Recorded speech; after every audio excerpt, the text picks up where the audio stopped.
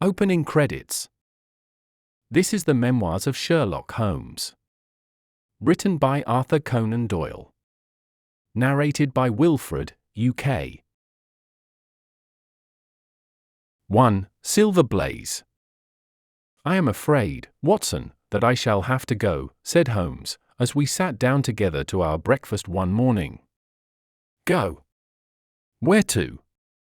"To Dartmoor, to King's Pyland." I was not surprised. Indeed, my only wonder was that he had not already been mixed up in this extraordinary case, which was the one topic of conversation through the length and breadth of England. For a whole day my companion had rambled about the room with his chin upon his chest and his brows knitted, charging and recharging his pipe with the strongest black tobacco, and absolutely deaf to any of my questions or remarks. Fresh editions of every paper had been sent up by our news agent, only to be glanced over and tossed down into a corner. Yet, silent as he was, I knew perfectly well what it was over which he was brooding. There was but one problem before the public which could challenge his powers of analysis, and that was the singular disappearance of the favourite for the Wessex Cup and the tragic murder of its trainer. When, therefore, he suddenly announced his intention of setting out for the scene of the drama, it was only what I had both expected and hoped for. "I should be most happy to go down with you if I should not be in the way," said I. "My dear Watson, you would confer a great favour upon me by coming. And I think that your time will not be misspent, for there are points about the case which promise to make it an absolutely unique one. We have, I think, just time to catch our train at Paddington, and I will go further into the matter upon our journey. You would oblige me by bringing with you your very excellent field glass."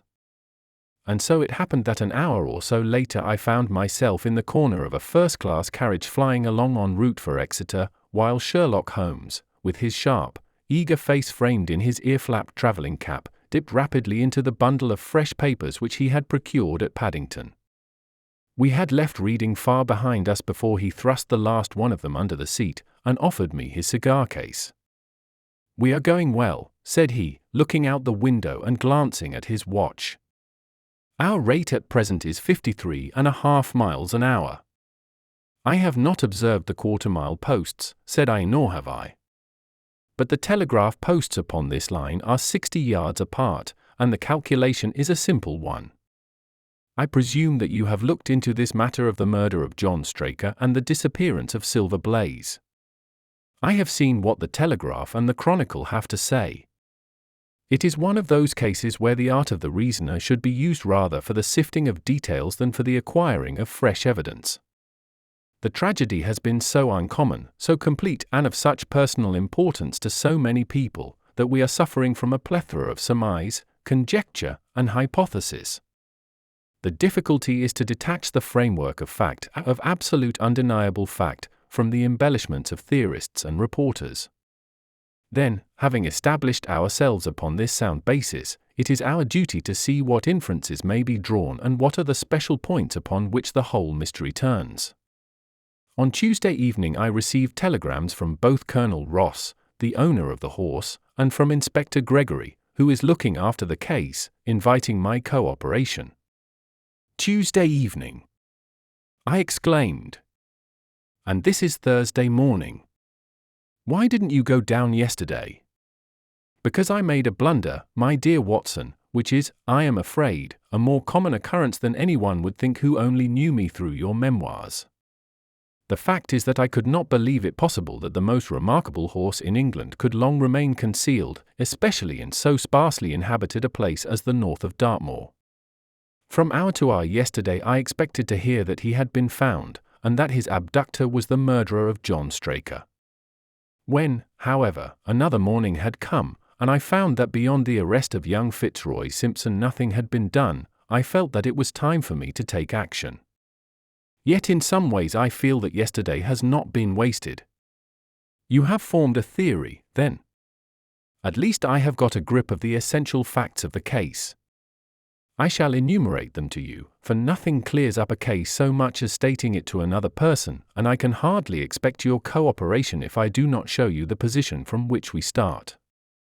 I lay back against the cushions, puffing at my cigar, while Holmes, leaning forward, with his long, thin forefinger checking off the points upon the palm of his left hand, gave me a sketch of the events which had led to our journey. "Silver Blaze," said he, "is from the isonomy stock, and holds as brilliant a record as his famous ancestor. He is now in his 5th year, and has brought in turn each of the prizes of the turf to Colonel Ross, his fortunate owner. Up to the time of the catastrophe he was the first favourite for the Wessex Cup, the betting being 3-1 on him. He has always, however, been a prime favourite with the racing public, and has never yet disappointed them, so that even at those odds enormous sums of money have been laid upon him. It is obvious, therefore, that there were many people who had the strongest interest in preventing Silver Blaze from being there at the fall of the flag next Tuesday.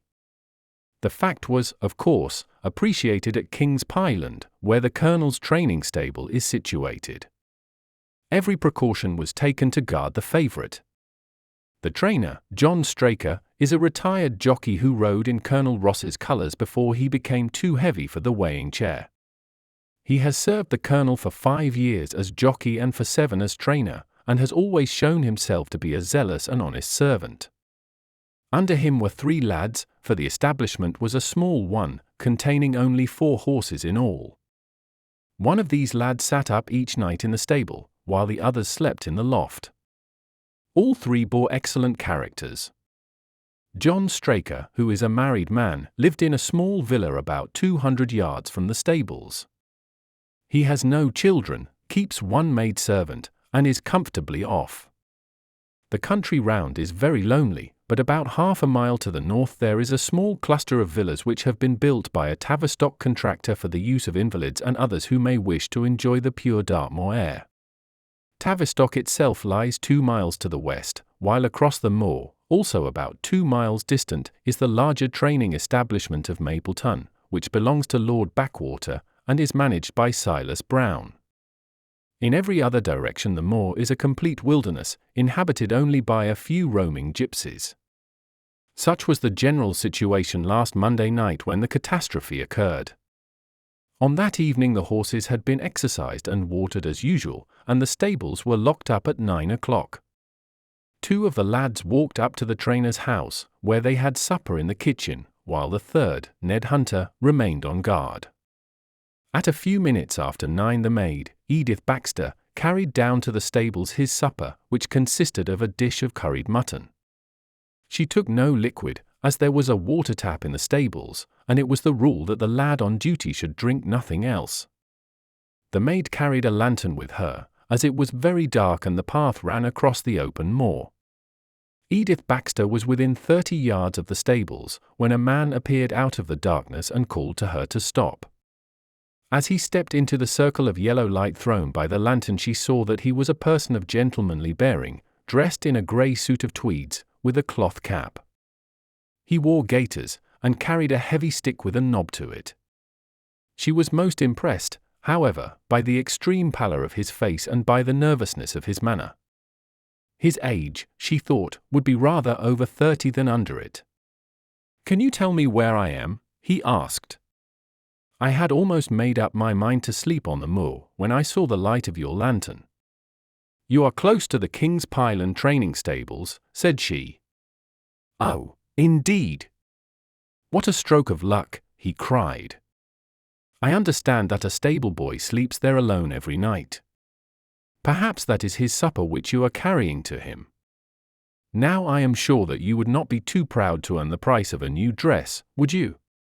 He took a piece of white paper folded up out of his waistcoat pocket. "See that the boy has this tonight, and you shall have the prettiest frock that money can buy." She was frightened by the earnestness of his manner, and ran past him to the window through which she was accustomed to hand the meals. It was already opened, and Hunter was seated at the small table inside. She had begun to tell him of what had happened, when the stranger came up again. "Good evening," said he, looking through the window. "I wanted to have a word with you." The girl has sworn that as he spoke she noticed the corner of the little paper packet protruding from his closed hand. "What business have you here?" asked the lad. "It's business that may put something into your pocket," said the other. you've 2 horses in for the Wessex Cup, Silver Blaze and Bayard. Let me have the straight tip and you won't be a loser. Is it a fact that at the weights Bayard could give the other 100 yards in 5 furlongs, and that the stable have put their money on him? So, you're one of those damned touts, cried the lad. I'll show you how we serve them in King's Pyland. He sprang up and rushed across the stable to unloose the dog. The girl fled away to the house, but as she ran she looked back and saw that the stranger was leaning through the window. A minute later, however, when Hunter rushed out with the hound, he was gone, and though he ran all round the buildings he failed to find any trace of him. One moment, I asked. Did the stable boy, when he ran out with the dog, leave the door unlocked behind him? Excellent, Watson, excellent, murmured my companion. The importance of the point struck me so forcibly that I sent a special wire to Dartmoor yesterday to clear the matter up. The boy locked the door before he left it. The window, I may add, was not large enough for a man to get through. Hunter waited until his fellow grooms had returned, when he sent a message to the trainer and told him what had occurred. Straker was excited at hearing the account, although he does not seem to have quite realized its true significance. It left him, however, vaguely uneasy, and Mrs. Straker, waking at 1 in the morning, found that he was dressing. In reply to her inquiries, he said that he could not sleep on account of his anxiety about the horses, and that he intended to walk down to the stables to see that all was well. She begged him to remain at home, as she could hear the rain pattering against the window, but in spite of her entreaties he pulled on his large mackintosh and left the house. Mrs. Straker awoke at 7 in the morning to find that her husband had not yet returned. She dressed herself hastily, called the maid, and set off for the stables. The door was open. Inside, huddled together upon a chair, Hunter was sunk in a state of absolute stupor. The favourite stall was empty, and there were no signs of his trainer. The 2 lads who slept in the chaff-cutting loft above the harness room were quickly aroused. They had heard nothing during the night, for they are both sound sleepers. Hunter was obviously under the influence of some powerful drug, and as no sense could be got out of him, he was left to sleep it off while the 2 lads and the 2 women ran out in search of the absentees. They still had hopes that the trainer had for some reason taken out the horse for early exercise, but on ascending the knoll near the house, from which all the neighbouring moors were visible, they not only could see no signs of the missing favourite, but they perceived something which warned them that they were in the presence of a tragedy. About 1/4 of a mile from the stables John Straker's overcoat was flapping from a furze bush. Immediately beyond there was a bowl-shaped depression in the moor, and at the bottom of this was found the dead body of the unfortunate trainer. His head had been shattered by a savage blow from some heavy weapon, and he was wounded on the thigh, where there was a long, clean cut, inflicted evidently by some very sharp instrument. It was clear, however, that Straker had defended himself vigorously against his assailants, for in his right hand he held a small knife, which was clotted with blood up to the handle, while in his left he clasped a red and black silk cravat, which was recognized by the maid as having been worn on the preceding evening by the stranger who had visited the stables. Hunter, on recovering from his stupor, was also quite positive as to the ownership of the cravat. He was equally certain that the same stranger had, while standing at the window, drugged his curried mutton, and so deprived the stables of their watchman. As to the missing horse, there were abundant proofs in the mud which lay at the bottom of the fatal hollow that he had been there at the time of the struggle. But from that morning he has disappeared, and although a large reward has been offered, and all the gypsies of Dartmoor are on the alert, no news has come of him. Finally, an analysis has shown that the remains of his supper left by the stable lad contain an appreciable quantity of powdered opium, while the people at the house partook of the same dish on the same night without any ill effect. Those are the main facts of the case, stripped of all surmise, and stated as baldly as possible. I shall now recapitulate what the police have done in the matter. Inspector Gregory, to whom the case has been committed, is an extremely competent officer. Were he but gifted with imagination he might rise to great heights in his profession. On his arrival he promptly found and arrested the man upon whom suspicion naturally rested. There was little difficulty in finding him, for he inhabited one of those villas which I have mentioned. His name, it appears, was Fitzroy Simpson. He was a man of excellent birth and education, who had squandered a fortune upon the turf, and who lived now by doing a little quiet and genteel bookmaking in the sporting clubs of London. An examination of his betting book shows that bets to the amount of £5,000 had been registered by him against the favourite. On being arrested, he volunteered the statement that he had come down to Dartmoor in the hope of getting some information about the King's Pyland horses, and also about Desborough, the second favourite, which was in charge of Silas Brown at the Mapleton stables. He did not attempt to deny that he had acted as described upon the evening before, but declared that he had no sinister designs, and had simply wished to obtain first-hand information. When confronted with his cravat, he turned very pale, and was utterly unable to account for its presence in the hand of the murdered man. His wet clothing showed that he had been out in the storm of the night before, and his stick, which was a panangloya weighted with lead, was just such a weapon as might, by repeated blows, have inflicted the terrible injuries to which the trainer had succumbed. On the other hand, there was no wound upon his person, while the state of Straker's knife would show that one at least of his assailants must bear his mark upon him. There you have it all in a nutshell, Watson, and if you can give me any light I shall be infinitely obliged to you. I had listened with the greatest interest to the statement which Holmes, with characteristic clearness, had laid before me. Though most of the facts were familiar to me, I had not sufficiently appreciated their relative importance, nor their connection to each other. Is it not possible, I suggested, that the incised wound upon Straker may have been caused by his own knife in the convulsive struggles which follow any brain injury? It is more than possible, it is probable, said Holmes. In that case one of the main points in favour of the accused disappears. And yet, said I, even now I fail to understand what the theory of the police can be. I am afraid that whatever theory we state has very grave objections to it, returned my companion. The police imagine, I take it, that this Fitzroy Simpson, having drugged the lad, and having in some way obtained a duplicate key, opened the stable door and took out the horse, with the intention, apparently, of kidnapping him altogether. His bridle is missing, so that Simpson must have put this on. Then, having left the door open behind him, he was leading the horse away over the moor when he was either met or overtaken by the trainer. A row naturally ensued. Simpson beat out the trainer's brains with his heavy stick without receiving any injury from the small knife which Straker used in self-defense, and then the thief either led the horse on to some secret hiding place, or else it may have bolted during the struggle, and be now wandering out on the moors. That is the case as it appears to the police, and improbable as it is, all other explanations are more improbable still. However, I shall very quickly test the matter when I am once upon the spot, and until then I cannot really see how we can get much further than our present position. It was evening before we reached the little town of Tavistock, which lies, like the boss of a shield, in the middle of the huge circle of Dartmoor. Two gentlemen were awaiting us in the station, the one a tall, fair man with lion-like hair and beard and curiously penetrating light blue eyes, the other a small, alert person, very neat and dapper, in a frock coat and gaiters, with trim little side whiskers and an eyeglass.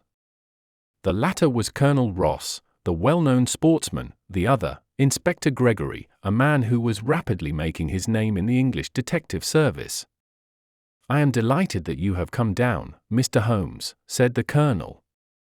"The inspector here has done all that could possibly be suggested, but I wish to leave no stone unturned in trying to avenge poor Straker and in recovering my horse." "Have there been any fresh developments?" asked Holmes. "I am sorry to say that we have made very little progress," said the inspector. "We have an open carriage outside, and as you would no doubt like to see the place before the light fails, we might talk it over as we drive." A minute later we were all seated in a comfortable landau, and were rattling through the quaint old Devonshire city. Inspector Gregory was full of his case, and poured out a stream of remarks, while Holmes threw in an occasional question or interjection. Colonel Ross leaned back with his arms folded and his hat tilted over his eyes, while I listened with interest to the dialogue of the two detectives. Gregory was formulating his theory, which was almost exactly what Holmes had foretold in the train. "The net is drawn pretty close round Fitzroy Simpson," he remarked, "and I believe myself that he is our man. At the same time I recognize that the evidence is purely circumstantial, and that some new development may upset it. How about Straker's knife? We have quite come to the conclusion that he wounded himself in his fall. My friend Dr. Watson made that suggestion to me as we came down. If so, it would tell against this man Simpson. Undoubtedly. He has neither a knife nor any sign of a wound. The evidence against him is certainly very strong. He had a great interest in the disappearance of the favourite. He lies under suspicion of having poisoned the stable boy. He was undoubtedly out in the storm. He was armed with a heavy stick, and his cravat was found in the dead man's hand. I really think we have enough to go before a jury." Holmes shook his head. "A clever counsel would tear it all to rags," said he. "Why should he take the horse out of the stable? If he wished to injure it, why could he not do it there? Has a duplicate key been found in his possession? What chemist sold him the powdered opium? Above all, where could he, a stranger to the district, hide a horse, and such a horse as this? What is his own explanation as to the paper which he wished the maid to give to the stable boy? He says that it was a £10 note. One was found in his purse. But your other difficulties are not so formidable as they seem. He is not a stranger to the district. He has twice lodged at Tavistock in the summer. The opium was probably brought from London. The key, having served its purpose, would be hurled away. The horse may be at the bottom of one of the pits or old mines upon the moor. What does he say about the cravat? He acknowledges that it is his, and declares that he had lost it. But a new element has been introduced into the case which may account for his leading the horse from the stable." Holmes pricked up his ears. "We have found traces which show that a party of gypsies encamped on Monday night within a mile of the spot where the murder took place.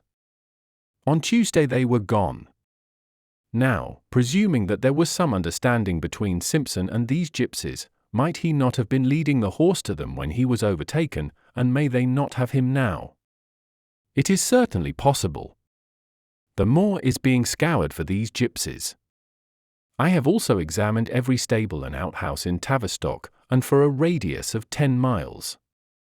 There is another training stable quite close, I understand."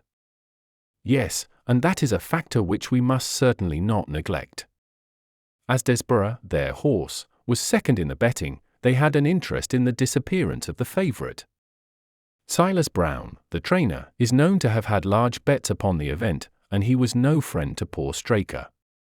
We have, however, examined the stables, and there is nothing to connect him with the affair. And nothing to connect this man Simpson with the interests of the Mapleton stables. Nothing at all." Holmes leaned back in the carriage, and the conversation ceased. A few minutes later our driver pulled up at a neat little red brick villa with overhanging eaves which stood by the road. Some distance off, across a paddock, lay a long grey-tiled outbuilding. In every other direction the low curves of the moor, bronze-coloured from the fading ferns, stretched away to the skyline, broken only by the steeples of Tavistock, and by a cluster of houses away to the westward which marked the Mapleton stables. We all sprang out with the exception of Holmes, who continued to lean back with his eyes fixed upon the sky in front of him, entirely absorbed in his own thoughts. It was only when I touched his arm that he roused himself with a violent start and stepped out of the carriage. "Excuse me," said he, turning to Colonel Ross, who had looked at him in some surprise. "I was daydreaming." There was a gleam in his eyes and a suppressed excitement in his manner which convinced me, used as I was to his ways, that his hand was upon a clue, though I could not imagine where he had found it. "Perhaps you would prefer at once to go on to the scene of the crime, Mr. Holmes," said Gregory. "I think that I should prefer to stay here a little and go into one or two questions of detail. Straker was brought back here, I presume?" "Yes, he lies upstairs. The inquest is tomorrow." He has been in your service some years, Colonel Ross. I have always found him an excellent servant. I presume that you made an inventory of what he had in his pockets at the time of his death, Inspector. I have the things themselves in the sitting room, if you would care to see them. I should be very glad.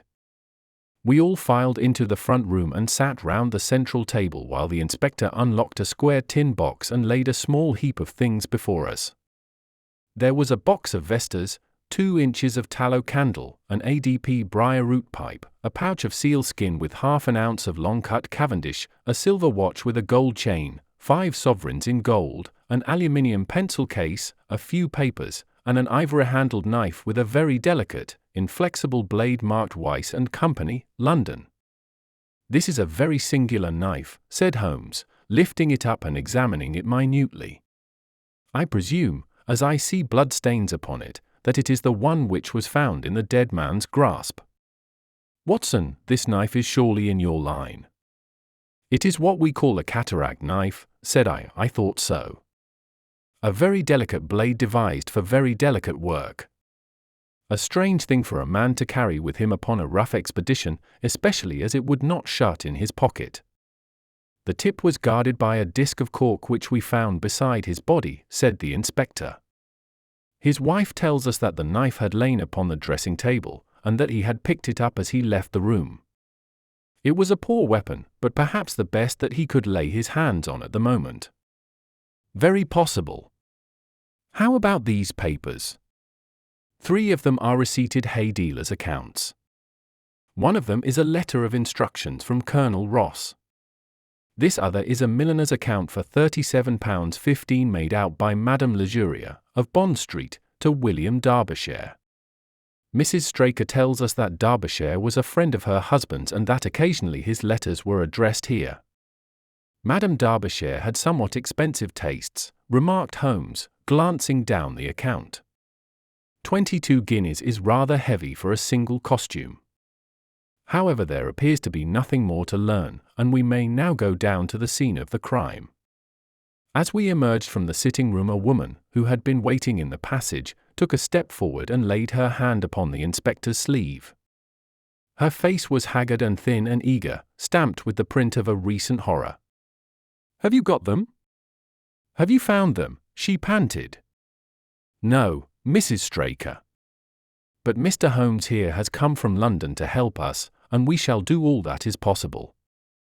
Surely I met you in Plymouth at a garden party some little time ago, Mrs. Straker," said Holmes. "No, sir, you are mistaken." "Dear me. Why, I could have sworn to it. You wore a costume of dove-coloured silk with ostrich feather trimming." "I never had such a dress, sir," answered the lady. "Ah, that quite settles it," said Holmes.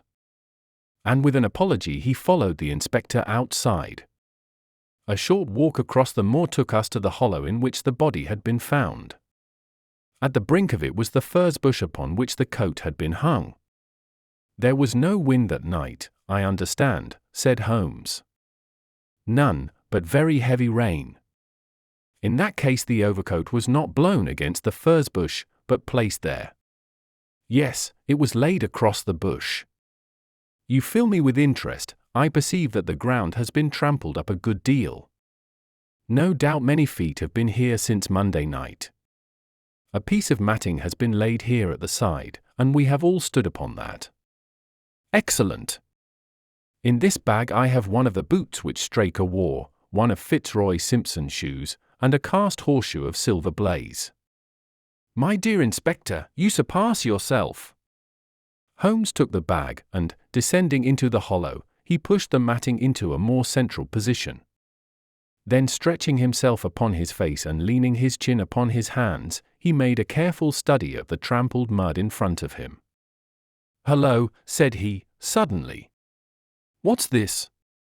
It was a wax vesta half burned, which was so coated with mud that it looked at first like a little chip of wood. "I cannot think how I came to overlook it," said the inspector, with an expression of annoyance. "It was invisible, buried in the mud. I only saw it because I was looking for it." "What? You expected to find it?" I thought it not unlikely. He took the boots from the bag and compared the impressions of each of them with marks upon the ground. Then he clambered up to the rim of the hollow and crawled about among the ferns and bushes. I am afraid that there are no more tracks, said the inspector. I have examined the ground very carefully for 100 yards in each direction. Indeed, said Holmes, rising. I should not have the impertinence to do it again after what you say. But I should like to take a little walk over the moor before it grows dark, that I may know my ground tomorrow, and I think that I shall put this horseshoe into my pocket for luck. Colonel Ross, who had shown some signs of impatience at my companion's quiet and systematic method of work, glanced at his watch. I wish you would come back with me, Inspector, said he. There are several points on which I should like your advice, and especially as to whether we do not owe it to the public to remove our horse's name from the entries for the cup. Certainly not, cried Holmes, with decision. I should let the name stand. The colonel bowed. I am very glad to have had your opinion, sir, said he. You will find us at poor Straker's house when you have finished your walk, and we can drive together into Tavistock. He turned back with the inspector, while Holmes and I walked slowly across the moor. The sun was beginning to sink behind the stables of Mapleton, and the long, sloping plain in front of us was tinged with gold, deepening into rich, ruddy browns where the faded ferns and brambles caught the evening light. But the glories of the landscape were all wasted upon my companion, who was sunk in the deepest thought. It's this way, Watson, said he at last. We may leave the question of who killed John Straker for the instant, and confine ourselves to finding out what has become of the horse. Now, supposing that he broke away during or after the tragedy, where could he have gone to? The horse is a very gregarious creature. If left to himself, his instincts would have been either to return to King's Pyland or go over to Mapleton. Why should he run wild upon the moor? He would surely have been seen by now. And why should gypsies kidnap him? These people always clear out when they hear of trouble, for they do not wish to be pestered by the police. They could not hope to sell such a horse. They would run a great risk and gain nothing by taking him. Surely that is clear. Where is he, then? I have already said that he must have gone to King's Pyland or to Mapleton. He is not at King's Pyland. Therefore he is at Mapleton. Let us take that as a working hypothesis and see what it leads us to. This part of the moor, as the inspector remarked, is very hard and dry. But it falls away towards Mapleton, and you can see from here that there is a long hollow over yonder, which must have been very wet on Monday night. If our supposition is correct, then the horse must have crossed that, and there is the point where we should look for his tracks.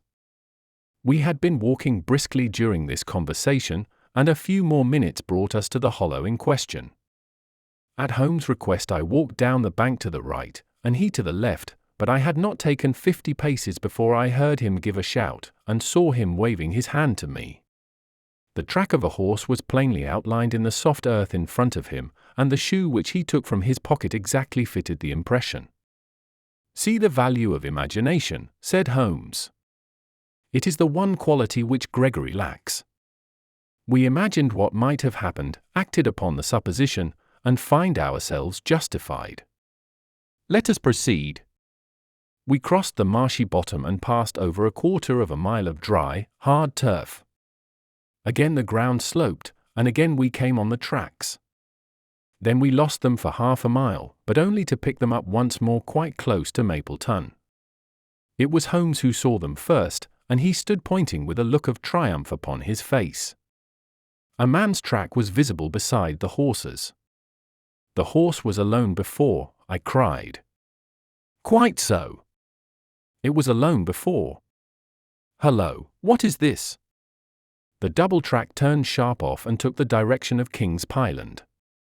Holmes whistled, and we both followed along after it.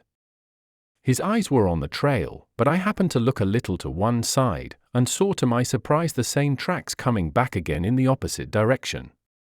One for you, Watson, said Holmes, when I pointed it out. You have saved us a long walk, which would have brought us back on our own traces. Let us follow the return track. We had not to go far.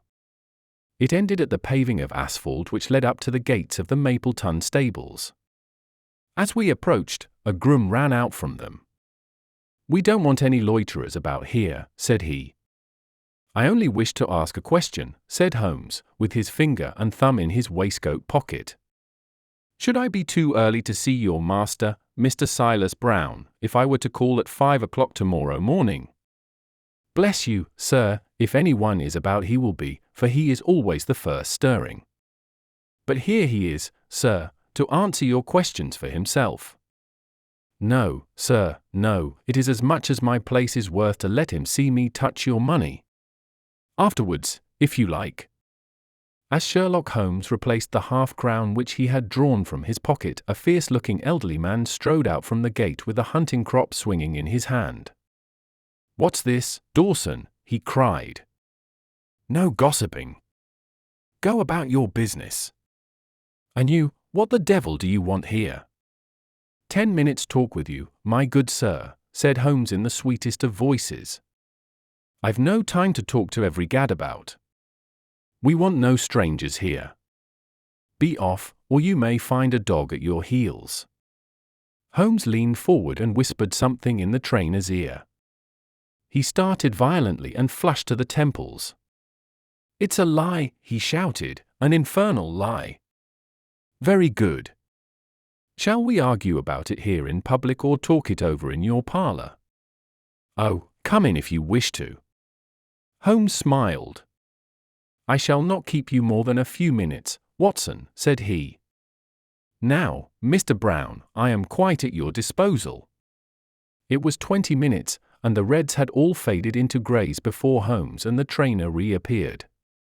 Never have I seen such a change as had been brought about in Silas Brown in that short time. His face was ashy pale, beads of perspiration shone upon his brow, and his hand shook until the hunting crop wagged like a branch in the wind. His bullying, overbearing manner was all gone too, and he cringed along at my companion's side like a dog with its master. "Your instructions will be done." "It shall all be done," said he. "There must be no mistake," said Holmes, looking round at him. The other winced as he read the menace in his eyes.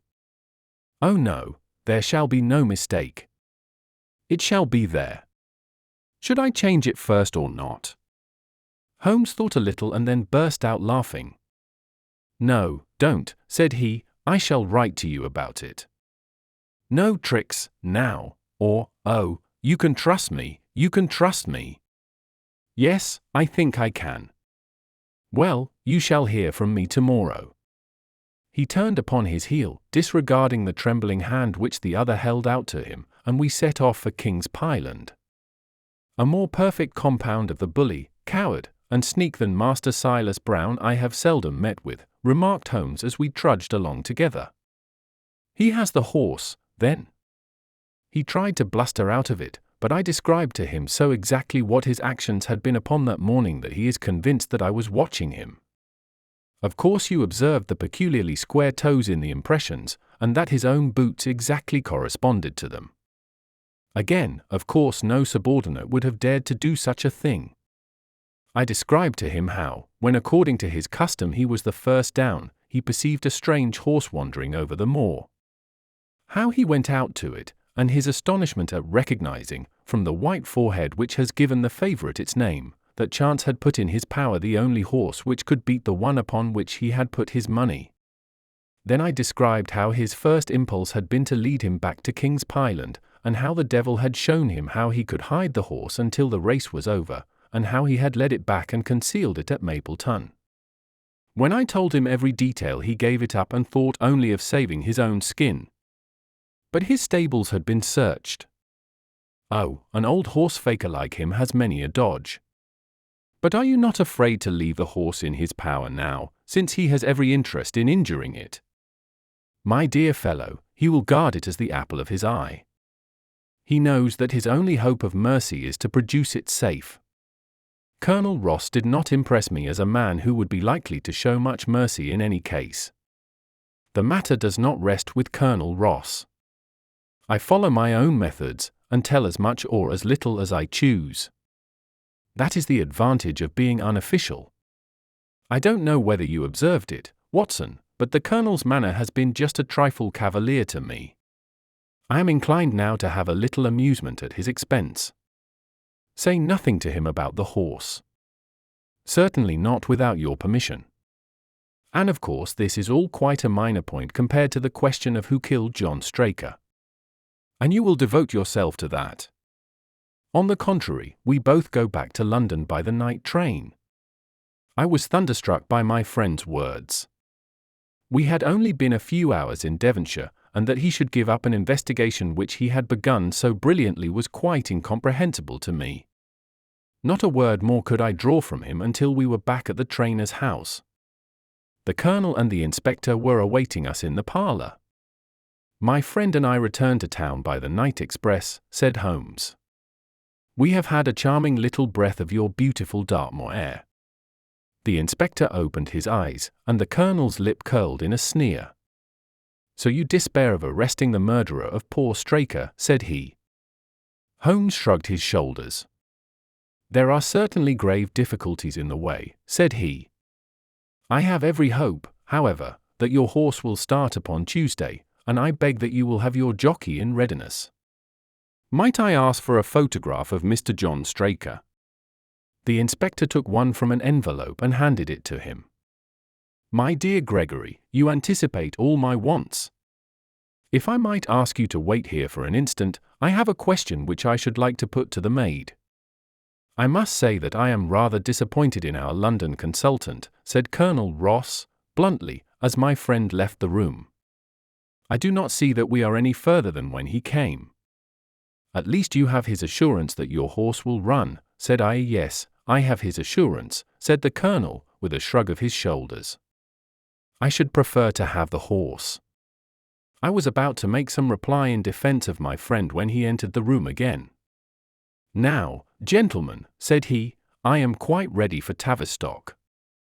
As we stepped into the carriage, one of the stable lads held the door open for us. A sudden idea seemed to occur to Holmes, for he leaned forward and touched the lad upon the sleeve. You have a few sheep in the paddock, he said. Who attends to them? I do, sir. Have you noticed anything amiss with them of late? Well, sir, not of much account, but 3 of them have gone lame, sir. I could see that Holmes was extremely pleased, for he chuckled and rubbed his hands together. A long shot, Watson, a very long shot, said he, pinching my arm.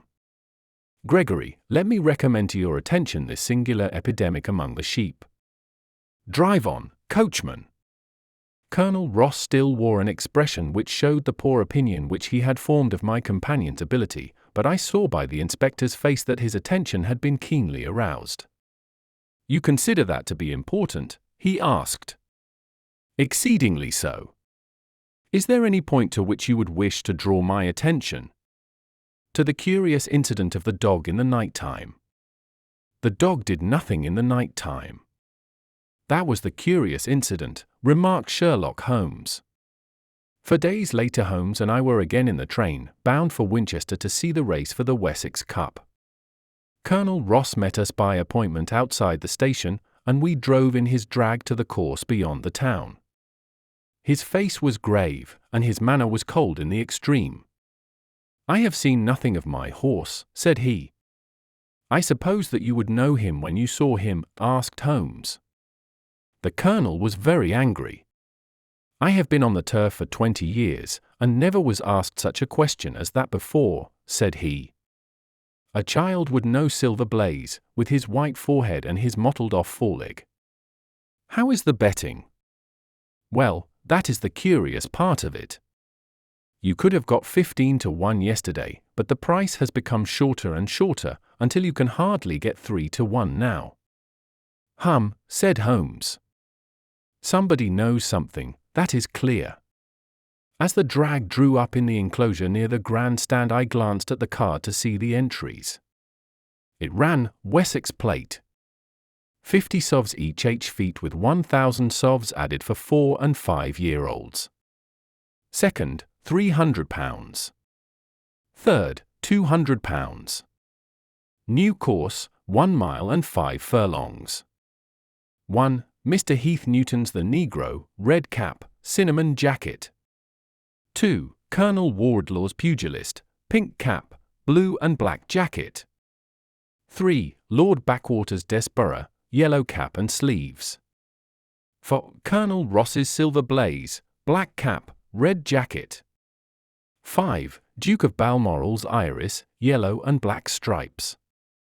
6. Lord Singleford's Rasper, purple cap, black sleeves. We scratched our other one, and put all hopes on your word, said the Colonel. Why, what is that? Silver Blaze favourite. 5-4 against Silver Blaze, roared the ring. 5-4 against Silver Blaze. 5-15 against Desborough. 5-4 on the field. There are the numbers up, I cried. They are all 6 there. All 6 there? Then my horse is running, cried the Colonel in great agitation. But I don't see him. My colours have not passed. Only 5 have passed. This must be he. As I spoke, a powerful bay horse swept out from the weighing enclosure and cantered past us, bearing on its back the well-known black and red of the Colonel. That's not my horse, cried the owner. That beast has not a white hair upon its body. What is this that you have done, Mr. Holmes? Well, well, let us see how he gets on, said my friend, imperturbably. For a few minutes he gazed through my field-glass. Capital! An excellent start, he cried suddenly. There they are, coming round the curve. From our drag we had a superb view as they came up the straight. The 6 horses were so close together that a carpet could have covered them, but halfway up the yellow of the Mapleton stable showed to the front. Before they reached us, however, Desborough's bolt was shot, and the Colonel's horse, coming away with a rush, passed the post a good 6 lengths before its rival, the Duke of Balmoral's Iris, making a bad third. It's my race, anyhow, gasped the Colonel, passing his hand over his eyes. I confess that I can make neither head nor tail of it. Don't you think that you have kept up your mystery long enough, Mr. Holmes? Certainly, Colonel, you shall know everything. Let us all go round and have a look at the horse together. Here he is, he continued, as we made our way into the weighing enclosure, where only owners and their friends find admittance. You have only to wash his face and his leg in spirits of wine, and you will find that he is the same old Silver Blaze as ever. You take my breath away. I found him in the hands of a faker, and took the liberty of running him just as he was sent over. My dear sir, you have done wonders. The horse looks very fit and well. It never went better in its life. I owe you 1,000 apologies for having doubted your ability. You have done me a great service by recovering my horse. You would do me a greater still if you could lay your hands on the murderer of John Straker. I have done so, said Holmes quietly. The Colonel and I stared at him in amazement. You have got him. Where is he, then? He is here. Here? Where? In my company at the present moment. The Colonel flushed angrily.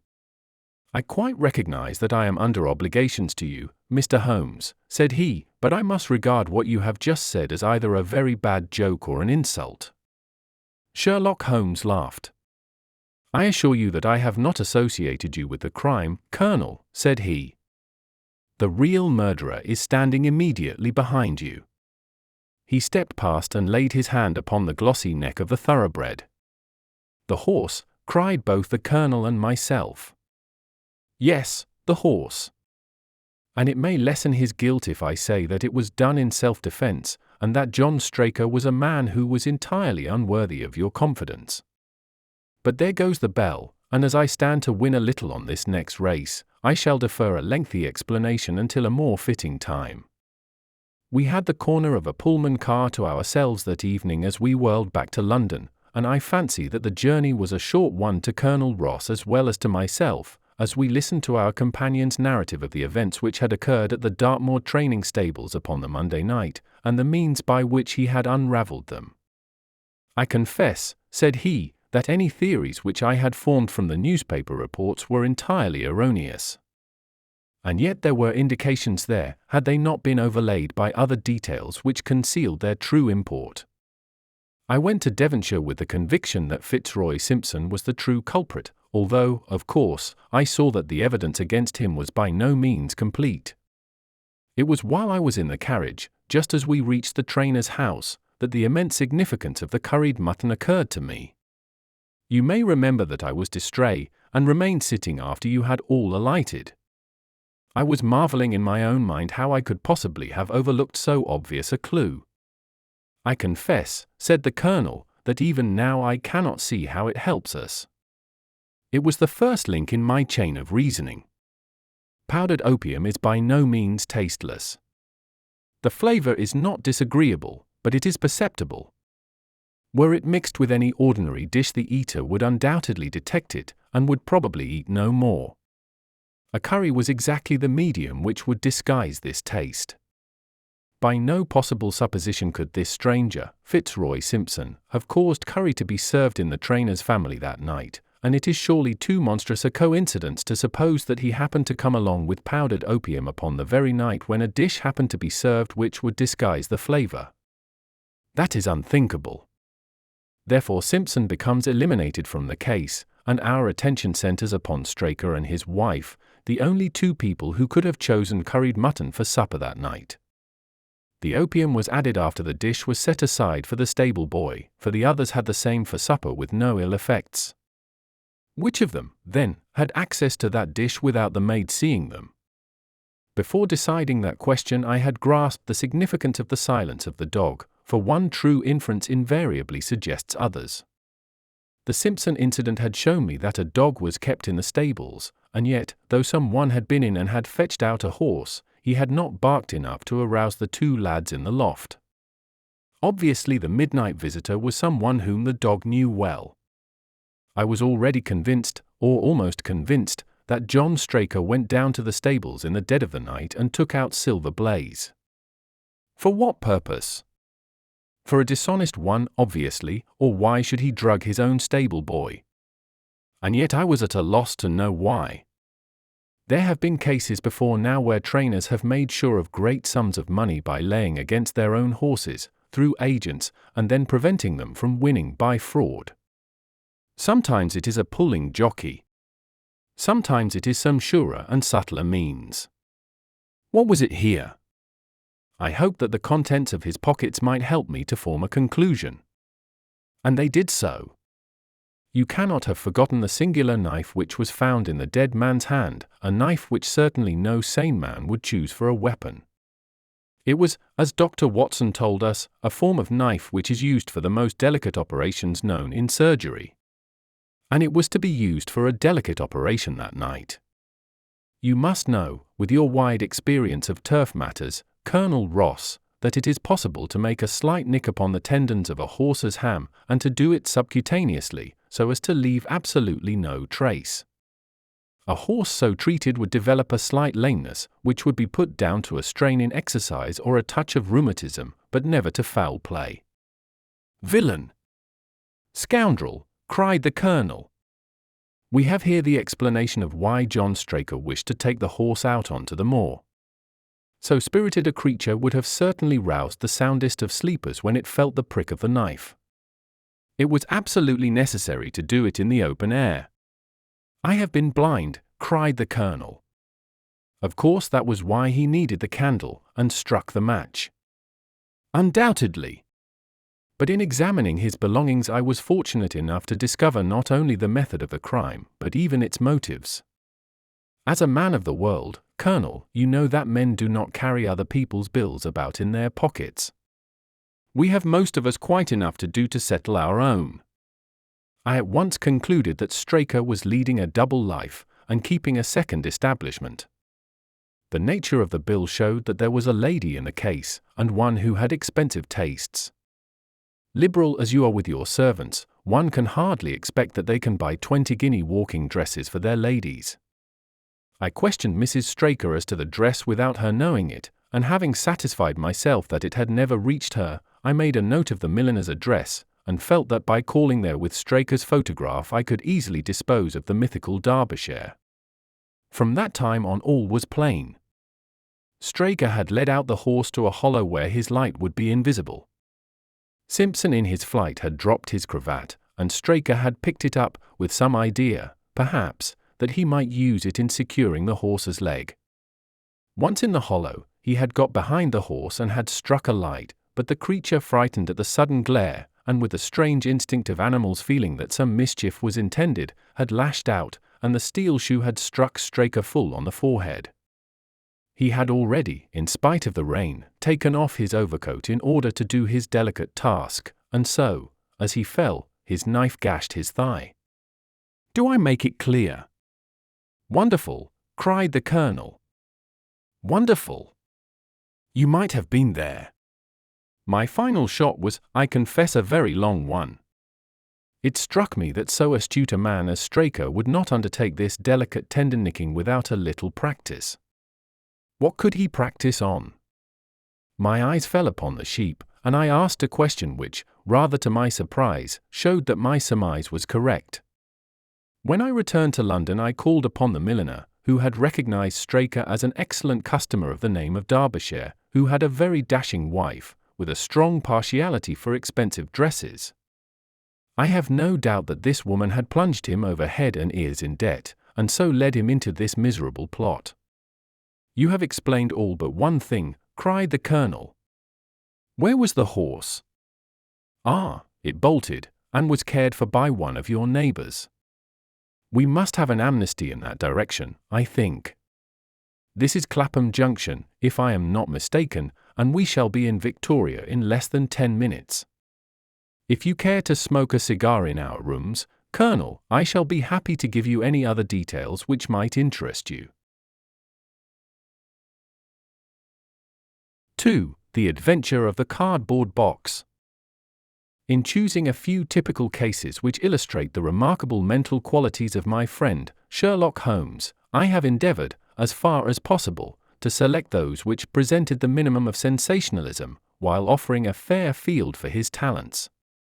It is, however, unfortunately impossible entirely to separate the sensational from the criminal, and a chronicler is left in the dilemma that he must either sacrifice details which are essential to his statement and so give a false impression of the problem, or he must use matter which chance, and not choice, has provided him with.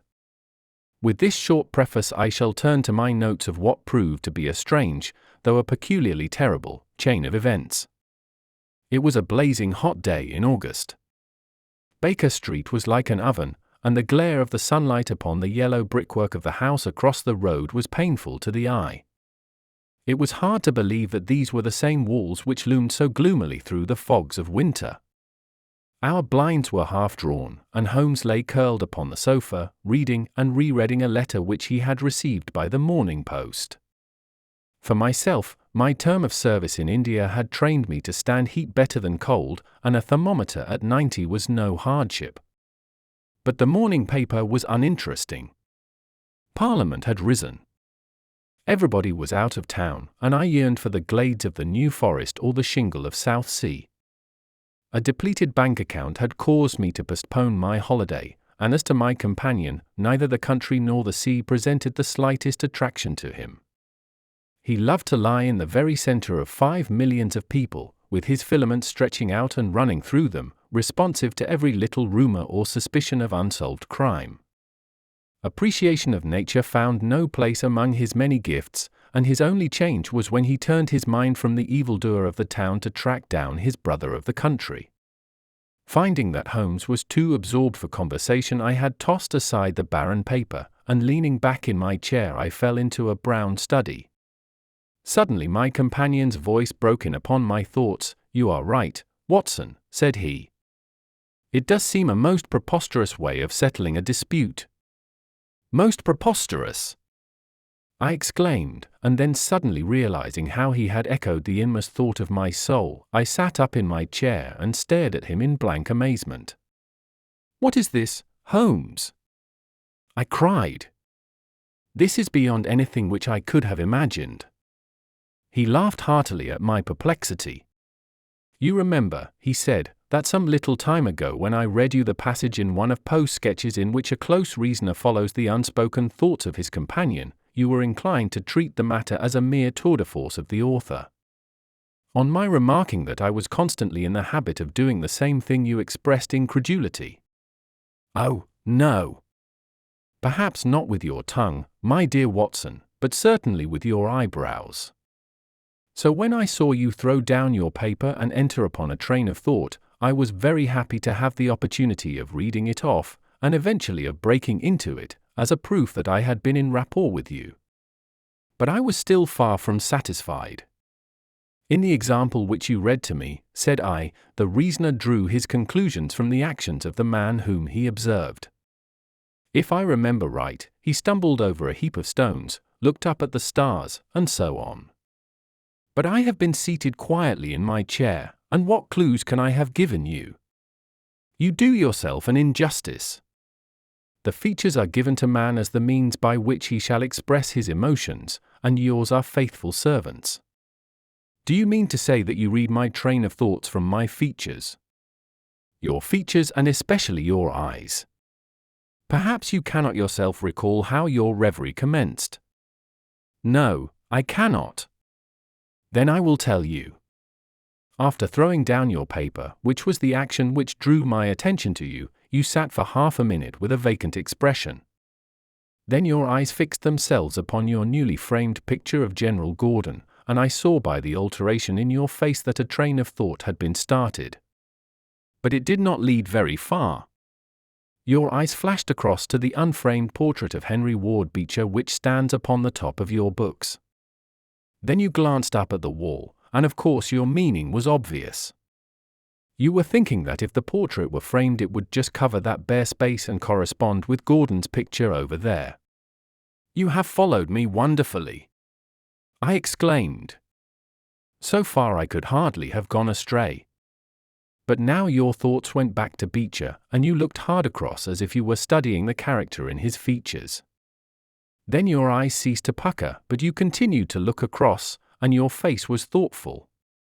You were recalling the incidents of Beecher's career. I was well aware that you could not do this without thinking of the mission which he undertook on behalf of the North at the time of the Civil War, for I remember your expressing your passionate indignation at the way in which he was received by the more turbulent of our people. You felt so strongly about it that I knew you could not think of Beecher without thinking of that also. When a moment later I saw your eyes wander away from the picture, I suspected that your mind had now turned to the Civil War, and when I observed that your lips set, your eyes sparkled, and your hands clenched, I was positive that you were indeed thinking of the gallantry which was shown by both sides in that desperate struggle. But then, again, your face grew sadder, you shook your head. You were dwelling upon the sadness and horror and useless waste of life. Your hand stole towards your own old wound and a smile quivered on your lips, which showed me that the ridiculous side of this method of settling international questions had forced itself upon your mind. At this point I agreed with you that it was preposterous and was glad to find that all my deductions had been correct. "Absolutely," said I, "and now that you have explained it, I confess that I am as amazed as before. It was very superficial, my dear Watson, I assure you. I should not have intruded it upon your attention had you not shown some incredulity the other day. But I have in my hands here a little problem which may prove to be more difficult of solution than my small essay in thought reading. Have you observed in the paper a short paragraph referring to the remarkable contents of a packet sent through the post to Miss Cushing, of Cross Street, Croydon?" "No, I saw nothing."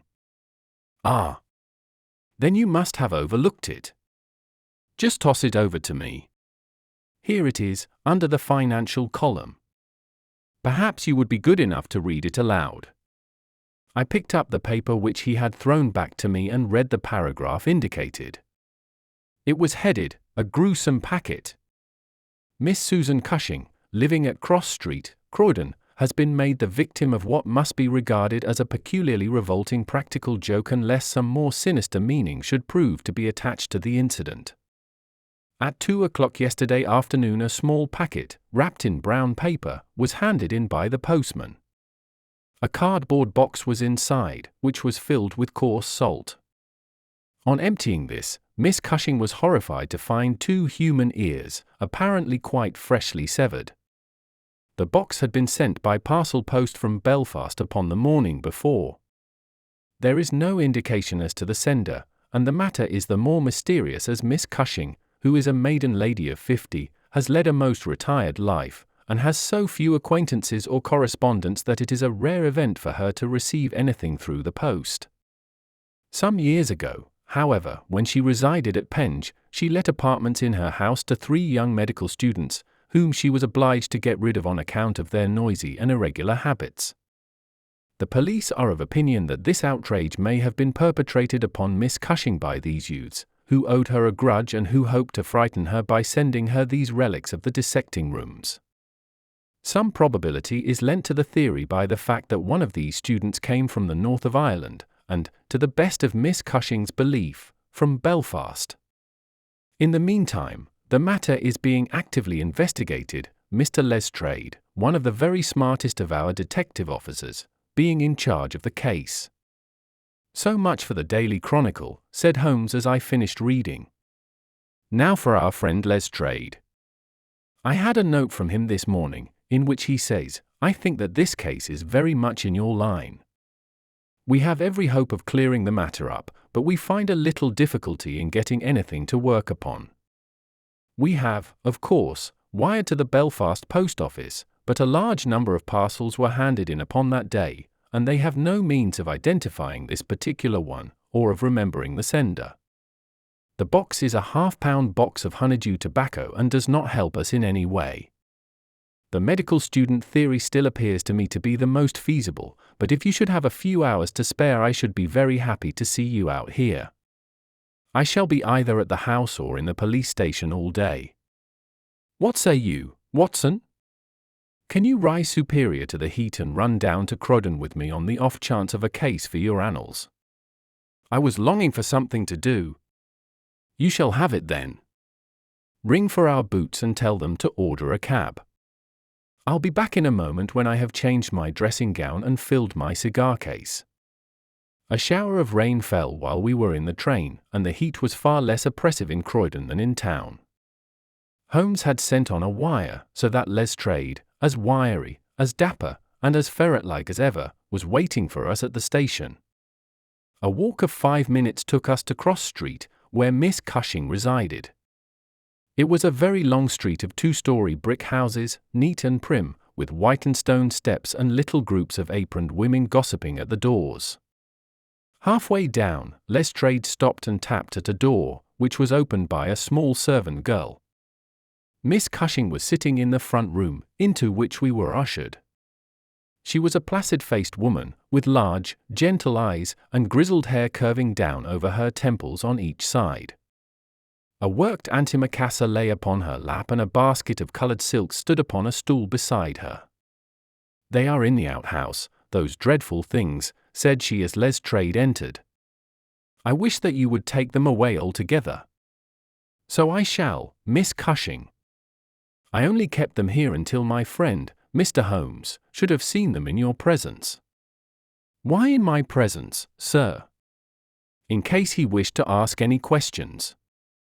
What is the use of asking me questions when I tell you I know nothing whatever about it? Quite so, madam, said Holmes in his soothing way. I have no doubt that you have been annoyed more than enough already over this business. Indeed, I have, sir. I am a quiet woman and live a retired life. It is something new for me to see my name in the papers and to find the police in my house. I won't have those things in here, Mr. Lestrade. If you wish to see them you must go to the outhouse. It was a small shed in the narrow garden which ran behind the house. Lestrade went in and brought out a yellow cardboard box, with a piece of brown paper and some string. There was a bench at the end of the path, and we all sat down while Holmes examined, one by one, the articles which Lestrade had handed to him. The string is exceedingly interesting, he remarked, holding it up to the light and sniffing at it. What do you make of this string, Lestrade? It has been tarred. Precisely. It is a piece of tarred twine. You have also, no doubt, remarked that Miss Cushing has cut the cord with the scissors, as can be seen by the double fray on each side. This is of importance. I cannot see the importance, said Lestrade. The importance lies in the fact that the knot is left intact, and that this knot is of a peculiar character. It is very neatly tied. I had already made a note to that effect, said Lestrade complacently. So much for the string, then, said Holmes, smiling. Now for the box wrapper. Brown paper, with a distinct smell of coffee. What, did you not observe it? I think there can be no doubt of it. Address printed in rather straggling characters, Miss S. Cushing, Cross Street, Croydon. Done with a broad-pointed pen, probably a J, and with very inferior ink. The word Croydon has been originally spelled with an I, which has been changed to a Y. The parcel was directed, then, by a man. The printing is distinctly masculine, of limited education and unacquainted with the town of Croydon. So far, so good.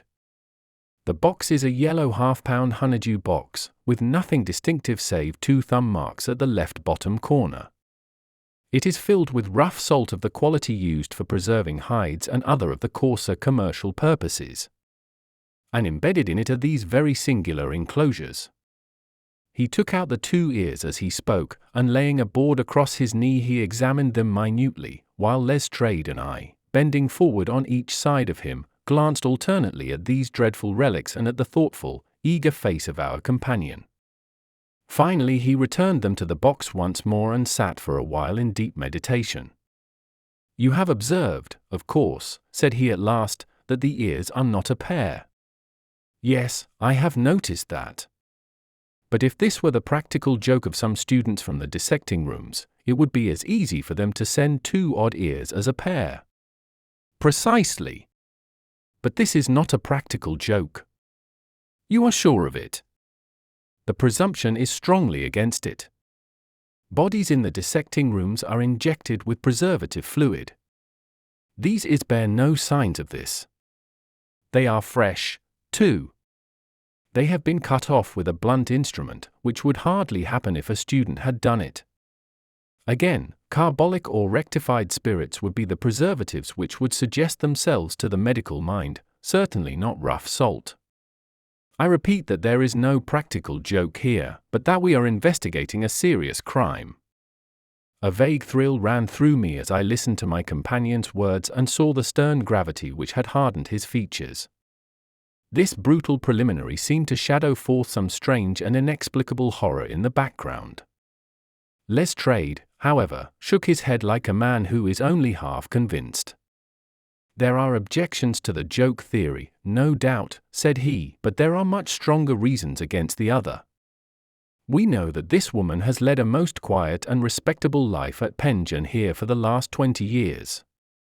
She has hardly been away from her home for a day during that time. Why on earth, then, should any criminal send her the proofs of his guilt, especially as, unless she is a most consummate actress, she understands quite as little of the matter as we do? That is the problem which we have to solve, Holmes answered, and for my part one shall set about it by presuming that my reasoning is correct, and that a double murder has been committed.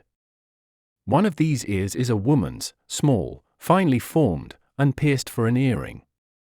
The other is a man's, sunburned, discolored, and also pierced for an earring. These 2 people are presumably dead, or we should have heard their story before now. Today is Friday. The packet was posted on Thursday morning. The tragedy, then, occurred on Wednesday or Tuesday or earlier. If the 2 people were murdered, who but their murderer would have sent this sign of his work to Miss Cushing? We may take it that the sender of the packet is the man whom we want. But he must have some strong reason for sending Miss Cushing this packet. What reason then? It must have been to tell her that the deed was done.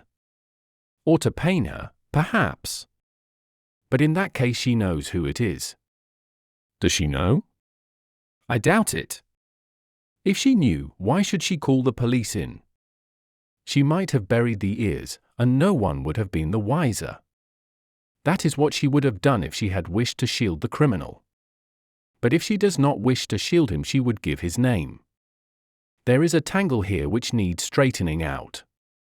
He had been talking in a high, quick voice, staring blankly up over the garden fence, but now he sprang briskly to his feet and walked towards the house.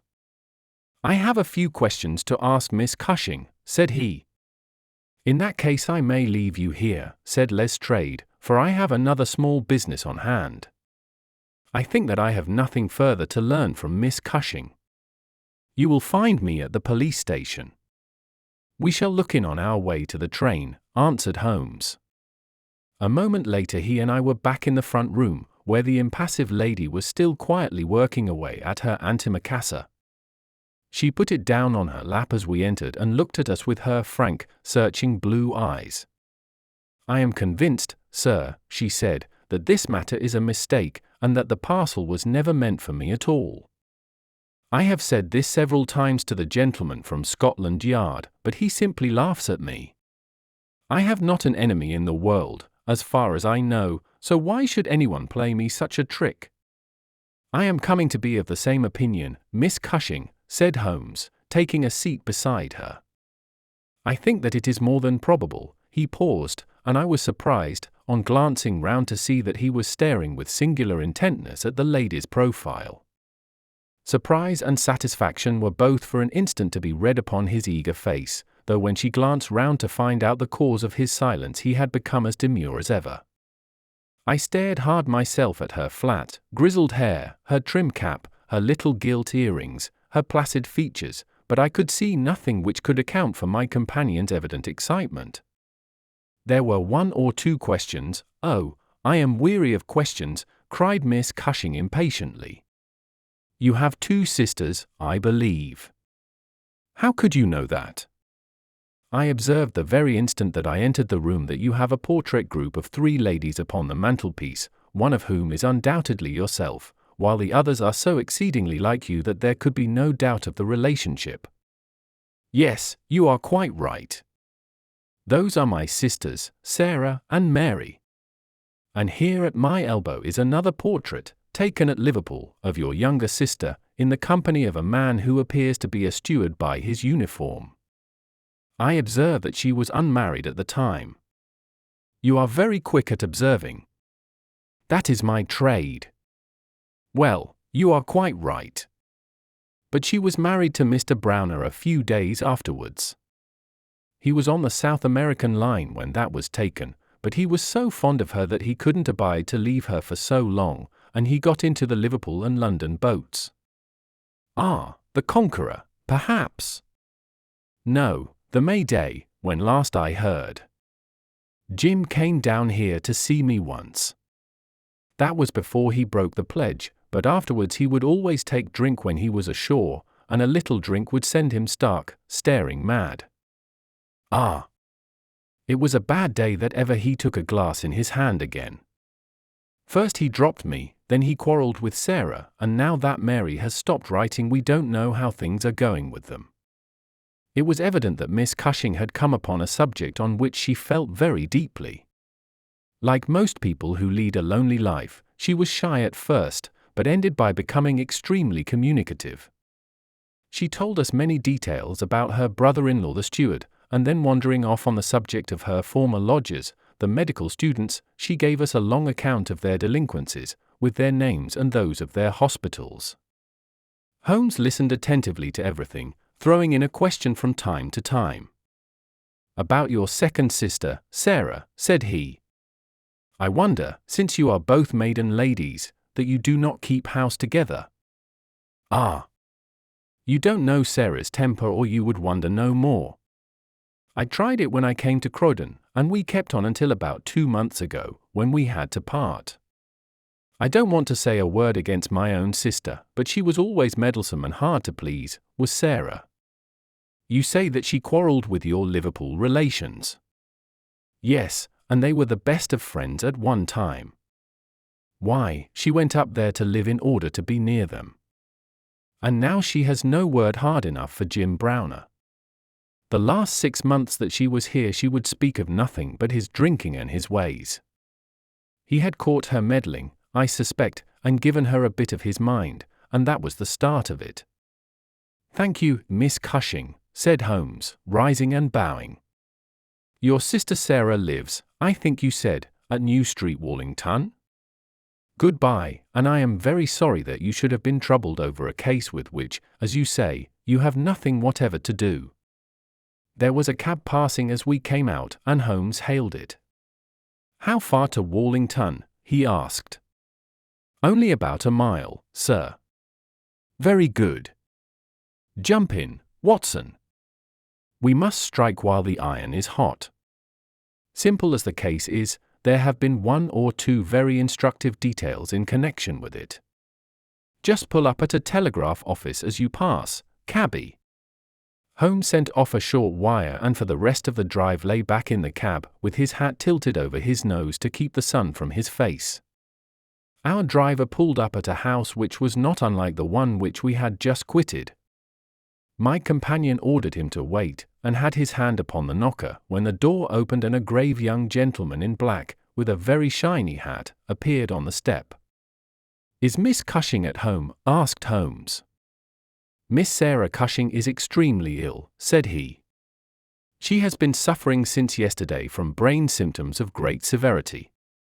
As her medical adviser, I cannot possibly take the responsibility of allowing anyone to see her. I should recommend you to call again in 10 days. He drew on his gloves, closed the door, and marched off down the street. "Well, if we can't, we can't," said Holmes, cheerfully. "Perhaps she could not or would not have told you much. I did not wish her to tell me anything. I only wanted to look at her. However, I think that I have got all that I want.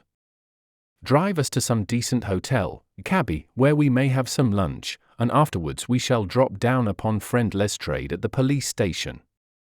We had a pleasant little meal together, during which Holmes would talk about nothing but violins, narrating with great exultation how he had purchased his own Stradivarius, which was worth at least 500 guineas, at a Jew broker's in Tottenham Court Road for 55 shillings.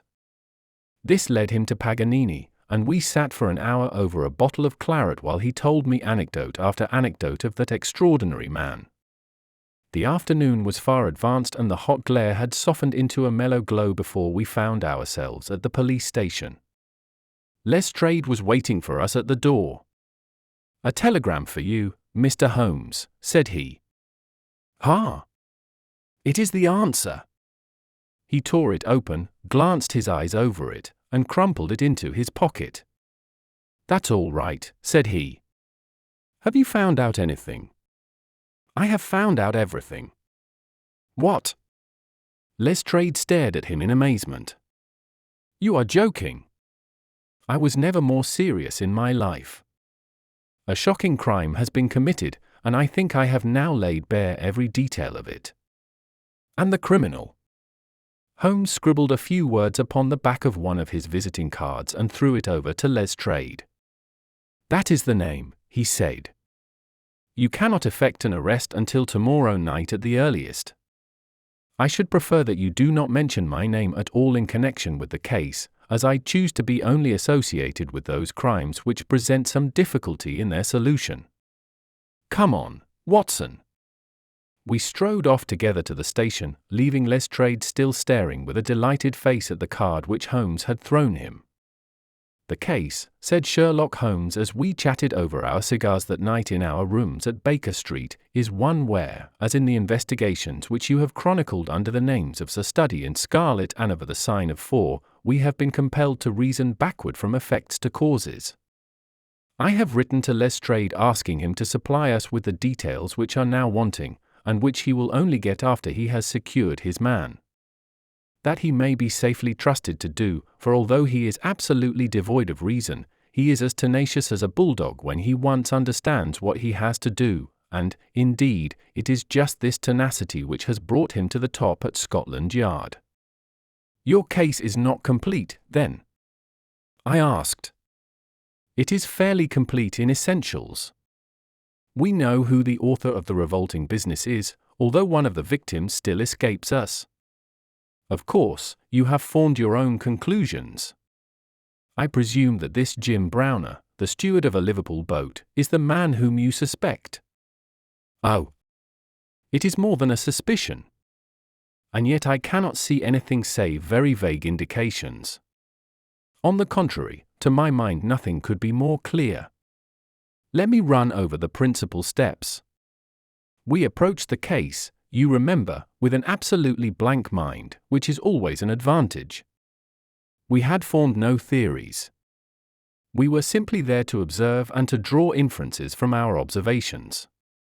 What did we see first? A very placid and respectable lady, who seemed quite innocent of any secret, and a portrait which showed me that she had 2 younger sisters. It instantly flashed across my mind that the box might have been meant for one of these. I set the idea aside as one which could be disproved or confirmed at our leisure. Then we went to the garden, as you remember, and we saw the very singular contents of the little yellow box.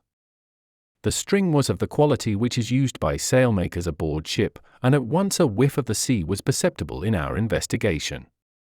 When I observed that the knot was one which is popular with sailors, that the parcel had been posted at a port, and that the male ear was pierced for an earring which is so much more common among sailors than landsmen, I was quite certain that all the actors in the tragedy were to be found among our seafaring classes. When I came to examine the address of the packet, I observed that it was to Miss S. Cushing. Now, the oldest sister would, of course, be Miss Cushing, and although her initial was S, it might belong to one of the others as well. In that case, we should have to commence our investigation from a fresh basis altogether. I therefore went into the house with the intention of clearing up this point. I was about to assure Miss Cushing that I was convinced that a mistake had been made when you may remember that I came suddenly to a stop. The fact was that I had just seen something which filled me with surprise and at the same time narrowed the field of our inquiry immensely. As a medical man, you are aware, Watson, that there is no part of the body which varies so much as the human ear. Each ear is as a rule quite distinctive and differs from all other ones. In last year's Anthropological Journal you will find 2 short monographs from my pen upon the subject. I had, therefore, examined the ears in the box with the eyes of an expert and had carefully noted their anatomical peculiarities. Imagine my surprise, then, when on looking at Miss Cushing I perceived that her ear corresponded exactly with the female ear which I had just inspected. The matter was entirely beyond coincidence. There was the same shortening of the pinna, the same broad curve of the upper lobe, the same convolution of the inner cartilage. In all essentials it was the same ear. Of course, I at once saw the enormous importance of the observation. It was evident that the victim was a blood relation and probably a very close one. I began to talk to her about her family, and you remember that she at once gave us some exceedingly valuable details. In the first place, her sister's name was Sarah, and her address had until recently been the same, so that it was quite obvious how the mistake had occurred and for whom the packet was meant. Then we heard of this steward, married to the 3rd sister, and learned that he had at one time been so intimate with Miss Sarah that she had actually gone up to Liverpool to be near the Browners, but a quarrel had afterwards divided them. This quarrel had put a stop to all communications for some months, so that if Browner had occasion to address a packet to Miss Sarah, he would undoubtedly have done so to her old address. And now the matter had begun to straighten itself out wonderfully. We had learned of the existence of this steward, an impulsive man, of strong passions. You remember that he threw up what must have been a very superior berth in order to be nearer to his wife, subject, too, to occasional fits of hard drinking. We had reason to believe that his wife had been murdered, and that a man, presumably a seafaring man, had been murdered at the same time. Jealousy, of course, at once suggests itself as the motive for the crime. And why should these proofs of the deed be sent to Miss Sarah Cushing? Probably because during her residence in Liverpool she had some hand in bringing about the events which led to the tragedy. You will observe that this line of boats calls at Belfast, Dublin, and Waterford, so that, presuming that Browner had committed the deed and had embarked at once upon his steamer, the May Day, Belfast would be the first place at which he could post his terrible packet. A second solution was at this stage obviously possible, and although I thought it exceedingly unlikely, I was determined to elucidate it before going further. An unsuccessful lover might have killed Mr. and Mrs. Browner, and the male heir might have belonged to the husband. There were many grave objections to this theory, but it was conceivable. I therefore sent off a telegram to my friend Algar of the Liverpool force, and asked him to find out if Mrs. Browner were at home, and if Browner had departed in the May Day. Then we went on to Wallington to visit Miss Sarah. I was curious, in the first place, to see how far the family heir had been reproduced in her. Then, of course, she might give us very important information, but I was not sanguine that she would. She must have heard of the business the day before, since all Croydon was ringing with it, and she alone could have understood for whom the packet was meant. If she had been willing to help justice, she would probably have communicated with the police already.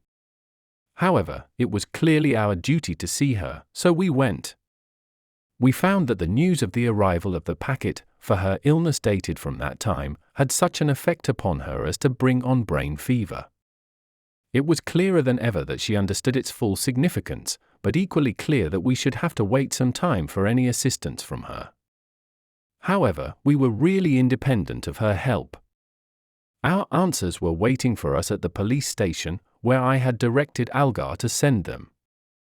Nothing could be more conclusive.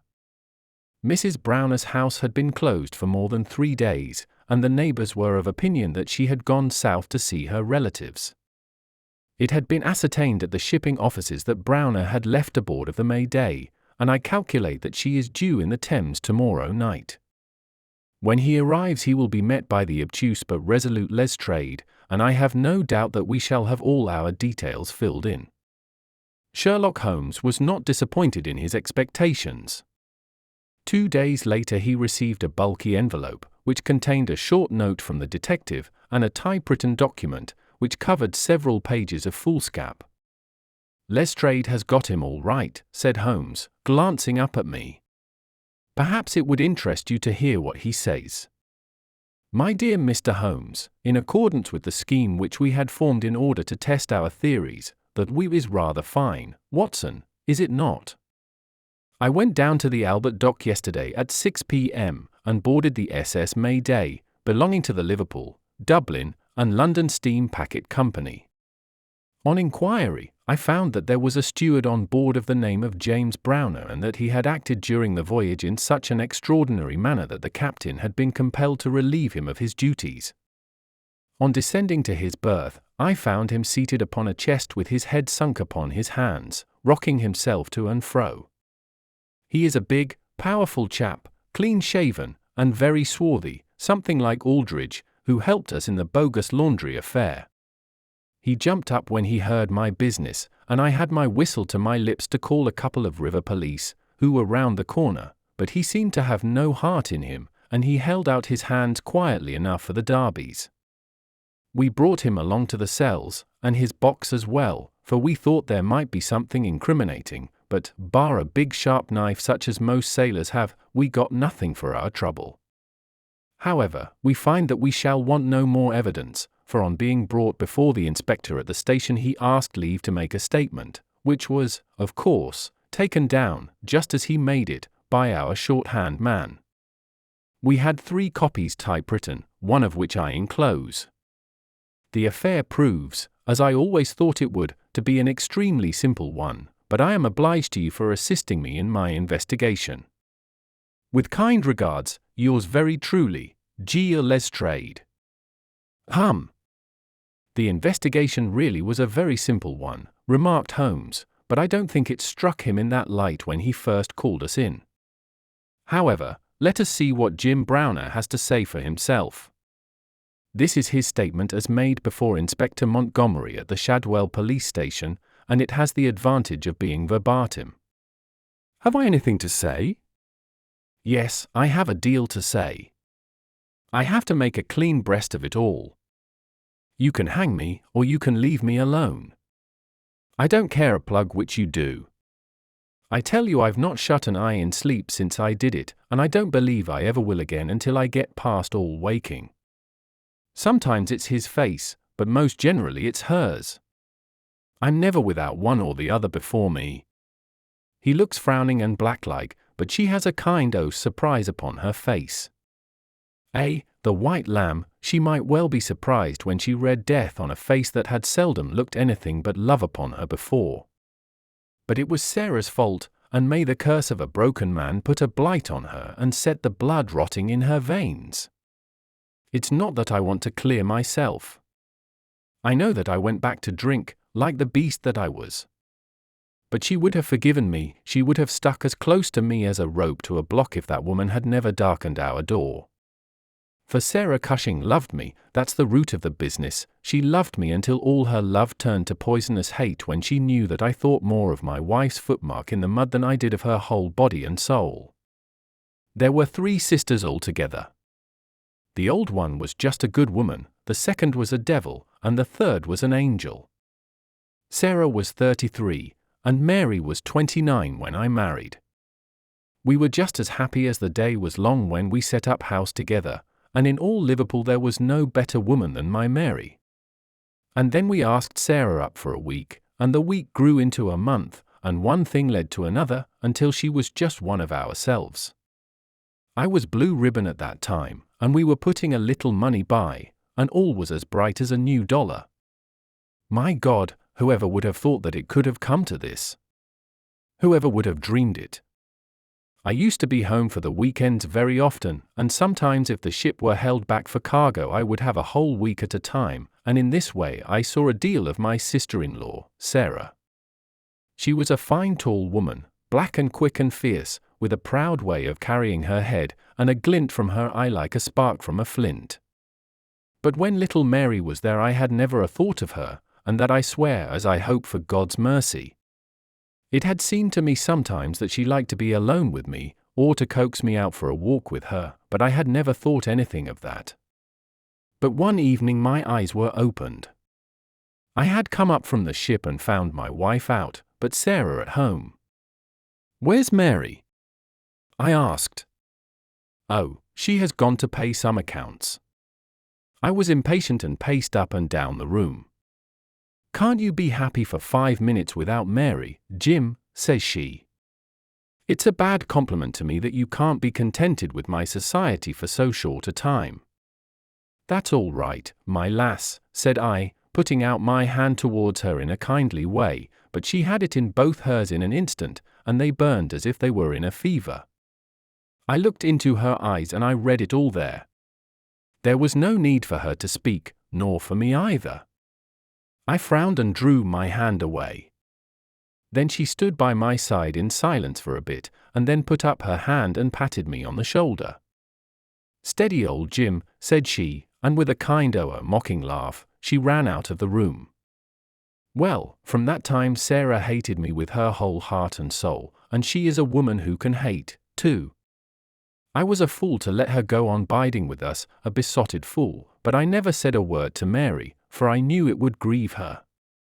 Things went on much as before, but after a time I began to find that there was a bit of a change in Mary herself.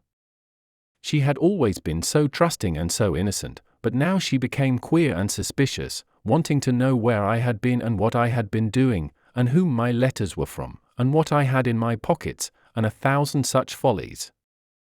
Day by day she grew queerer and more irritable, and we had ceaseless rows about nothing. I was fairly puzzled by it all.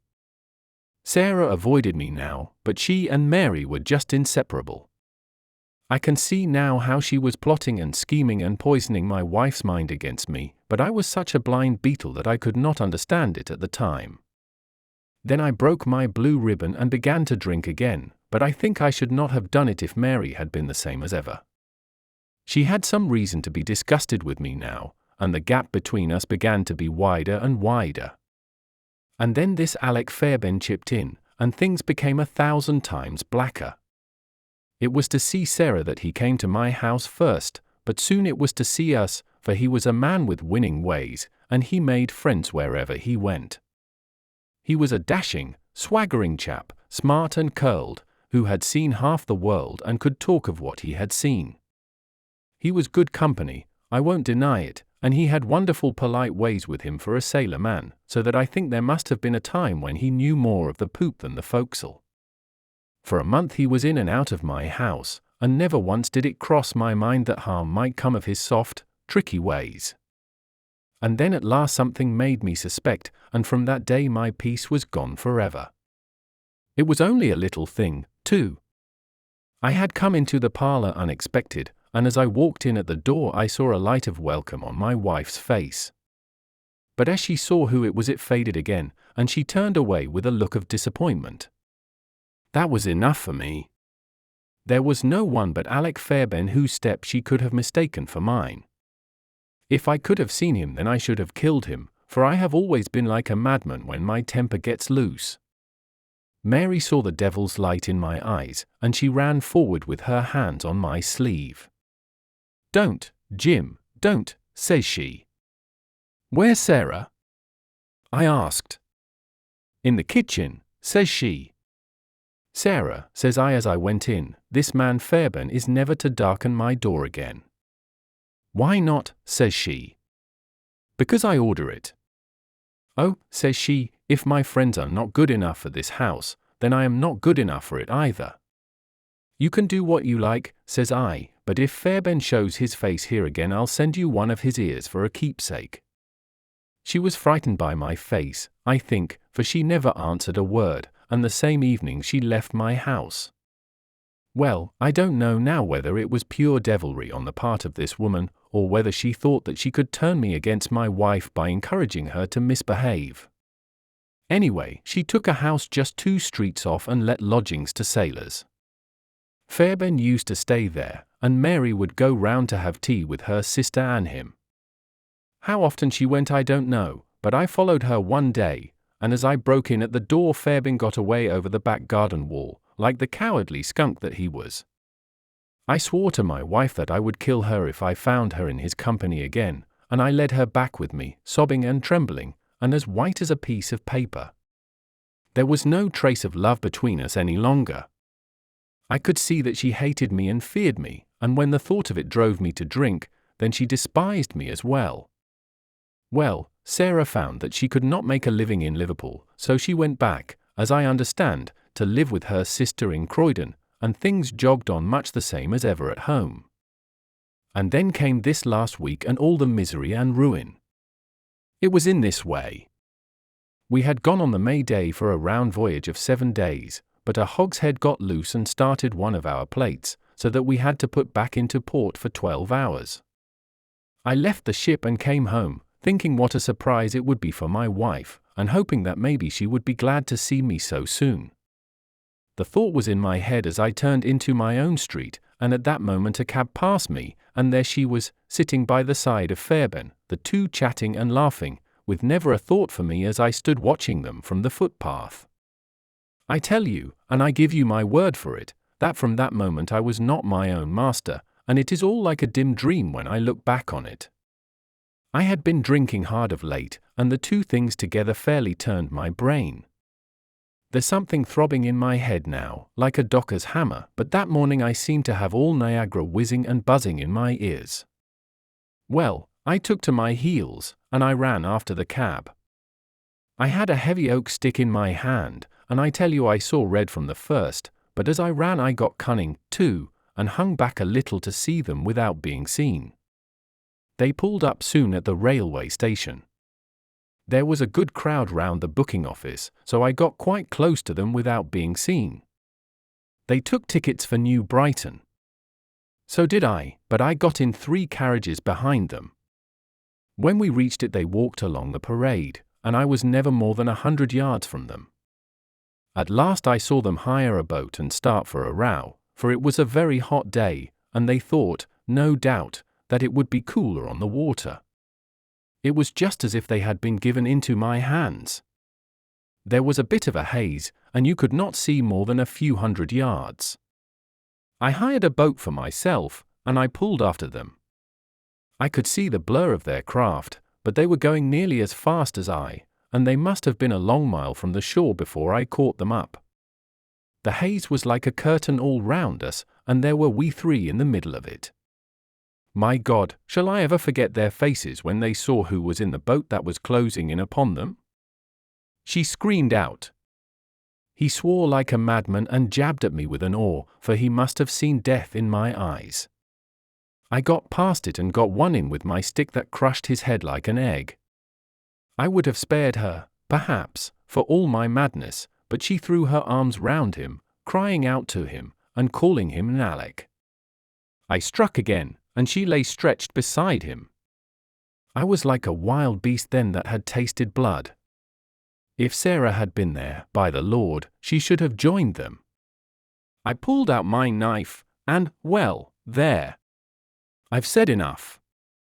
It gave me a kind of savage joy when I thought how Sarah would feel when she had such signs as these of what her meddling had brought about. Then I tied the bodies into the boat, stove a plank, and stood by until they had sunk. I knew very well that the owner would think that they had lost their bearings in the haze, and had drifted off out to sea. I cleaned myself up, got back to land, and joined my ship without a soul having a suspicion of what had passed. That night I made up the packet for Sarah Cushing, and next day I sent it from Belfast. There you have the whole truth of it. You can hang me, or do what you like with me, but you cannot punish me as I have been punished already. I cannot shut my eyes, but I see those two faces staring at me as they stared when my boat broke through the haze. I killed them quick, but they are killing me slow, and if I have another night of it I shall be either mad or dead before morning. You won't put me alone into a cell, sir? For pity's sake don't, and may you be treated in your day of agony as you treat me now. What is the meaning of it, Watson? Said Holmes solemnly as he laid down the paper. What object is served by this circle of misery and violence and fear? It must tend to some end, or else our universe is ruled by chance, which is unthinkable. But what end? There is the great standing perennial problem to which human reason is as far from an answer as ever. 3. The Yellow Face. In publishing these short sketches based upon the numerous cases in which my companion's singular gifts have made us the listeners to, and eventually the actors in, some strange drama, it is only natural that I should dwell rather upon his successes than upon his failures. And this not so much for the sake of his reputation, for, indeed, it was when he was at his wit's end that his energy and his versatility were most admirable, but because where he failed it happened too often that no one else succeeded, and that the tale was left forever without a conclusion. Now and again, however, it chanced that even when he erred, the truth was still discovered. I have noted of some half-dozen cases of the kind, of which the affair of the second stain and that which I am now about to recount are the two which present the strongest features of interest. Sherlock Holmes was a man who seldom took exercise for exercise's sake. Few men were capable of greater muscular effort, and he was undoubtedly one of the finest boxers of his weight that I have ever seen, but he looked upon aimless bodily exertion as a waste of energy, and he seldom bestirred himself save when there was some professional object to be served. Then he was absolutely untiring and indefatigable. That he should have kept himself in training under such circumstances is remarkable, but his diet was usually of the sparest, and his habits were simple to the verge of austerity. Save for the occasional use of cocaine, he had no vices, and he only turned to the drug as a protest against the monotony of existence when cases were scanty and the papers uninteresting. One day in early spring he had so far relaxed as to go for a walk with me in the park, where the first faint shoots of green were breaking out upon the elms, and the sticky spearheads of the chestnuts were just beginning to burst into their fivefold leaves. For 2 hours we rambled about together, in silence for the most part, as befits two men who know each other intimately. It was nearly 5 before we were back in Baker Street once more. "Beg pardon, sir," said our page boy, as he opened the door. "There's been a gentleman here asking for you, sir." Holmes glanced reproachfully at me. "So much for afternoon walks," said he. "Has this gentleman gone, then?" "Yes, sir."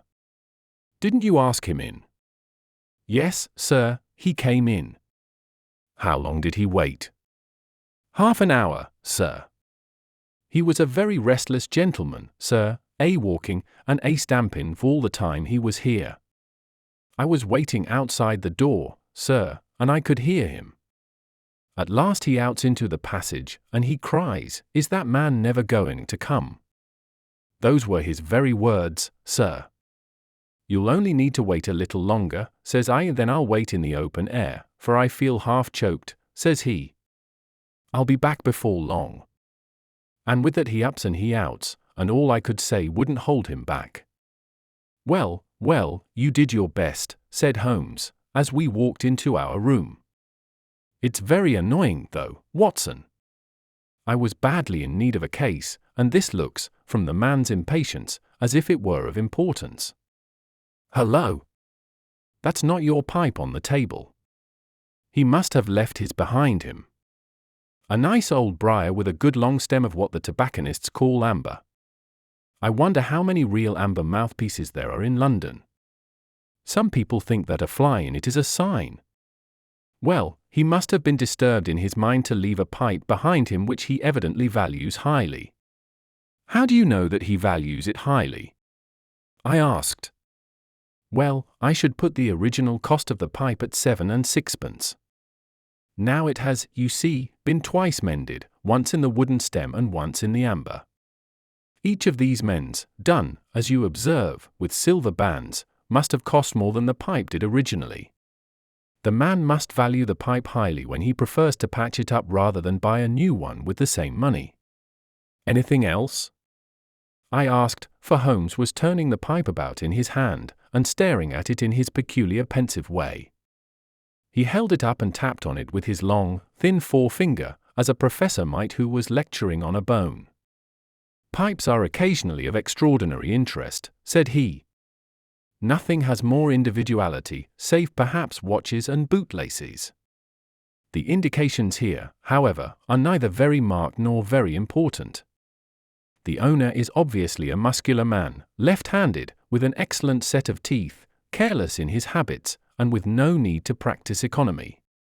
My friend threw out the information in a very offhand way, but I saw that he cocked his eye at me to see if I had followed his reasoning. "You think a man must be well-to-do if he smokes a 7-shilling pipe," said I. "This is Grosvenor mixture at 8pence an ounce," Holmes answered, knocking a little out on his palm. "As he might get an excellent smoke for half the price, he has no need to practice economy. And the other points?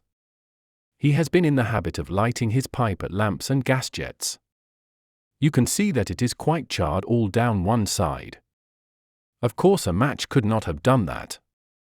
Why should a man hold a match to the side of his pipe? But you cannot light it at a lamp without getting the bowl charred. And it is all on the right side of the pipe. From that I gather that he is a left-handed man. You hold your own pipe to the lamp, and see how naturally you, being right-hand, hold the left side to the flame. You might do it once the other way, but not as a constancy. This has always been held so. Then he has bitten through his amber. It takes a muscular, energetic fellow, and one with a good set of teeth, to do that. But if I am not mistaken I hear him upon the stair, so we shall have something more interesting than his pipe to study." An instant later our door opened, and a tall young man entered the room. He was well but quietly dressed in a dark grey suit, and carried a brown wide-awake in his hand. I should have put him at about 30, though he was really some years older. "I beg your pardon," said he, with some embarrassment. "I suppose I should have knocked." "Yes, of course I should have knocked. The fact is that I am a little upset, and you must put it all down to that." He passed his hand over his forehead like a man who is half-dazed, and then fell rather than sat down upon a chair. "I can see that you have not slept for a night or two," said Holmes, in his easy, genial way. "That tries a man's nerves more than work, and more even than pleasure. May I ask how I can help you?" "I wanted your advice, sir. I don't know what to do, and my whole life seems to have gone to pieces." "You wish to employ me as a consulting detective?" "Not that only. I want your opinion as a judicious man, as a man of the world. I want to know what I ought to do next. I hope to God you'll be able to tell me." He spoke in little, sharp, jerky outbursts, and it seemed to me that to speak at all was very painful to him, and that his will all through was overriding his inclinations. "It's a very delicate thing," said he. "One does not like to speak of one's domestic affairs to strangers. It seems dreadful to discuss the conduct of one's wife with two men whom I have never seen before. It's horrible to have to do it. But I've got to the end of my tether, and I must have advice." "My dear Mr. Grant Munro," began Holmes. Our visitor sprang from his chair. "What?" he cried. "You know my name." "If you wish to preserve your incognito," said Holmes, smiling, "I would suggest that you cease to write your name upon the lining of your hat, or else that you turn the crown towards the person whom you are addressing. I was about to say that my friend and I have listened to a good many strange secrets in this room, and that we have had the good fortune to bring peace to many troubled souls. I trust that we may do as much for you. Might I beg you, as time may prove to be of importance, to furnish me with the facts of your case without further delay?" Our visitor again passed his hand over his forehead, as if he found it bitterly hard. From every gesture and expression I could see that he was a reserved, self-contained man, with a dash of pride in his nature, more likely to hide his wounds than to expose them. Then suddenly, with a fierce gesture of his closed hand, like one who throws reserve to the winds, he began. "The facts are these, Mr. Holmes," said he. "I am a married man, and have been so for 3 years. During that time my wife and I have loved each other as fondly and lived as happily as any two that ever were joined. We have not had a difference, not one, in thought or word or deed. And now, since last Monday, there has suddenly sprung up a barrier between us, and I find that there is something in her life and in her thought of which I know as little as if she were the woman who brushes by me in the street. We are estranged, and I want to know why. Now there is one thing that I want to impress upon you before I go any further, Mr. Holmes. Effie loves me. Don't let there be any mistake about that. She loves me with her whole heart and soul, and never more than now. I know it. I feel it. I don't want to argue about that. A man can tell easily enough when a woman loves him. But there's this secret between us, and we can never be the same until it is cleared. Kindly let me have the facts, Mr. Munro," said Holmes, with some impatience. "I'll tell you what I know about Effie's history. She was a widow when I met her first, though quite young, only 25. Her name then was Mrs. Hebron. She went out to America when she was young, and lived in the town of Atlanta, where she married this Hebron, who was a lawyer with a good practice. They had one child, but the yellow fever broke out badly in the place, and both husband and child died of it. I have seen his death certificate. This sickened her of America, and she came back to live with a maiden aunt at Pinner, in Middlesex. I may mention that her husband had left her comfortably off, and that she had a capital of about £4,500, which had been so well invested by him that it returned an average of 7%. She had only been 6 months at Pinner when I met her, we fell in love with each other, and we married a few weeks afterwards. I am a hop merchant myself, and as I have an income of 700 or 800, we found ourselves comfortably off, and took a nice £80 a year villa at Norbury. Our little place was very countrified, considering that it is so close to town.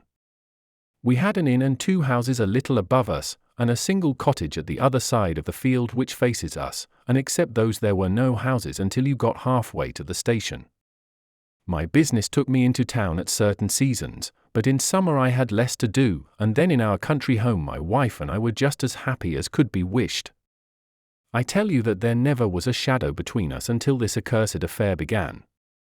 There's one thing I ought to tell you before I go further. When we married, my wife made over all her property to me, rather against my will, for I saw how awkward it would be if my business affairs went wrong. However, she would have it so, and it was done. Well, about 6 weeks ago she came to me. "Jack," said she, "when you took my money you said that if ever I wanted any I was to ask you for it." "Certainly," said I, "it's all your own." "Well," said she, "I want £100. I was a bit staggered at this, for I had imagined it was simply a new dress or something of the kind that she was after. "What on earth for?" I asked. "Oh," said she, in her playful way, "you said that you were only my banker, and bankers never ask questions, you know." "If you really mean it, of course you shall have the money," said I. "Oh, yes, I really mean it." "And you won't tell me what you want it for?" "Some day, perhaps, but not just at present, Jack." So I had to be content with that, though it was the first time that there had ever been any secret between us. I gave her a check, and I never thought any more of the matter. It may have nothing to do with what came afterwards, but I thought it only right to mention it. Well, I told you just now that there is a cottage not far from our house. There is just a field between us, but to reach it you have to go along the road and then turn down a lane. Just beyond it is a nice little grove of Scotch firs, and I used to be very fond of strolling down there, for trees are always a neighbourly kind of things.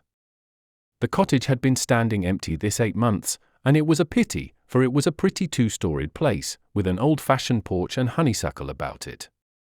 I have stood many a time and thought what a neat little homestead it would make. Well, last Monday evening I was taking a stroll down that way, when I met an empty van coming up the lane, and saw a pile of carpets and things lying about on the grass plot beside the porch. It was clear that the cottage had at last been let. I walked past it, and wondered what sort of folk they were who had come to live so near us. And as I looked I suddenly became aware that a face was watching me out of one of the upper windows. I don't know what there was about that face, Mr. Holmes, but it seemed to send a chill right down my back. I was some little way off, so that I could not make out the features, but there was something unnatural and inhuman about the face. That was the impression that I had, and I moved quickly forwards to get a nearer view of the person who was watching me. But as I did so the face suddenly disappeared, so suddenly that it seemed to have been plucked away into the darkness of the room. I stood for 5 minutes thinking the business over, and trying to analyze my impressions. I could not tell if the face were that of a man or a woman. It had been too far from me for that. But its color was what had impressed me most. It was of a livid chalky white, and with something set and rigid about it which was shockingly unnatural. So disturbed was I that I determined to see a little more of the new inmates of the cottage. I approached and knocked at the door, which was instantly opened by a tall, gaunt woman with a harsh, forbidding face. "What may you be wanting?" she asked, in a northern accent. "I am your neighbour over yonder," said I, nodding towards my house. "I see that you have only just moved in, so I thought that if I could be of any help to you in any we'll just ask ye when we want ye," said she, and shut the door in my face. Annoyed at the churlish rebuff, I turned my back and walked home. All evening, though I tried to think of other things, my mind would still turn to the apparition at the window and the rudeness of the woman. I determined to say nothing about the former to my wife, for she is a nervous, highly strung woman, and I had no wish that she would share the unpleasant impression which had been produced upon myself.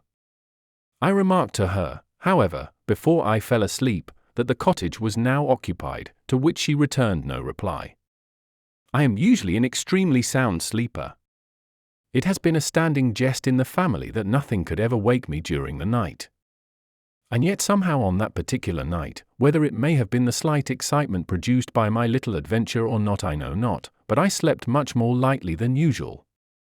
Half in my dreams I was dimly conscious that something was going on in the room, and gradually became aware that my wife had dressed herself and was slipping on her mantle and her bonnet. My lips were parted to murmur out some sleepy words of surprise or remonstrance at this untimely preparation, when suddenly my half-opened eyes fell upon her face, illuminated by the candlelight, and astonishment held me dumb. She wore an expression such as I had never seen before, such as I should have thought her incapable of assuming. She was deadly pale and breathing fast, glancing furtively towards the bed as she fastened her mantle, to see if she had disturbed me. Then, thinking that I was still asleep, she slipped noiselessly from the room, and an instant later I heard a sharp creaking which could only come from the hinges of the front door. I sat up in bed and rapped my knuckles against the rail to make certain that I was truly awake. Then I took my watch from under the pillow. It was 3 in the morning. What on this earth could my wife be doing out on the country road at 3 in the morning? I had sat for about 20 minutes turning the thing over in my mind and trying to find some possible explanation. The more I thought, the more extraordinary and inexplicable did it appear. I was still puzzling over it when I heard the door gently close again, and her footsteps coming up the stairs. "Where in the world have you been, Effie?" I asked as she entered. She gave a violent start and a kind of gasping cry when I spoke, and that cry and start troubled me more than all the rest, for there was something indescribably guilty about them. My wife had always been a woman of a frank, open nature, and it gave me a chill to see her slinking into her own room, and crying out and wincing when her own husband spoke to her. "You awake, Jack?" she cried, with a nervous laugh. "Why, I thought that nothing could awake you. Where have you been?" I asked, more sternly. "I don't wonder that you are surprised," said she, and I could see that her fingers were trembling as she undid the fastenings of her mantle. "Why, I never remember having done such a thing in my life before. The fact is that I felt as though I were choking, and had a perfect longing for a breath of fresh air. I really think that I should have fainted if I had not gone out. I stood at the door for a few minutes, and now I am quite myself again." All the time that she was telling me this story she never once looked in my direction, and her voice was quite unlike her usual tones. It was evident to me that she was saying what was false. I said nothing in reply, but turned my face to the wall, sick at heart, with my mind filled with 1,000 venomous doubts and suspicions.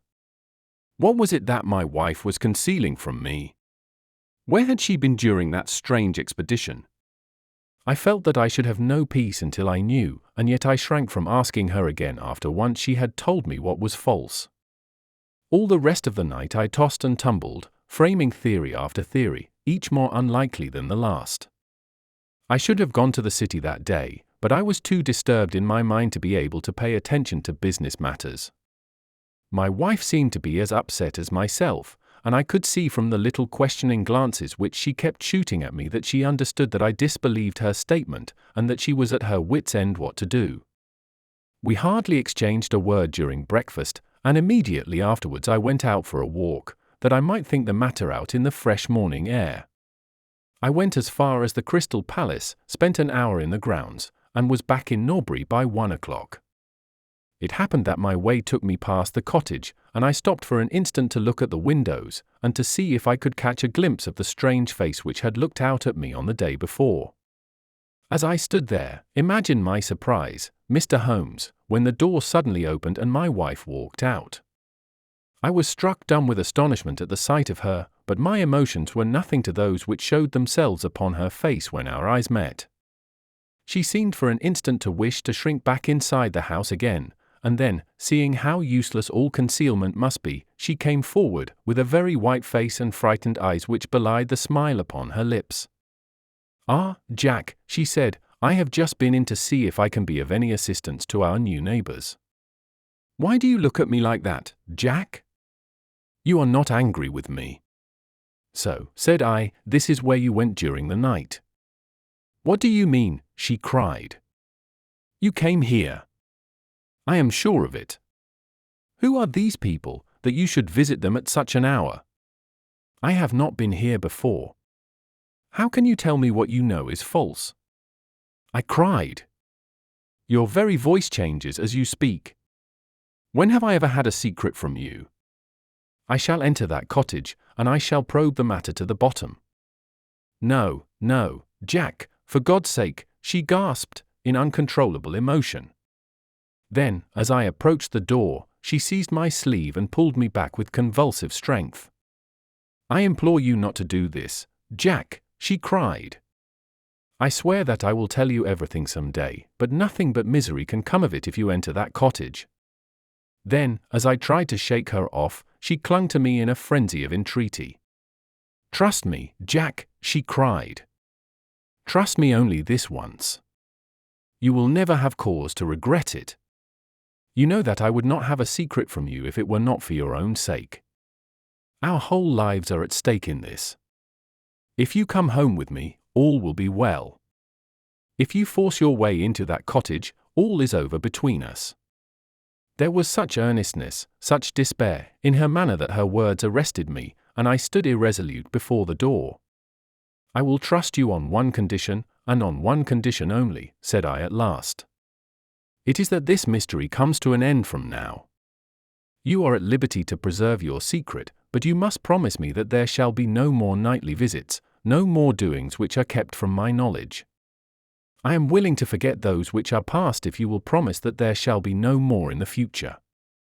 "I was sure that you would trust me," she cried, with a great sigh of relief. "It shall be just as you wish. Come away, oh, come away up to the house." Still pulling at my sleeve, she led me away from the cottage. As we went, I glanced back, and there was that yellow livid face watching us out of the upper window. What link could there be between that creature and my wife?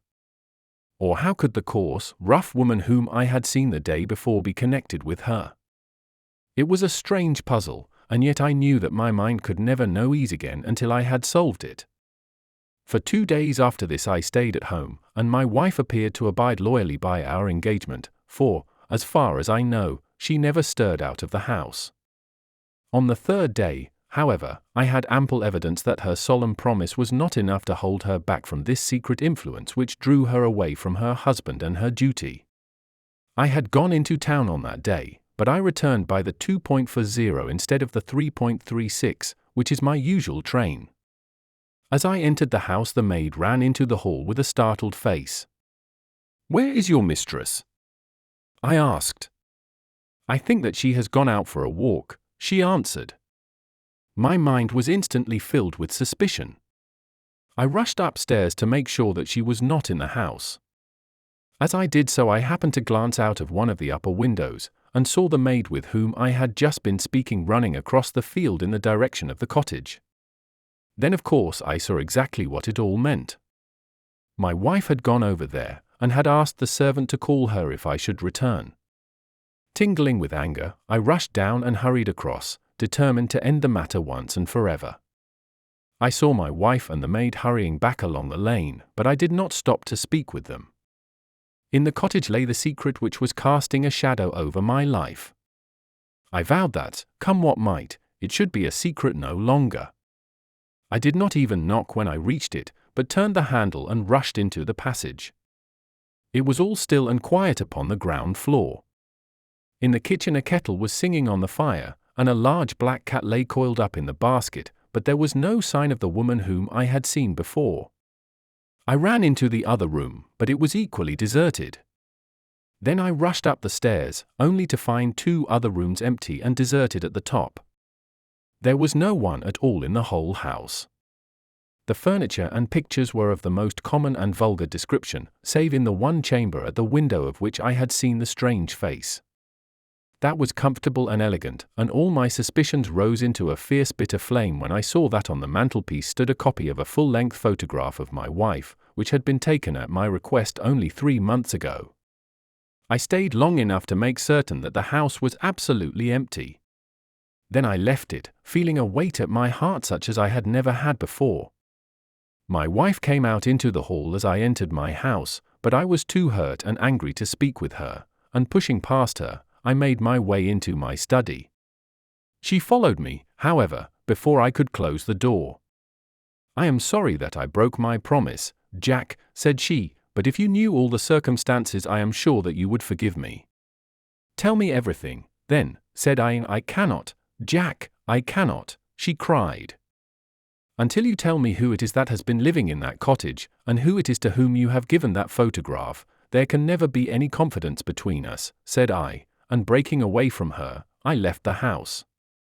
That was yesterday, Mr. Holmes, and I have not seen her since, nor do I know anything more about this strange business. It is the first shadow that has come between us, and it has so shaken me that I do not know what I should do for the best. Suddenly this morning it occurred to me that you were the man to advise me, so I have hurried to you now, and I place myself unreservedly in your hands. If there is any point which I have not made clear, pray question me about it. But, above all, tell me quickly what I am to do, for this misery is more than I can bear. Holmes and I had listened with the utmost interest to this extraordinary statement, which had been delivered in the jerky, broken fashion of a man who is under the influence of extreme emotions. My companion sat silent for some time, with his chin upon his hand, lost in thought. "Tell me," said he at last, "could you swear that this was a man's face which you saw at the window?" "Each time that I saw it I was some distance away from it, so that it is impossible for me to say." "You appear, however, to have been disagreeably impressed by it." "It seemed to be of an unnatural color, and to have a strange rigidity about the features. When I approached, it vanished with a jerk." "How long is it since your wife asked you for £100? "Nearly 2 months." "Have you ever seen a photograph of her first husband?" "No, there was a great fire at Atlanta very shortly after his death, and all her papers were destroyed." "And yet she had a certificate of death." "You say that you saw it?" "Yes, she got a duplicate after the fire." "Did you ever meet anyone who knew her in America?" "No." "Did she ever talk of revisiting the place?" "No, or get letters from it?" "No, I thank you.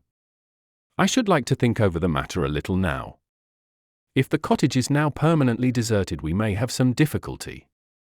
If, on the other hand, as I fancy is more likely, the inmates were warned of your coming, and left before you entered yesterday, then they may be back now, and we should clear it all up easily.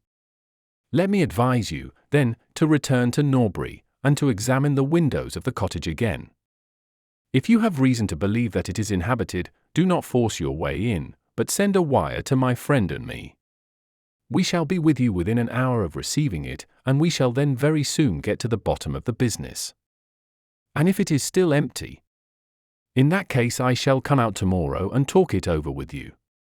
Goodbye, and, above all, do not fret until you know that you really have a cause for it."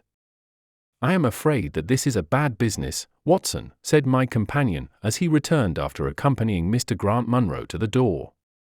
"What do you make of it?" "It had an ugly sound," I answered. "Yes. There's blackmail in it, or I am much mistaken." "And who is the blackmailer?" "Well, it must be the creature who lives in the only comfortable room in the place, and has her photograph above his fireplace.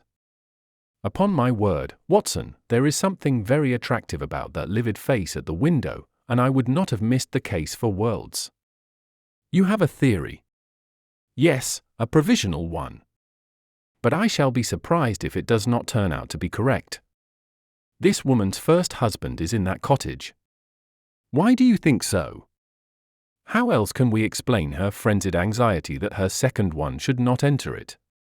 The facts, as I read them, are something like this: this woman was married in America.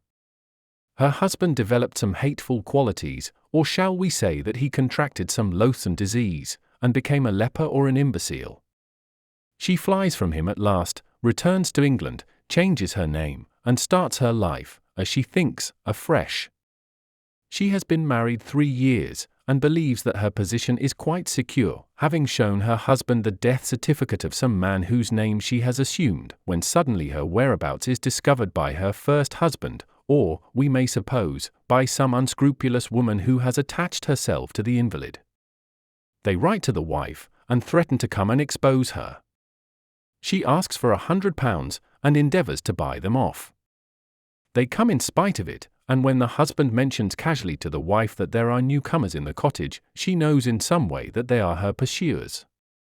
She waits until her husband is asleep, and then she rushes down to endeavour to persuade them to leave her in peace. Having no success, she goes again next morning, and her husband meets her, as he has told us, as she comes out. She promises him then not to go there again, but 2 days afterwards the hope of getting rid of those dreadful neighbours was too strong for her, and she made another attempt, taking down with her the photograph which had probably been demanded from her.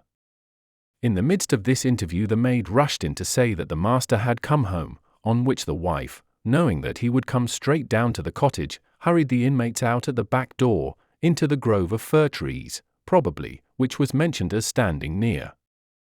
In this way he found the place deserted. I shall be very much surprised, however, if it is still so when he reconnoitres it this evening. What do you think of my theory? It is all surmise. But at least it covers all the facts. When new facts come to our knowledge which cannot be covered by it, it will be time enough to reconsider it. We can do nothing more until we have a message from our friend at Norbury. But we had not a very long time to wait for that. It came just as we had finished our tea. The cottage is still tenanted, it said. Have seen the face again at the window. Will meet the 7 o'clock train and will take no steps until you arrive. He was waiting on the platform when we stepped out, and we could see in the light of the station lamps that he was very pale and quivering with agitation. They are still there, Mr. Holmes, said he, laying his hand hard upon my friend's sleeve. I saw lights in the cottage as I came down. We shall settle it now once and for all. What is your plan, then? Asked Holmes, as he walked down the dark tree-lined road. I am going to force my way in and see for myself who is in the house. I wish you both to be there as witnesses. You are quite determined to do this, in spite of your wife's warning that it is better that you should not solve the mystery. Yes, I am determined. Well, I think that you are in the right. Any truth is better than indefinite doubt. We had better go up at once. Of course, legally, we are putting ourselves hopelessly in the wrong, but I think that it is worth it. It was a very dark night, and a thin rain began to fall as we turned from the high road into a narrow lane, deeply rutted, with hedges on either side. Mr. Grant Munro pushed impatiently forward, however, and we stumbled after him as best we could. There are the lights of my house, he murmured, pointing to a glimmer among the trees. And here is the cottage which I am going to enter. We turned a corner in the lane as he spoke, and there was the building close beside us. A yellow bar falling across the black foreground showed that the door was not quite closed, and one window in the upper story was brightly illuminated. As we looked, we saw a dark blur moving across the blind. There is that creature, cried Grant Munro. You can see for yourselves that someone is there.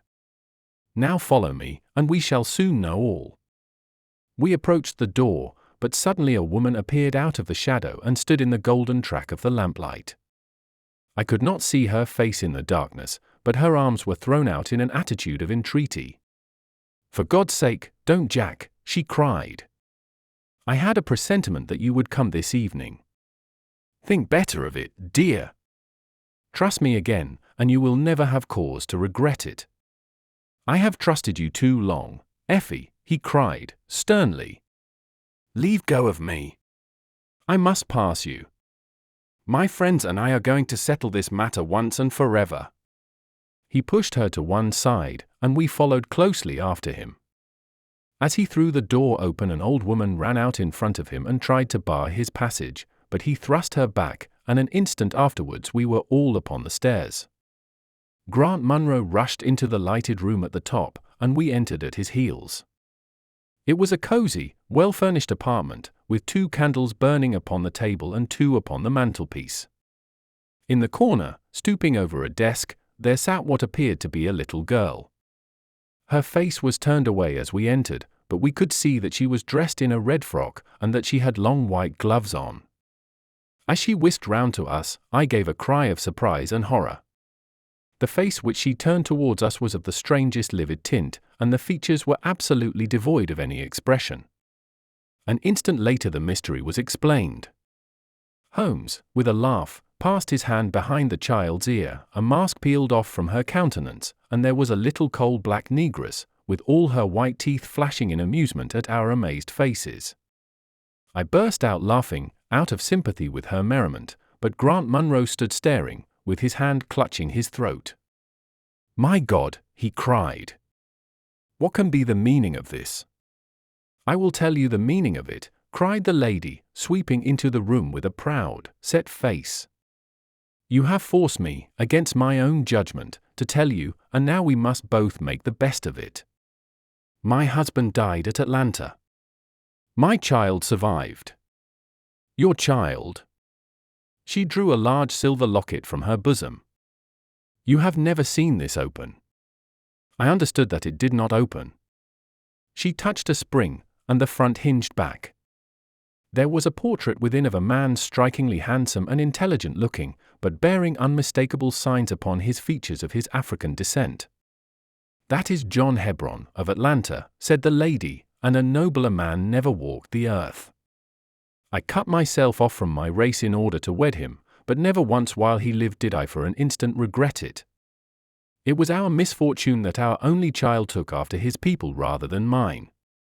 It is often so in such matches, and little Lucy is darker far than ever her father was. But dark or fair, she is my own dear little girlie, and her mother's pet." The little creature ran across at the words and nestled up against the lady's dress. "When I left her in America," she continued, "it was only because her health was weak, and the change might have done her harm. She was given to the care of a faithful Scotch woman who had once been our servant. Never for an instant did I dream of disowning her as my child. But when chance threw you in my way, Jack, and I learned to love you, I feared to tell you about my child.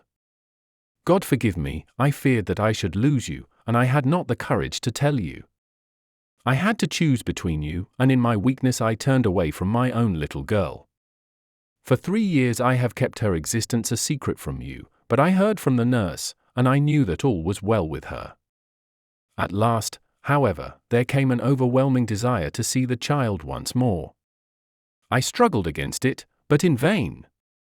Though I knew the danger, I determined to have the child over, if it were but for a few weeks. I sent £100 to the nurse, and I gave her instructions about this cottage, so that she might come as a neighbour, without my appearing to be in any way connected with her.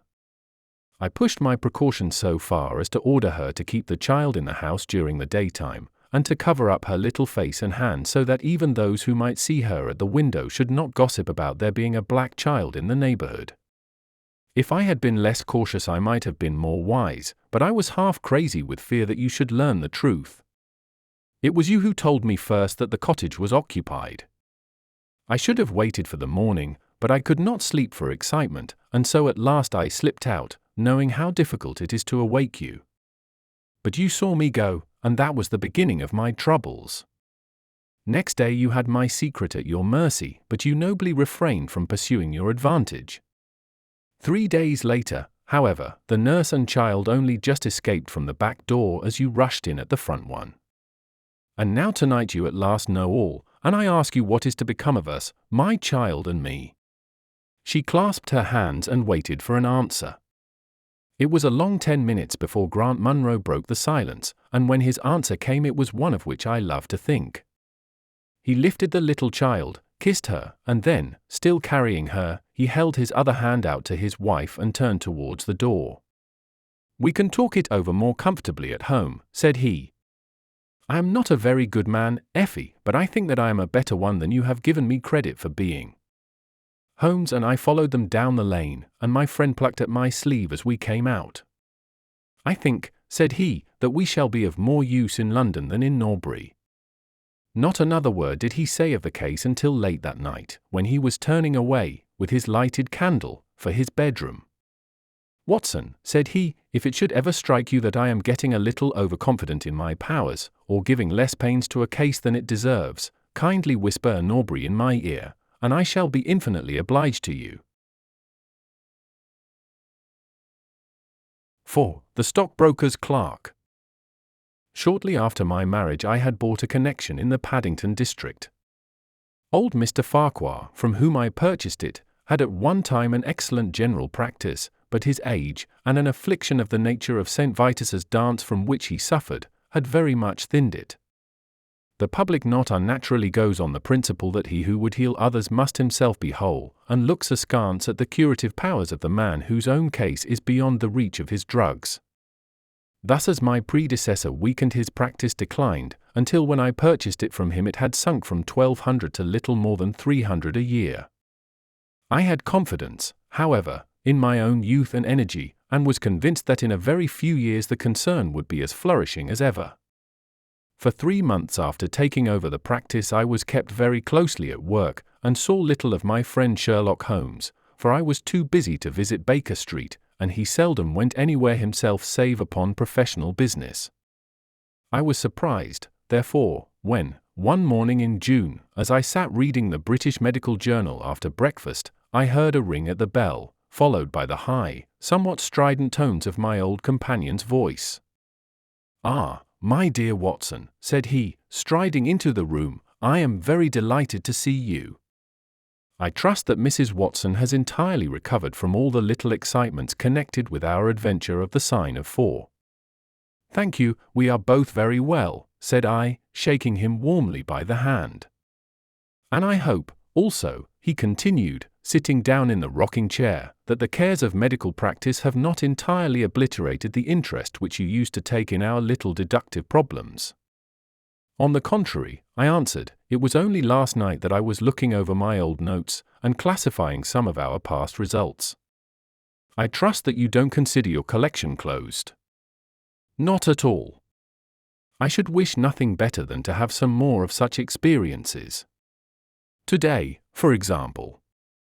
"Yes, today, if you like." "And as far off as Birmingham?" "Certainly, if you wish it." "And the practice?" "I do my neighbour's when he goes. He is always ready to work off the debt." "Ah!" "Nothing could be better," said Holmes, leaning back in his chair and looking keenly at me from under his half-closed lids. "I perceive that you have been unwell lately. Summer colds are always a little trying. I was confined to the house by a severe chill for 3 days last week. I thought, however, that I had cast off every trace of it." "So you have? You look remarkably robust. How, then, did you know of it?" "My dear fellow, you know my methods." "You deduced it, then?" "Certainly." "And from what?" "From your slippers." I glanced down at the new patent leathers which I was wearing.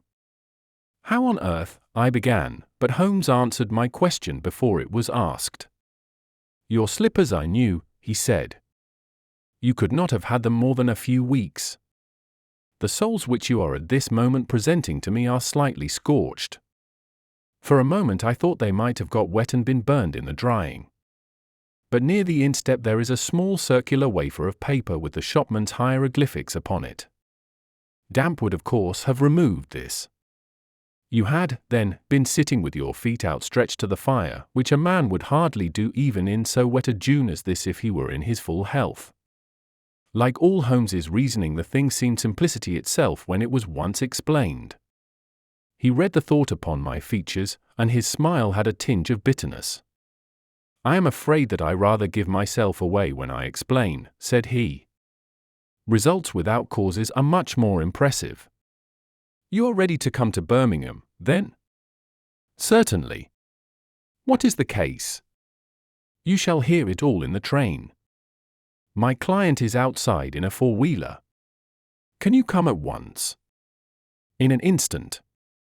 I scribbled a note to my neighbour, rushed upstairs to explain the matter to my wife, and joined Holmes upon the doorstep.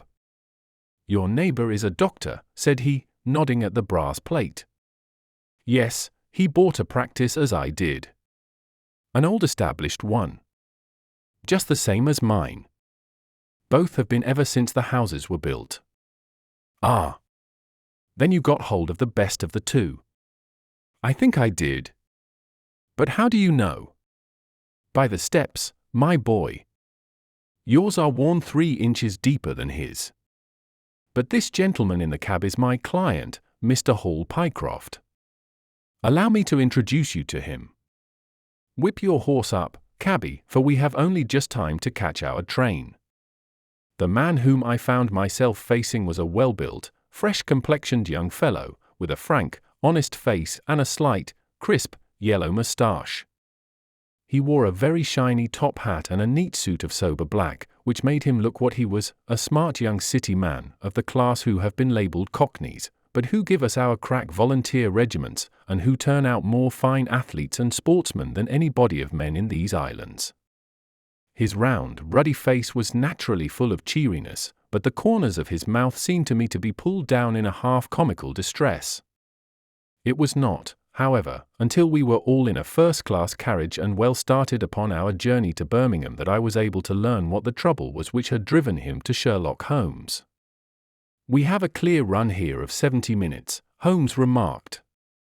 "I want you, Mr. Hall Pycroft, to tell my friend your very interesting experience exactly as you have told it to me, or with more detail if possible. It will be of use to me to hear the succession of events again. It is a case, Watson, which may prove to have something in it, or may prove to have nothing, but which, at least, presents those unusual and outre features which are as dear to you as they are to me. Now, Mr. Pycroft, I shall not interrupt you again." Our young companion looked at me with a twinkle in his eye. "The worst of the story is," said he, "that I show myself up as such a confounded fool. Of course it may work out all right, and I don't see that I could have done otherwise, but if I have lost my crib and get nothing in exchange I shall feel what a soft Johnny I have been. I'm not very good at telling a story, Dr. Watson, but it is like this with me. I used to have a billet at Coxon and Woodhouse, of Draper's Gardens, but they were let in early in the spring through the Venezuelan loan, as no doubt you remember, and came a nasty cropper. I had been with them 5 years, and old Coxon gave me a ripping good testimonial when the smash came, but of course we clerks were all turned adrift, the 27 of us. I tried here and tried there, but there were lots of other chaps on the same lay as myself, and it was a perfect frost for a long time. I had been taking £3 a week at Coxon's, and I had saved about 70 of them, but I soon worked my way through that and out at the other end. I was fairly at the end of my tether at last, and could hardly find the stamps to answer the advertisements or the envelopes to stick them to. I had worn out my boots paddling up office stairs, and I seemed just as far from getting a billet as ever. At last I saw a vacancy at Mawson and Williams, the great stockbroking firm in Lombard Street. I dare say EC is not much in your line, but I can tell you that this is about the richest house in London. The advertisement was to be answered by letter only. I sent in my testimonial and application, but without the least hope of getting it. Back came an answer by return, saying that if I would appear next Monday I might take over my new duties at once, provided that my appearance was satisfactory. No one knows how these things are worked. Some people say that the manager just plunges his hand into the heap and takes the first that comes. Anyhow, it was my innings that time, and I don't ever wish to feel better pleased. The screw was £1 a week rise, and the duties just about the same as at Coxon's. And now I come to the queer part of the business. I was in diggings out Hampstead Way, 17, Potter's Terrace. Well, I was sitting doing a smoke that very evening after I had been promised the appointment, when up came my landlady with a card which had Arthur Pinner, financial agent, printed upon it.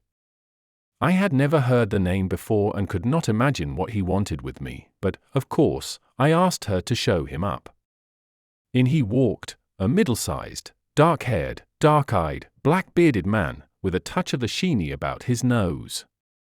He had a brisk kind of way with him and spoke sharply, like a man who knew the value of time.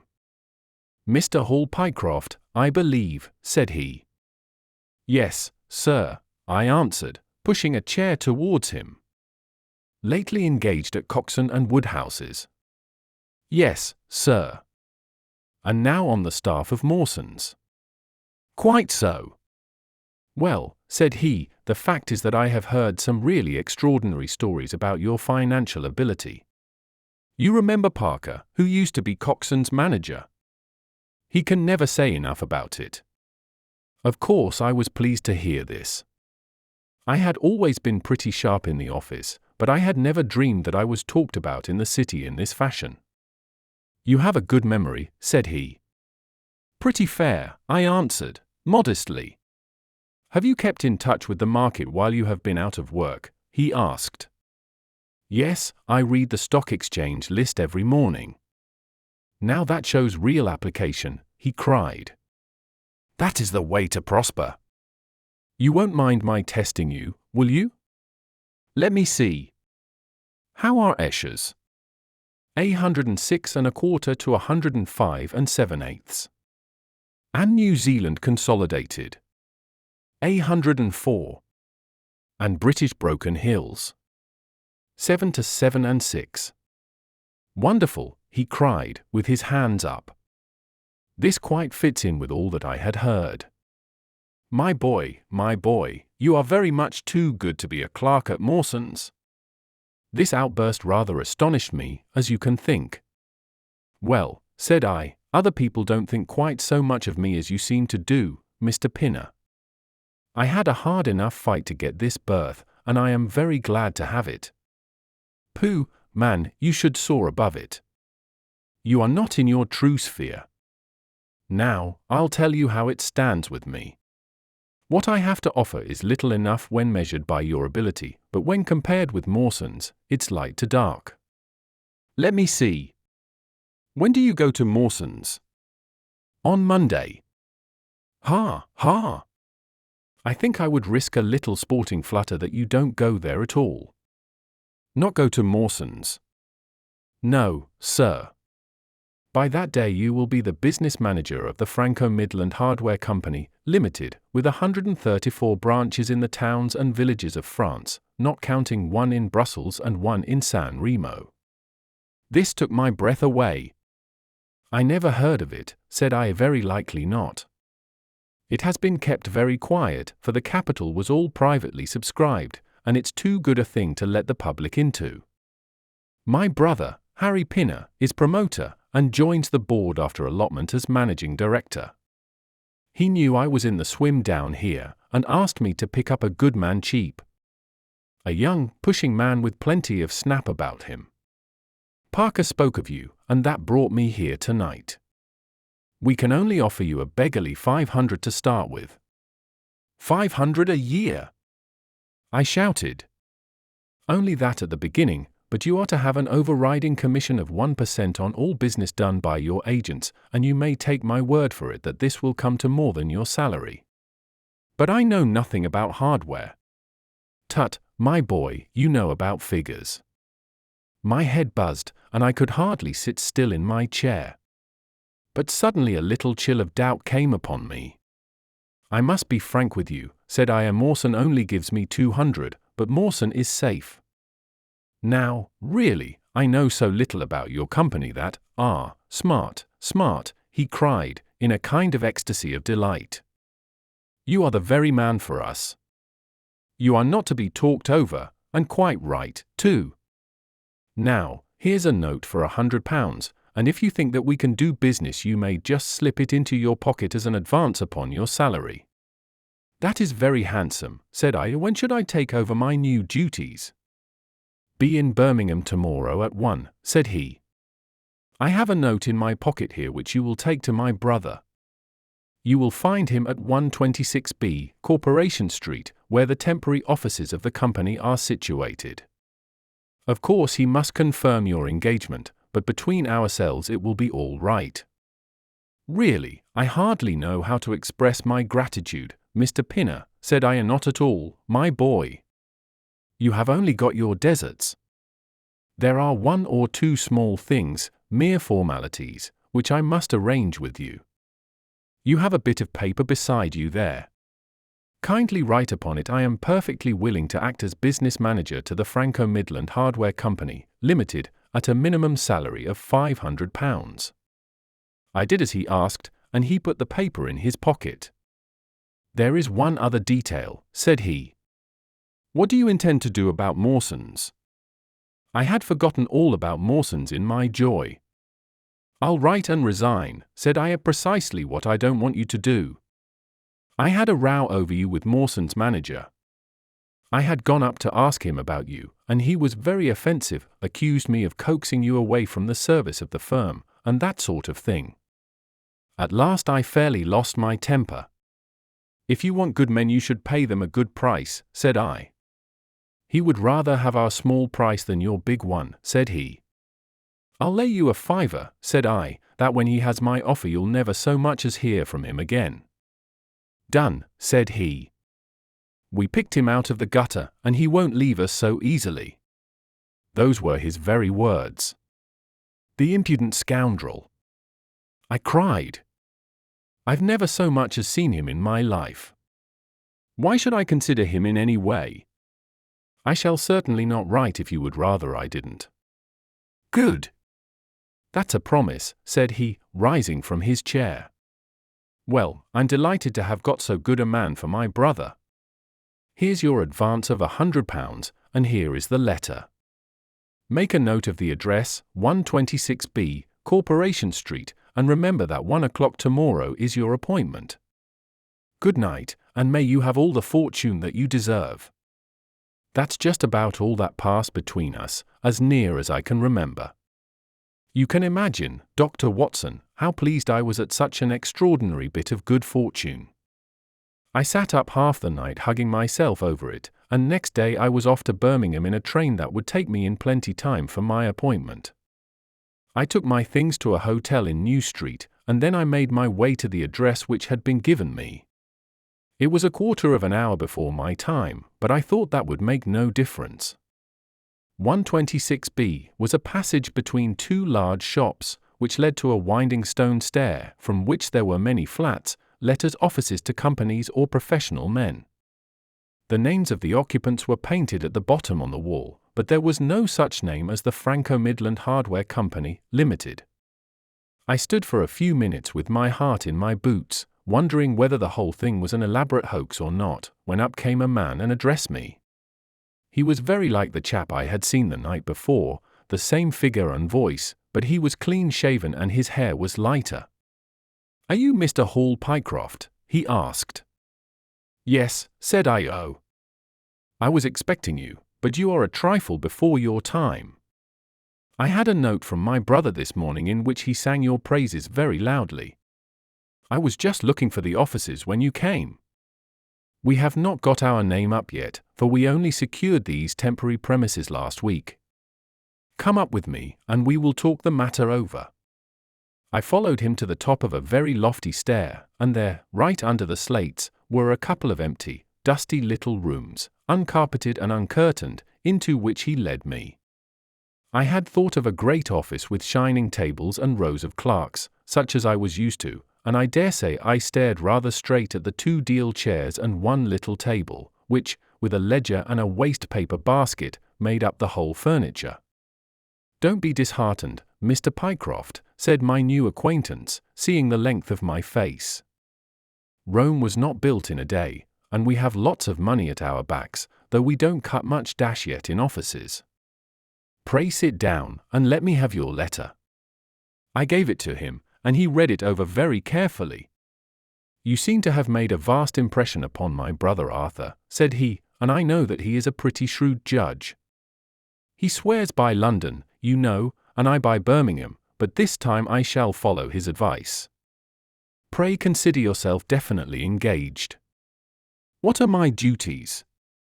I asked. "You will eventually manage the great depot in Paris, which will pour a flood of English crockery into the shops of 134 agents in France. The purchase will be completed in a week, and meanwhile you will remain in Birmingham and make yourself useful." "How?" For answer, he took a big red book out of a drawer. "This is a directory of Paris," said he, "with the trades after the names of the people. I want you to take it home with you, and to mark off all the hardware sellers, with their addresses. It would be of the greatest use to me to have them. Surely there are classified lists?" I suggested. "Not reliable ones. Their system is different from ours. Stick at it, and let me have the lists by Monday, at 12. Good day, Mr. Pycroft. If you continue to show zeal and intelligence you will find the company a good master." I went back to the hotel with the big book under my arm, and with very conflicting feelings in my breast. On the one hand, I was definitely engaged and had £100 in my pocket, on the other, the look of the offices, the absence of name on the wall, and other of the points which would strike a business man had left a bad impression as to the position of my employers. However, come what might, I had my money, so I settled down to my task. All Sunday I was kept hard at work, and yet by Monday I had only got as far as H. I went round to my employer, found him in the same dismantled kind of room, and was told to keep at it until Wednesday, and then come again. On Wednesday it was still unfinished, so I hammered away until Friday, that is, yesterday. Then I brought it round to Mr. Harry Pinner. "Thank you very much," said he. "I fear that I underrated the difficulty of the task. This list will be a very material assistance to me." "It took some time," said I, "and now," said he, "I want you to make a list of the furniture shops, for they all sell crockery." "Very good. And you can come up tomorrow evening, at 7, and let me know how you are getting on. Don't overwork yourself. A couple of hours at Day's Music Hall in the evening would do you no harm after your labours." He laughed as he spoke, and I saw with a thrill that his second tooth upon the left-hand side had been very badly stuffed with gold. Sherlock Holmes rubbed his hands with delight, and I stared with astonishment at our client. "You may well look surprised, Dr. Watson, but it is this way," said he, "when I was speaking to the other chap in London, at the time that he laughed at my not going to Mawson's, I happened to notice that his tooth was stuffed in this very identical fashion. The glint of the gold in each case caught my eye, you see. When I put that with the voice and figure being the same, and only those things altered which might be changed by a razor or a wig, I could not doubt that it was the same man. Of course you expect two brothers to be alike, but not that they should have the same tooth stuffed in the same way." He bowed me out, and I found myself in the street, hardly knowing whether I was on my head or my heels. Back I went to my hotel, put my head in a basin of cold water, and tried to think it out. Why had he sent me from London to Birmingham? Why had he got there before me? And why had he written a letter from himself to himself? It was altogether too much for me, and I could make no sense of it. And then suddenly it struck me that what was dark to me might be very light to Mr. Sherlock Holmes. I had just time to get up to town by the night train to see him this morning, and to bring you both back with me to Birmingham. There was a pause after the stockbroker's clerk had concluded his surprising experience.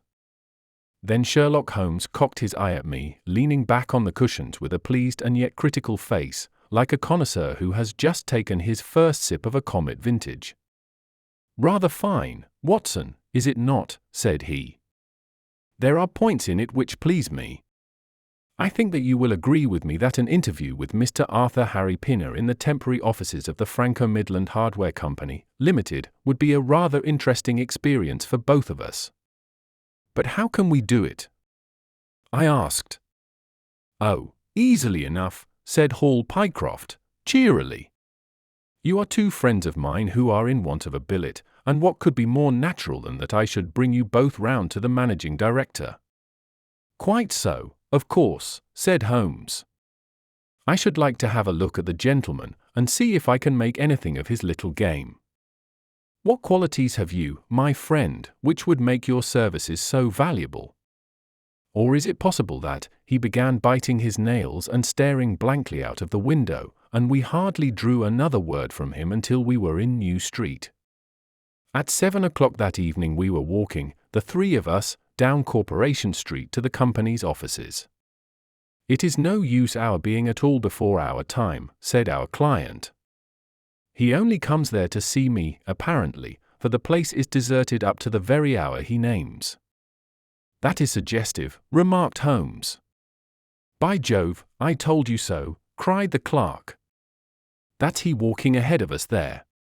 He pointed to a smallish, dark, well-dressed man who was bustling along the other side of the road.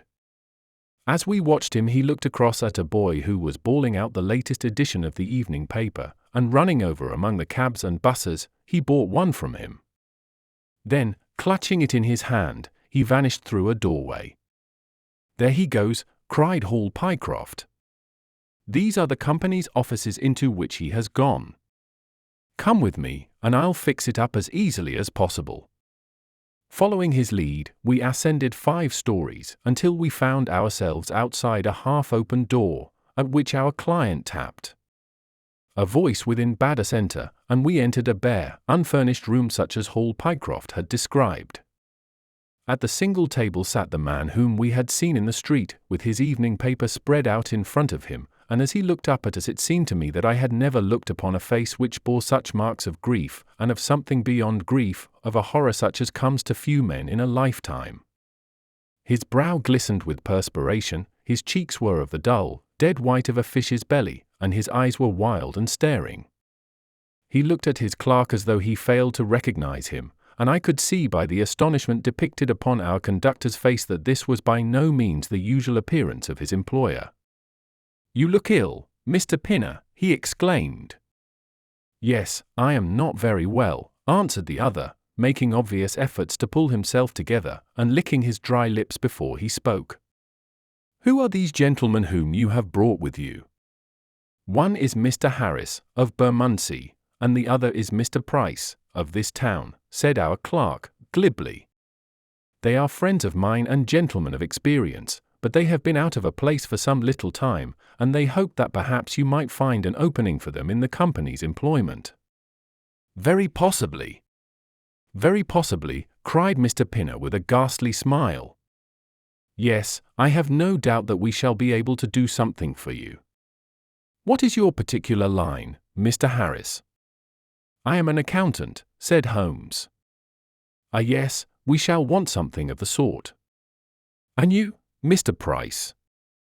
"A clerk," said I. "I have every hope that the company may accommodate you. I will let you know about it as soon as we come to any conclusion. And now I beg that you will go. For God's sake, leave me to myself." These last words were shot out of him, as though the constraint which he was evidently setting upon himself had suddenly and utterly burst asunder. Holmes and I glanced at each other, and Hall Pycroft took a step towards the table. "You forget, Mr. Pinner, that I am here by appointment to receive some directions from you," said he. "Certainly, Mr. Pycroft, certainly," the other resumed in a calmer tone. "You may wait here a moment, and there is no reason why your friends should not wait with you. I will be entirely at your service in 3 minutes, if I might trespass upon your patience so far." He rose with a very courteous air, and, bowing to us, he passed out through a door at the farther end of the room, which he closed behind him. "What now?" whispered Holmes. "Is he giving us the slip?" "Impossible," answered Pycroft. "Why so?" "That door leads into an inner room." "There is no exit?" "None." "Is it furnished?" "It was empty yesterday." "Then what on earth can he be doing?" "There is something which I don't understand in this manner. If ever a man was 3 parts mad with terror, that man's name is Pinner. What can have put the shivers on him?" "He suspects that we are detectives," I suggested. "That's it," cried Pycroft. Holmes shook his head. He did not turn pale. "He was pale when we entered the room," said he. It is just possible that his words were interrupted by a sharp rat-tat from the direction of the inner door. "What the deuce is he knocking at his own door for?" cried the clerk. Again and much louder came the rat-tat-tat. We all gazed expectantly at the closed door. Glancing at Holmes, I saw his face turn rigid, and he leaned forward in intense excitement. Then suddenly came a low gargling sound, and a brisk drumming upon woodwork. Holmes sprang frantically across the room and pushed at the door. It was fastened on the inner side. Following his example, we threw ourselves upon it with all our weight. One hinge snapped, then the other, and down came the door with a crash. Rushing over it, we found ourselves in the inner room. It was empty. But it was only for a moment that we were at fault. At one corner, the corner nearest the room which we had left, there was a second door. Holmes sprang to it and pulled it open. A coat and waistcoat were lying on the floor, and from a hook behind the door, with his own braces round his neck, was hanging the managing director of the Franco-Midland Hardware Company.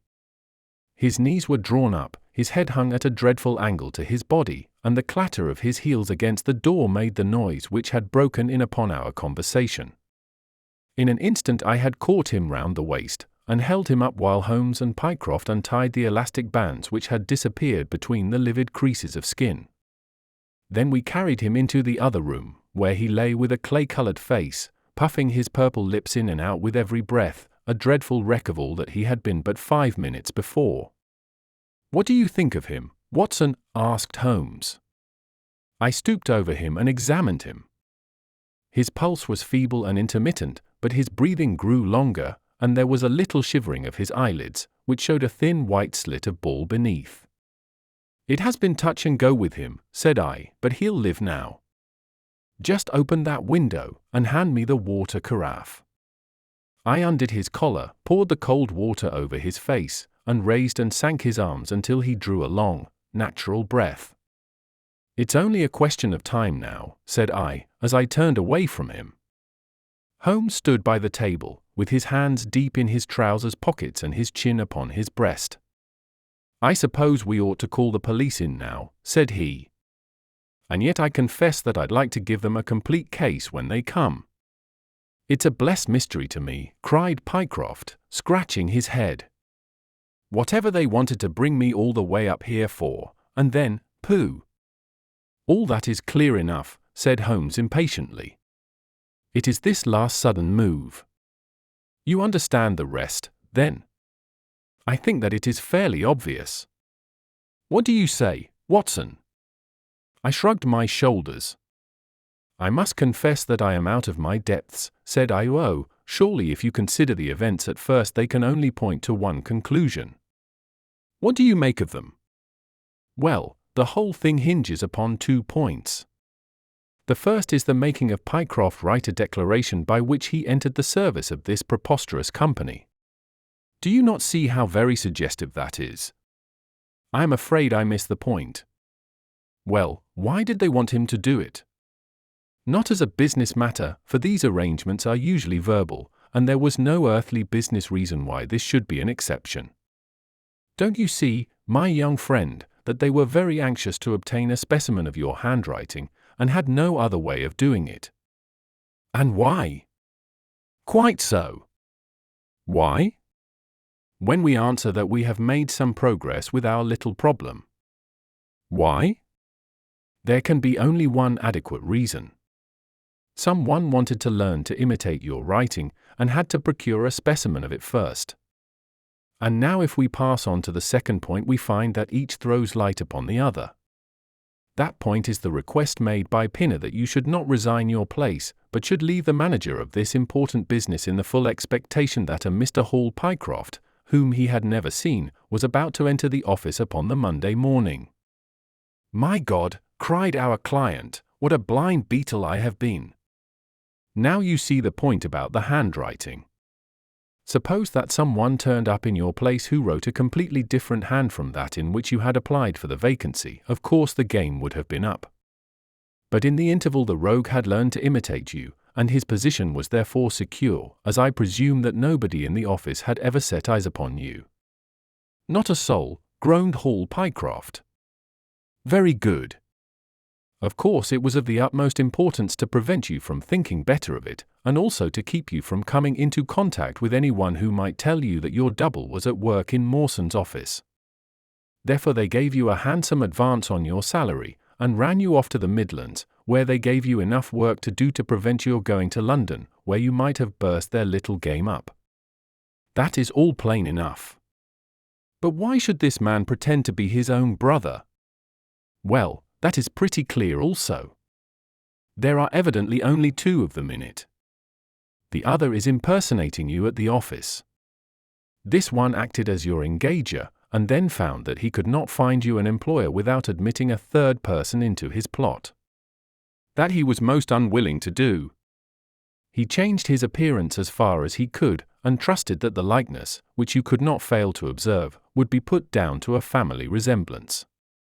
But for the happy chance of the gold stuffing, your suspicions would probably never have been aroused." Hall Pycroft shook his clenched hands in the air. "Good Lord," he cried, "while I have been fooled in this way, what has this other Hall Pycroft been doing at Mawson's? What should we do, Mr. Holmes? Tell me what to do." "We must wire to Mawson's. They shut at 12 on Saturdays." "Never mind. There may be some doorkeeper or attendant. Ah yes, they keep a permanent guard there on account of the value of the securities that they hold." I remember hearing it talked of in the city. Very good, we shall wire to him, and see if all is well, and if a clerk of your name is working there.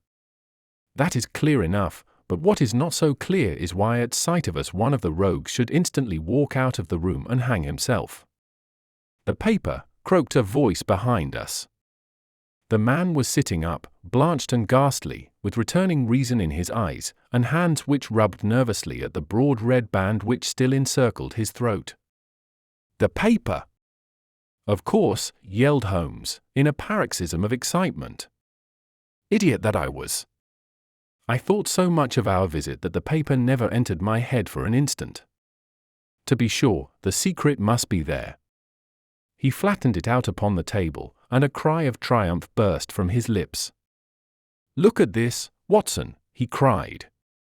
It is a London paper, an early edition of the Evening Standard. Here is what we want. Look at the headlines: Crime in the City. Murder at Mawson and Williams. Gigantic attempted robbery. Capture of the criminal. Here, Watson, we are all equally anxious to hear it, so kindly read it aloud to us. It appeared from its position in the paper to have been the one event of importance in town, and the account of it ran in this way: a desperate attempt at robbery, culminating in the death of one man and the capture of the criminal, occurred this afternoon in the city. For some time back Mawson and Williams, the famous financial house, have been the guardians of securities which amount in the aggregate to a sum of considerably over £1 million.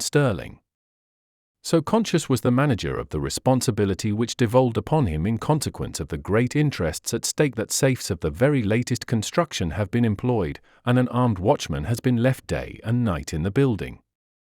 It appears that last week a new clerk named Hall Pycroft was engaged by the firm. This person appears to have been none other than Beddington, the famous forger and cracksman, who, with his brother, had only recently emerged from a 5-year spell of penal servitude. By some means, which are not yet clear, he succeeded in winning, under a false name, this official position in the office, which he utilized in order to obtain molding of various locks, and a thorough knowledge of the position of the strong room and the safes. It is customary at Mawson's for the clerks to leave at midday on Saturday. Sergeant Touzon, of the City Police, was somewhat surprised, therefore, to see a gentleman with a carpet bag come down the steps at 1:20 His suspicions being aroused, the sergeant followed the man, and with the aid of Constable Pollock succeeded, after a most desperate resistance, in arresting him. It was at once clear that a daring and gigantic robbery had been committed. Nearly £100,000 worth of American railway bonds, with a large amount of scrip in other mines and companies, was discovered in the bag. On examining the premises, the body of the unfortunate watchman was found doubled up and thrust into the largest of the safes, where it would not have been discovered until Monday morning had it not been for the prompt action of Sergeant Touzon. The man's skull had been shattered by a blow from a poker delivered from behind. There could be no doubt that Beddington had obtained entrance by pretending that he had left something behind him, and having murdered the watchman, rapidly rifled the large safe, and then made off with his booty. His brother, who usually works with him, has not appeared in this job as far as can at present be ascertained, although the police are making energetic inquiries as to his whereabouts. Well, we may save the police some little trouble in that direction, said Holmes, glancing at the haggard figure huddled up by the window. Human nature is a strange mixture, Watson.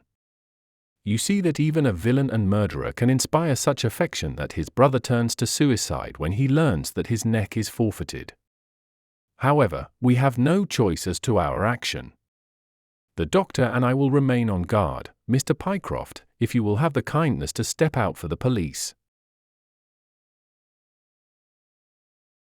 5. The Gloria Scott. I have some papers here, said my friend Sherlock Holmes, as we sat one winter's night on either side of the fire, which I really think, Watson, that it would be worth your while to glance over. These are the documents in the extraordinary case of the Gloria Scott, and this is the message which struck Justice of the Peace Trevor dead with horror when he read it. He had picked from a drawer a little tarnished cylinder, and, undoing the tape, he handed me a short note scrawled upon a half-sheet of slate-grey paper. The supply of game for London is going steadily up, it ran. Headkeeper Hudson, we believe, has been now told to receive all orders for flypaper and for preservation of your hen pheasant's life. As I glanced up from reading this enigmatical message, I saw Holmes chuckling at the expression upon my face. "You look a little bewildered," said he. "I cannot see how such a message as this could inspire horror. It seems to me to be rather grotesque than otherwise." "Very likely. Yet the fact remains that the reader, who was a fine, robust old man, was knocked clean down by it as if it had been the butt end of a pistol." "You arouse my curiosity," said I, "but why did you say just now that there were very particular reasons why I should study this case?" "Because it was the first in which I was ever engaged. I had often endeavored to elicit from my companion what had first turned his mind in the direction of criminal research, but had never caught him before in a communicative humor. Now he sat forward in this armchair and spread out the documents upon his knees. Then he lit his pipe and sat for some time smoking and turning them over. "You never heard me talk of Victor Trevor?" he asked. "He was the only friend I made during the 2 years I was at college. I was never a very sociable fellow, Watson, always rather fond of moping in my rooms and working out my own little methods of thought, so that I never mixed much with the men of my year. Bar fencing and boxing I had few athletic tastes, and then my line of study was quite distinct from that of the other fellows, so that we had no points of contact at all. Trevor was the only man I knew, and that only through the accident of his bull terrier freezing onto my ankle one morning as I went down to chapel. It was a prosaic way of forming a friendship, but it was effective. I was laid by the heels for 10 days, but Trevor used to come in to inquire after me. At first it was only a minute's chat, but soon his visits lengthened, and before the end of the term we were close friends. He was a hearty, full-blooded fellow, full of spirits and energy, the very opposite to me in most respects, but we had some subjects in common, and it was a bond of union when I found that he was as friendless as I. Finally, he invited me down to his father's place at Donnithorpe, in Norfolk, and I accepted his hospitality for a month of the long vacation. Old Trevor was evidently a man of some wealth and consideration, a J.P. and a landed proprietor. Donnithorpe is a little hamlet just to the north of Langmere, in the country of the Broads. The house was an old-fashioned, widespread, oak-beamed brick building, with a fine lime-lined avenue leading up to it. There was excellent wild duck shooting in the fens, remarkably good fishing, a small but select library, taken over, as I understood, from a former occupant, and a tolerable cook, so that he would be a fastidious man who could not put in a pleasant month there. Trevor Senior was a widower, and my friend his only son. There had been a daughter, I heard, but she had died of diphtheria while on a visit to Birmingham. The father interested me extremely. He was a man of little culture, but with a considerable amount of rude strength, both physically and mentally. He knew hardly any books, but he had travelled far, had seen much of the world, and had remembered all that he had learned. In person he was a thick-set, burly man with a shock of grizzled hair, a brown, weather-beaten face, and blue eyes which were keen to the verge of fierceness. Yet he had a reputation for kindness and charity on the countryside, and was noted for the leniency of his sentences from the bench. One evening, shortly after my arrival, we were sitting over a glass of port after dinner, when young Trevor began to talk about those habits of observation and inference which I had already formed into a system, although I had not yet appreciated the part which they were to play in my life. The old man evidently thought that his son was exaggerating in his description of 1 or 2 trivial feats which I had performed. "Come, now, Mr. Holmes," said he, laughing good-humouredly. "I'm an excellent subject, if you can deduce anything from me." "I fear there is not very much," I answered. "I might suggest that you have gone about in fear of some personal attack within the last 12 months. The laugh faded from his lips, and he stared at me in great surprise. "Well, that's true enough," said he. "You know, Victor," turning to his son, "when we broke up that poaching gang, they swore to knife us, and Sir Edward Holly has actually been attacked. I've always been on my guard since then, though I have no idea how you know it." You have a very handsome stick, I answered. By the inscription I observed that you had not had it more than a year. But you have taken some pains to bore the head of it and pour melted lead into the hole so as to make it a formidable weapon. I argued that you would not take such precautions unless you had some danger to fear. Anything else? He asked, smiling. You have boxed a good deal in your youth. Right again. How did you know it? Is my nose knocked a little out of the straight? No, said I, it is your ears. They have the peculiar flattening and thickening which marks the boxing man. Anything else? You have done a good deal of digging by your callosities. Made all my money at the gold fields. You have been in New Zealand. Right again. You have visited Japan. Quite true. And you have been most intimately associated with some one whose initials were J.A., and whom you afterwards were eager to entirely forget. Mr. Trevor stood slowly up, fixed his large blue eyes upon me with a strange wild stare, and then pitched forward, with his face among the nutshells which strewed the cloth, in a dead faint. You can imagine, Watson, how shocked both his son and I were. His attack did not last long, however, for when we undid his collar, and sprinkled the water from one of the finger-glasses over his face, he gave a gasp or two and sat up. Ah, boys, said he, forcing a smile, I hope I haven't frightened you. Strong as I look, there is a weak place in my heart, and it does not take much to knock me over.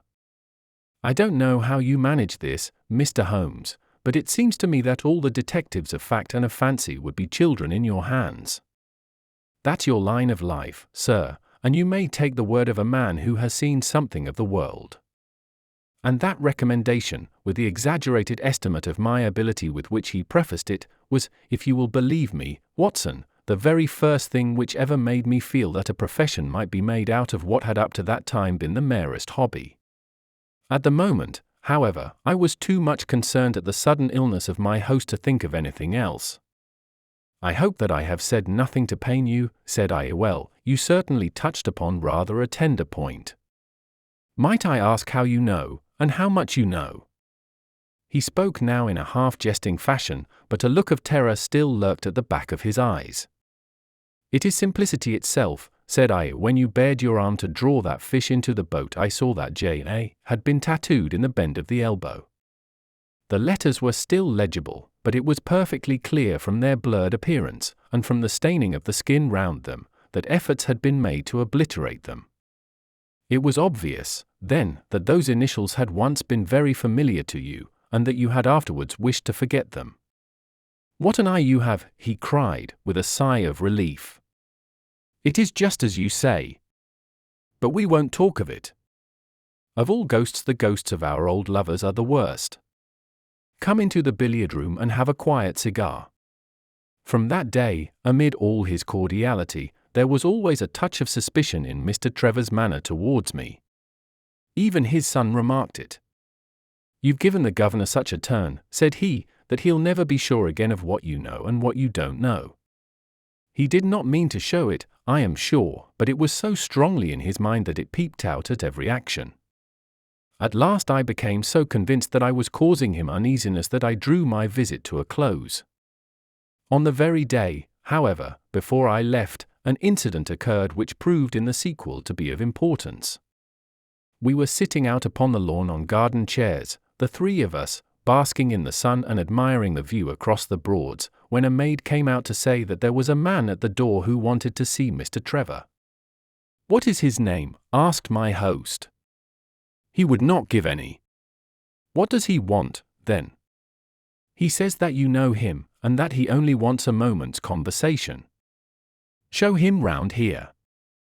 An instant afterwards there appeared a little wizened fellow with a cringing manner and a shambling style of walking. He wore an open jacket, with a splotch of tar on the sleeve, a red and black check shirt, dungaree trousers, and heavy boots badly worn.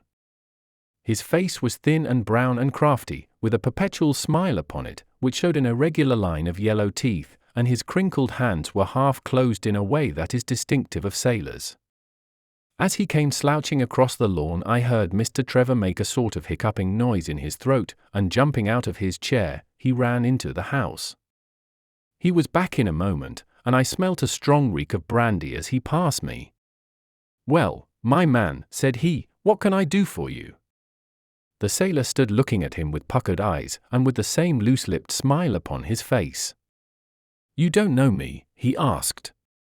"Why, dear me, it is surely Hudson," said Mr. Trevor in a tone of surprise. "Hudson it is, sir," said the seaman. "Why, it's 30 year and more since I saw you last. Here you are in your house, and me still picking my salt meat out of the harness cask." "Tut, you will find that I have not forgotten old times," cried Mr. Trevor, and, walking towards the sailor, he said something in a low voice. "Go into the kitchen," he continued out loud, "and you will get food and drink. I have no doubt that I shall find you a situation." "Thank you, sir," said the seaman, touching his forelock. "I'm just off a 2 year in an 8-knot tramp, short-handed at that, and I want a rest. I thought I'd get it either with Mr. Beddoes or with you." "Ah," cried Trevor. "You know where Mr. Beddoes is?" "Bless you, sir, I know where all my old friends are," said the fellow with a sinister smile, and he slouched off after the maid to the kitchen. Mr. Trevor mumbled something to us about having been shipmate with the man when he was going back to the diggings, and then, leaving us on the lawn, he went indoors. An hour later, when we entered the house, we found him stretched dead drunk upon the dining-room sofa. The whole incident left a most ugly impression upon my mind, and I was not sorry next day to leave Donnithorpe behind me, for I felt that my presence must be a source of embarrassment to my friend. All this occurred during the first month of the long vacation. I went up to my London rooms, where I spent 7 weeks working out a few experiments in organic chemistry. One day, however, when the autumn was far advanced and the vacation drawing to a close, I received a telegram from my friend imploring me to return to Donnithorpe, and saying that he was in great need of my advice and assistance. Of course I dropped everything and set out for the north once more. He met me with a dog-cart at the station, and I saw at a glance that the last 2 months had been very trying ones for him. He had grown thin and careworn, and had lost the loud, cheery manner for which he had been remarkable. "The governor is dying," were the first words he said. "Impossible!" I cried. "What is the matter?" "Apoplexy. Nervous shock, he's been on the verge all day. I doubt if we shall find him alive." I was, as you may think, Watson, horrified at this unexpected news. "What has caused it?" I asked. "Ah, that is the point. Jump in and we can talk it over while we drive. You remember that fellow who came upon the evening before you left us?" "Perfectly." "Do you know who it was that we let into the house that day?" "I have no idea." "It was the devil, Holmes," he cried. I stared at him in astonishment. Yes, it was the devil himself. We have not had a peaceful hour since, not one. The governor has never held up his head from that evening, and now the life has been crushed out of him and his heart broken, all through this accursed Hudson. What power had he, then? Ah, that is what I would give so much to know. The kindly, charitable, good old governor, how could he have fallen into the clutches of such a ruffian? But I am so glad that you have come, Holmes. I trust very much to your judgment and discretion, and I know that you will advise me for the best. We were dashing along the smooth white country road, with the long stretch of the Broads in front of us glimmering in the red light of the setting sun. From a grove upon our left I could already see the high chimneys and the flagstaff which marked the squire's dwelling. "My father made the fellow gardener," said my companion, and then, as that did not satisfy him, he was promoted to be butler. The house seemed to be at his mercy, and he wandered about and did what he chose in it. The maids complained of his drunken habits and his vile language. The dad raised their wages all round to recompense them for the annoyance.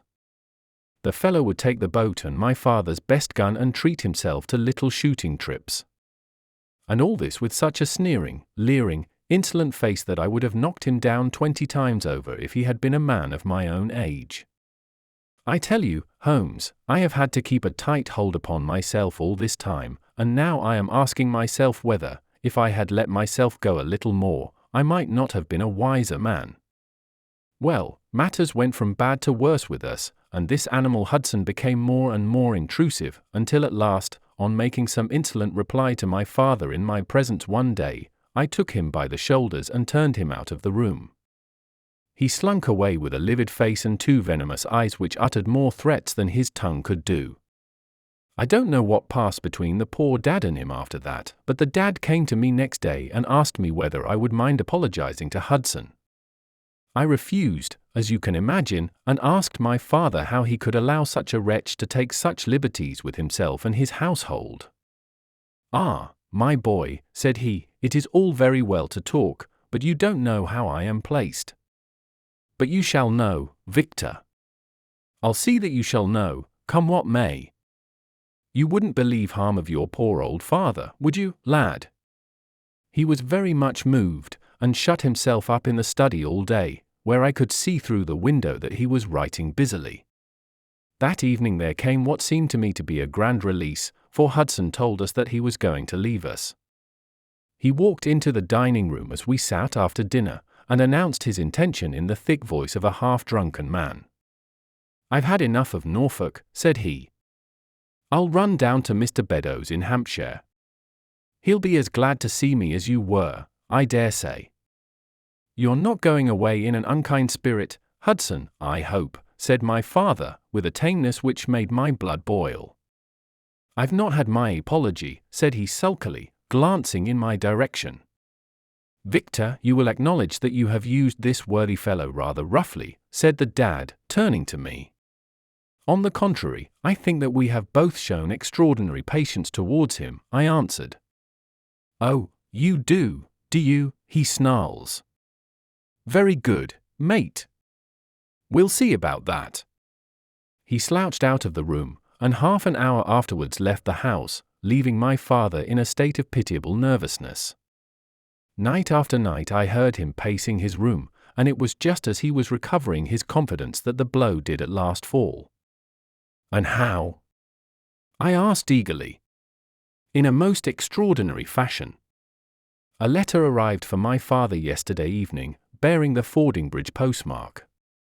My father read it, clapped both his hands to his head, and began running round the room in little circles like a man who has been driven out of his senses. When I at last drew him down onto the sofa, his mouth and eyelids were all puckered on one side, and I saw that he had a stroke. Dr. Fordham came over at once. We put him to bed, but the paralysis has spread, he has shown no sign of returning consciousness, and I think that we shall hardly find him alive." "You horrify me, Trevor!" I cried. What then could have been in this letter to cause so dreadful a result? Nothing. There lies the inexplicable part of it. The message was absurd and trivial. "Ah, my God, it is as I feared." As he spoke we came round the curve of the avenue, and saw in the fading light that every blind in the house had been drawn down. As we dashed up to the door, my friend's face convulsed with grief, a gentleman in black emerged from it. "When did it happen, Doctor?" asked Trevor. "Almost immediately after you left." "Did he recover consciousness?" "For an instant before the end." "Any message for me?" "Only that the papers were in the back drawer of the Japanese cabinet." My friend ascended with the doctor to the chamber of death, while I remained in the study, turning the whole matter over and over in my head, and feeling as sombre as ever I had done in my life.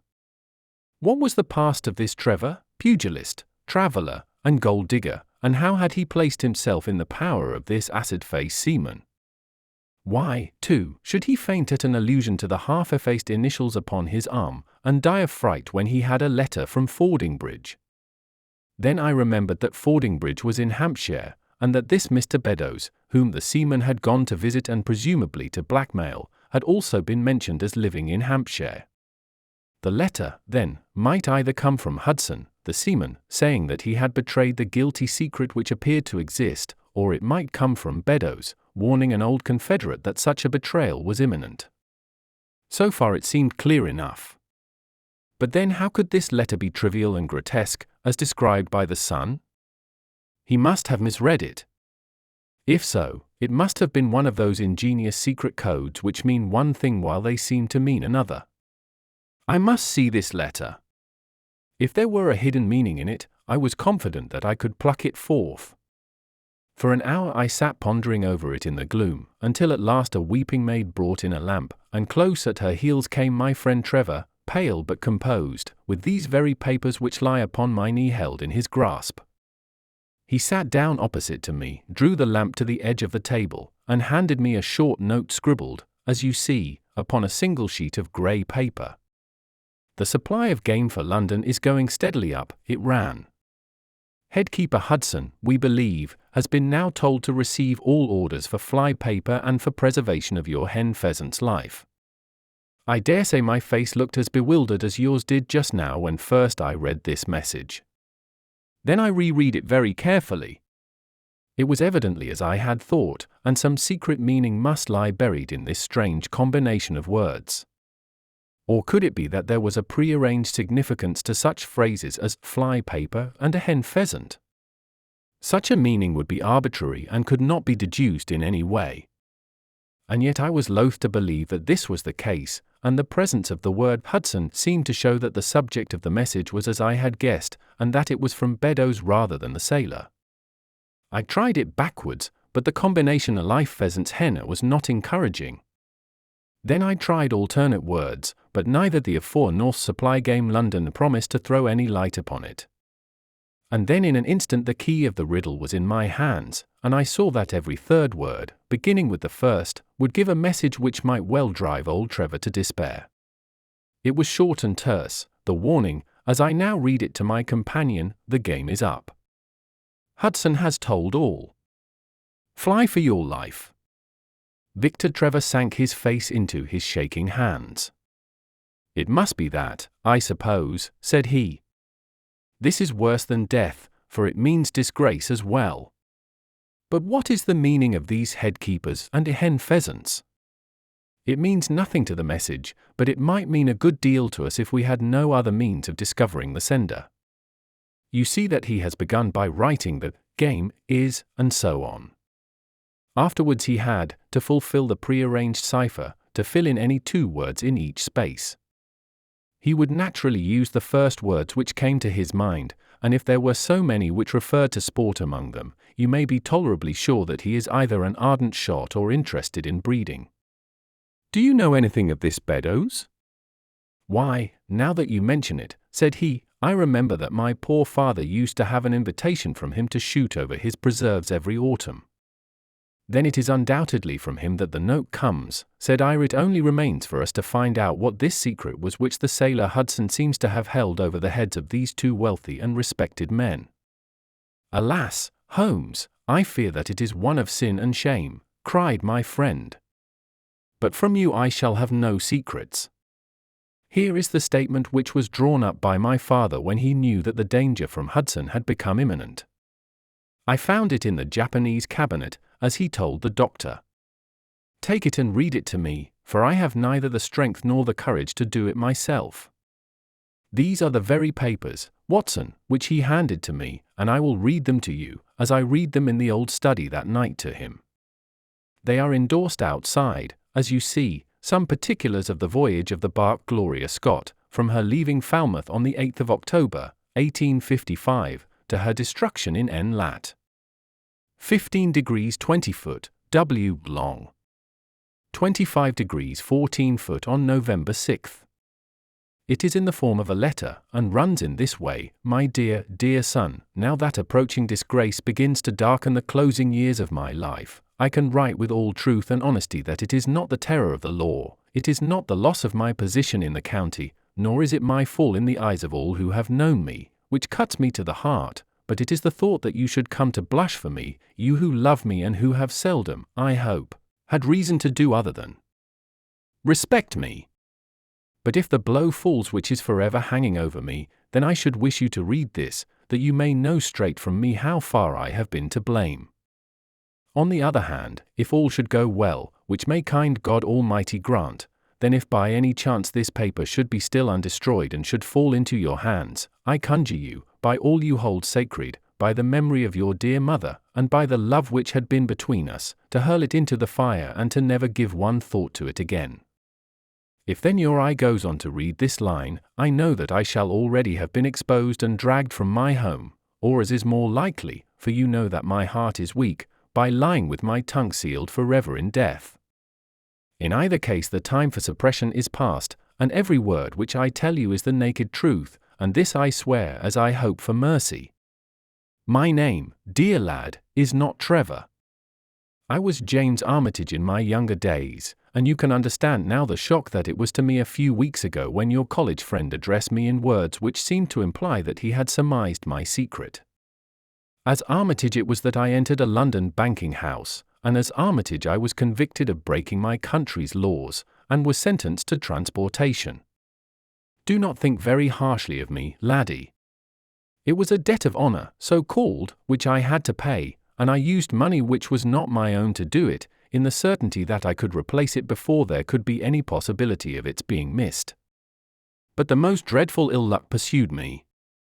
The money which I had reckoned upon never came to hand, and a premature examination of accounts exposed my deficit. The case might have been dealt leniently with, but the laws were more harshly administered 30 years ago than now, and on my 23rd birthday I found myself chained as a felon with 37 other convicts in atween decks of the bark Gloria Scott, bound for Australia.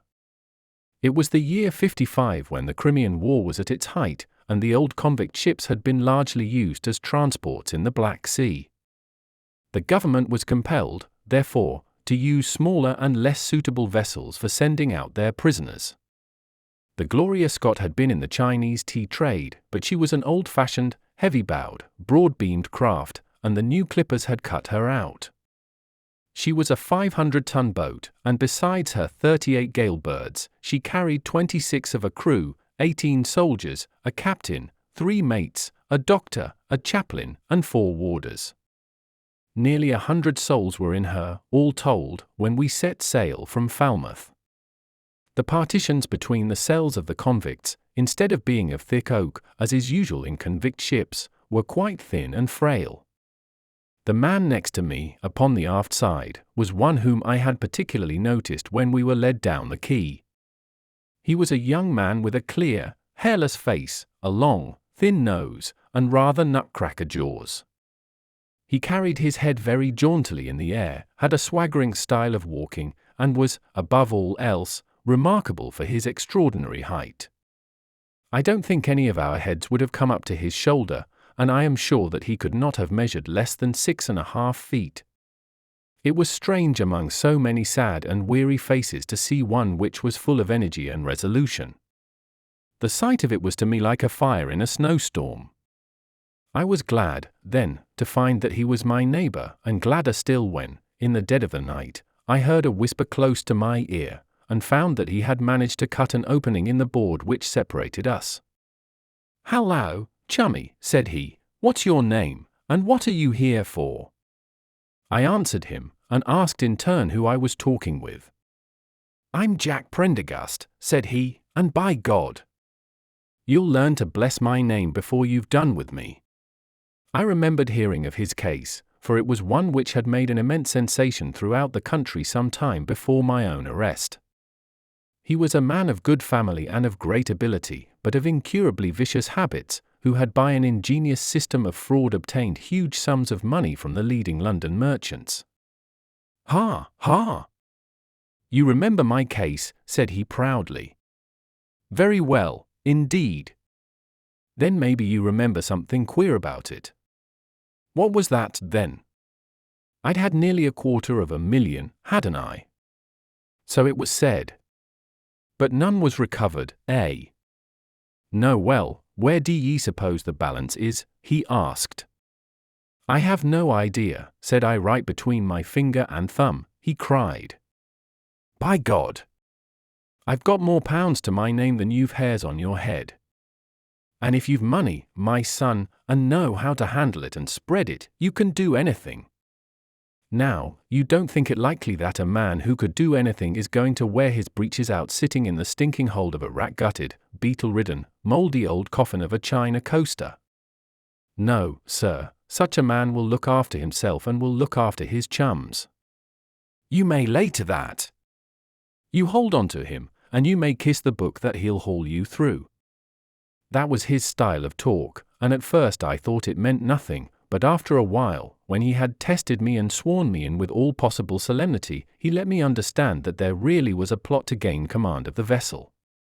A dozen of the prisoners had hatched it before they came aboard. Prendergast was the leader, and his money was the motive power. I'd a partner, said he, a rare good man, as true as a stock to a barrel. He's got the dibs, he has, and where do you think he is at this moment? Why, he's the chaplain of this ship, the chaplain, no less. He came aboard with a black coat, and his papers right, and money enough in his box to buy the thing right up from keel to main truck. The crew are his body and soul. He could buy M at so much a gross with a cash discount, and he did it before ever they signed on. He's got 2 of the warders and Mercer, the second mate, and he'd get the captain himself, if he thought him worth it. What are we to do, then? I asked. What do you think? Said he. We'll make the coats of some of these soldiers redder than ever the tailor did. But they are armed, said I, and so shall we be, my boy. There's a brace of pistols for every mother's son of us, and if we can't carry this ship, with the crew at our back, it's time we were all sent to a young Mrs. boarding school. You speak to your mate upon the left tonight, and see if he is to be trusted. I did so, and found my other neighbour to be a young fellow in much the same position as myself, whose crime had been forgery. His name was Evans, but he afterwards changed it, like myself, and he is now a rich and prosperous man in the south of England. He was ready enough to join the conspiracy, as the only means of saving ourselves, and before we had crossed the bay there were only 2 of the prisoners who were not in the secret. One of these was of weak mind, and we did not dare to trust him, and the other was suffering from jaundice, and could not be of any use to us. From the beginning there was really nothing to prevent us from taking possession of the ship. The crew were a set of ruffians, specially picked for the job. The sham chaplain came into our cells to exhort us, carrying a black bag, supposed to be full of tracts, and so often did he come that by the 3rd day we had each stowed away at the foot of our beds a file, a brace of pistols, a pound of powder, and 20 slugs. 2 of the warders were agents of Prendergast, and the second mate was his right-hand man. The captain, the 2 mates, 2 warders, Lieutenant Martin, his 18 soldiers, and the doctor were all that we had against us. Yet, safe as it was, we determined to neglect no precaution, and to make our attack suddenly by night. It came, however, more quickly than we expected, and in this way. One evening, about the 3rd week after our start, the doctor had come down to see one of the prisoners who was ill, and putting his hand down on the bottom of his bunk he felt the outline of the pistols. If he had been silent he might have blown the whole thing, but he was a nervous little chap, so he gave a cry of surprise and turned so pale that the man knew what was up in an instant and seized him. He was gagged before he could give the alarm, and tied down upon the bed. He had unlocked the door that led to the deck, and we were through it in a rush. The 2 sentries were shot down, and so was a corporal who came running to see what was the matter. There were 2 more soldiers at the door of the stateroom, and their muskets seemed not to be loaded, for they never fired upon us, and they were shot while trying to fix their bayonets. Then we rushed on into the captain's cabin, but as we pushed open the door there was an explosion from within, and there he lay with his brains smeared over the chart of the Atlantic which was pinned upon the table, while the chaplain stood with a smoking pistol in his hand at his elbow. The 2 mates had both been seized by the crew, and the whole business seemed to be settled. The stateroom was next the cabin, and we flocked in there and flopped down on the settees, all speaking together, for we were just mad with the feeling that we were free once more. There were lockers all round, and Wilson, the sham chaplain, knocked one of them in, and pulled out a dozen of brown sherry. We cracked off the necks of the bottles, poured the stuff out into tumblers, and were just tossing them off, when in an instant without warning there came the roar of muskets in our ears, and the saloon was so full of smoke that we could not see across the table. When it cleared again, the place was a shambles. Wilson and 8 others were wriggling on the top of each other on the floor, and the blood and the brown sherry on that table turn me sick now when I think of it. We were so cowed by the sight that I think we should have given the job up if it had not been for Prendergast. He bellowed like a bull and rushed for the door with all that were left alive at his heels. Out we ran, and there on the poop were the lieutenant and 10 of his men. The swing skylights above the saloon table had been a bit open, and they had fired on us through the slit. We got on them before they could load, and they stood to it like men, but we had the upper hand of them, and in 5 minutes it was all over. My God! Was there ever a slaughterhouse like that ship? Prendergast was like a raging devil, and he picked the soldiers up as if they had been children and threw them overboard alive or dead. There was one sergeant that was horribly wounded and yet kept on swimming for a surprising time, until someone in mercy blew out his brains. When the fighting was over, there was no one left of our enemies except just the warders, the mates, and the doctor. It was over them that the great quarrel arose. There were many of us who were glad enough to win back our freedom, and yet who had no wish to have murder on our souls. It was one thing to knock the soldiers over with their muskets in their hands, and it was another to stand by while men were being killed in cold blood. 8 of us, 5 convicts and 3 sailors, said that we would not see it done. But there was no moving Prendergast and those who were with him. Our only chance of safety lay in making a clean job of it, said he, and he would not leave a tongue with power to wag in a witness box. It nearly came to our sharing the fate of the prisoners, but at last he said that if we wished we might take a boat and go. We jumped at the offer, for we were already sick of these bloodthirsty doings, and we saw that there would be worse before it was done.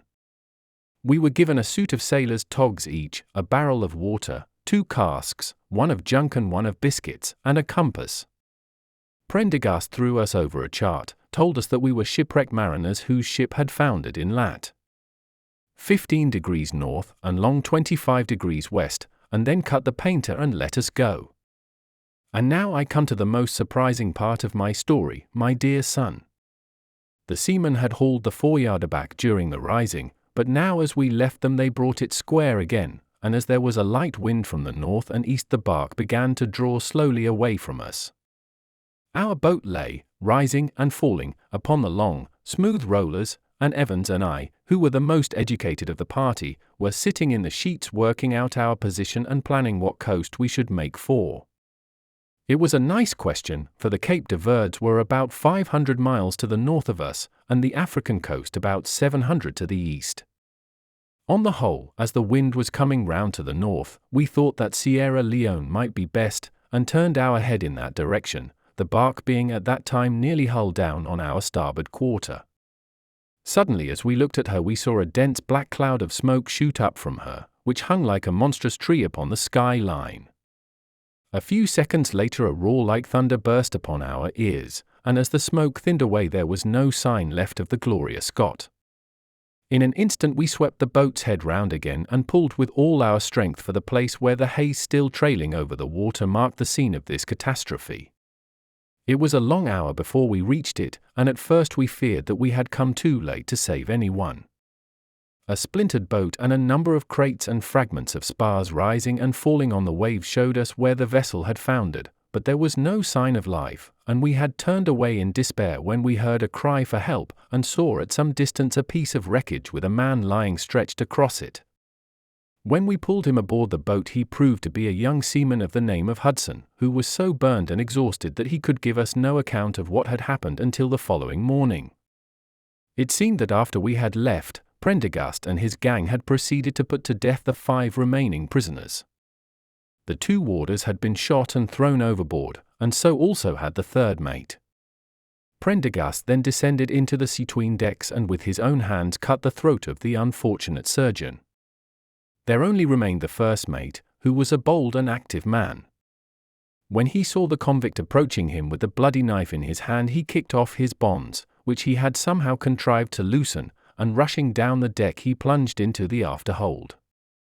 A dozen convicts, who descended with their pistols in search of him, found him with a matchbox in his hand seated beside an open powder barrel, which was one of 100 carried on board, and swearing that he would blow all hands up if he were in any way molested. An instant later the explosion occurred, though Hudson thought it was caused by the misdirected bullet of one of the convicts rather than the mate's match. Be the cause what it may, it was the end of the Gloria Scott and of the rabble who held command of her. Such, in a few words, my dear boy, is the history of this terrible business in which I was involved. Next day we were picked up by the brig Hotspur, bound for Australia, whose captain found no difficulty in believing that we were the survivors of a passenger ship which had foundered. The transport ship Gloria Scott was set down by the Admiralty as being lost at sea, and no word has ever leaked out as to her true fate.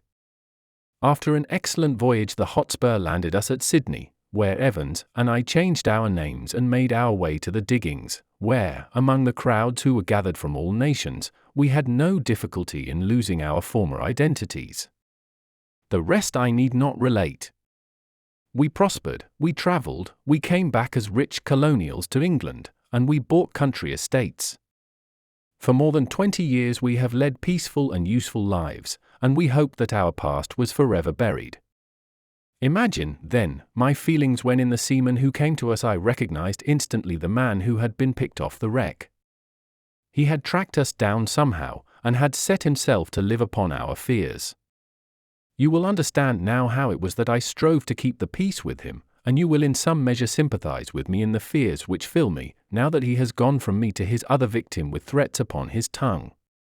Underneath is written in a hand so shaky as to be hardly legible. Beddoes writes in cipher to say H has told all.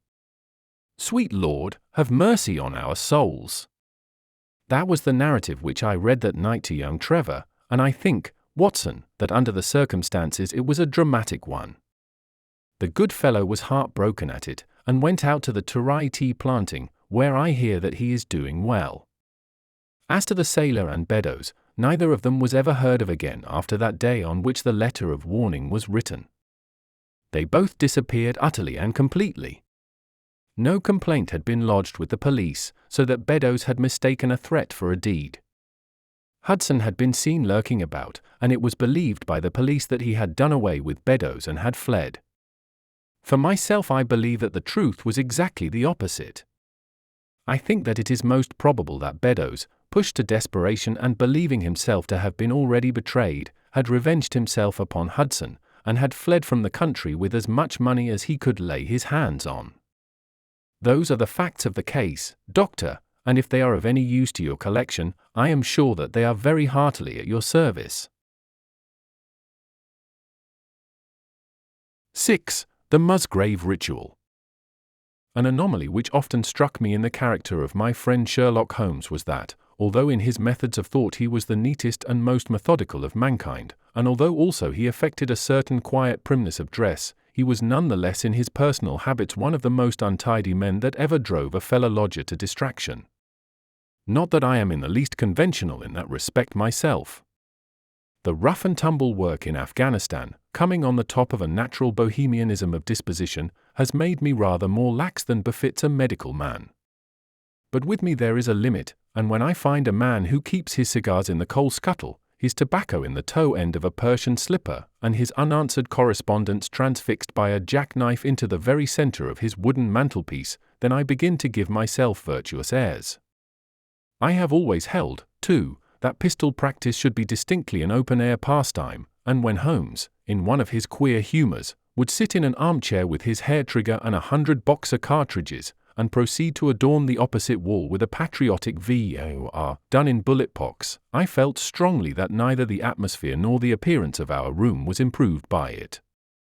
Our chambers were always full of chemicals and of criminal relics which had a way of wandering into unlikely positions, and of turning up in the butter dish or in even less desirable places. But his papers were my great crux. He had a horror of destroying documents, especially those which were connected with his past cases, and yet it was only once in every year or two that he would muster energy to docket and arrange them, for, as I have mentioned somewhere in these incoherent memoirs, The outbursts of passionate energy when he performed the remarkable feats with which his name is associated were followed by reactions of lethargy during which he would lie about with his violin and his books, hardly moving save from the sofa to the table. Thus month after month his papers accumulated, until every corner of the room was stacked with bundles of manuscript which were on no account to be burned, and which could not be put away save by their owner. One winter's night, as we sat together by the fire, I ventured to suggest to him that, as he had finished pasting extracts into his commonplace book, he might employ the next 2 hours in making our room a little more habitable. He could not deny the justice of my request, so with a rather rueful face he went off to his bedroom, from which he returned presently pulling a large tin box behind him. This he placed in the middle of the floor and, squatting down upon a stool in front of it, he threw back the lid. I could see that it was already a third full of bundles of paper tied up with red tape into separate packages. "There are cases enough here, Watson," said he, looking at me with mischievous eyes. "I think that if you knew all that I had in this box you would ask me to pull some out instead of putting others in." "These are the records of your early work, then?" I asked. "I have often wished that I had notes of those cases." "Yes, my boy, these were all done prematurely before my biographer had come to glorify me." He lifted bundle after bundle in a tender, caressing sort of way. "They are not all successes, Watson," said he. "But there are some pretty little problems among them.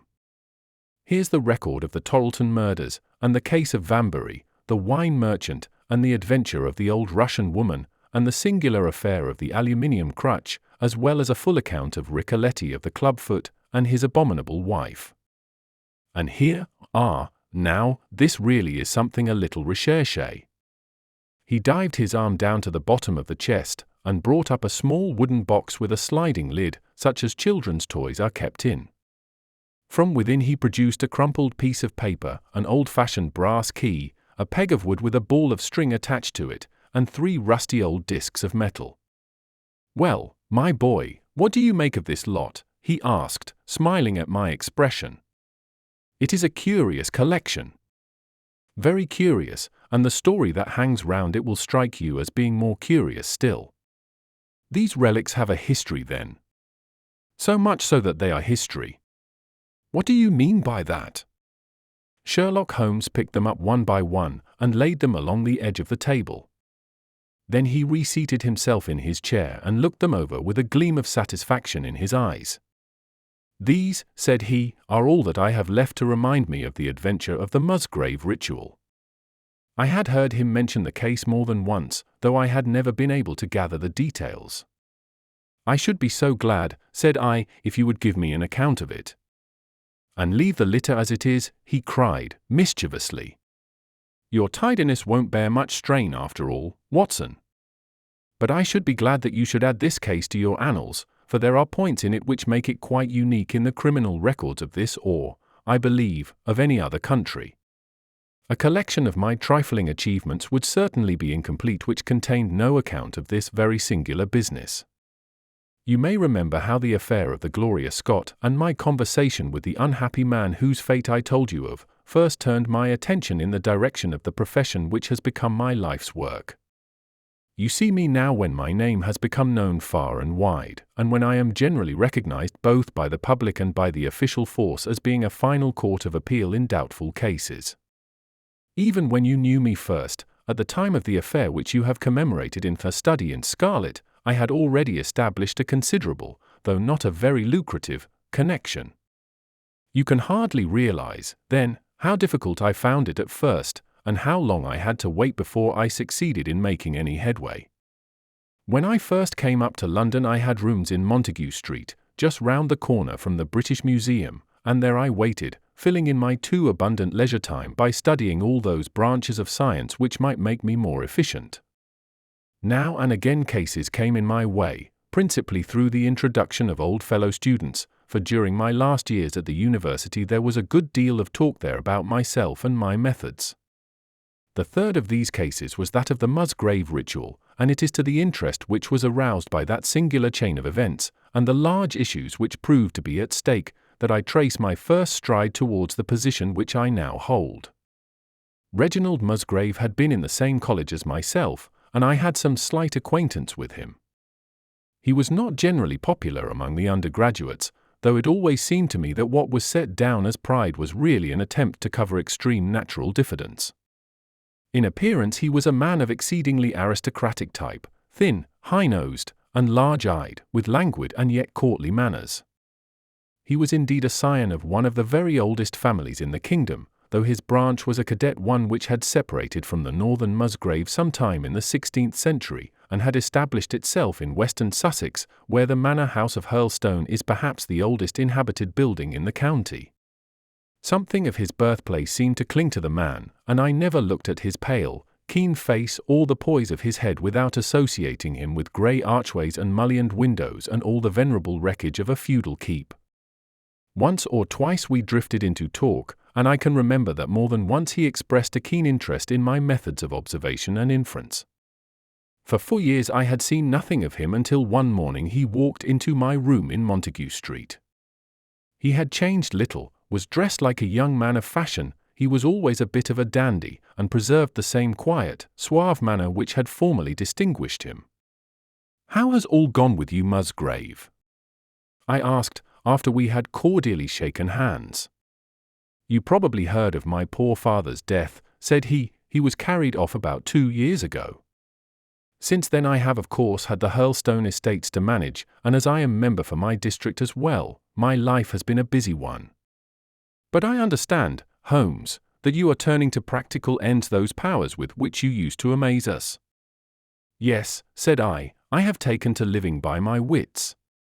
"I am delighted to hear it, for your advice at present would be exceedingly valuable to me. We have had some very strange doings at Hurlstone, and the police have been able to throw no light upon the matter.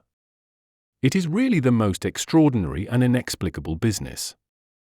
You can imagine with what eagerness I listened to him, Watson, for the very chance for which I had been panting during all those months of inaction seemed to have come within my reach. In my inmost heart I believed that I could succeed where others failed, and now I had the opportunity to test myself.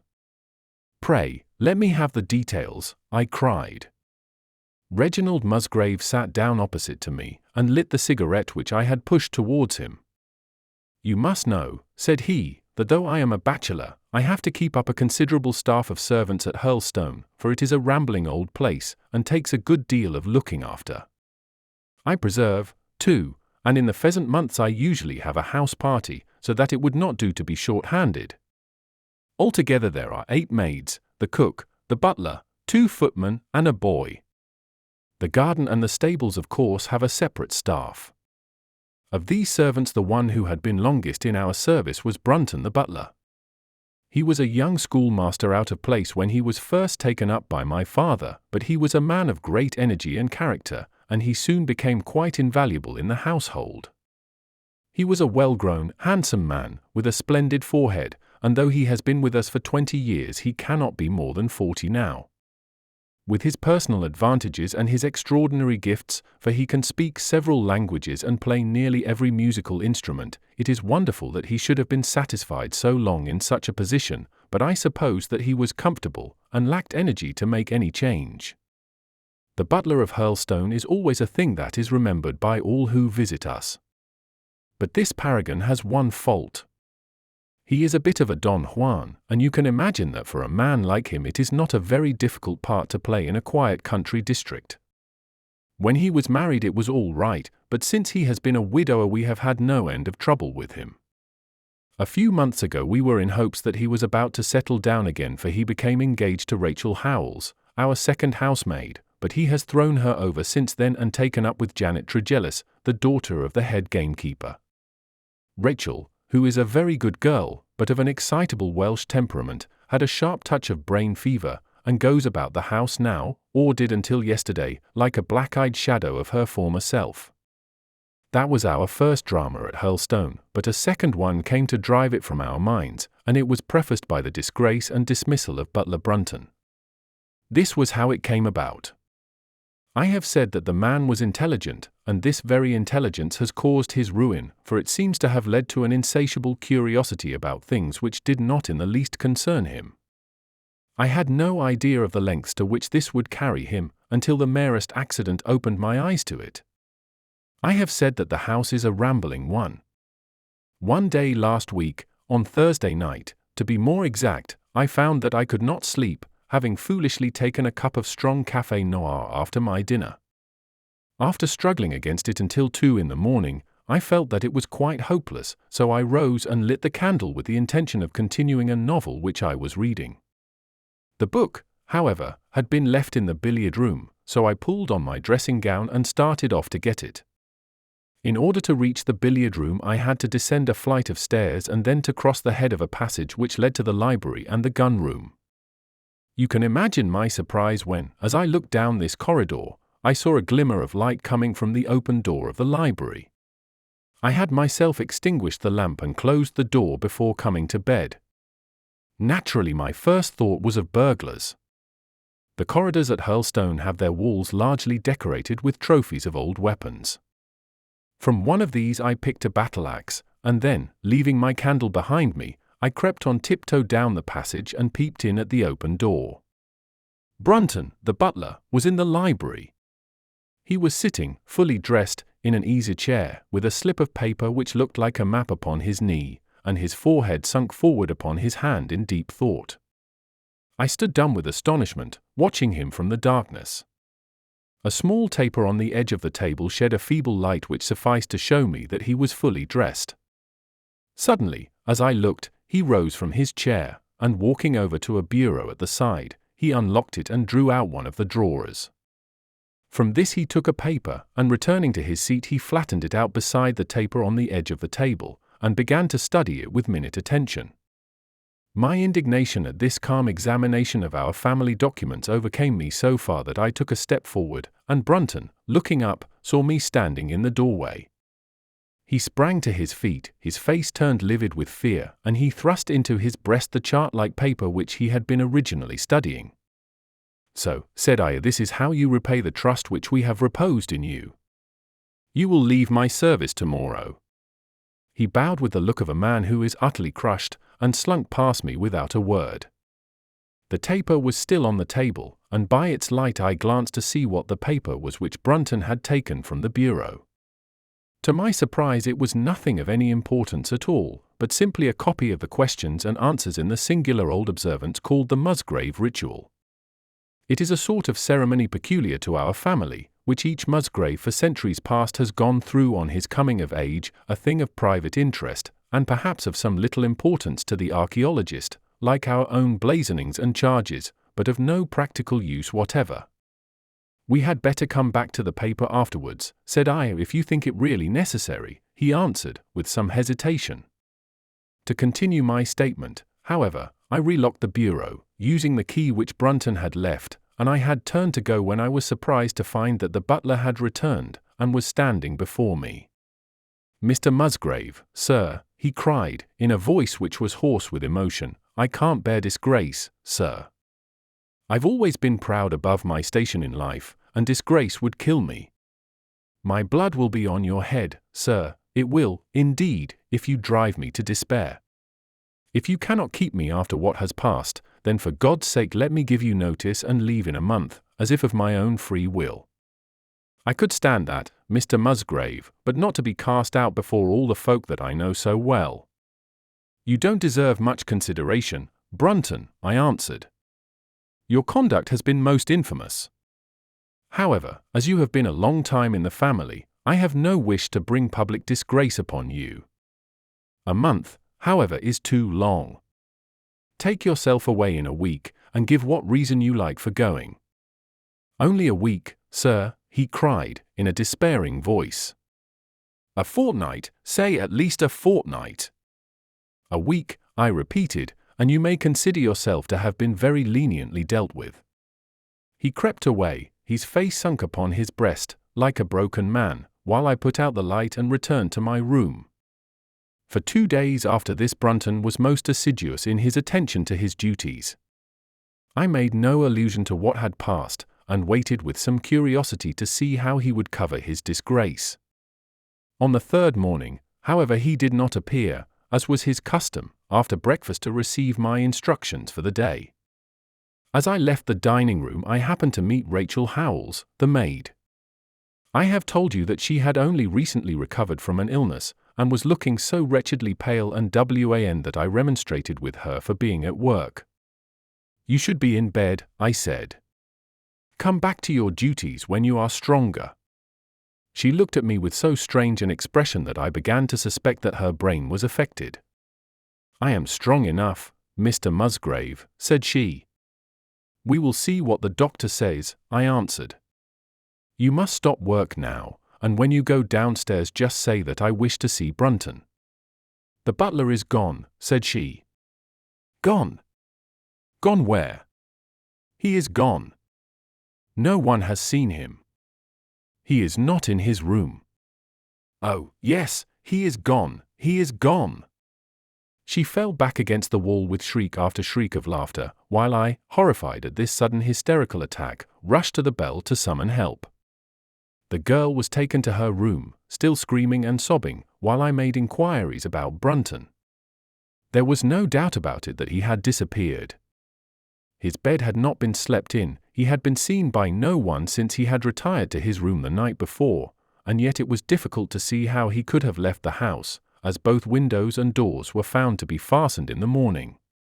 His clothes, his watch, and even his money were in his room, but the black suit which he usually wore was missing.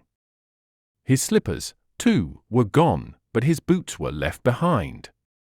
Where then could butler Brunton have gone in the night, and what could have become of him now? Of course we searched the house from cellar to garret, but there was no trace of him. It is, as I have said, a labyrinth of an old house, especially the original wing, which is now practically uninhabited, but we ransacked every room and cellar without discovering the least sign of the missing man. It was incredible to me that he could have gone away leaving all his property behind him, and yet where could he be? I called in the local police, but without success. Rain had fallen on the night before and we examined the lawn and the paths all round the house, but in vain. Matters were in this state when a new development quite drew our attention away from the original mystery. For 2 days Rachel Howells had been so ill, sometimes delirious, sometimes hysterical, that a nurse had been employed to sit up with her at night. On the 3rd night after Brunton's disappearance, the nurse, finding her patient sleeping nicely, had dropped into a nap in the armchair, when she woke in the early morning to find the bed empty, the window open, and no signs of the invalid. I was instantly aroused, and, with the 2 footmen, started off at once in search of the missing girl. It was not difficult to tell the direction which she had taken, for, starting from under her window, we could follow her footmarks easily across the lawn to the edge of the mere, where they vanished close to the gravel path which leads out of the grounds. The lake there is 8 feet deep, and you can imagine our feelings when we saw that the trail of the poor demented girl came to an end at the edge of it.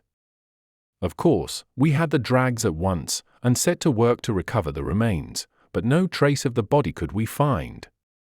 On the other hand, we brought to the surface an object of a most unexpected kind. It was a linen bag which contained within it a mass of old rusted and discolored metal and several dull-colored pieces of pebble or glass. This strange find was all that we could get from the mere, and, although we made every possible search and inquiry yesterday, we know nothing of the fate either of Rachel Howells or of Richard Brunton. The county police are at their wits' end, and I have come up to you as a last resource.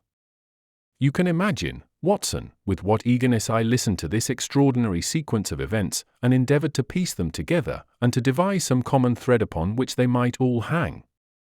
The butler was gone. The maid was gone. The maid had loved the butler, but had afterwards had cause to hate him.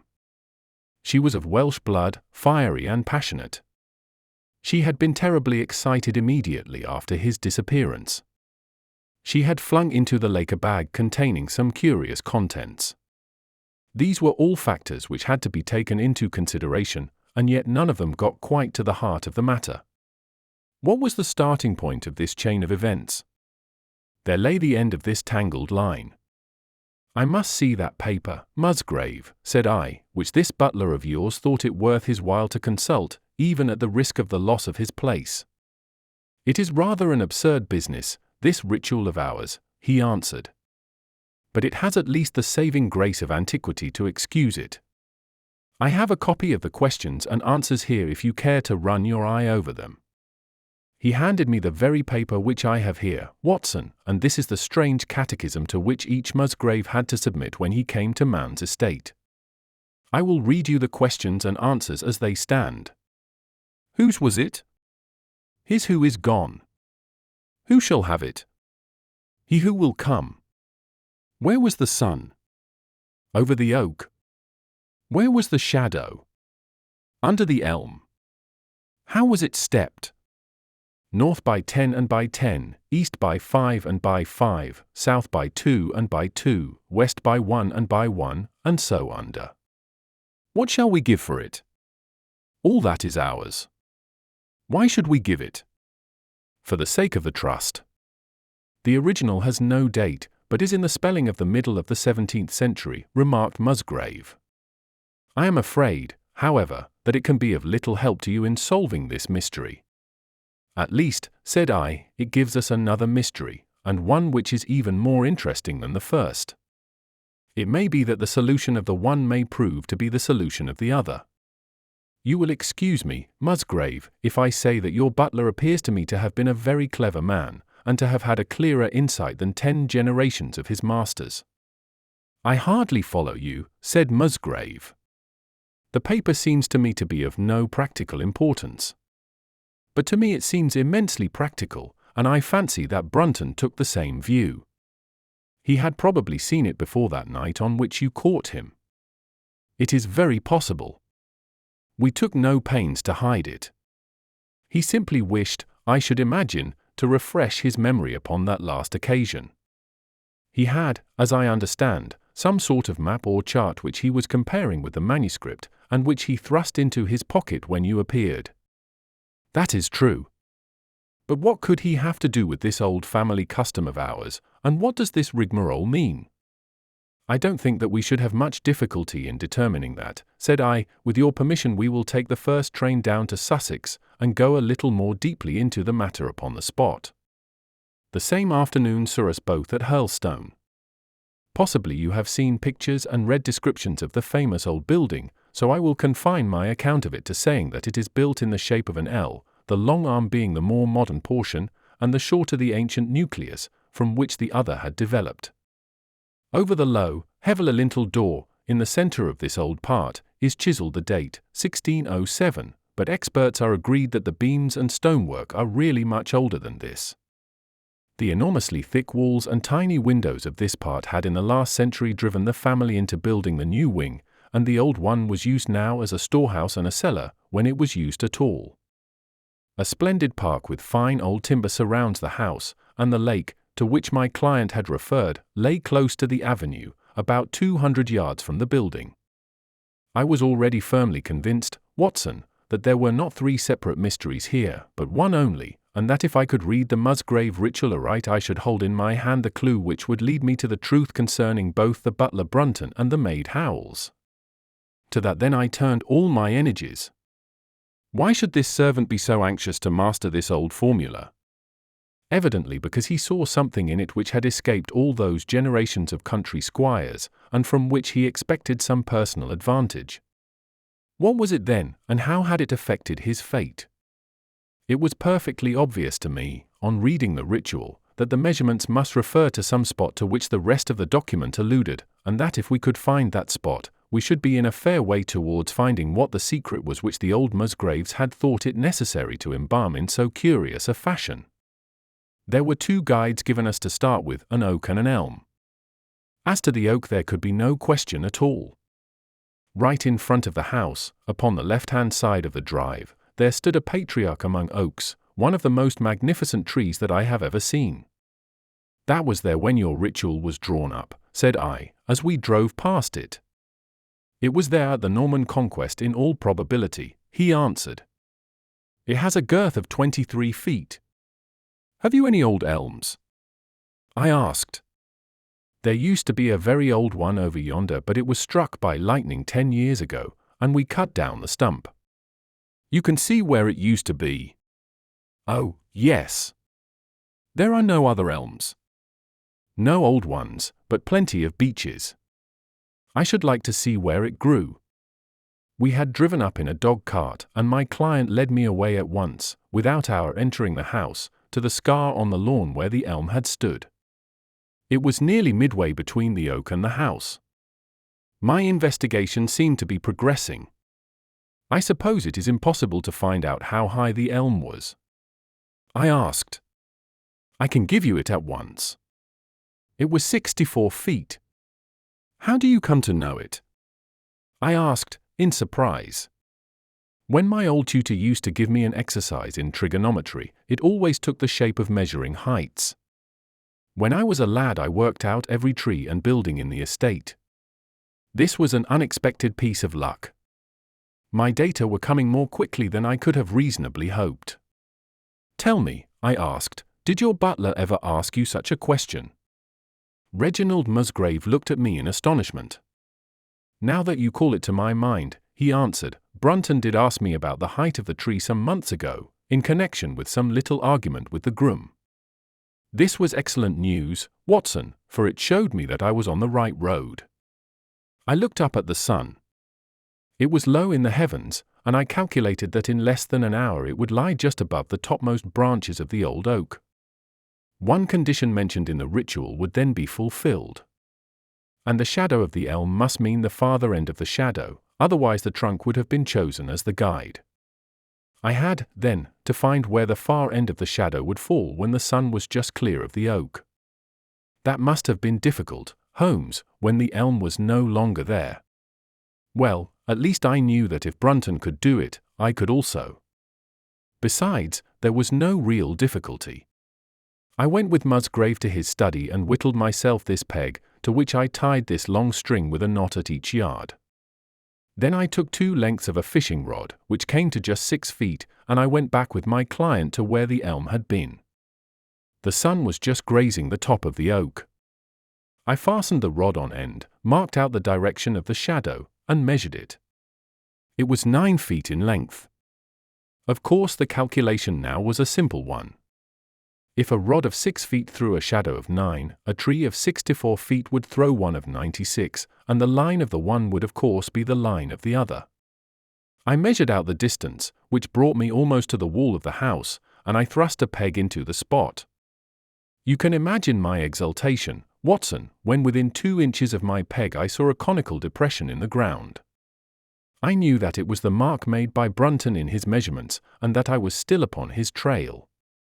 From this starting point I proceeded to step, having first taken the cardinal points by my pocket compass. 10 steps with each foot took me along parallel with the wall of the house, and again I marked my spot with a peg. Then I carefully paced off 5 to the east and 2 to the south. It brought me to the very threshold of the old door. 2 steps to the west meant now that I was to go 2 paces down the stone-flagged passage, and this was the place indicated by the ritual. Never have I felt such a cold chill of disappointment, Watson. For a moment it seemed to me that there must be some radical mistake in my calculations. The setting sun shone full upon the passage floor, and I could see that the old, foot-worn grey stones with which it was paved were firmly cemented together, and had certainly not been moved for many a long year. Brunton had not been at work here. I tapped upon the floor, but it sounded the same all over, and there was no sign of any crack or crevice. But, fortunately, Musgrave, who had begun to appreciate the meaning of my proceedings, and who was now as excited as myself, took out his manuscript to check my calculation. "An under," he cried. "You have omitted the an under." I had thought that it meant that we were to dig, but now, of course, I saw at once that I was wrong. "There is a cellar under this, then?" I cried. "Yes, and as old as the house. Down here, through this door." We went down a winding stone stair, and my companion, striking a match, lit a large lantern which stood on a barrel in the corner. In an instant it was obvious that we had at last come upon the true place, and that we had not been the only people to visit the spot recently. It had been used for the storage of wood, but the billets, which had evidently been littered over the floor, were now piled at the sides, so as to leave a clear space in the middle. In this space lay a large and heavy flagstone with a rusted iron ring in the center to which a thick shepherd's check muffler was attached. "By Jove," cried my client. "That's Brunton's muffler. I have seen it on him, and could swear to it. What has the villain been doing here?" At my suggestion, a couple of the county police were summoned to be present, and I then endeavored to raise the stone by pulling on the cravat. I could only move it slightly, and it was with the aid of one of the constables that I succeeded at last in carrying it to one side. A black hole yawned beneath, into which we all peered, while Musgrave, kneeling at the side, pushed down the lantern. A small chamber about 7 feet deep and 4 feet square lay open to us. At one side of this was a squat, brass-bound wooden box, the lid of which was hinged upwards, with this curious old-fashioned key projecting from the lock. It was furred outside by a thick layer of dust, and damp and worms had eaten through the wood, so that a crop of livid fungi was growing on the inside of it. Several discs of metal, old coins apparently, such as I hold here, were scattered over the bottom of the box, but it contained nothing else. At the moment, however, we had no thought for the old chest, for our eyes were riveted upon that which crouched beside it. It was the figure of a man, clad in a suit of black, who squatted down upon his hams with his forehead sunk upon the edge of the box and his 2 arms thrown out on each side of it. The attitude had drawn all the stagnant blood to the face, and no man could have recognized that distorted liver-colored countenance, but his height, his dress, and his hair were all sufficient to show my client, when we had drawn the body up, that it was indeed his missing butler. He had been dead some days, but there was no wound or bruise upon his person to show how he had met his dreadful end. When his body had been carried from the cellar, we found ourselves still confronted with a problem which was almost as formidable as that with which we had started. I confess that so far, Watson, I had been disappointed in my investigation. I had reckoned upon solving the matter when once I had found the place referred to in the ritual, but now I was there, and was apparently as far as ever from knowing what it was which the family had concealed with such elaborate precautions.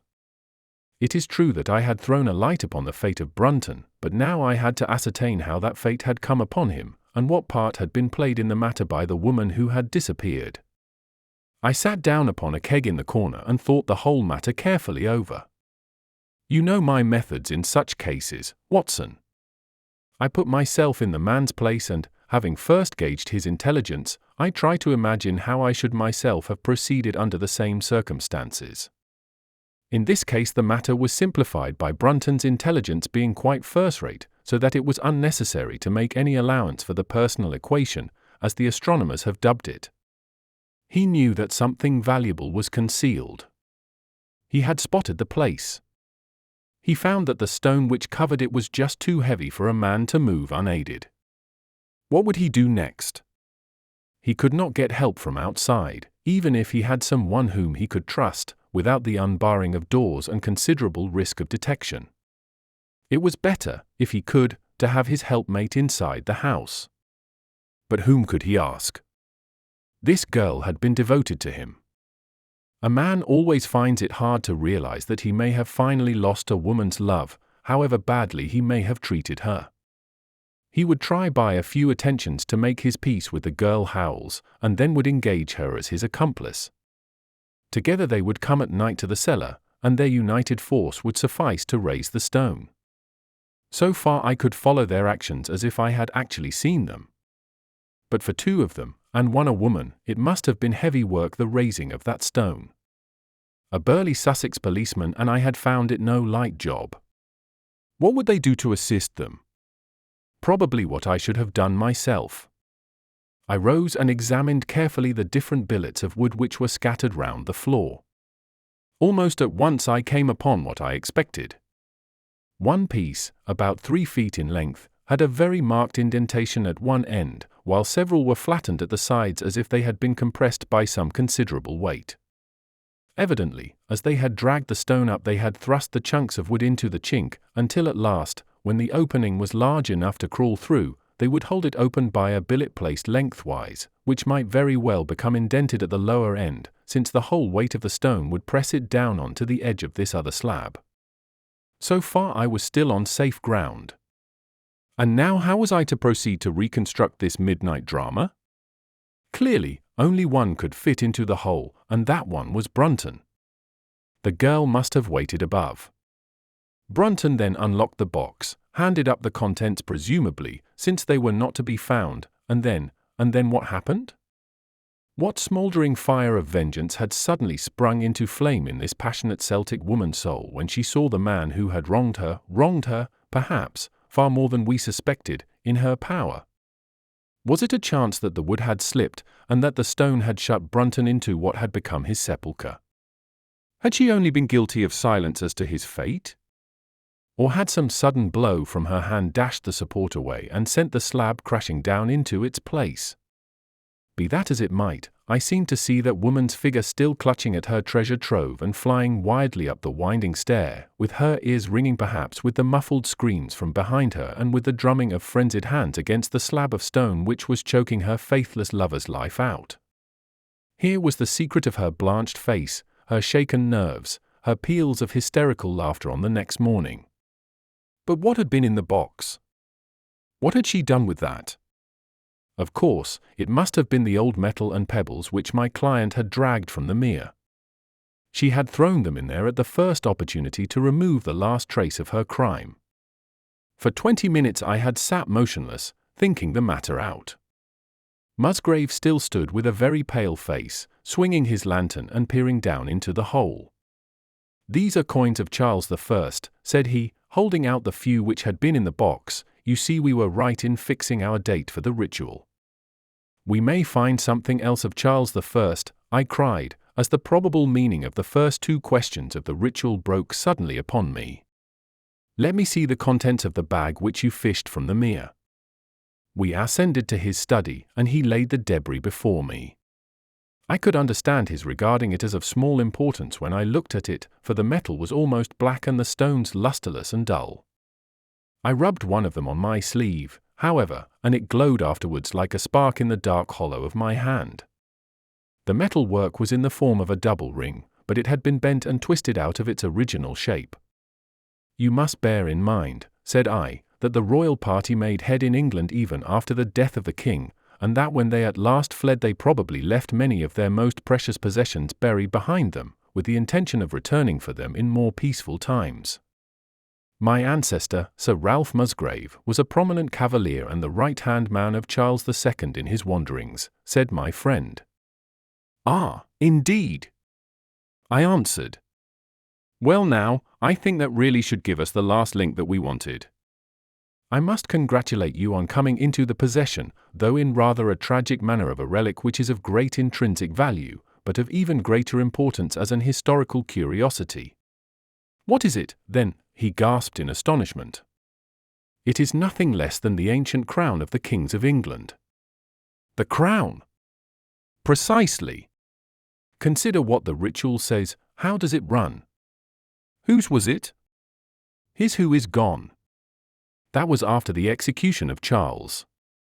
Then, who shall have it? He who will come.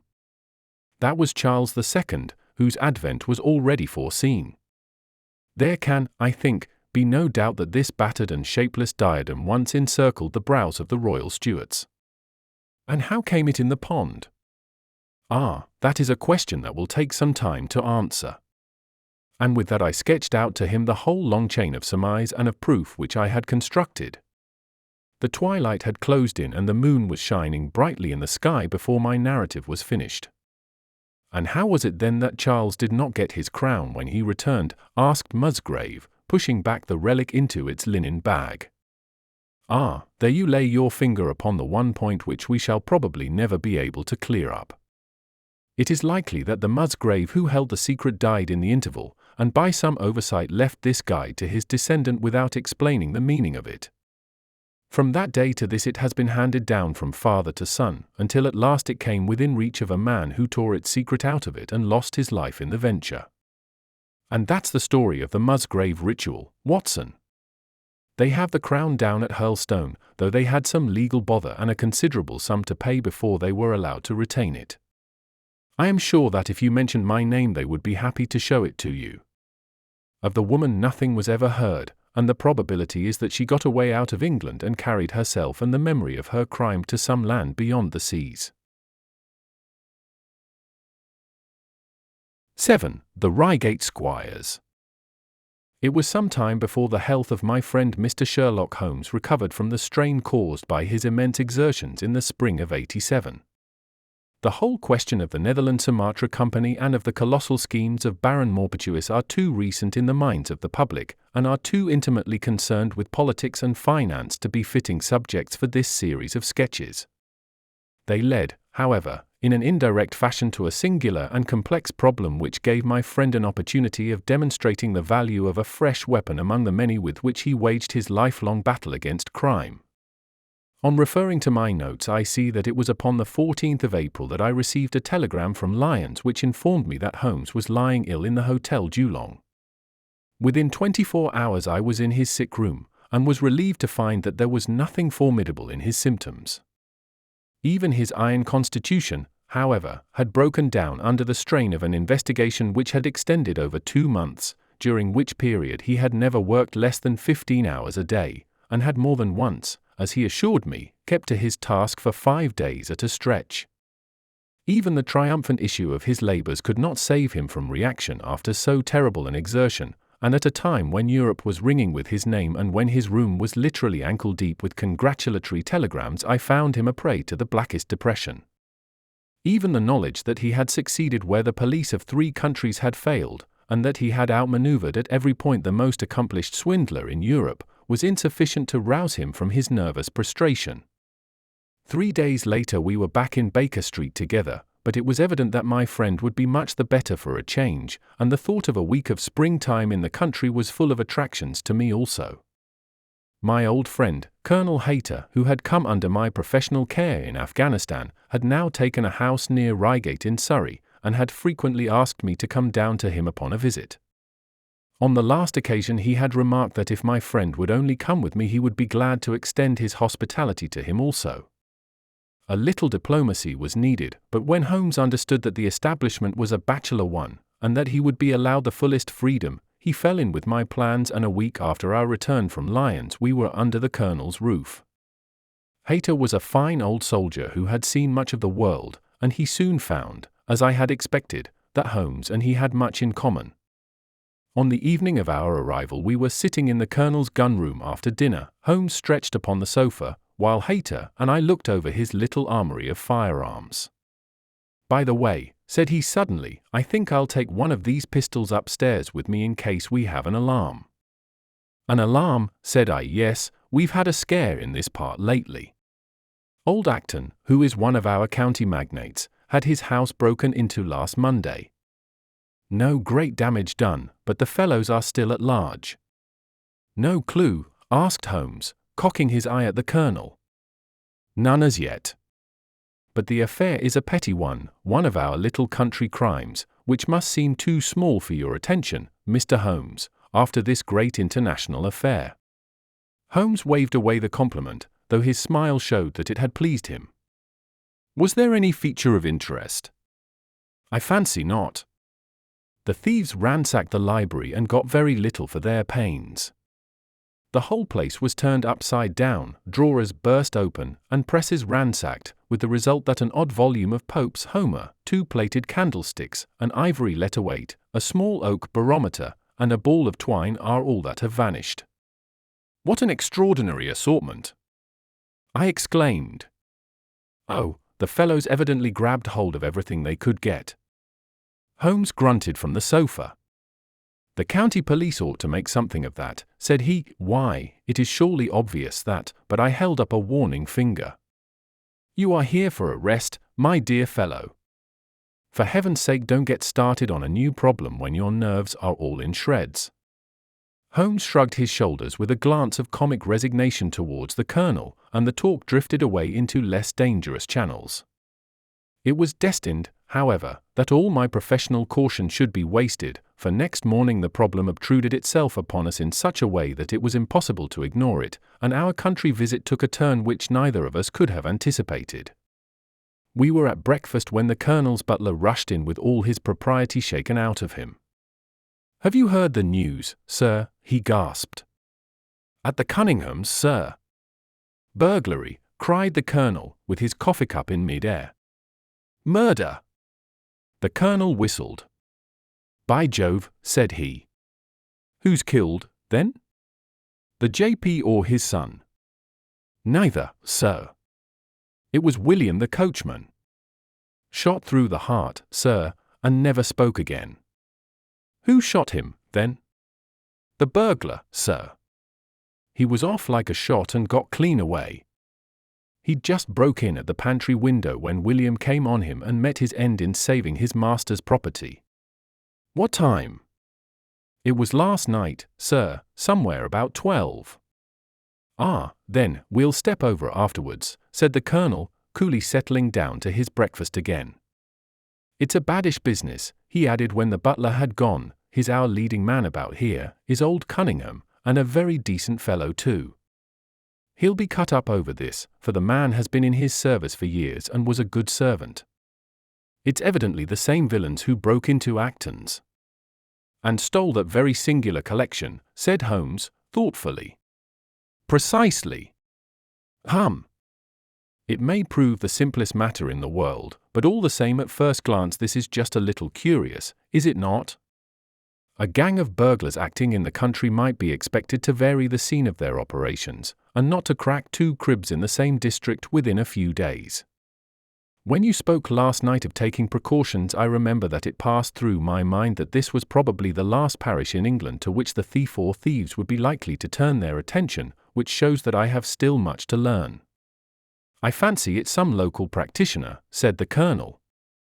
"In that case, of course, Acton's and Cunningham's are just the places he would go for, since they are far the largest about here." "And richest?" "Well, they ought to be, but they've had a lawsuit for some years which has sucked the blood out of both of them, I fancy. Old Acton has some claim on half Cunningham's estate, and the lawyers have been at it with both hands.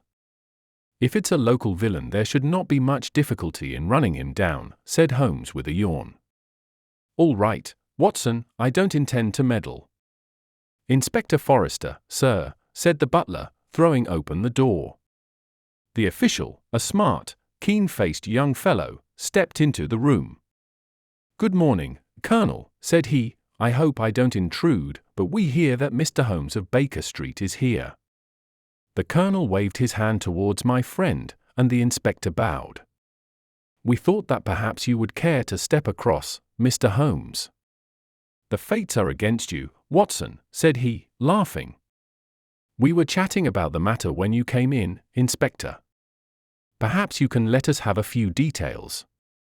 As he leaned back in his chair in the familiar attitude, I knew that the case was hopeless. We had no clue in the Acton affair. But here we have plenty to go on, and there's no doubt it is the same party in each case. The man was seen. "Ah. Yes, sir. But he was off like a deer after the shot that killed poor William Kieran was fired.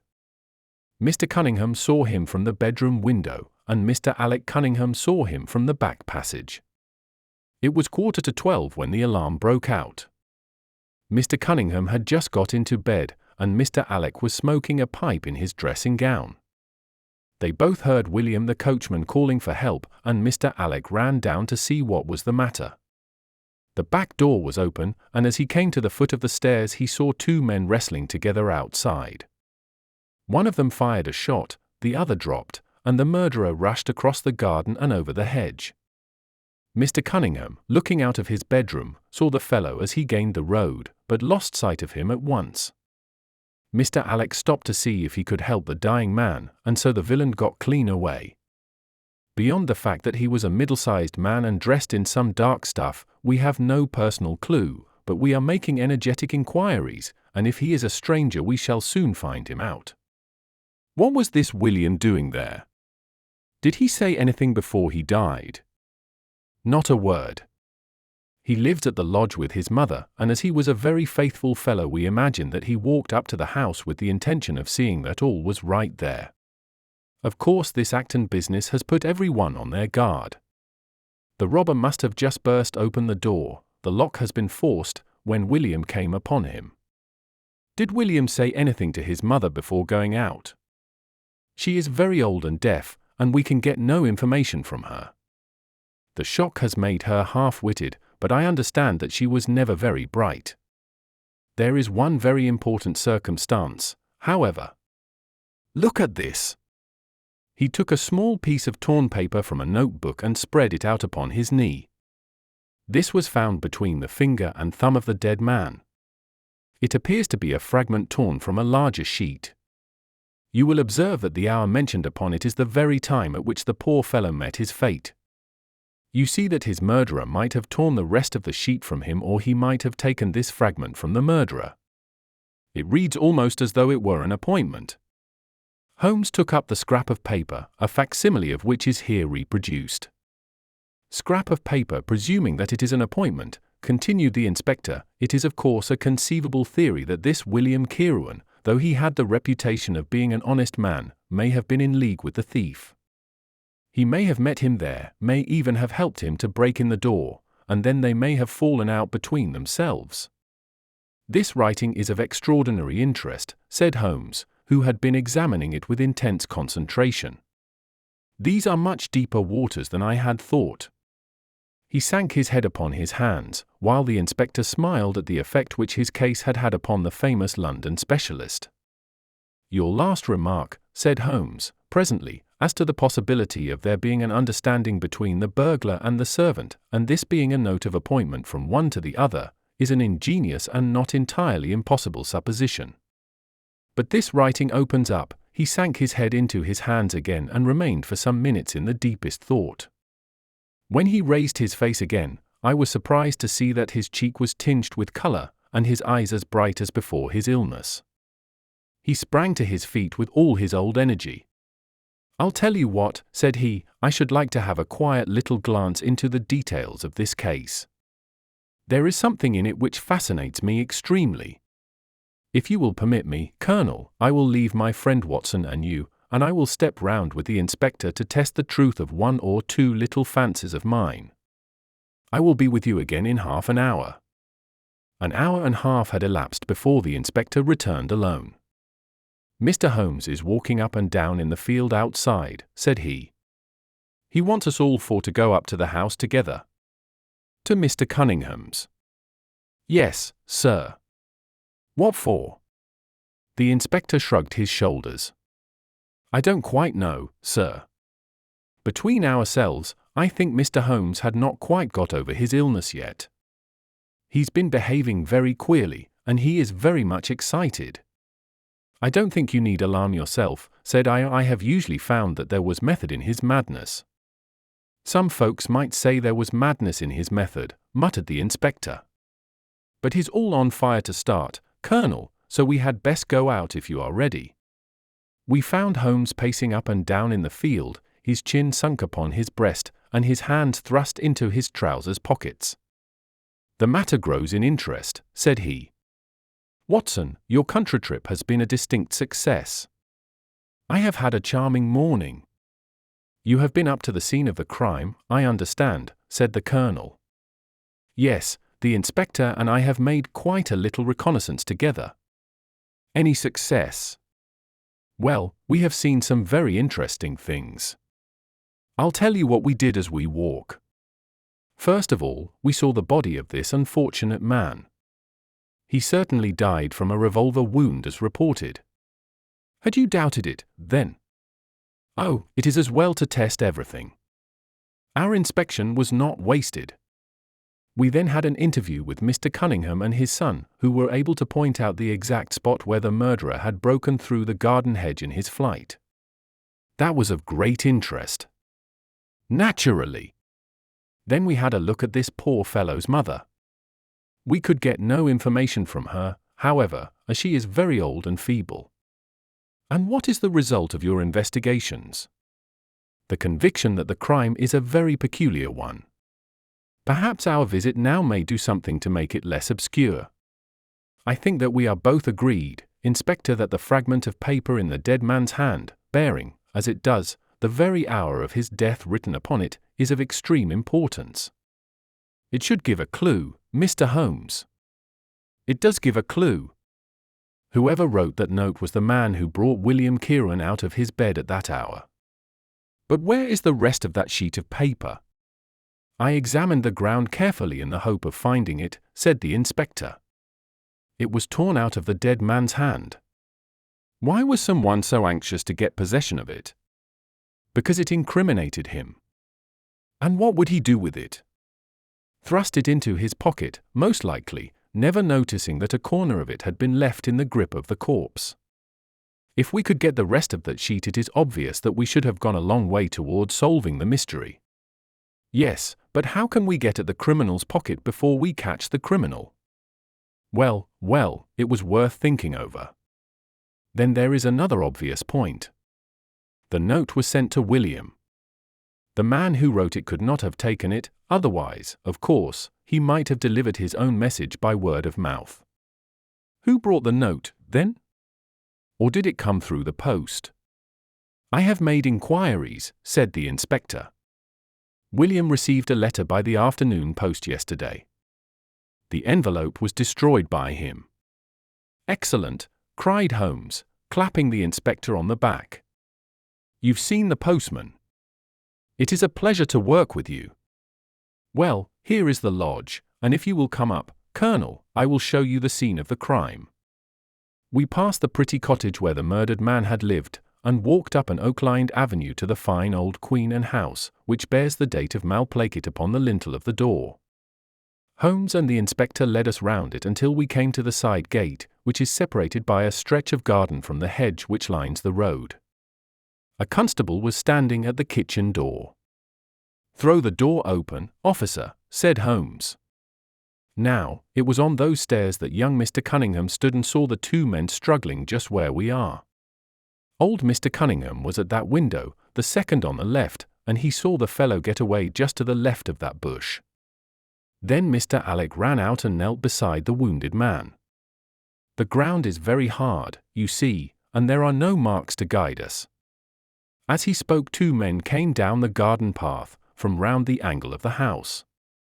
The one was an elderly man, with a strong, deep-lined, heavy-eyed face, the other a dashing young fellow, whose bright, smiling expression and showy dress were in strange contrast with the business which had brought us there. "Still at it, then," said he to Holmes.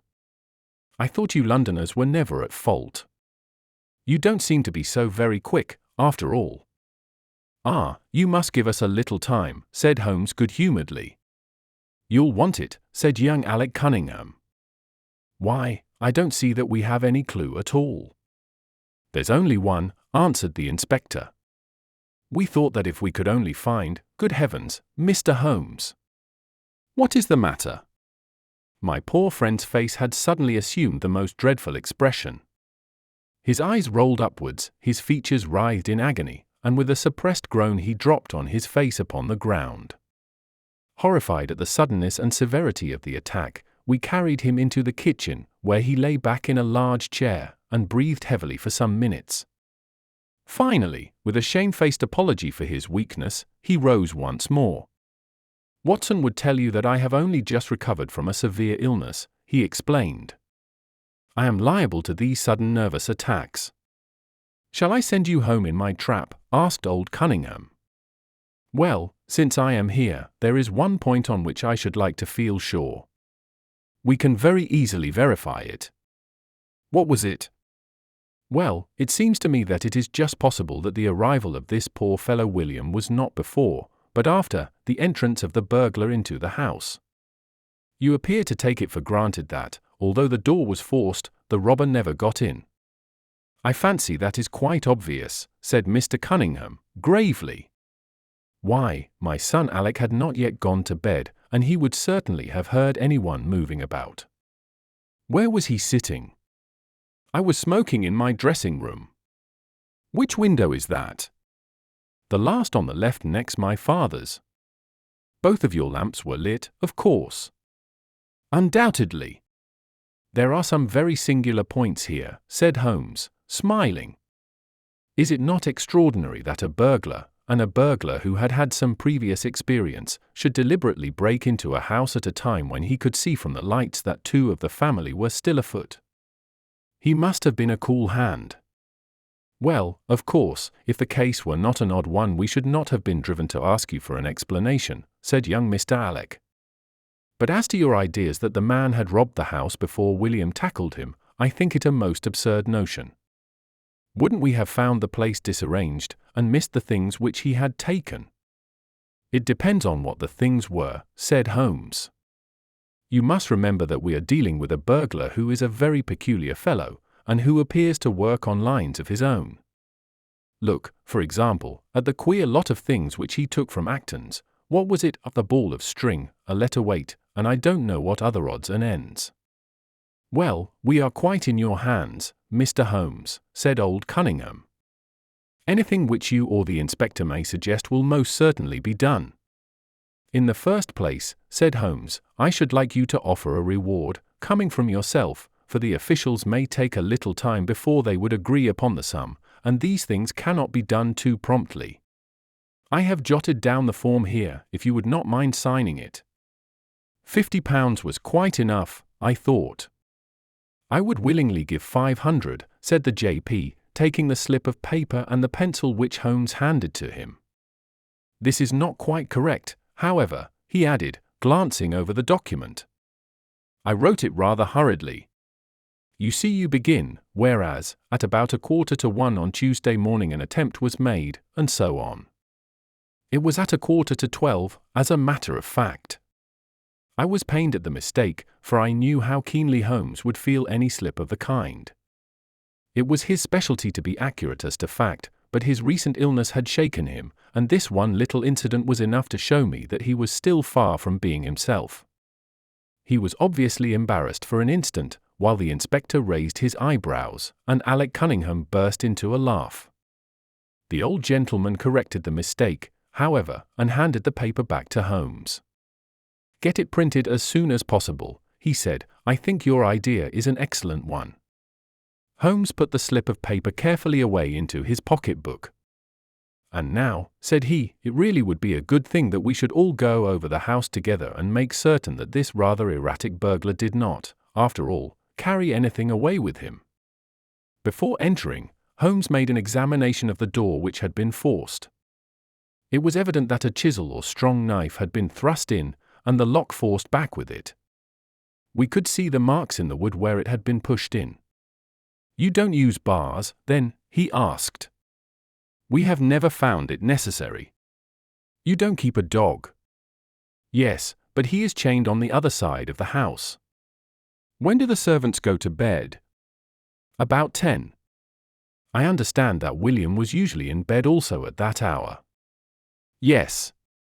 It is singular that on this particular night he should have been up. Now, I should be very glad if you would have the kindness to show us over the house, Mr. Cunningham.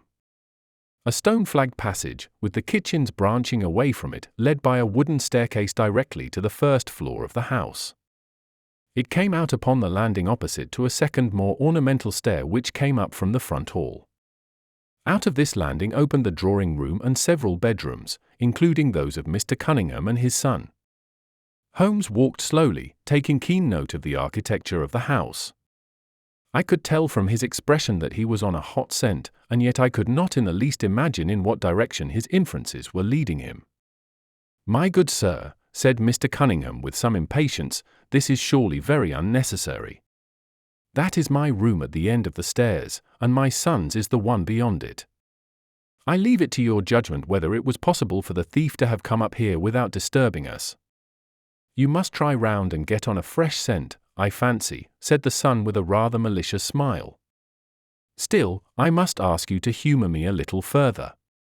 I should like, for example, to see how far the windows of the bedrooms command the front.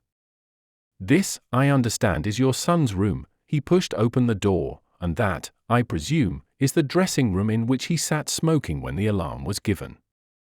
Where does the window of that look out to? He stepped across the bedroom, pushed open the door, and glanced round the other chamber. I hope that you are satisfied now, said Mr. Cunningham, tartly. Thank you, I think I have seen all that I wished.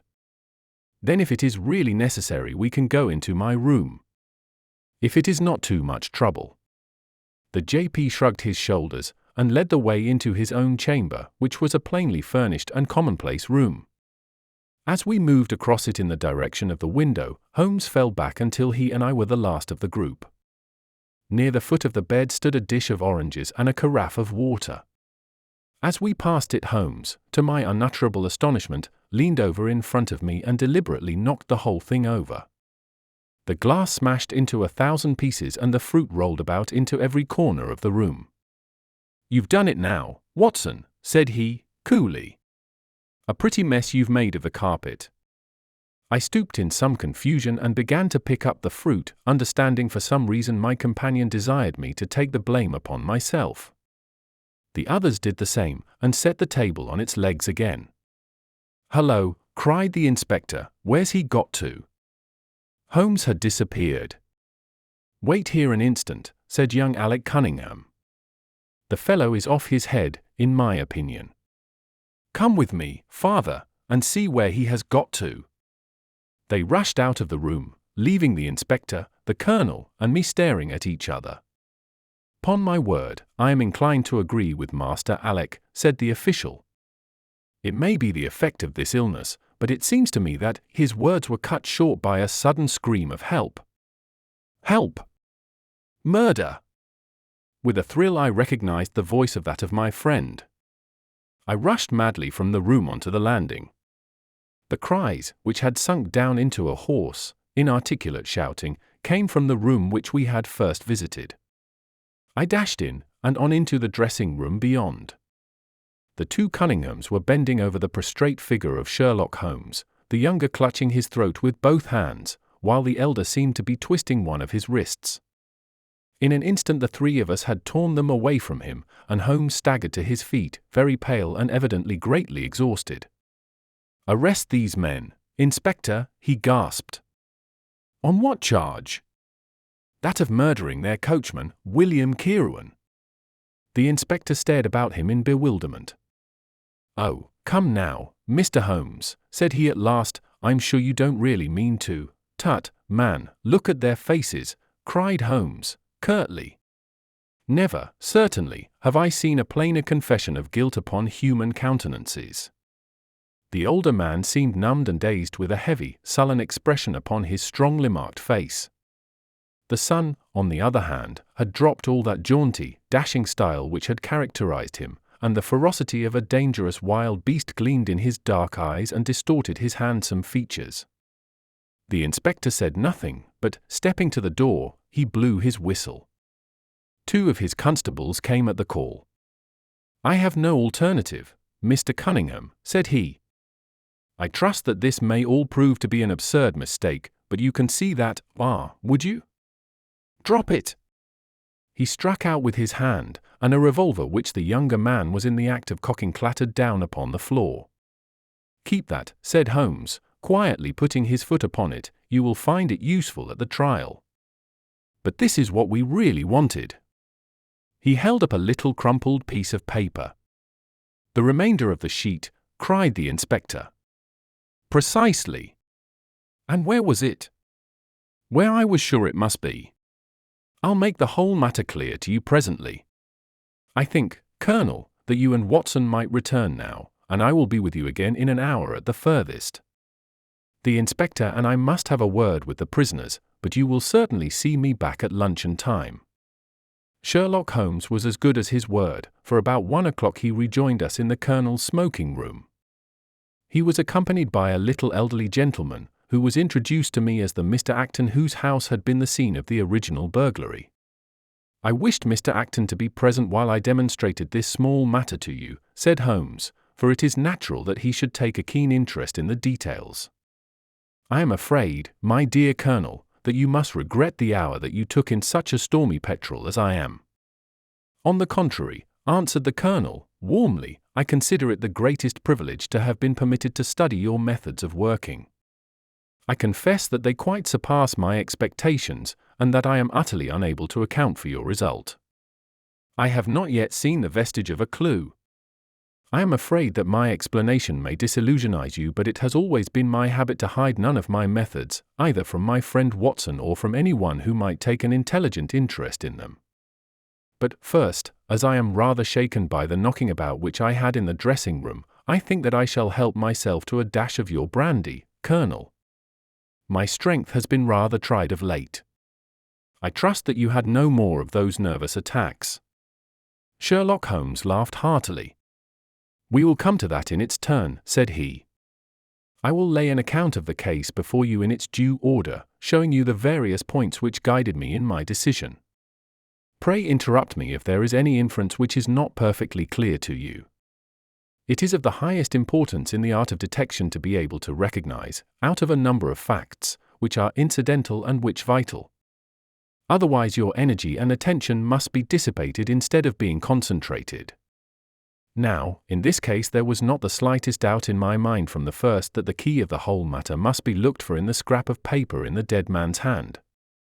Before going into this, I would draw your attention to the fact that, if Alec Cunningham's narrative was correct, and if the assailant, after shooting William Kieran, had instantly fled, then it obviously could not be he who tore the paper from the dead man's hand.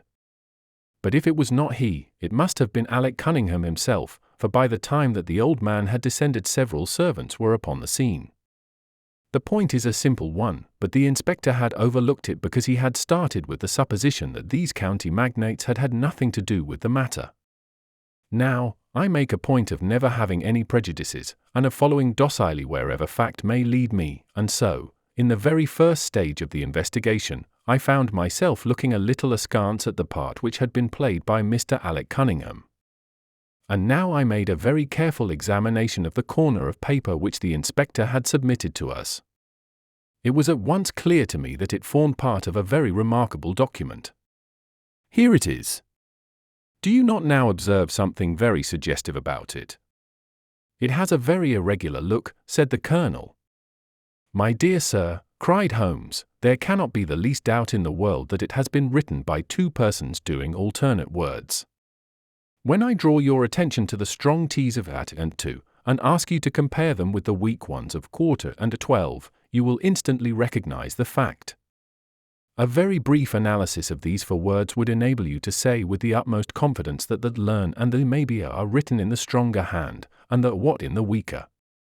By Jove, it's as clear as day, cried the Colonel. Why on earth should two men write a letter in such a fashion? Obviously the business was a bad one, and one of the men who distrusted the other was determined that, whatever was done, each should have an equal hand in it. Now, of the two men, it is clear that the one who wrote the jat and to was the ringleader. How do you get at that? We might deduce it from the mere character of the one hand as compared with the other. But we have more assured reasons than that for supposing it. If you examine this scrap with attention you will come to the conclusion that the man with the stronger hand wrote all his words first, leaving blanks for the other to fill up. These blanks were not always sufficient, and you can see that the second man had a squeeze to fit his quarter in between the tats and the two, showing that the latter were already written. The man who wrote all his words first is undoubtedly the man who planned the affair. Excellent, cried Mr. Acton. But very superficial, said Holmes. We come now, however, to a point which is of importance. You may not be aware that the deduction of a man's age from his writing is one which has been brought to considerable accuracy by experts. In normal cases one can place a man in his true decade with tolerable confidence. I say normal cases, because ill health and physical weakness reproduce the signs of old age, even when the invalid is a youth.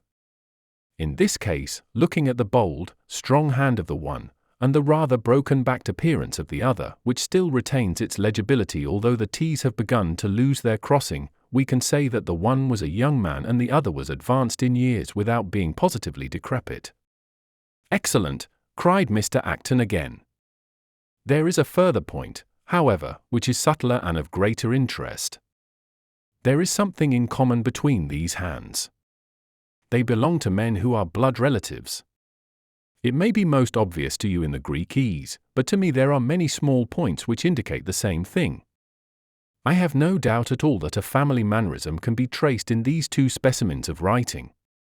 I am only, of course, giving you the leading results now of my examination of the paper. There were 23 other deductions which would be of more interest to experts than to you. They all tend to deepen the impression upon my mind that the Cunninghams, father and son, had written this letter. Having got so far, my next step was, of course, to examine into the details of the crime and to see how far they would help us. I went up to the house with the inspector and saw all that was to be seen. The wound upon the dead man was, as I was able to determine with absolute confidence, fired from a revolver at the distance of something over 4 yards. There was no powder blackening on the clothes. Evidently, therefore, Alec Cunningham had lied when he said that the two men were struggling when the shot was fired. Again, both father and son agreed as to the place where the man escaped into the road. At that point, however, as it happens, there is a broadish ditch, moist at the bottom. As there were no indications of boot marks about this ditch, I was absolutely sure not only that the Cunninghams had again lied, but that there had never been any unknown man upon the scene at all. And now I have to consider the motive of this singular crime. To get at this, I endeavoured first of all to solve the reason of the original burglary at Mr. Acton's. I understood, from something which the Colonel told us, that a lawsuit had been going on between you, Mr. Acton, and the Cunninghams. Of course, it instantly occurred to me that they had broken into your library with the intention of getting at some document which might be of importance in the case. Precisely so, said Mr. Acton. There can be no possible doubt as to their intentions. I have the clearest claim upon half of their present estate, and if they could have found a single paper, which, fortunately, was in the strong box of my solicitors, they would undoubtedly have crippled our case. There you are, said Holmes, smiling. It was a dangerous, reckless attempt, in which I seemed to trace the influence of young Alec. Having found nothing, they tried to divert suspicion by making it appear to be an ordinary burglary, to which end they carried off whatever they could lay their hands upon. That is all clear enough, but there was much that was still obscure. What I wanted above all was to get the missing part of that note. I was certain that Alec had torn it out of the dead man's hand, and almost certain that he must have thrust it into the pocket of his dressing gown. Where else could he have put it? The only question was whether it was still there. It was worth an effort to find out, and for that object we all went up to the house. The Cunninghams joined us, as you doubtless remember, outside the kitchen door. It was, of course, of the very first importance that they should not be reminded of the existence of this paper, otherwise they would naturally destroy it without delay. The inspector was about to tell them the importance which we attached to it when, by the luckiest chance in the world, I tumbled down in a sort of fit and so changed the conversation. Good heavens, cried the Colonel, laughing, do you mean to say all our sympathy was wasted and your fit an imposture? Speaking professionally, it was admirably done, cried I, looking in amazement at this man who was forever confounding me with some new phase of his astuteness. It is an art which is often useful, said he. When I recovered, I managed, by a device which had perhaps some little merit of ingenuity, to get old Cunningham to write the word 12, so that I might compare it with the 12 upon the paper. Oh, what an ass I have been! I exclaimed. I could see that you were commiserating me over my weakness, said Holmes, laughing. I was sorry to cause you the sympathetic pain which I know that you felt. We then went upstairs together, and having entered the room and seen the dressing gown hanging up behind the door, I contrived, by upsetting a table, to engage their attention for the moment, and slipped back to examine the pockets. I had hardly got the paper, however, which was, as I had expected, in one of them, when the two Cunninghams were on me, and would, I verily believe, have murdered me then and there but for your prompt and friendly aid. As it is, I feel that young man's grip on my throat now, and the father has twisted my wrist round in the effort to get the paper out of my hand. They saw that I must know all about it, you see, and the sudden change from absolute security to complete despair made them perfectly desperate. I had a little talk with old Cunningham afterwards as to the motive of the crime.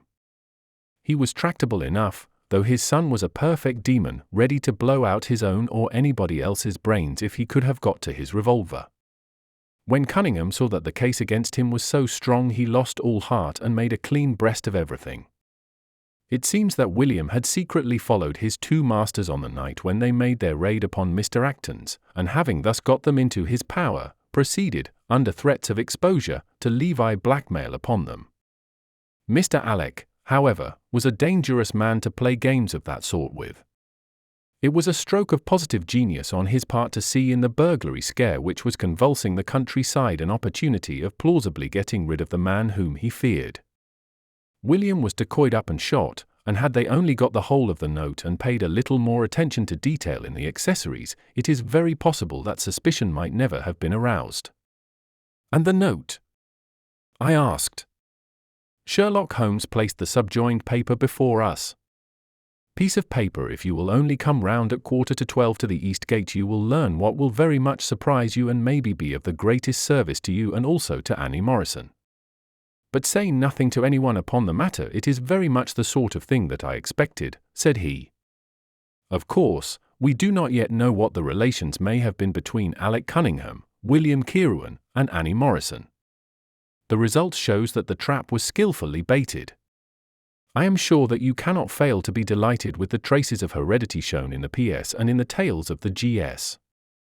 The absence of the I dots in the old man's writing is also most characteristic. Watson, I think our quiet rest in the country has been a distinct success, and I shall certainly return much invigorated to Baker Street tomorrow." 8. The Crooked Man.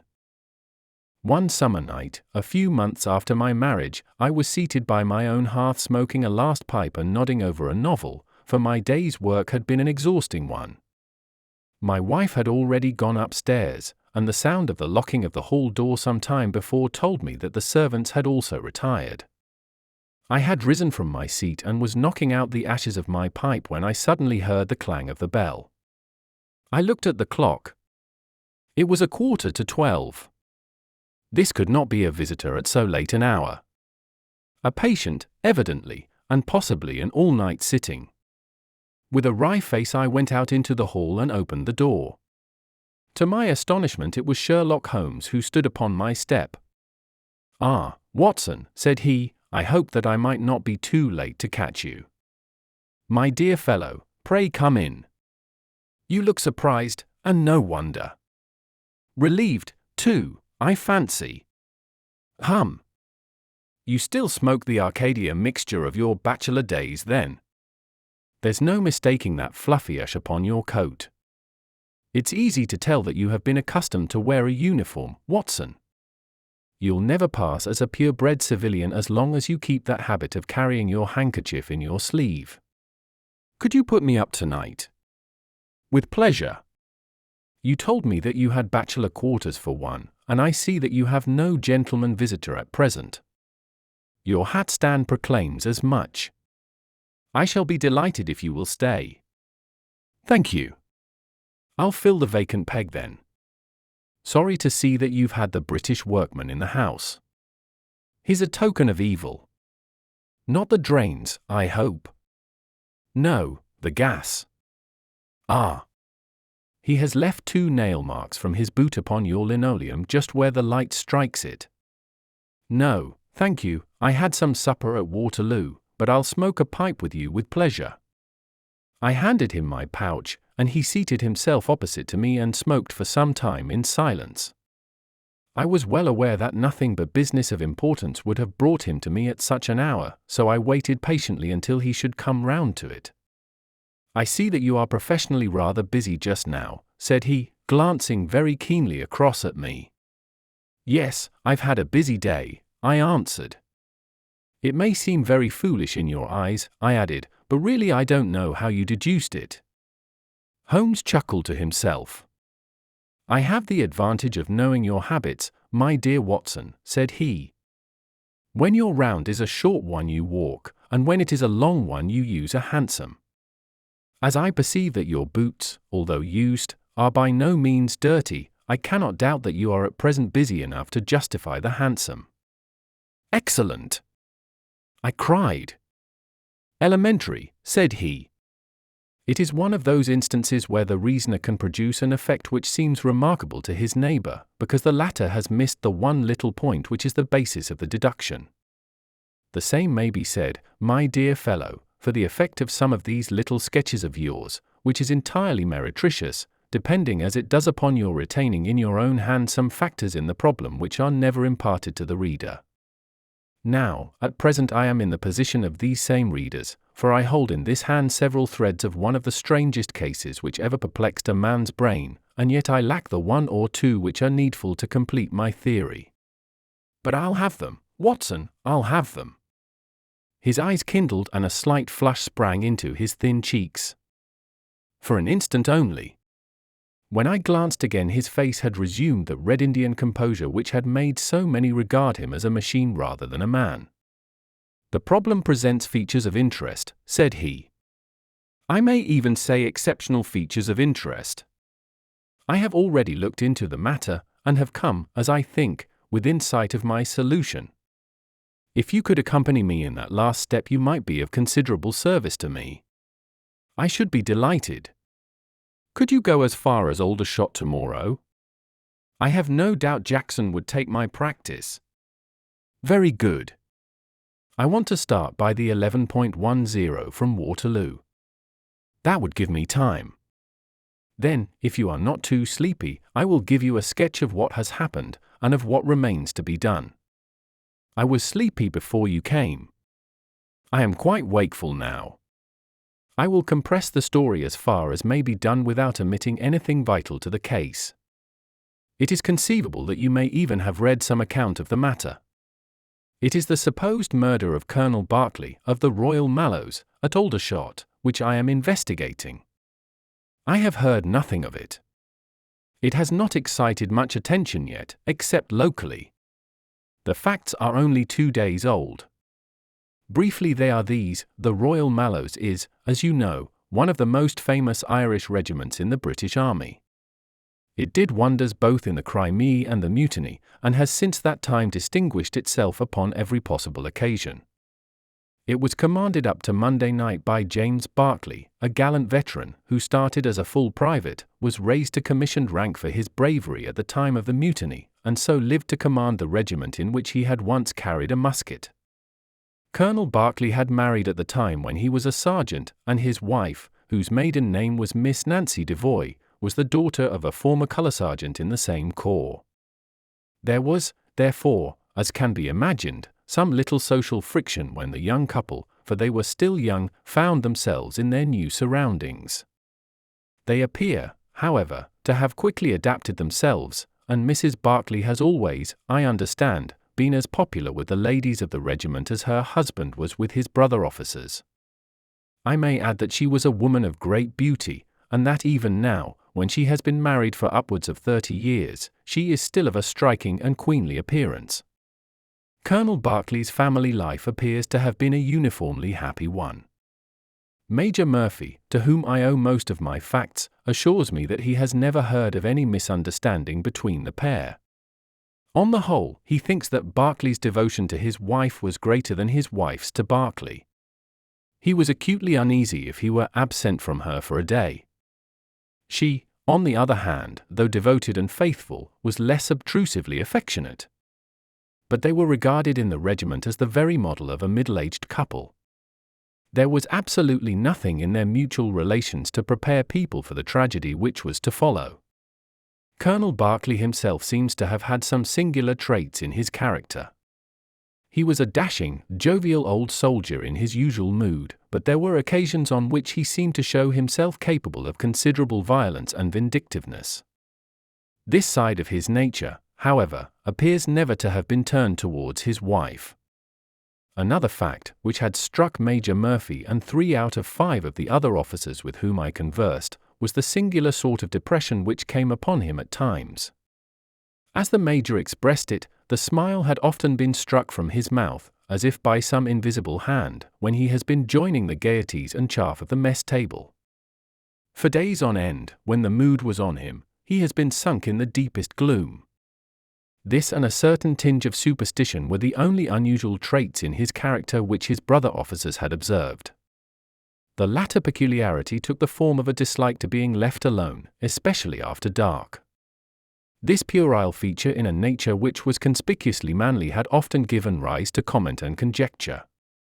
The 1st Battalion of the Royal Mallows, which is the old 117th, has been stationed at Aldershot for some years.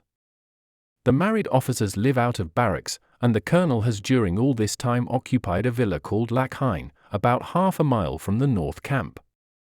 The house stands in its own grounds, but the west side of it is not more than 30 yards from the high road. A coachman and 2 maids form the staff of servants. These with their master and mistress were the sole occupants of Lac Hyne, for the Berkeleys had no children, nor was it usual for them to have resident visitors. Now for the events at Lac Hyne between 9 and 10 on the evening of last Monday. Mrs. Berkeley was, it appears, a member of the Roman Catholic Church, and had interested herself very much in the establishment of the Guild of St. George, which was formed in connection with the Watt Street Chapel for the purpose of supplying the poor with cast-off clothing. A meeting of the Guild had been held that evening at 8, and Mrs. Berkeley had hurried over her dinner in order to be present at it. When leaving the house she was heard by the coachman to make some commonplace remark to her husband, and to assure him that she would be back before very long. She then called for Miss Morrison, a young lady who lives in the next villa, and the two went off together to their meeting. It lasted 40 minutes, and at 9:15 Mrs. Berkeley returned home, having left Miss Morrison at her door as she passed. There is a room which is used as a morning room at Lac Hyne. This faces the road and opens by a large glass folding door onto the lawn. The lawn is 30 yards across, and is only divided from the highway by a low wall with an iron rail above it. It was into this room that Mrs. Berkeley went upon her return. The blinds were not down, for the room was seldom used in the evening, but Mrs. Berkeley herself lit the lamp and then rang the bell, asking Jane Stewart, the housemaid, to bring her a cup of tea, which was quite contrary to her usual habits. The Colonel had been sitting in the dining room, but hearing that his wife had returned he joined her in the morning room. The coachman saw him cross the hall and enter it. He was never seen again alive. The tea which had been ordered was brought up at the end of 10 minutes, but the maid, as she approached the door, was surprised to hear the voices of her master and mistress in furious altercation. She knocked without receiving any answer, and even turned the handle, but only to find that the door was locked upon the inside. Naturally enough she ran down to tell the cook, and the 2 women with the coachman came up into the hall and listened to the dispute which was still raging. They all agreed that only 2 voices were to be heard, those of Berkeley and of his wife. Berkeley's remarks were subdued and abrupt, so that none of them were audible to the listeners. The ladies, on the other hand, were most bitter, and when she raised her voice could be plainly heard. "You coward," she repeated over and over again. "What can be done now? What can be done now? Give me back my life. I will never so much as breathe the same air with you again. You coward! You coward!" Those were scraps of her conversation, ending in a sudden dreadful cry in the man's voice, with a crash, and a piercing scream from the woman. Convinced that some tragedy had occurred, the coachman rushed to the door and strove to force it, while scream after scream issued from within. He was unable, however, to make his way in, and the maids were too distracted with fear to be of any assistance to him. A sudden thought struck him, however, and he ran through the hall door and round to the lawn upon which the long French windows open. One side of the window was open, which I understand was quite usual in the summer time, and he passed without difficulty into the room. His mistress had ceased to scream and was stretched insensible upon a couch, while with his feet tilted over the side of an armchair, and his head upon the ground near the corner of the fender, was lying the unfortunate soldier stone dead in a pool of his own blood. Naturally, the coachman's first thought, on finding that he could do nothing for his master, was to open the door. But here an unexpected and singular difficulty presented itself. The key was not in the inner side of the door, nor could he find it anywhere in the room. He went out again, therefore, through the window, and having obtained the help of a policeman and of a medical man, he returned. The lady, against whom naturally the strongest suspicion rested, was removed to her room, still in a state of insensibility.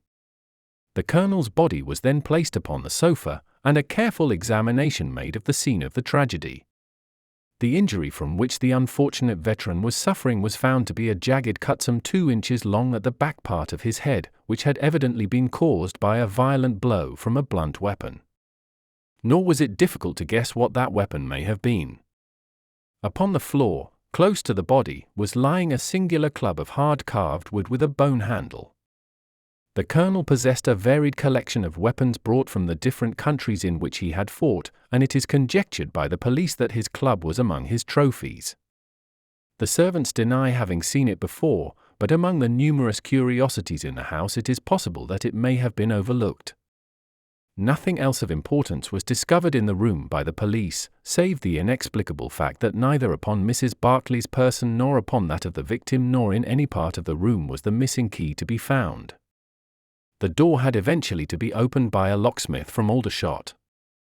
That was the state of things, Watson, when upon the Tuesday morning I, at the request of Major Murphy, went down to Aldershot to supplement the efforts of the police. I think that you will acknowledge that the problem was already one of interest, but my observation soon made me realize that it was in truth much more extraordinary than would at first sight appear. Before examining the room I cross-questioned the servants, but only succeeded in eliciting the facts which I have already stated. One other detail of interest was remembered by Jane Stewart, the housemaid. You will remember that on hearing the sound of the quarrel she descended and returned with the other servants. On that first occasion, when she was alone, she says that the voices of her master and mistress were sunk so low that she could hear hardly anything, and judged by their tones rather than their words that they had fallen out. On my pressing her, however, she remembered that she heard the word David's uttered twice by the lady. The point is of the utmost importance as guiding us towards the reason of the sudden quarrel. The colonel's name, you remember, was James. There was one thing in the case which had made the deepest impression both upon the servants and the police. This was the contortion of the colonel's face. It had set, according to their account, into the most dreadful expression of fear and horror which a human countenance is capable of assuming. More than one person fainted at the mere sight of him, so terrible was the effect.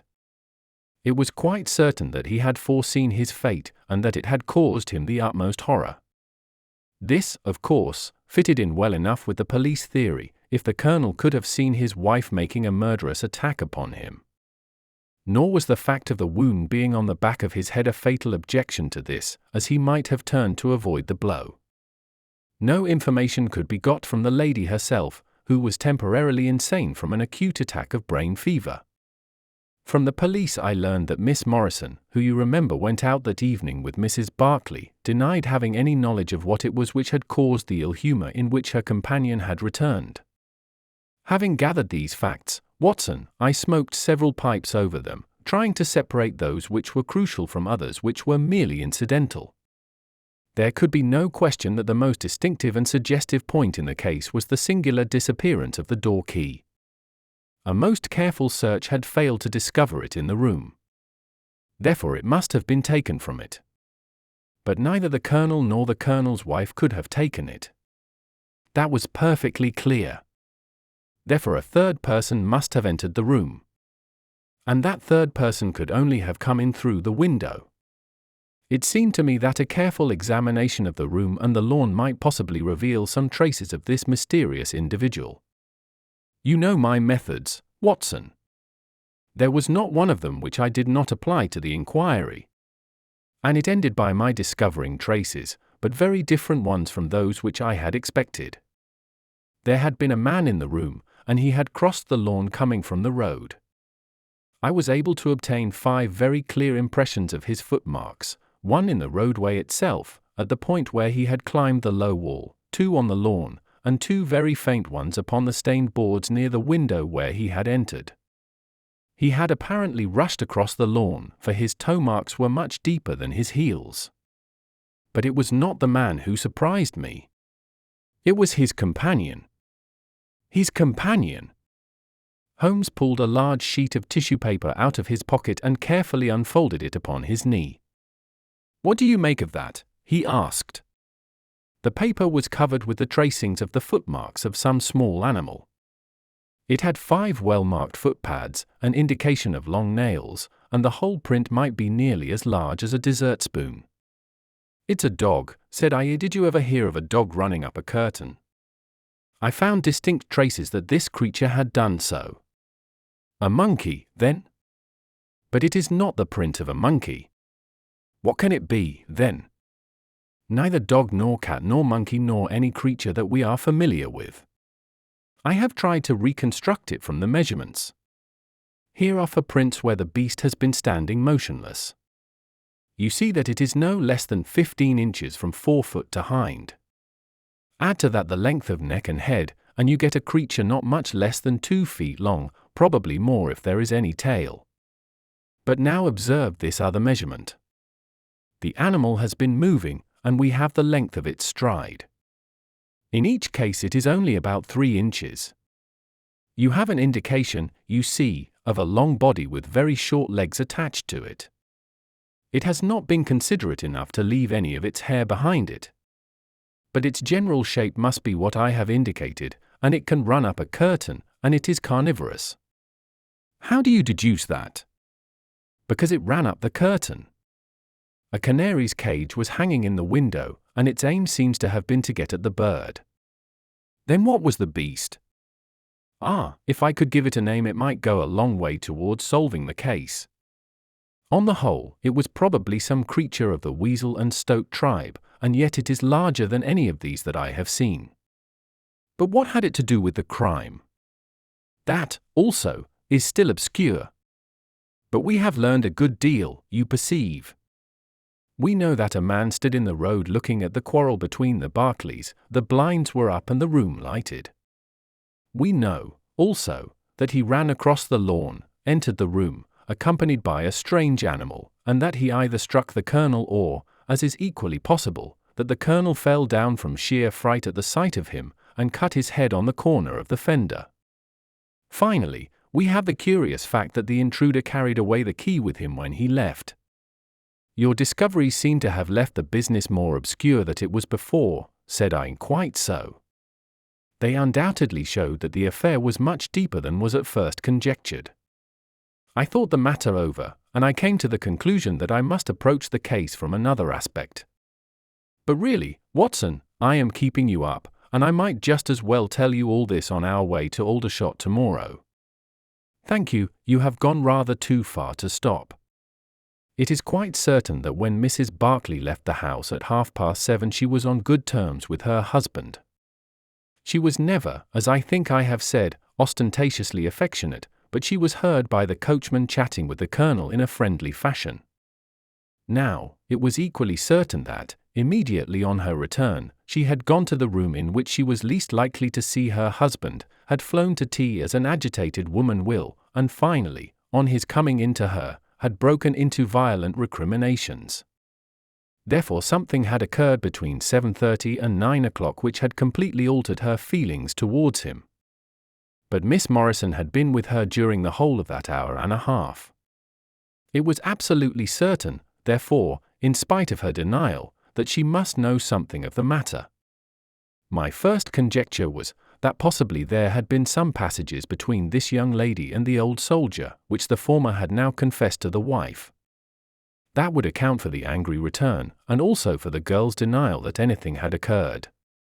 Nor would it be entirely incompatible with most of the words overheard. But there was the reference to David, and there was the known affection of the colonel for his wife, to weigh against it, to say nothing of the tragic intrusion of this other man, which might, of course, be entirely disconnected with what had gone before. It was not easy to pick one's steps, but, on the whole, I was inclined to dismiss the idea that there had been anything between the colonel and Miss Morrison, but more than ever convinced that the young lady held the clue as to what it was which had turned Mrs. Berkeley to hatred of her husband. I took the obvious course, therefore, of calling upon Miss Morrison, of explaining to her that I was perfectly certain that she held the facts in her possession, and of assuring her that her friend, Mrs. Berkeley, might find herself in the dock upon a capital charge unless the matter were cleared up. Miss Morrison is a little, ethereal slip of a girl, with timid eyes and blonde hair, but I found her by no means wanting in shrewdness and common sense. She sat thinking for some time after I had spoken, and then, turning to me with a brisk air of resolution, she broke into a remarkable statement which I will condense for your benefit. I promised my friend that I would say nothing of the matter, and a promise is a promise, said she, but if I can really help her when so serious a charge is laid against her, and when her own mouth, poor darling, is closed by illness, then I think I am absolved from my promise. I will tell you exactly what happened upon Monday evening. We were returning from the Watt Street mission about 8:45. On our way we had to pass through Hudson Street, which is a very quiet thoroughfare. There is only one lamp in it, upon the left-hand side, and as we approached this lamp I saw a man coming towards us with his back very bent, and something like a box slung over one of his shoulders. He appeared to be deformed, for he carried his head low and walked with his knees bent. We were passing him when he raised his face to look at us in the circle of light thrown by the lamp, and as he did so he stopped and screamed out in a dreadful voice, "My God, it's Nancy!" Mrs. Barclay turned as white as death, and would have fallen down had the dreadful-looking creature not caught hold of her. I was going to call for the police, but she, to my surprise, spoke quite civilly to the fellow. "I thought you had been dead this 30 years, Henry," said she, in a shaking voice. "So I have," said he, and it was awful to hear the tones that he said it in. He had a very dark, fearsome face, and a gleam in his eyes that comes back to me in my dreams. His hair and whiskers were shot with grey, and his face was all crinkled and puckered like a withered apple. "Just walk on a little way, dear," said Mrs. Barclay. "I want to have a word with this man. There is nothing to be afraid of." She tried to speak boldly, but she was still deadly pale and could hardly get her words out for the trembling of her lips. I did as she asked me, and they talked together for a few minutes. Then she came down the street with her eyes blazing, and I saw the crippled wretch standing by the lamp-post and shaking his clenched fists in the air as if he were mad with rage. She never said a word until we were at the door here, when she took me by the hand and begged me to tell no one what had happened. "It's an old acquaintance of mine who has come down in the world," said she. When I promised her I would say nothing, she kissed me, and I have never seen her since. I have told you now the whole truth, and if I withheld it from the police it is because I did not realize then the danger in which my dear friend stood. I know that it can only be to her advantage that everything should be known. There was her statement, Watson, and to me, as you can imagine, it was like a light on a dark night. Everything which had been disconnected before began at once to assume its true place, and I had a shadowy presentiment of the whole sequence of events. My next step obviously was to find the man who had produced such a remarkable impression upon Mrs. Barclay. If he were still in Aldershot it should not be a very difficult matter. There are not such a very great number of civilians, and a deformed man was sure to have attracted attention. I spent a day in the search, and by evening, this very evening, Watson, I had run him down. The man's name is Henry Wood, and he lives in lodgings in this same street in which the ladies met him. He has only been 5 days in the place. In the character of a registration agent I had a most interesting gossip with his landlady. The man is by trade a conjurer and performer, going round the canteens after nightfall, and giving a little entertainment at each. He carries some creature about with him in that box, about which the landlady seemed to be in considerable trepidation, for she had never seen an animal like it. He uses it in some of his tricks according to her account. So much the woman was able to tell me, and also that it was a wonder the man lived, seeing how twisted he was, and that he spoke in a strange tongue sometimes, and that for the last 2 nights she had heard him groaning and weeping in his bedroom. He was all right, as far as money went, but in his deposit he had given her what looked like a bad florin. She showed it to me, Watson, and it was an Indian rupee. So now, my dear fellow, you see exactly how we stand and why it is I want you. It is perfectly plain that after the ladies parted from this man he followed them at a distance, that he saw the quarrel between husband and wife through the window, that he rushed in, and that the creature which he carried in his box got loose. That is all very certain. But he is the only person in this world who can tell us exactly what happened in that room. And you intend to ask him? Most certainly, but in the presence of a witness. And I am the witness. If you will be so good. If he can clear the matter up, well and good. If he refuses, we have no alternative but to apply for a warrant. But how do you know he'll be there when we return? You may be sure that I took some precautions. I have one of my Baker Street boys mounting guard over him who would stick to him like a burr, go where he might. We shall find him in Hudson Street tomorrow, Watson, and meanwhile I should be the criminal myself if I kept you out of bed any longer. It was midday when we found ourselves at the scene of the tragedy, and, under my companion's guidance, we made our way at once to Hudson Street. In spite of his capacity for concealing his emotions, I could easily see that Holmes was in a state of suppressed excitement, while I was myself tingling with that half-sporting, half-intellectual pleasure which I invariably experienced when I associated myself with him in his investigations. "This is the street," said he, as we turned into a short thoroughfare lined with plain two-storied brick houses. "Ah, here is Simpson to report." "He's in all right, Mr. Holmes," cried a small street Arab, running up to us. "Good, Simpson," said Holmes, patting him on the head. "Come along, Watson. This is the house." He sent in his card with a message that he had come on important business, and a moment later we were face to face with the man whom we had come to see. In spite of the warm weather he was crouching over a fire, and the little room was like an oven. The man sat all twisted and huddled in his chair in a way which gave an indescribable impression of deformity, but the face which he turned towards us, though worn and swarthy, must at some time have been remarkable for its beauty. He looked suspiciously at us now out of yellow-shot, bilious eyes, and, without speaking or rising, he waved towards two chairs. "Mr. Henry Wood, late of India, I believe," said Holmes, affably. "I've come over this little matter of Colonel Berkeley's death." "What should I know about that?"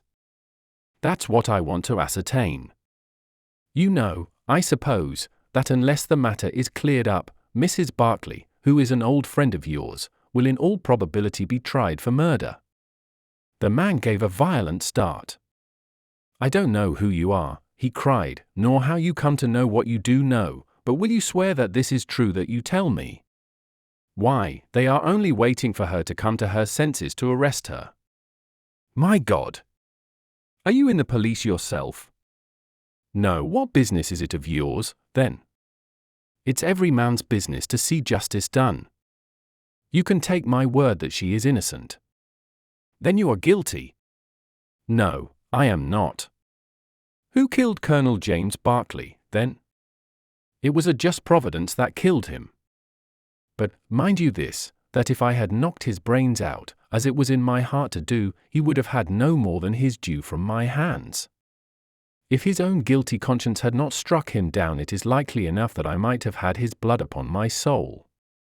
"You want me to tell the story?" "Well, I don't know why I shouldn't, for there's no cause for me to be ashamed of it. It was in this way, sir. You see me now with my back like a camel and my ribs all awry, but there was a time when Corporal Henry Wood was the smartest man in the 117th Foot. We were in India then, in cantonments, at a place we'll call Bertie.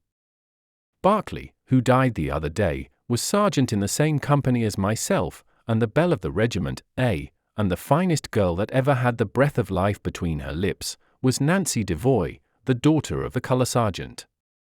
There were two men that loved her, and one that she loved, and you'll smile when you look at this poor thing huddled before the fire, and hear me say that it was for my good looks that she loved me. Well, though I had her heart, her father was set upon her marrying Berkeley. I was a harum-scarum, reckless lad, and he had had an education, and was already marked for the sword belt.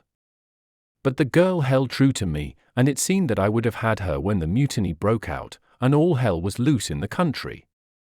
We were shut up in Bertie, the regiment of us with half a battery of artillery, a company of Sikhs, and a lot of civilians and women folk.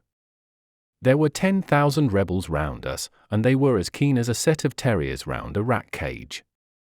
About the second week of it our water gave out, and it was a question whether we could communicate with General Neill's column, which was moving up country.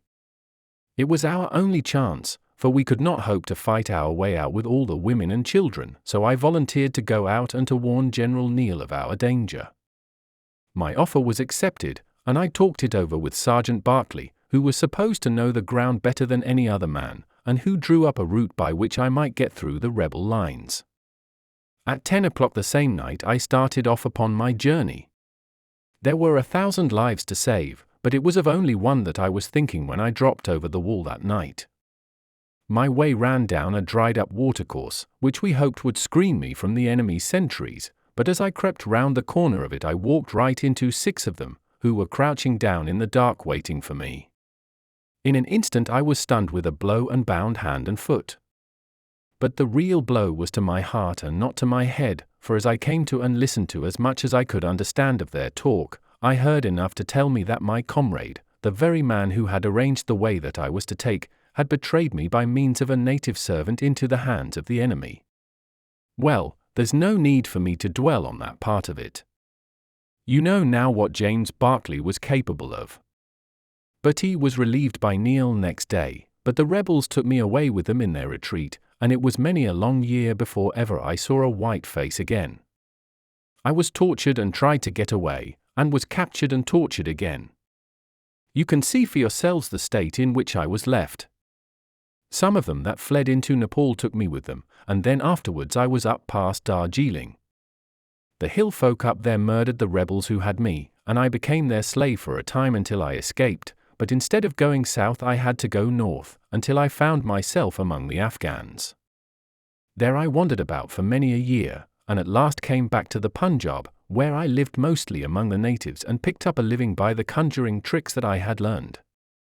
What use was it for me, a wretched cripple, to go back to England or to make myself known to my old comrades? Even my wish for revenge would not make me do that. I had rather that Nancy and my old pals should think of Harry Wood as having died with a straight back, than see him living and crawling with a stick like a chimpanzee. They never doubted that I was dead, and I meant that they never should. I heard that Berkeley had married Nancy, and that he was rising rapidly in the regiment, but even that did not make me speak. But when one gets old one has a longing for home. For years I've been dreaming of the bright green fields and the hedges of England. At last I determined to see them before I died. I saved enough to bring me across, and then I came here where the soldiers are, for I know their ways and how to amuse them and so earn enough to keep me. Your narrative is most interesting, said Sherlock Holmes. I have already heard of your meeting with Mrs. Berkeley, and your mutual recognition. You then, as I understand, followed her home and saw through the window an altercation between her husband and her, in which she doubtless cast his conduct to you in his teeth. Your own feelings overcame you, and you ran across the lawn and broke in upon them. I did, sir, and at the sight of me he looked as I have never seen a man look before, and over he went with his head on the fender. But he was dead before he fell. I read death on his face as plain as I can read that text over the fire. The bare sight of me was like a bullet through his guilty heart. And then? Then Nancy fainted, and I caught up the key of the door from her hand, intending to unlock it and get help. But as I was doing it, it seemed to me better to leave it alone and get away, for the thing might look black against me, and anyway my secret would be out if I were taken. In my haste I thrust the key into my pocket, and dropped my stick while I was chasing Teddy, who had run up the curtain. When I got him into his box, from which he had slipped, I was off as fast as I could run. "Who's Teddy?" asked Holmes. The man leaned over and pulled up the front of a kind of hutch in the corner. In an instant out there slipped a beautiful reddish-brown creature, thin and lithe, with the legs of a stoat, a long, thin nose, and a pair of the finest red eyes that ever I saw in an animal's head. "It's a mongoose," I cried. "Well, some call them that, and some call them ichneumon," said the man. "Snake-catcher is what I call them, and Teddy is amazing quick on cobras. I have one here without the fangs, and Teddy catches it every night to please the folk in the canteen. Any other point, sir?" "Well, we may have to apply to you again if Mrs. Berkeley should prove to be in serious trouble. In that case, of course, I'd come forward. But if not, there is no object in raking up this scandal against a dead man, foully as he has acted. You have at least the satisfaction of knowing that for 30 years of his life his conscience bitterly reproached him for this wicked deed. Ah, there goes Major Murphy on the other side of the street. Goodbye, Wood. I want to learn if anything has happened since yesterday. We were in time to overtake the Major before he reached the corner. Ah, Holmes, he said, I suppose you have heard that all this fuss has come to nothing. What then? The inquest is just over. The medical evidence showed conclusively that death was due to apoplexy. You see, it was quite a simple case after all. Oh, remarkably superficial, said Holmes, smiling. Come, Watson, I don't think we shall be wanted in Aldershot any more. There's one thing, said I, as we walked down to the station. If the husband's name was James, and the other was Henry, what was this talk about David? That one word, my dear Watson, should have told me the whole story had I been the ideal reasoner which you are so fond of depicting. It was evidently a term of reproach. Of reproach? Yes, David strayed a little occasionally, you know, and on one occasion in the same direction as Sergeant James Barclay. You remember the small affair of Uriah and Bathsheba? My biblical knowledge is a trifle rusty, I fear, but you will find the story in the 1st or 2nd of Samuel. 9. The Resident Patient. In glancing over the somewhat incoherent series of memoirs with which I have endeavored to illustrate a few of the mental peculiarities of my friend Mr. Sherlock Holmes, I have been struck by the difficulty which I have experienced in picking out examples which shall in every way answer my purpose. For in those cases in which Holmes has performed some tour de force of analytical reasoning, and has demonstrated the value of his peculiar methods of investigation, the facts themselves have often been so slight or so commonplace that I could not feel justified in laying them before the public. On the other hand, it has frequently happened that he has been concerned in some research where the facts have been of the most remarkable and dramatic character, but where the share which he has himself taken in determining their causes has been less pronounced than I, as his biographer, could wish. The small matter which I have chronicled under the heading of A Study in Scarlet, and that other later one connected with the loss of the Gloria Scott, may serve as examples of this Scylla and Charybdis which are forever threatening the historian.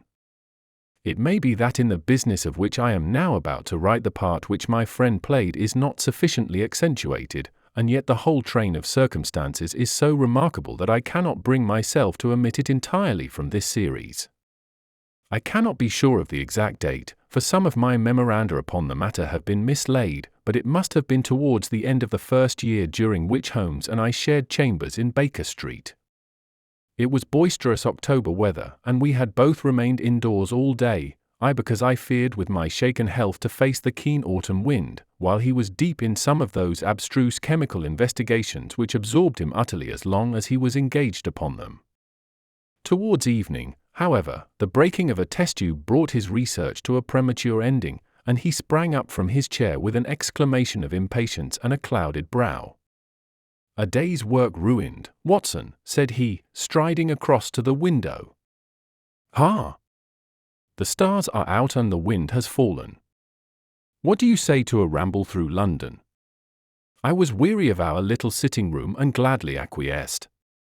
For 3 hours we strolled about together, watching the ever-changing kaleidoscope of life as it ebbs and flows through Fleet Street and the Strand.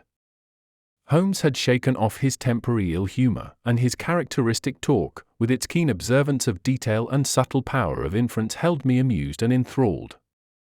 It was 10 o'clock before we reached Baker Street again. A brougham was waiting at our door.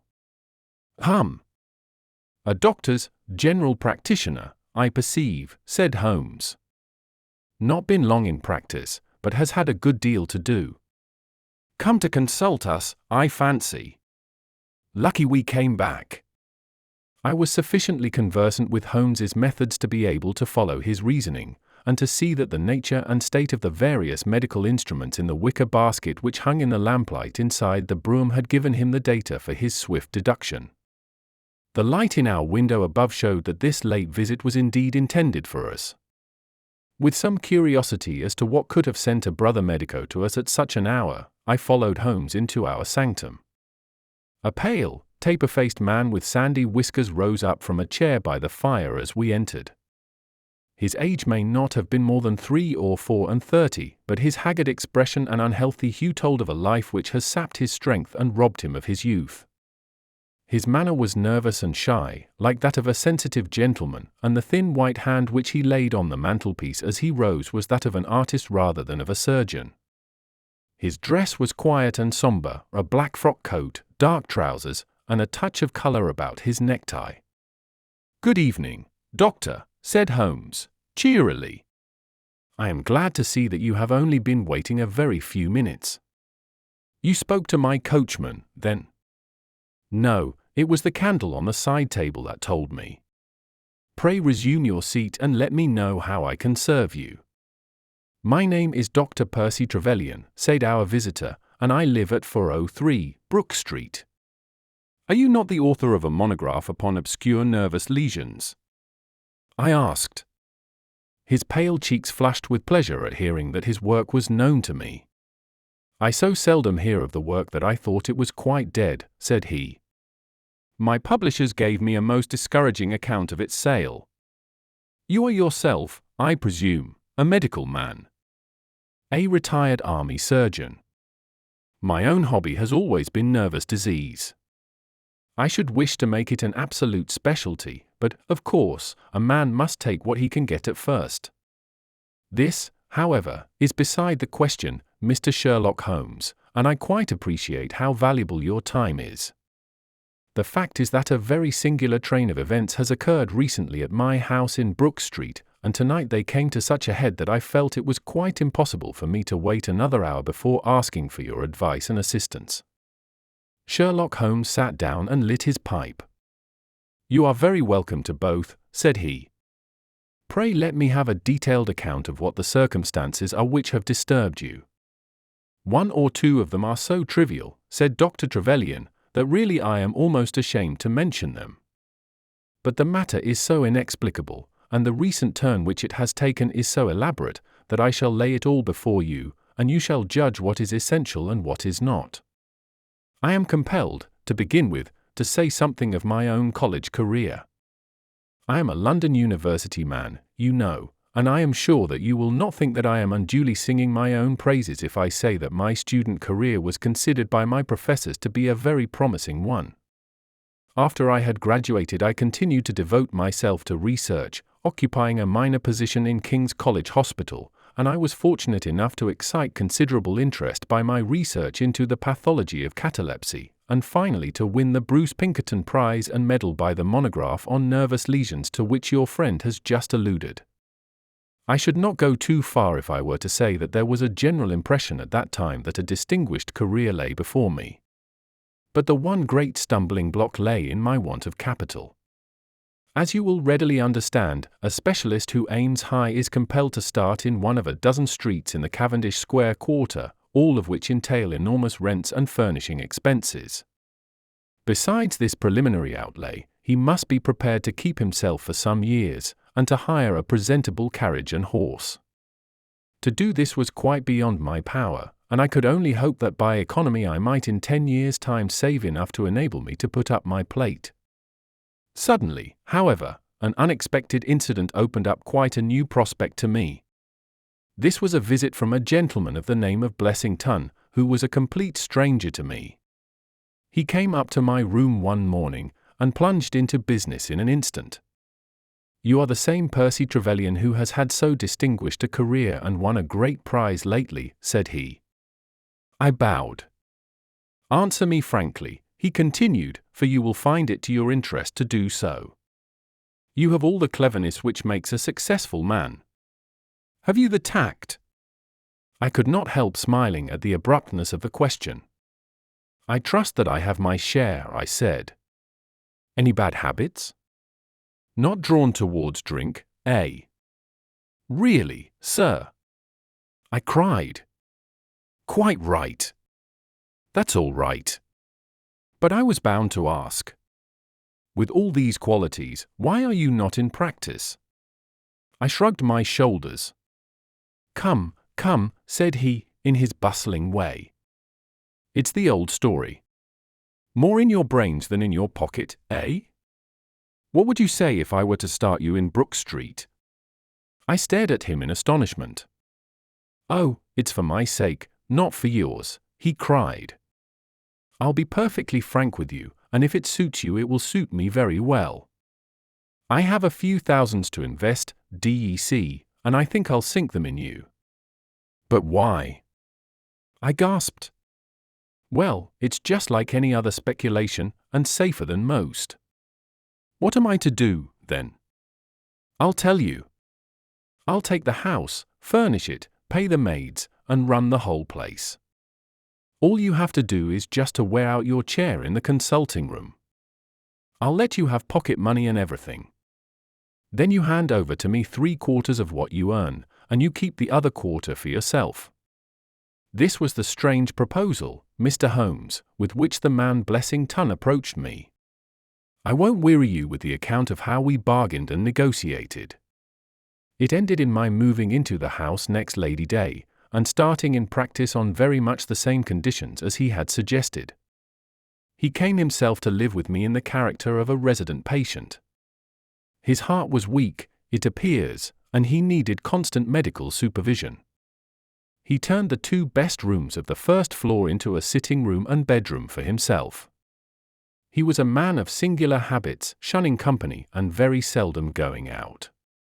His life was irregular, but in one respect he was regularity itself. Every evening, at the same hour, he walked into the consulting room, examined the books, put down 5 and 3 for every guinea that I had earned, and carried the rest off to the strong box in his own room. I may say with confidence that he never had occasion to regret his speculation. From the first it was a success.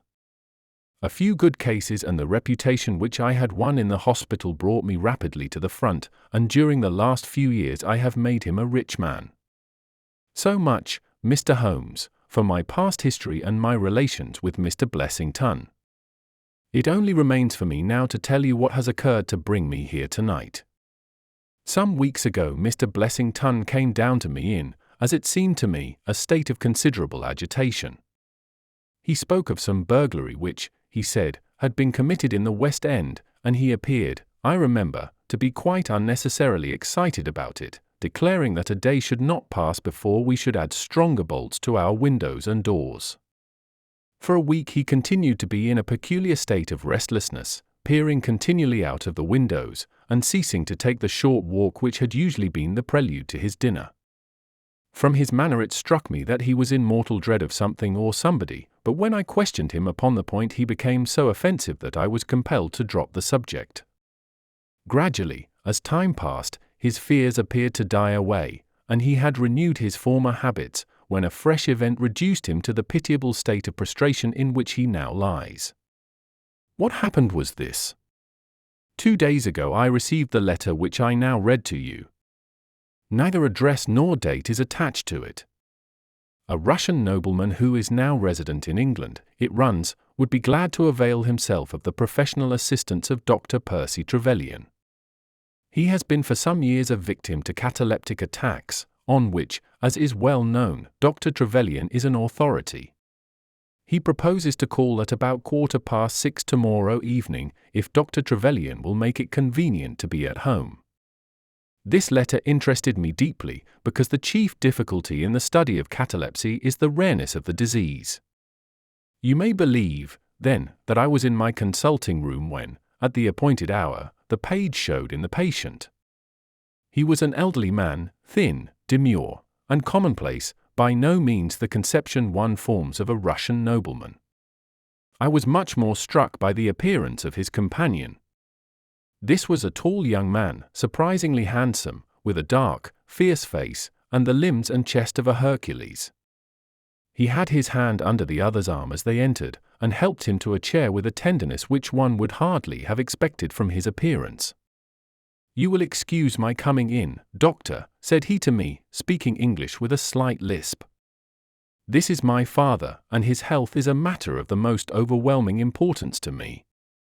I was touched by this filial anxiety. "You would, perhaps, care to remain during the consultation," said I. "Not for the world," he cried with a gesture of horror. "It is more painful to me than I can express." If I were to see my father in one of these dreadful seizures, I am convinced that I should never survive it. My own nervous system is an exceptionally sensitive one. With your permission, I will remain in the waiting room while you go into my father's case." To this, of course, I assented, and the young man withdrew. The patient and I then plunged into a discussion of his case, of which I took exhaustive notes.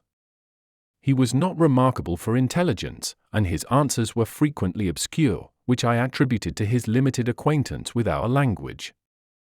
Suddenly, however, as I sat writing, he ceased to give any answer at all to my inquiries, and on my turning towards him I was shocked to see that he was sitting bolt upright in his chair, staring at me with a perfectly blank and rigid face. He was again in the grip of his mysterious malady. My first feeling, as I have just said, was one of pity and horror. My second, I fear, was rather one of professional satisfaction. I made notes of my patient's pulse and temperature, tested the rigidity of his muscles, and examined his reflexes. There was nothing markedly abnormal in any of these conditions, which harmonized with my former experiences. I had obtained good results in such cases by the inhalation of nitrite of amyl, and the present seemed an admirable opportunity of testing its virtues. The bottle was downstairs in my laboratory, so leaving my patient seated in his chair, I ran down to get it. There was some little delay in finding it, 5 minutes, let us say, and then I returned. Imagine my amazement to find the room empty and the patient gone. Of course, my first act was to run into the waiting room. The son had gone also. The hall door had been closed, but not shut. My page who admits patients is a new boy and by no means quick. He waits downstairs, and runs up to show patients out when I ring the consulting room bell. He had heard nothing, and the affair remained a complete mystery. Mr. Blessington came in from his walk shortly afterwards, but I did not say anything to him upon the subject, for, to tell the truth, I have got in the way of late of holding as little communication with him as possible. Well, I never thought that I should see anything more of the Russian and his son, so you can imagine my amazement when, at the very same hour this evening, they both came marching into my consulting room, just as they had done before. "I feel that I owe you a great many apologies for my abrupt departure yesterday, doctor," said my patient. "I confess that I was very much surprised at it," said I. "Well, the fact is," he remarked, "that when I recover from these attacks my mind is always very clouded as to all that has gone before. I woke up in a strange room, as it seemed to me, and made my way out into the street in a sort of dazed way when you were absent." "And I," said the son, seeing my father pass the door of the waiting room, naturally thought that the consultation had come to an end. It was not until we had reached home that I began to realize the true state of affairs. "Well," said I, laughing, "there is no harm done except that you puzzled me terribly, so if you, sir, would kindly step into the waiting room I shall be happy to continue our consultation which was brought to so abrupt an ending." For half an hour or so I discussed that old gentleman's symptoms with him, and then, having prescribed for him, I saw him go off upon the arm of his son. I have told you that Mr. Blessington generally chose this hour of the day for his exercise. He came in shortly afterwards and passed upstairs. An instant later I heard him running down, and he burst into my consulting room like a man who is mad with panic. "Who has been in my room?" he cried. "No one," said I. "It's a lie." He yelled. "Come up and look." I passed over the grossness of his language, as he seemed half out of his mind with fear. When I went upstairs with him he pointed to several footprints upon the light carpet. "Do you mean to say those are mine?" he cried. They were certainly very much larger than any which he could have made, and were evidently quite fresh. It rained hard this afternoon, as you know, and my patients were the only people who called. It must have been the case, then, that the man in the waiting room had, for some unknown reason, while I was busy with the other, ascended to the room of my resident patient. Nothing had been touched or taken, but there were the footprints to prove that the intrusion was an undoubted fact. Mr. Blessington seemed more excited over the matter than I should have thought possible, though of course it was enough to disturb anybody's peace of mind. He actually sat crying in an armchair, and I could hardly get him to speak coherently. It was his suggestion that I should come round to you, and of course I at once saw the propriety of it, for certainly the incident is a very singular one, though he appears to completely overrate its importance. If you would only come back with me in my brougham, you would at least be able to soothe him, though I can hardly hope that you will be able to explain this remarkable occurrence. Sherlock Holmes had listened to this long narrative with an intentness which showed me that his interest was keenly aroused. His face was as impassive as ever, but his lids had drooped more heavily over his eyes, and his smoke had curled up more thickly from his pipe to emphasize each curious episode in the doctor's tale. As our visitor concluded, Holmes sprang up without a word, handed me my hat, picked his own from the table, and followed Dr. Trevelyan to the door. Within a quarter of an hour we had been dropped at the door of the physician's residence in Brook Street, one of those sombre, flat-faced houses which one associates with a West End practice. A small page admitted us, and we began at once to ascend the broad, well-carpeted stair. But a singular interruption brought us to a standstill. The light at the top was suddenly whisked out, and from the darkness came a reedy, quivering voice. "I have a pistol," it cried. "I give you my word that I'll fire if you come any nearer." "This really grows outrageous, Mr. Blessington," cried Dr. Trevelyan.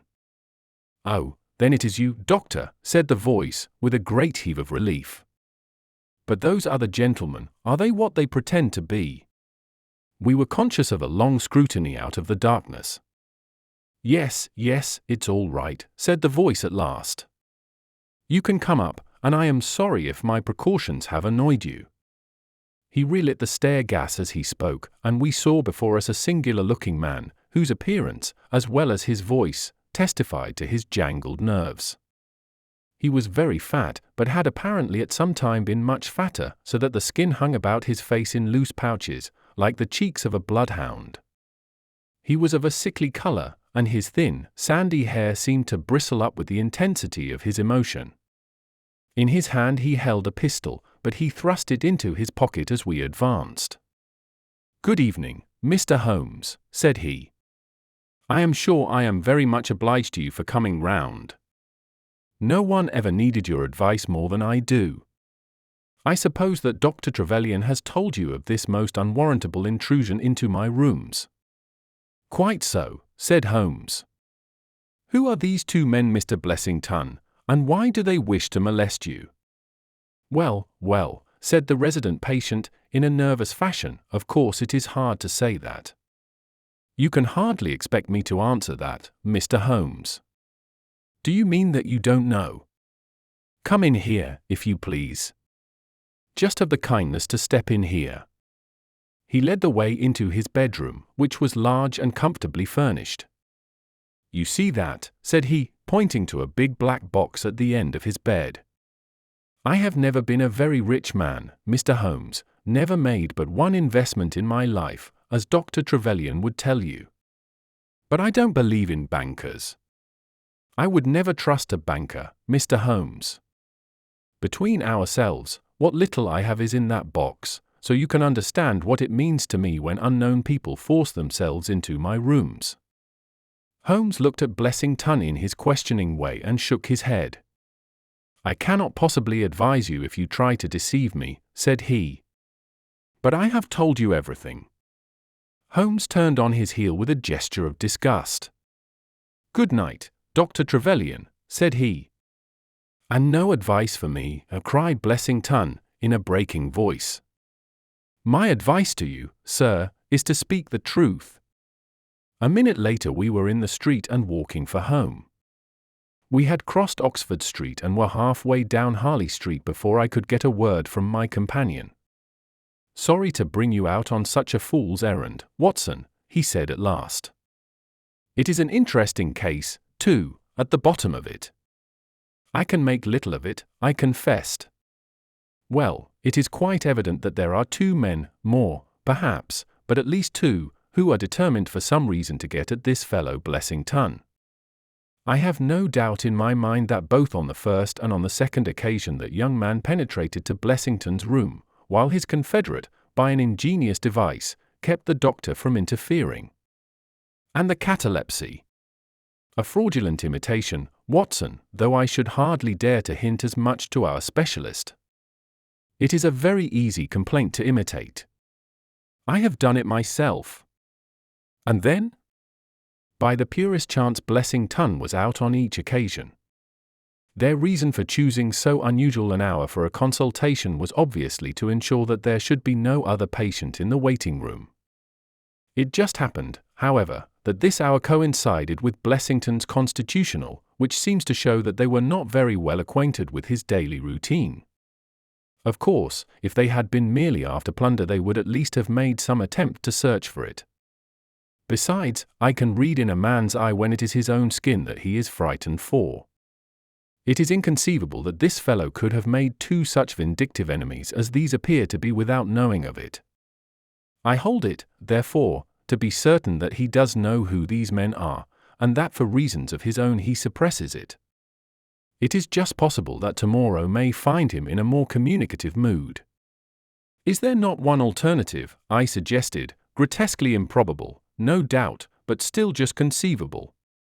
Might the whole story of the cataleptic Russian and his son be a concoction of Dr. Trevelyan's, who has, for his own purposes, been in Blessington's rooms?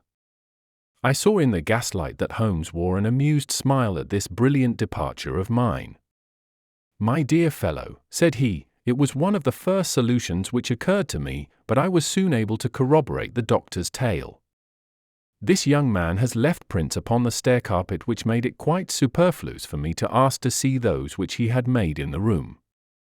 When I tell you that his shoes were square-toed instead of being pointed like Blessington's, and were quite an inch and a third longer than the doctor's, you will acknowledge that there can be no doubt as to his individuality. But we may sleep on it now, for I shall be surprised if we do not hear something further from Brook Street in the morning." Sherlock Holmes's prophecy was soon fulfilled, and in a dramatic fashion.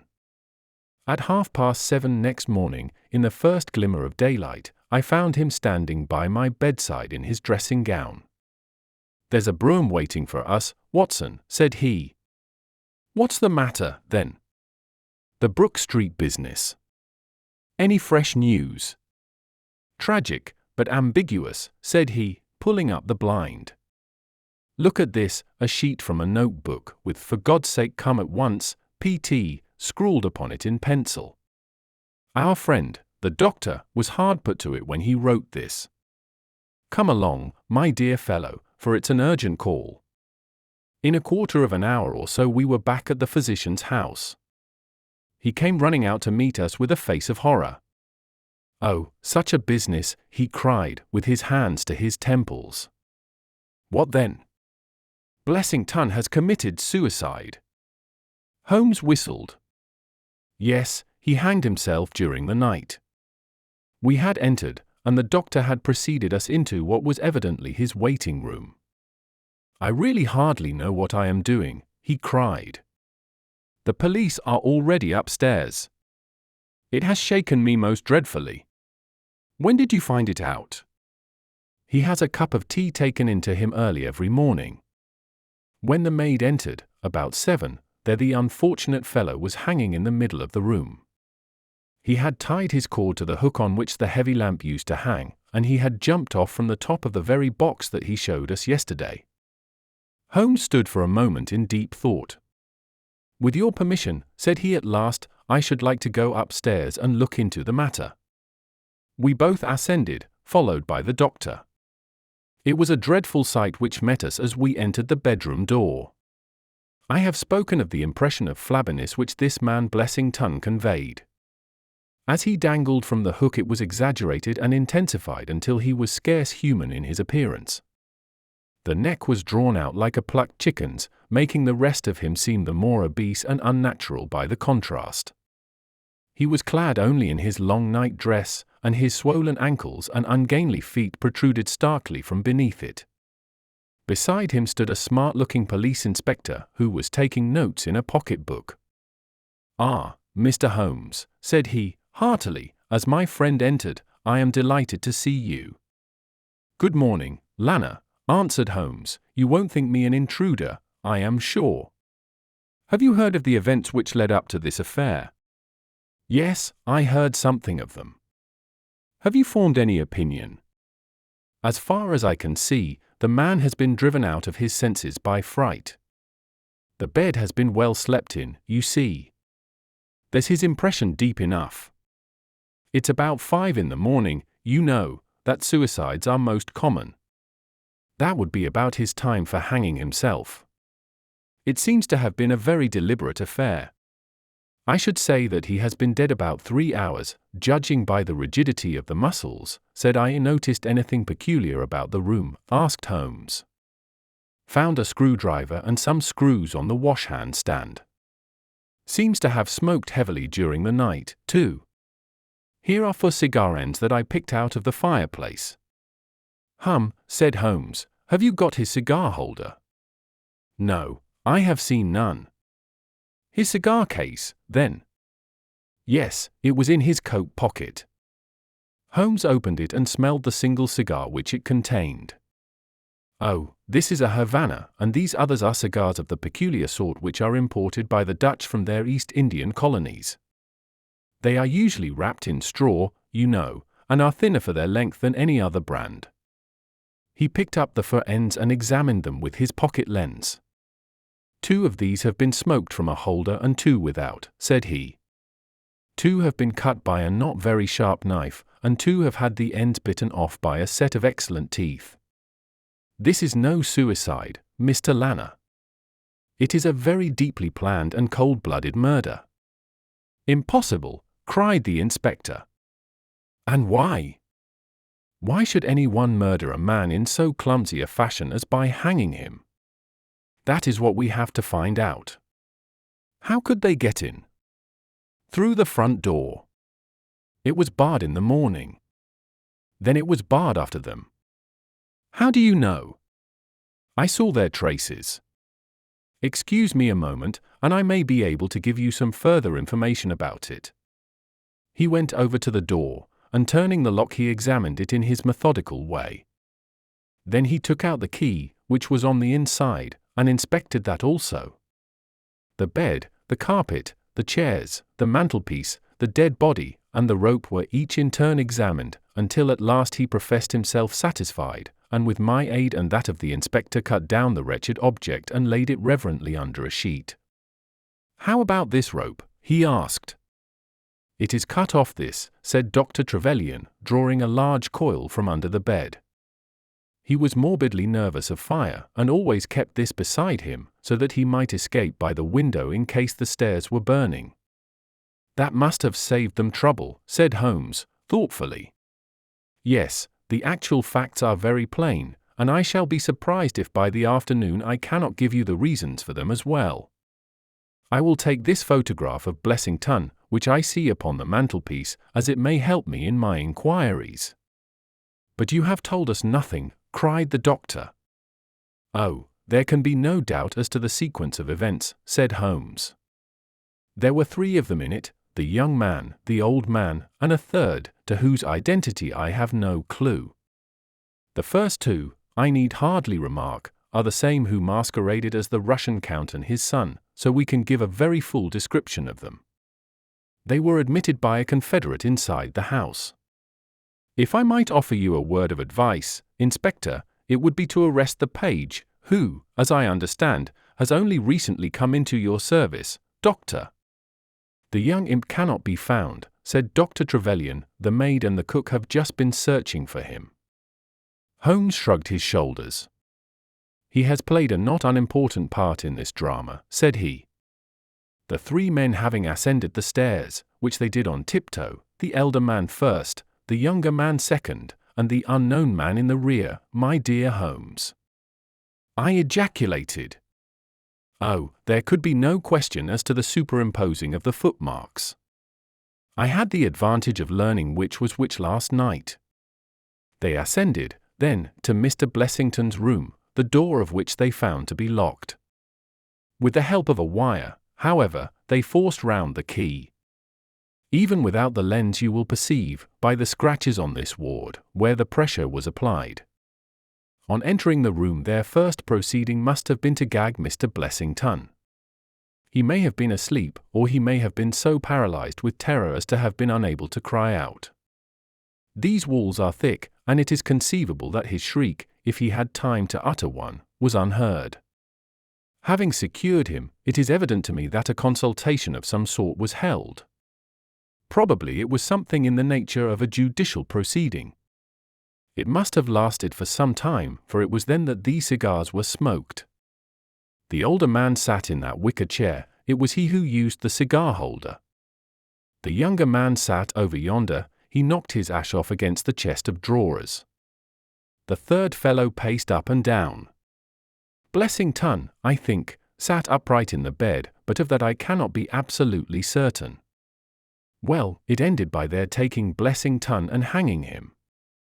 The matter was so prearranged that it is my belief that they brought with them some sort of block or pulley which might serve as a gallows.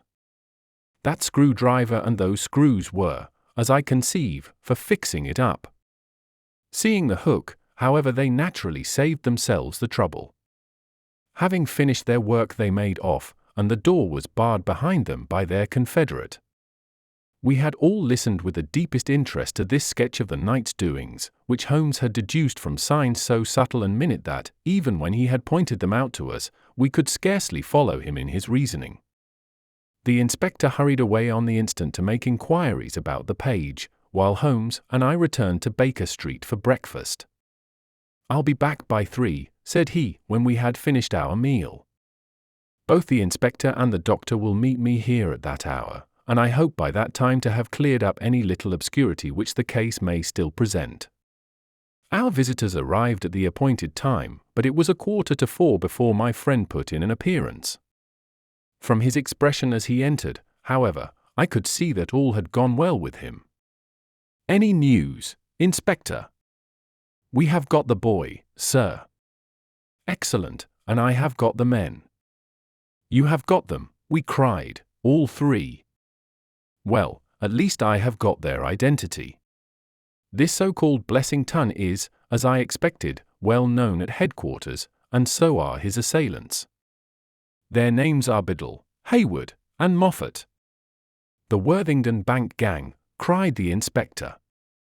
"Precisely," said Holmes. "Then Blessington must have been Sutton." "Exactly," said Holmes.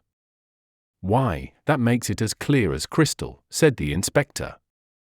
But Trevelyan and I looked at each other in bewilderment. "You must surely remember the great Worthington Bank business," said Holmes. 5 men were in it, these 4 and a 5th called Cartwright. Tobin, the caretaker, was murdered, and the thieves got away with £7,000. This was in 1875. They were all 5 arrested, but the evidence against them was by no means conclusive. This Blessington or Sutton, who was the worst of the gang, turned informer. On his evidence Cartwright was hanged and the other 3 got 15 years apiece. When they got out the other day, which was some years before their full term, they set themselves, as you perceive, to hunt down the traitor and to avenge the death of their comrade upon him. Twice they tried to get at him and failed, a third time, you see, it came off. Is there anything further which I can explain, Dr. Trevelyan?" "I think you have made it all remarkably clear," said the doctor. No doubt the day on which he was perturbed was the day when he had seen of their release in the newspapers. "Quite so. His talk about a burglary was the merest blind. But why could he not tell you this?" "Well, my dear sir, knowing the vindictive character of his old associates, he was trying to hide his own identity from everybody as long as he could. His secret was a shameful one, and he could not bring himself to divulge it.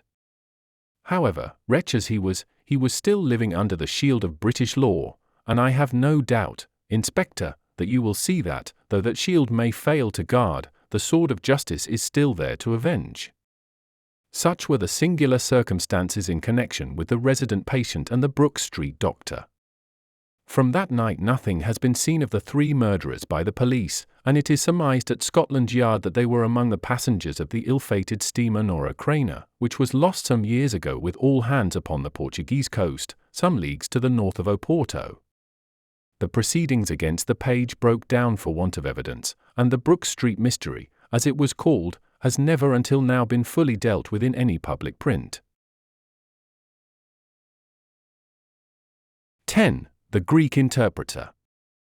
During my long and intimate acquaintance with Mr. Sherlock Holmes, I had never heard him refer to his relations, and hardly ever to his own early life. This reticence upon his part had increased the somewhat inhuman effect which he produced upon me, until sometimes I found myself regarding him as an isolated phenomenon, a brain without a heart, as deficient in human sympathy as he was preeminent in intelligence. His aversion to women and his disinclination to form new friendships were both typical of his unemotional character, but not more so than his complete suppression of every reference to his own people. I had come to believe that he was an orphan with no relatives living, but one day, to my very great surprise, he began to talk to me about his brother.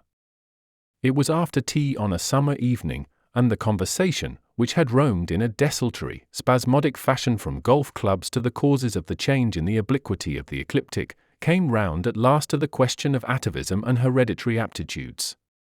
The point under discussion was, how far any singular gift in an individual was due to his ancestry and how far to his own early training. In your own case, said I, from all that you have told me, it seems obvious that your faculty of observation and your peculiar facility for deduction are due to your own systematic training. To some extent, he answered, thoughtfully. My ancestors were country squires, who appear to have led much the same life as is natural to their class. But, nonetheless, my turn that way is in my veins, and may have come with my grandmother, who was the sister of Vernet, the French artist. Art in the blood is liable to take the strangest forms. But how do you know that it is hereditary? Because my brother Mycroft possesses it in a larger degree than I do. This was news to me indeed. If there were another man with such singular powers in England, how was it that neither police nor public had heard of him? I put the question, with a hint that it was my companion's modesty which made him acknowledge his brother as his superior. Holmes laughed at my suggestion. My dear Watson, said he, I cannot agree with those who rank modesty among the virtues. To the logician all things should be seen exactly as they are, and to underestimate oneself is as much a departure from truth as to exaggerate one's own powers. When I say, therefore, that Mycroft has better powers of observation than I, you may take it that I am speaking the exact and literal truth. Is he your junior? 7 years my senior. How comes it that he is unknown? Oh, he is very well known in his own circle. Where, then? Well, in the Diogenes Club, for example. I had never heard of the institution, and my face must have proclaimed as much, for Sherlock Holmes pulled out his watch. The Diogenes Club is the queerest club in London, and Mycroft one of the queerest men. He's always there from 5:45 to 8:20.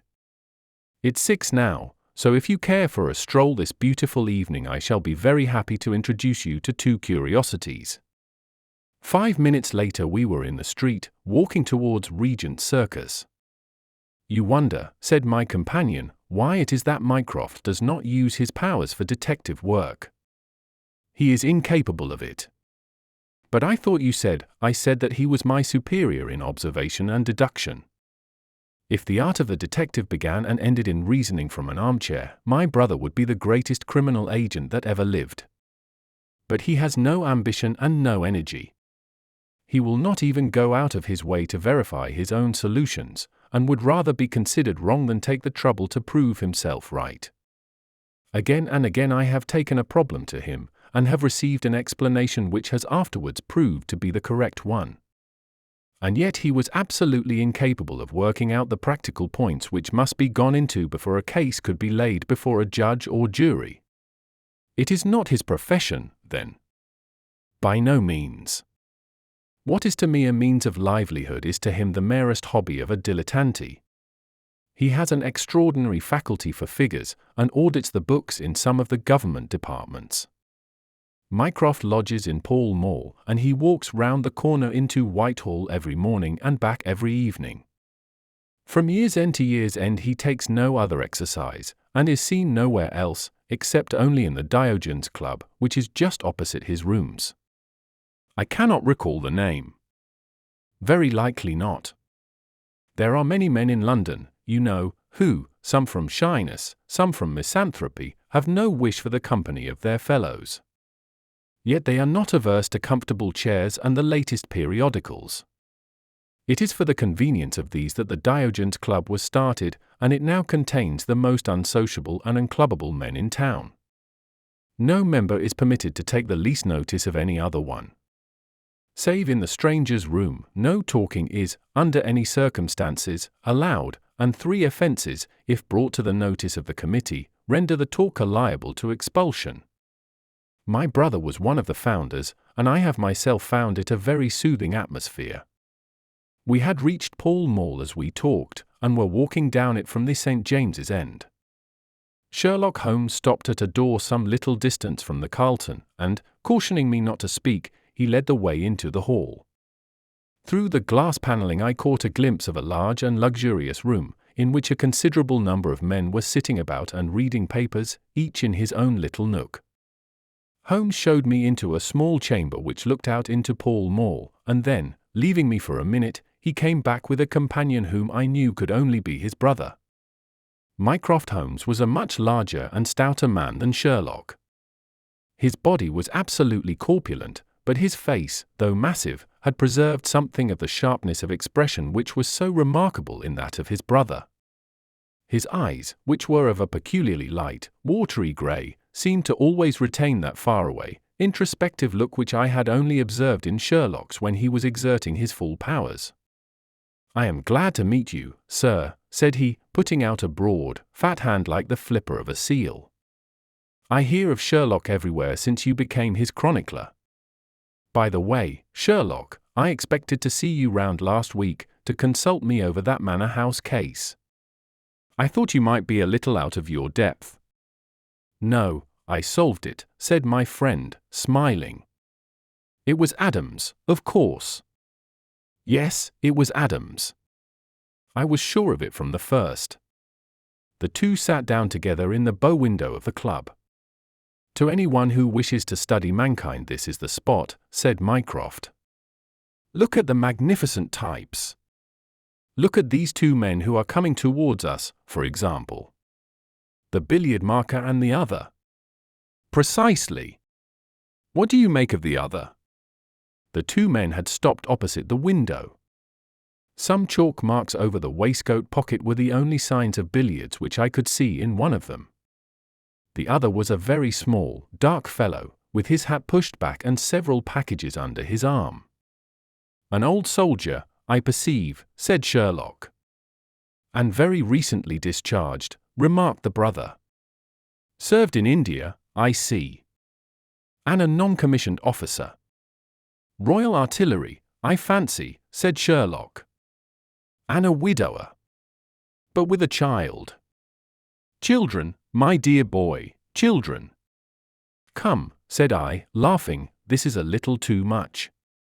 "Surely," answered Holmes, "it is not hard to say that a man with that bearing, expression of authority, and sun-baked skin, is a soldier, is more than a private, and is not long from India. That he has not left the service long is shown by his still wearing his ammunition boots, as they are called," observed Mycroft. "He had not the cavalry stride, yet he wore his hat on one side, as is shown by the lighter skin of that side of his brow. His weight is against his being a sapper. He is in the artillery. Then, of course, his complete mourning shows that he has lost someone very dear. The fact that he is doing his own shopping looks as though it were his wife. He has been buying things for children, you perceive. There is a rattle which shows that one of them is very young. The wife probably died in childbed. The fact that he has a picture book under his arm shows that there is another child to be thought of. I began to understand what my friend meant when he said that his brother possessed even keener faculties than he did himself. He glanced across at me and smiled. Mycroft took snuff from a tortoiseshell box and brushed away the wandering grains from his coat front with a large, red silk handkerchief. "By the way, Sherlock," said he, "I have had something quite after your own heart, a most singular problem, submitted to my judgment. I really had not the energy to follow it up save in a very incomplete fashion, but it gave me a basis for some pleasing speculation. If you would care to hear the facts, my dear Mycroft, I should be delighted." The brother scribbled a note upon a leaf of his pocket-book, and, ringing the bell, he handed it to the waiter. "I have asked Mr. Mellors to step across," said he. "He lodges on the floor above me, and I have some slight acquaintance with him, which led him to come to me in his perplexity. Mr. Mellors is a Greek by extraction, as I understand, and he is a remarkable linguist. He earns his living partly as interpreter in the law courts and partly by acting as guide to any wealthy Orientals who may visit the Northumberland Avenue hotels. I think I will leave him to tell his very remarkable experience in his own fashion." A few minutes later we were joined by a short, stout man whose olive face and coal-black hair proclaimed his southern origin, though his speech was that of an educated Englishman. He shook hands eagerly with Sherlock Holmes, and his dark eye sparkled with pleasure when he understood that the specialist was anxious to hear his story. "I do not believe that the police credit me, on my word, I do not," said he in a wailing voice.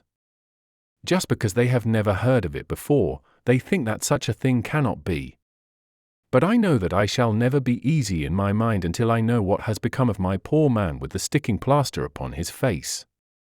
"I am all attention," said Sherlock Holmes. "This is Wednesday evening," said Mr. Mellors. "Well then, it was Monday night, only 2 days ago, you understand, that all this happened. I am an interpreter, as perhaps my neighbor there has told you. I interpret all languages, or nearly all, but as I am a Greek by birth and with a Grecian name, it is with that particular tongue that I am principally associated. For many years I have been the chief Greek interpreter in London, and my name is very well known in the hotels. It happens not infrequently that I am sent for at strange hours by foreigners who get into difficulties, or by travellers who arrive late and wish my services. I was not surprised, therefore, on Monday night when a Mr. Latimer, a very fashionably dressed young man, came up to my rooms and asked me to accompany him in a cab which was waiting at the door. A Greek friend had come to see him upon business, he said, and as he could speak nothing but his own tongue, the services of an interpreter were indispensable. He gave me to understand that his house was some little distance off, in Kensington, and he seemed to be in a great hurry, bustling me rapidly into the cab when we had descended to the street. I say into the cab, but I soon became doubtful as to whether it was not a carriage in which I found myself. It was certainly more roomy than the ordinary four-wheel disgrace to London, and the fittings, though frayed, were of rich quality. Mr. Latimer seated himself opposite to me and we started off through Charing Cross and up the Shaftesbury Avenue. We had come out upon Oxford Street and I had ventured some remark as to this being a roundabout way to Kensington, when my words were arrested by the extraordinary conduct of my companion. He began by drawing a most formidable-looking bludgeon loaded with lead from his pocket and switching it backward and forward several times, as if to test its weight and strength. Then he placed it without a word upon the seat beside him. Having done this, he drew up the windows on each side, and I found to my astonishment that they were covered with paper so as to prevent my seeing through them. "I am sorry to cut off your view, Mr. Mellors," said he. "The fact is that I have no intention that you should see what the place is to which we are driving. It might possibly be inconvenient to me if you could find your way there again." As you can imagine, I was utterly taken aback by such an address. My companion was a powerful, broad-shouldered young fellow, and, apart from the weapon, I should not have had the slightest chance in a struggle with him. "This is very extraordinary conduct, Mr. Latimer," I stammered. "You must be aware that what you are doing is quite illegal." "It is somewhat of a liberty, no doubt," said he, "but we'll make it up to you. I must warn you, however, Mr. Mellors, that if at any time tonight you attempt to raise an alarm or do anything which is against my interests, you will find it a very serious thing. I beg you to remember that no one knows where you are, and that, whether you are in this carriage or in my house, you are equally in my power." His words were quiet, but he had a rasping way of saying them which was very menacing. I sat in silence wondering what on earth could be his reason for kidnapping me in this extraordinary fashion. Whatever it might be, it was perfectly clear that there was no possible use in my resisting, and that I could only wait to see what might befall. For nearly 2 hours we drove without my having the least clue as to where we were going.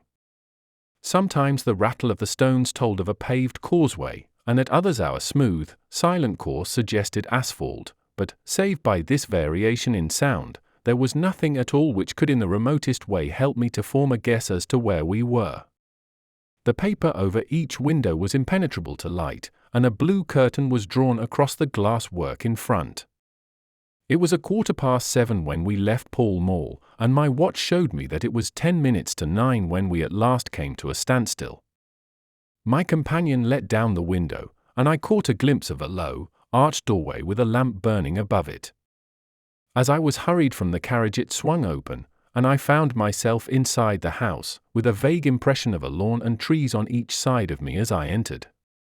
Whether these were private grounds, however, or bona fide country was more than I could possibly venture to say.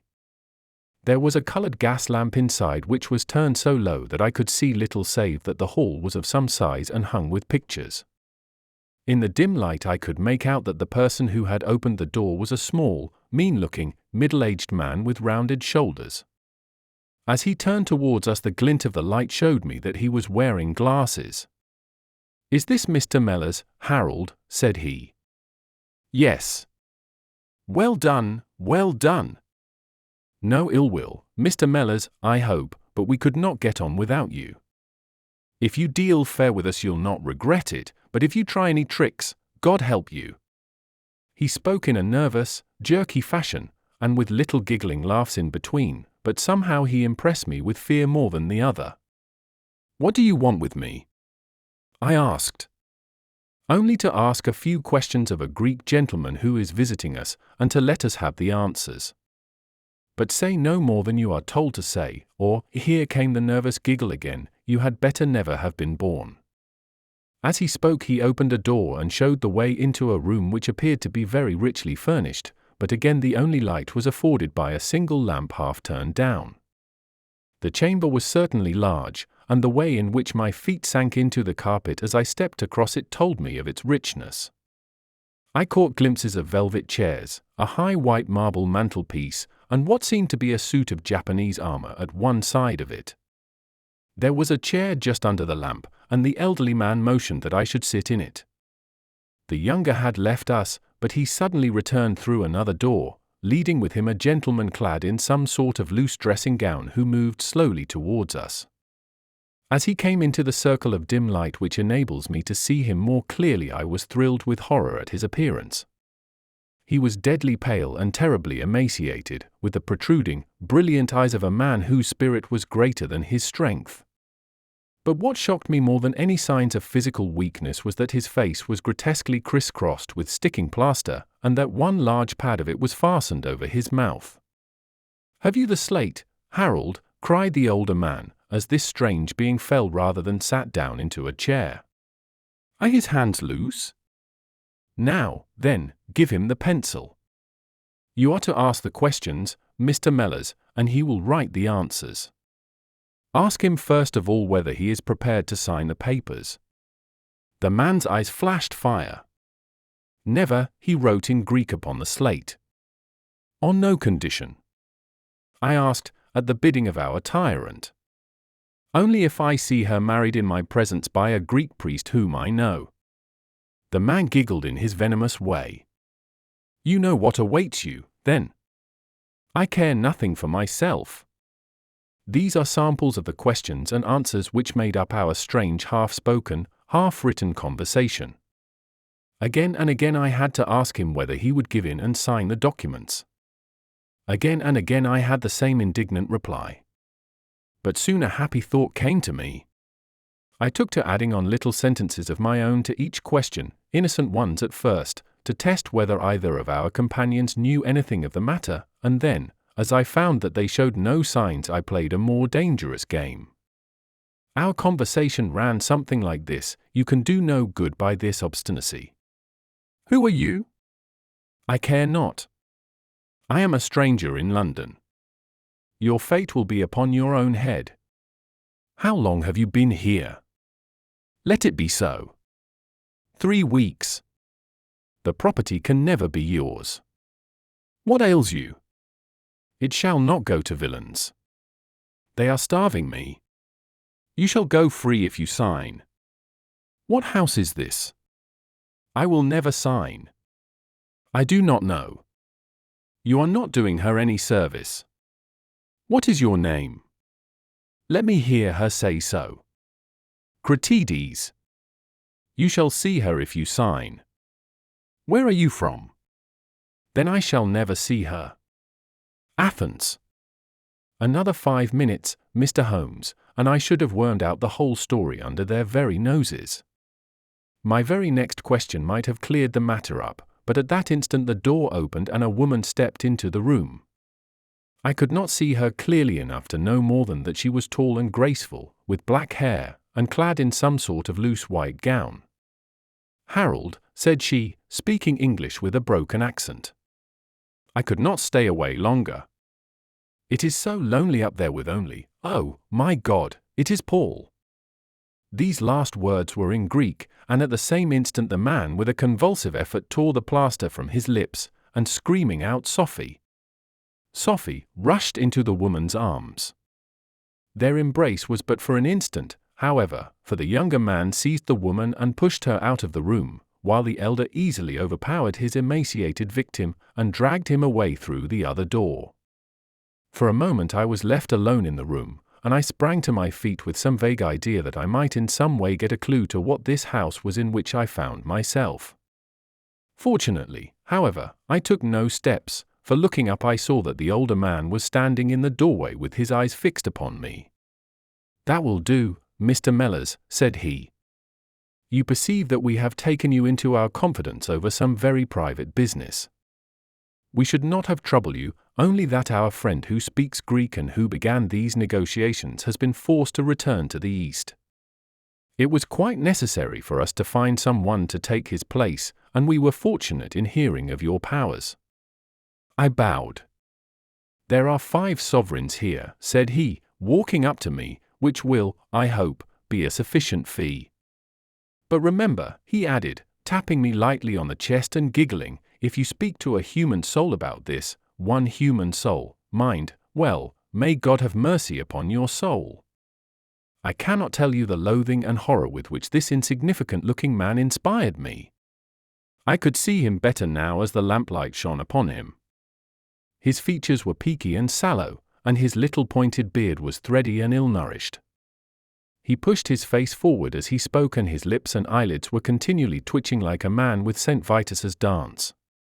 I could not help thinking that his strange, catchy little laugh was also a symptom of some nervous malady. The terror of his face lay in his eyes, however, steel grey, and glistening coldly with a malignant, inexorable cruelty in their depths. "We shall know if you speak of this," said he. "We have our own means of information. Now you will find the carriage waiting, and my friend will see you on your way." I was hurried through the hall and into the vehicle, again obtaining that momentary glimpse of trees and a garden. Mr. Latimer followed closely at my heels, and took his place opposite to me without a word. In silence we again drove for an interminable distance with the windows raised, until at last, just after midnight, the carriage pulled up. "You will get down here, Mr. Mellors," said my companion. "I am sorry to leave you so far from your house, but there is no alternative. Any attempt upon your part to follow the carriage can only end in injury to yourself." He opened the door as he spoke, and I had hardly time to spring out when the coachman lashed the horse and the carriage rattled away. I looked around me in astonishment. I was on some sort of a heathy common mottled over with dark clumps of furze bushes. Far away stretched a line of houses, with a light here and there in the upper windows. On the other side I saw the red signal lamps of a railway. The carriage which had brought me was already out of sight. I stood gazing round and wondering where on earth I might be, when I saw some one coming towards me in the darkness. As he came up to me I made out that he was a railway porter. "Can you tell me what place this is?" I asked. "Wandsworth Common," said he. "Can I get a train into town?" "If you walk on a mile or so to Clapham Junction," said he, "you'll just be in time for the last to Victoria." So that was the end of my adventure, Mr. Holmes. I do not know where I was, nor whom I spoke with, nor anything save what I have told you. But I know that there is foul play going on, and I want to help that unhappy man if I can. I told the whole story to Mr. Mycroft Holmes next morning, and subsequently to the police. We all sat in silence for some little time after listening to this extraordinary narrative. Then Sherlock looked across at his brother. "Any steps?" he asked. Mycroft picked up the Daily News, which was lying on the side table. "Anybody supplying any information to the whereabouts of a Greek gentleman named Paul Cratides, from Athens, who is unable to speak English, will be rewarded. A similar reward paid to anyone giving information about a Greek lady whose first name is Sophie. X 2473. That was in all the dailies. No answer. How about the Greek legation? I have inquired. They know nothing. A wire to the head of the Athens police, then. Sherlock has all the energy of the family, said Mycroft, turning to me. Well, you take the case up by all means, and let me know if you do any good. Certainly, answered my friend, rising from his chair. I'll let you know, and Mr. Mellors also. In the meantime, Mr. Mellors, I should certainly be on my guard, if I were you, for of course they must know through these advertisements that you have betrayed them. As we walked home together, Holmes stopped at a telegraph office and sent off several wires. You see, Watson, he remarked, our evening has been by no means wasted. Some of my most interesting cases have come to me in this way through Mycroft. The problem which we have just listened to, although it can admit of but one explanation, has still some distinguishing features. You have hopes of solving it. Well, knowing as much as we do, it will be singular indeed if we fail to discover the rest. You must yourself have formed some theory which will explain the facts to which we have listened. In a vague way, yes. What was your idea, then? It seemed to me to be obvious that this Greek girl had been carried off by the young Englishman named Harold Latimer. Carried off from where? Athens, perhaps. Sherlock Holmes shook his head. This young man could not talk a word of Greek. The lady could talk English fairly well. Inference, that she had been in England some little time, but he had not been in Greece. Well, then, we will presume that she had come on a visit to England, and that this Harold had persuaded her to fly with him. That is more probable.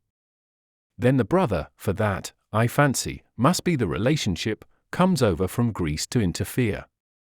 He imprudently puts himself into the power of the young man and his older associate. They seize him and use violence towards him in order to make him sign some papers to make over the girl's fortune, of which he may be trustee, to them. This he refuses to do.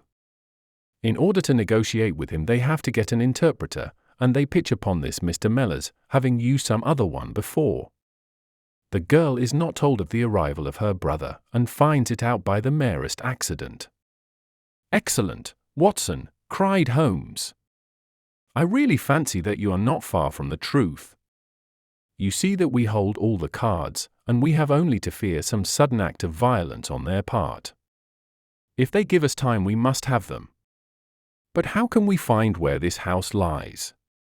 Well, if our conjecture is correct and the girl's name is always Sophie Cratides, we should have no difficulty in tracing her.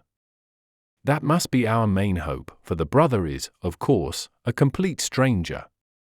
It is clear that some time has elapsed since this Harold established these relations with the girl, some weeks, at any rate, since the brother in Greece has had time to hear of it and come across. If they have been living in the same place during this time, it is probable that we shall have some answer to Mycroft's advertisement. We had reached our house in Baker Street while we had been talking. Holmes ascended the stair first, and as he opened the door of our room he gave a start of surprise.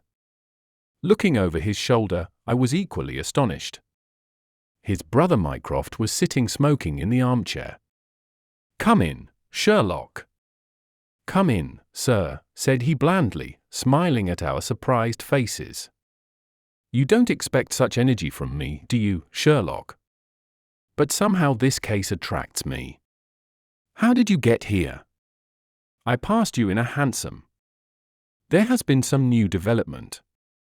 "I had an answer to my advertisement." "Ah." "Yes, it came within a few minutes of your leaving." "And to what effect?" Mycroft Holmes took out a sheet of paper. "Here it is," said he, "written with a J pen on royal cream paper by a middle-aged man with a weak constitution.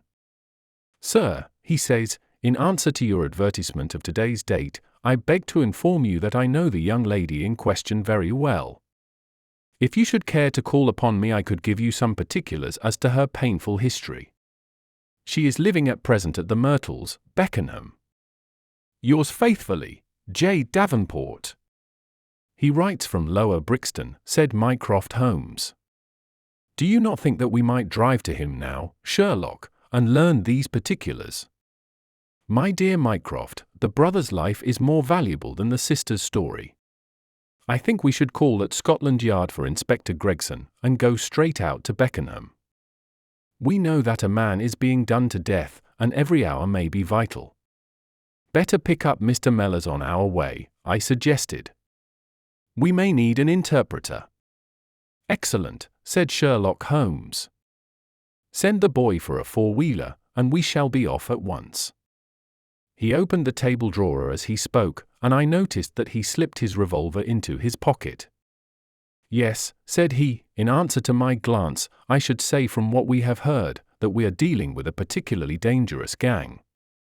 It was almost dark before we found ourselves in Pall Mall, at the rooms of Mr. Mellors. A gentleman had just called for him, and he was gone.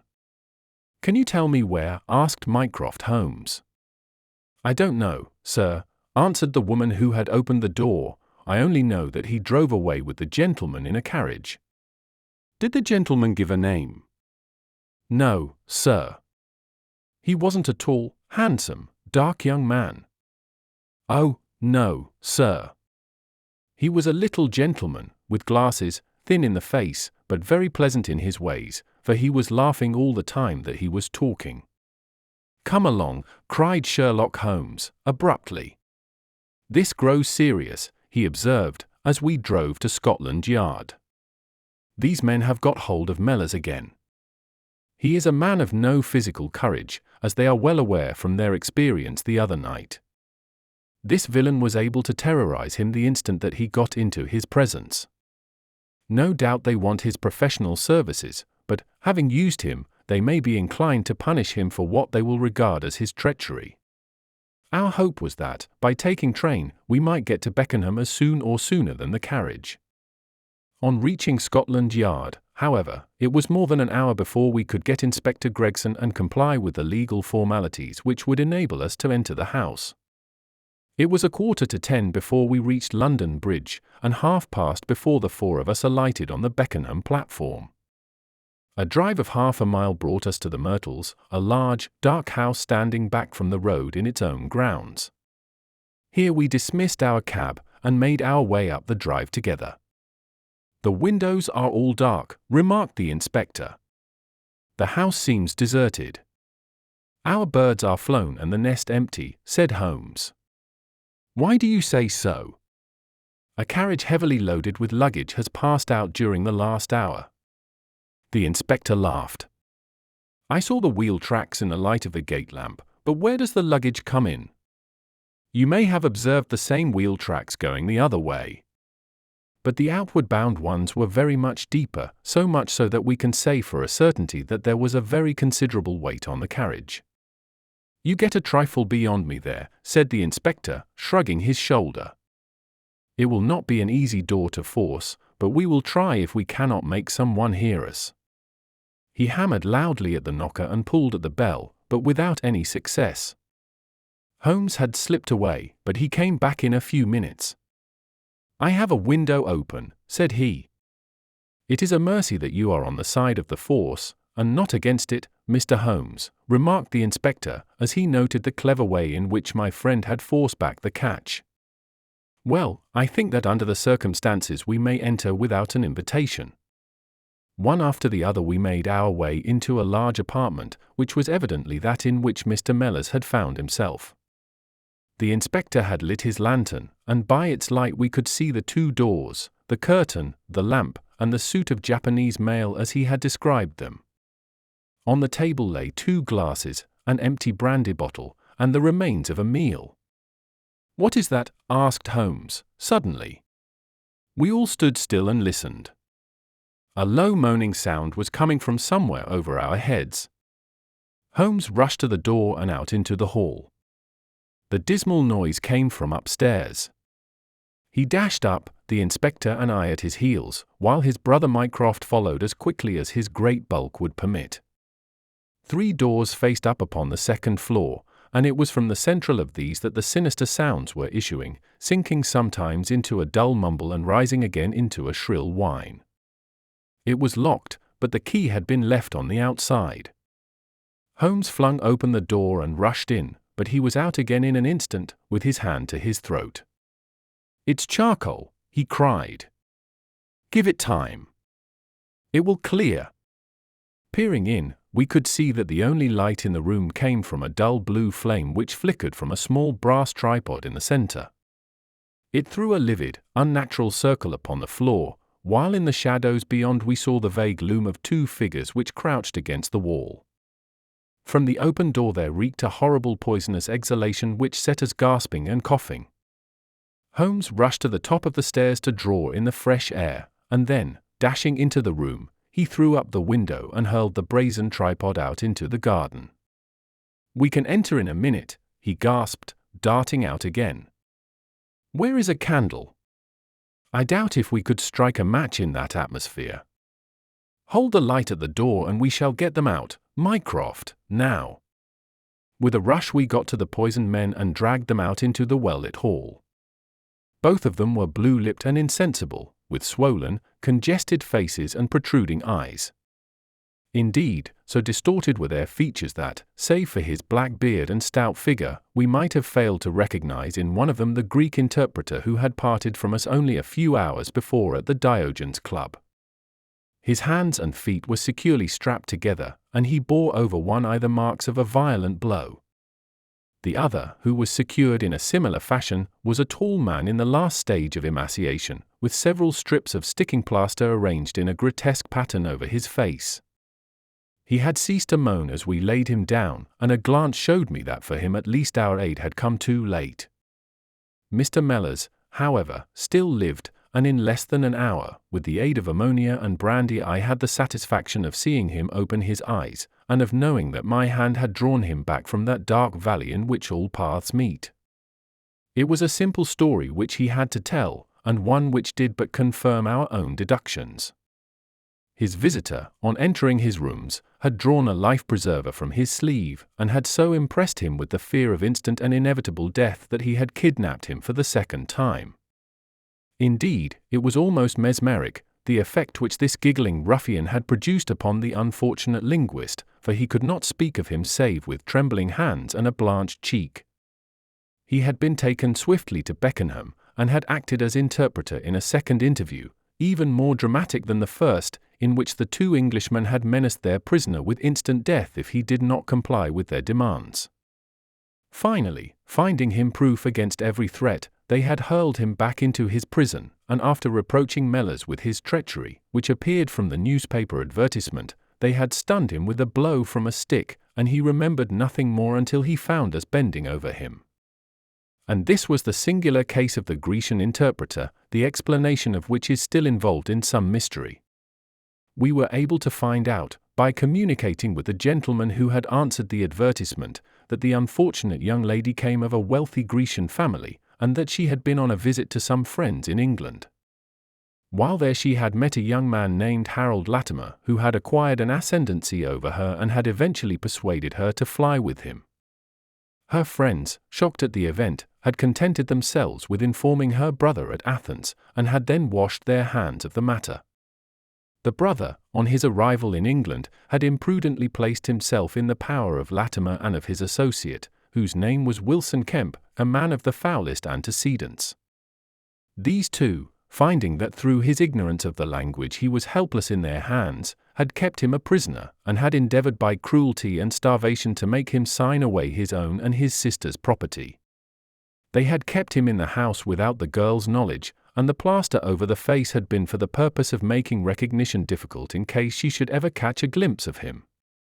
Her feminine perception, however, had instantly seen through the disguise when, on the occasion of the interpreter's visit, she had seen him for the first time. The poor girl, however, was herself a prisoner, for there was no one about the house except the man who acted as coachman, and his wife, both of whom were tools of the conspirators. Finding that their secret was out, and that their prisoner was not to be coerced, the two villains with the girl had fled away at a few hours' notice from the furnished house which they had hired, having first, as they thought, taken vengeance both upon the man who had defied and the one who had betrayed them. Months afterwards a curious newspaper cutting reached us from Budapest. It told how two Englishmen who had been travelling with a woman had met with a tragic end. They had each been stabbed, it seems, and the Hungarian police were of opinion that they had quarrelled and had inflicted mortal injuries upon each other. Holmes, however, is, I fancy, of a different way of thinking, and holds to this day that, if one could find the Grecian girl, one might learn how the wrongs of herself and her brother came to be avenged. 11. The Naval Treaty. The July which immediately succeeded my marriage was made memorable by 3 cases of interest, in which I had the privilege of being associated with Sherlock Holmes and of studying his methods. I find them recorded in my notes under the headings of The Adventure of the Second Stain, The Adventure of the Naval Treaty, and The Adventure of the Tired Captain. The first of these, however, deals with interest of such importance and implicates so many of the first families in the kingdom that for many years it will be impossible to make it public. No case, however, in which Holmes was engaged has ever illustrated the value of his analytical methods so clearly or has impressed those who were associated with him so deeply. I still retain an almost verbatim report of the interview in which he demonstrated the true facts of the case to Monsieur Dubuque of the Paris police, and Fritz von Waldbaum, the well-known specialist of Danzig, both of whom had wasted their energies upon what proved to be side issues. The new century will have come, however, before the story can be safely told. Meanwhile I pass on to the second on my list, which promised also at one time to be of national importance, and was marked by several incidents which give it a quite unique character. During my school days I had been intimately associated with a lad named Percy Phelps, who was of much the same age as myself, though he was 2 classes ahead of me. He was a very brilliant boy, and carried away every prize which the school had to offer, finished his exploits by winning a scholarship which sent him on to continue his triumphant career at Cambridge. He was, I remember, extremely well connected, and even when we were all little boys together we knew that his mother's brother was Lord Holdhurst, the great Conservative politician. This gaudy relationship did him little good at school. On the contrary, it seemed rather a piquant thing to us to chevy him about the playground and hit him over the shins with a wicket. But it was another thing when he came out into the world. I heard vaguely that his abilities and the influences which he commanded had won him a good position at the Foreign Office, and then he passed completely out of my mind until the following letter recalled his existence: Briarbury, Woking. My dear Watson, I have no doubt that you can remember Tadpole Phelps, who was in the 5th form when you were in the 3rd. It is possible even that you may have heard that through my uncle's influence I obtained a good appointment at the Foreign Office, and that I was in a situation of trust and honor until a horrible misfortune came suddenly to blast my career. There is no use writing of the details of that dreadful event. In the event of your acceding to my request, it is probable that I shall have to narrate them to you. I have only just recovered from 9 weeks of brain fever, and am still exceedingly weak. Do you think that you could bring your friend Mr. Holmes down to see me? I should like to have his opinion of the case, though the authorities assure me that nothing more can be done.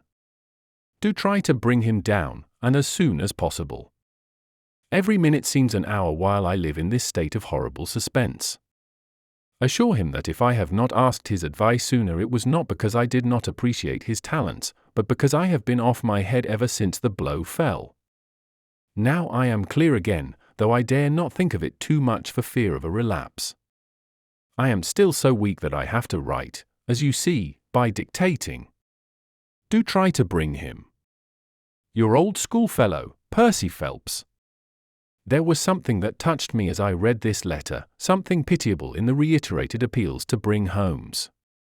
So moved was I that even had it been a difficult matter I should have tried it, but of course I knew well that Holmes loved his art, so that he was ever as ready to bring his aid as his client could be to receive it. My wife agreed with me that not a moment should be lost in laying the matter before him, and so within an hour of breakfast time I found myself back once more in the old rooms in Baker Street. Holmes was seated at his side table clad in his dressing gown, and working hard over a chemical investigation. A large curved retort was boiling furiously in the bluish flame of a Bunsen burner, and the distilled drops were condensing into a 2-liter measure. My friend hardly glanced up as I entered, and I, seeing that his investigation must be of importance, seated myself in an armchair and waited. He dipped into this bottle or that, drawing out a few drops of each with his glass pipette, and finally brought a test tube containing a solution over to the table. In his right hand he held a slip of litmus paper. "You come at a crisis, Watson," said he. "If this paper remains blue, all is well. If it turns red, it means a man's life." He dipped it into the test tube and it flashed at once into a dull, dirty crimson. "Hum! I thought as much," he cried. "I will be at your service in an instant, Watson. You will find tobacco in the Persian slipper." He turned to his desk and scribbled off several telegrams, which were handed over to the page boy. Then he threw himself down into the chair opposite, and drew up his knees until his fingers clasped round his long, thin shins. "A very commonplace little murder," said he. "You've got something better, I fancy. You are the stormy petrel of crime, Watson. What is it?" I handed him the letter, which he read with the most concentrated attention. "It does not tell us very much, does it?" he remarked, as he handed it back to me. "Hardly anything. And yet the writing is of interest." "But the writing is not his own." "Precisely. It is a woman's." "A man surely," I cried. "No, a woman's, and a woman of rare character. You see, at the commencement of an investigation it is something to know that your client is in close contact with someone who, for good or evil, has an exceptional nature. My interest is already awakened in the case. If you are ready we will start at once for Woking, and see this diplomatist who is in such evil case, and the lady to whom he dictates his letters." We were fortunate enough to catch an early train at Waterloo, and in a little under an hour we found ourselves among the firwoods and the heather of Woking. Briarbury proved to be a large detached house standing in extensive grounds within a few minutes' walk of the station. On sending in our cards we were shown into an elegantly appointed drawing-room, where we were joined in a few minutes by a rather stout man who received us with much hospitality. His age may have been nearer 40 than 30, but his cheeks were so ruddy and his eyes so merry that he still conveyed the impression of a plump and mischievous boy. "I am so glad that you have come," said he, shaking our hands with effusion. "Percy has been inquiring for you all morning." "Ah, poor old chap, he clings to any straw." His father and his mother asked me to see you, for the mere mention of the subject is very painful to them. We have had no details yet, observed Holmes. I perceive that you are not yourself a member of the family. Our acquaintance looked surprised, and then, glancing down, he began to laugh. Of course you saw the J.H. monogram on my locket, said he. For a moment I thought you had done something clever.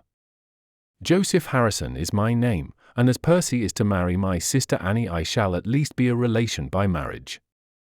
You will find my sister in his room, for she has nursed him hand and foot this 2 months back.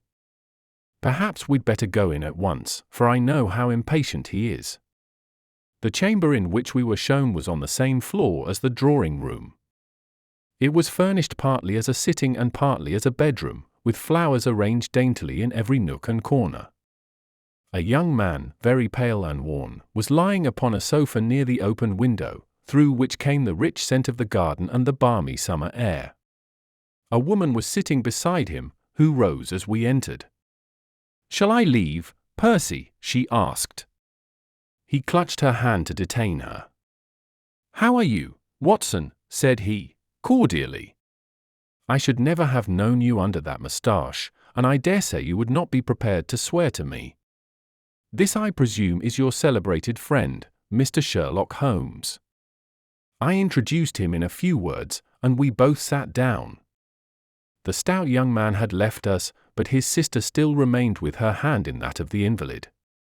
She was a striking-looking woman, a little short and thick for symmetry, but with a beautiful olive complexion, large, dark, Italian eyes, and a wealth of deep black hair. Her rich tints made the white face of her companion the more worn and haggard by the contrast. "I won't waste your time," said he, raising himself upon the sofa. "I'll plunge into the matter without further preamble. I was a happy and successful man, Mr. Holmes, and on the eve of being married, when a sudden and dreadful misfortune wrecked all my prospects in life. I was, as Watson may have told you, in the Foreign Office, and through the influences of my uncle, Lord Holdhurst, I rose rapidly to a responsible position. When my uncle became Foreign Minister in this administration, he gave me several missions of trust, and as I always brought them to a successful conclusion, he came at last to have the utmost confidence in my ability and tact. Nearly 10 weeks ago, to be more accurate, on the 23rd of May, he called me into his private room, and, after complimenting me on the good work which I had done, he informed me that he had a new commission of trust for me to execute. "This," said he, taking a grey roll of paper from his bureau, "is the original of that secret treaty between England and Italy of which, I regret to say, some rumours have already got into the public press. It is of enormous importance that nothing further should leak out. The French or the Russian embassy would pay an immense sum to learn the contents of these papers. They should not leave my bureau were it not that it is absolutely necessary to have them copied. You have a desk in your office?" "Yes, sir."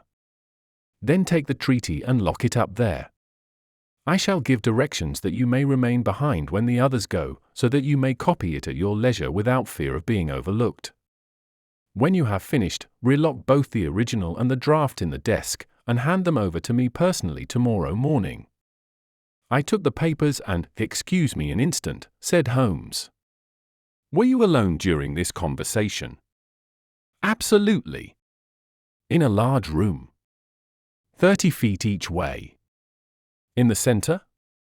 "Yes, about it." "And speaking low?"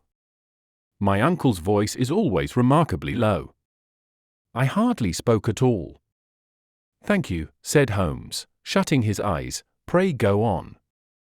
I did exactly what he indicated, and waited until the other clerks had departed. One of them in my room, Charles Gorret, had some arrears of work to make up, so I left him there and went out to dine. When I returned he was gone.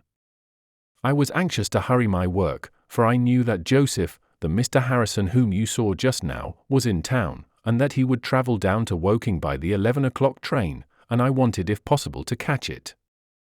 When I came to examine the treaty, I saw at once that it was of such importance that my uncle had been guilty of no exaggeration in what he had said. Without going into details, I may say that it defined the position of Great Britain towards the Triple Alliance, and foreshadowed the policy which this country would pursue in the event of the French fleet gaining a complete ascendancy over that of Italy in the Mediterranean. The questions treated in it were purely naval. At the end were the signatures of the high dignitaries who had signed it. I glanced my eyes over it, and then settled down to my task of copying. It was a long document, written in the French language, and containing 26 separate articles. I copied as quickly as I could, but at 9 o'clock I had only done 9 articles, and it seemed hopeless for me to attempt to catch my train. I was feeling drowsy and stupid, partly from my dinner and also from the effects of a long day's work. A cup of coffee would clear my brain. A commissionaire remains all night in a little lodge at the foot of the stairs, and is in the habit of making coffee at his spirit lamp for any of the officials who may be working overtime.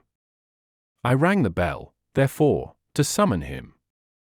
To my surprise, it was a woman who answered the summons, a large, coarse-faced, elderly woman, in an apron.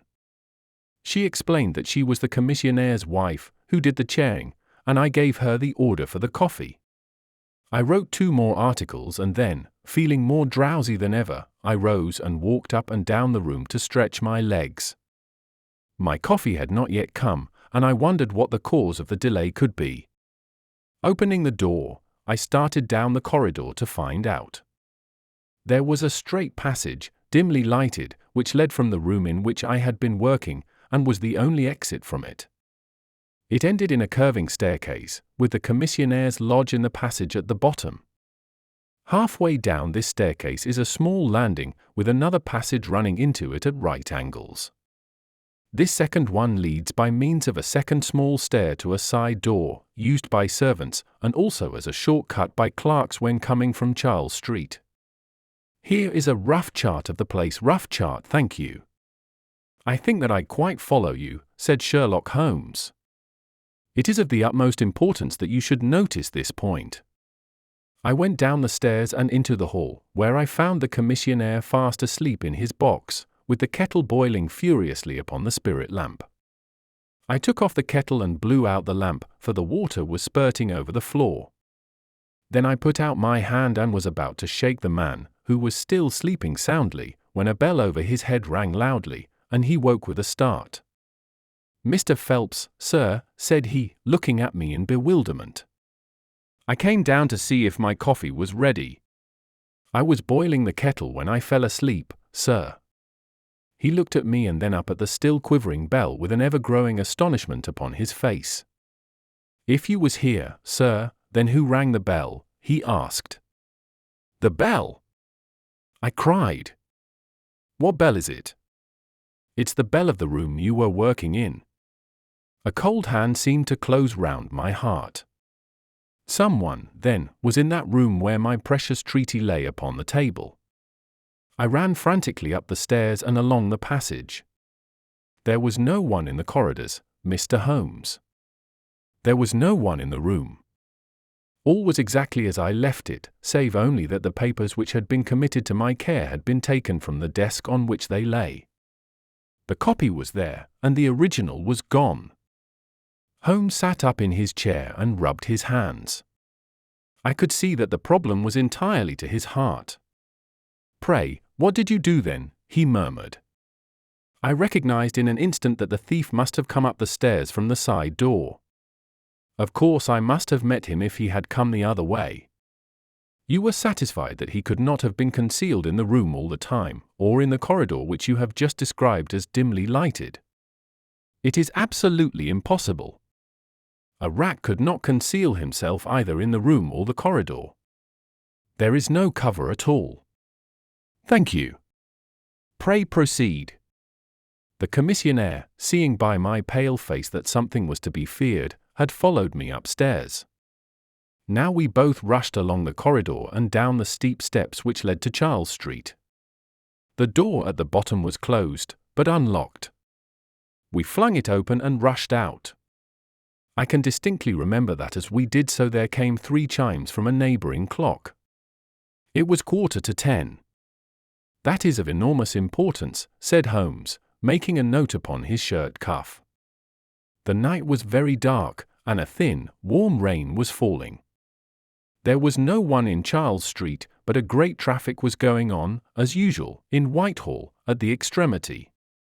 We rushed along the pavement, bareheaded as we were, and at the far corner we found a policeman standing. "A robbery has been committed," I gasped. "A document of immense value has been stolen from the Foreign Office. Has anyone passed this way?" "I have been standing here for a quarter of an hour, sir," said he. "Only one person has passed during that time, a woman, tall and elderly, with a Paisley shawl."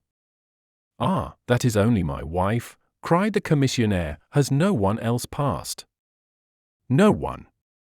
"Then it must be the other way that the thief took," cried the fellow, tugging at my sleeve.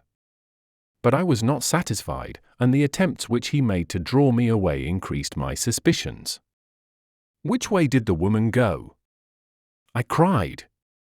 "I don't know, sir. I noticed her pass, but I had no special reason for watching her.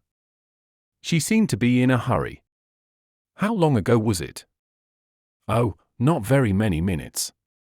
"Within the last 5. "Well, it could not be more than 5. "You're only wasting your time, sir, and every minute now is of importance," cried the commissionaire. "Take my word for it that my old woman has nothing to do with it, and come down to the other end of the street." "Well, if you won't, I will." And with that he rushed off in the other direction. But I was after him in an instant and caught him by the sleeve. "Where do you live?" said I. 16, Ivy Lane, Brixton, he answered. "But don't let yourself be drawn away upon a false scent, Mr. Phelps. Come to the other end of the street and let us see if we can hear of anything."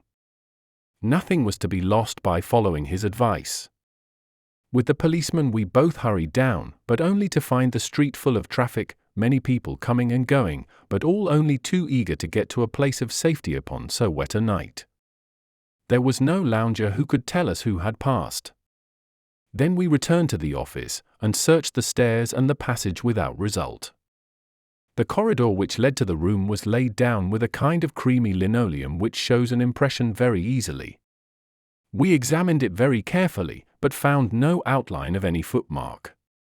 Had it been raining all the evening? Since about 7.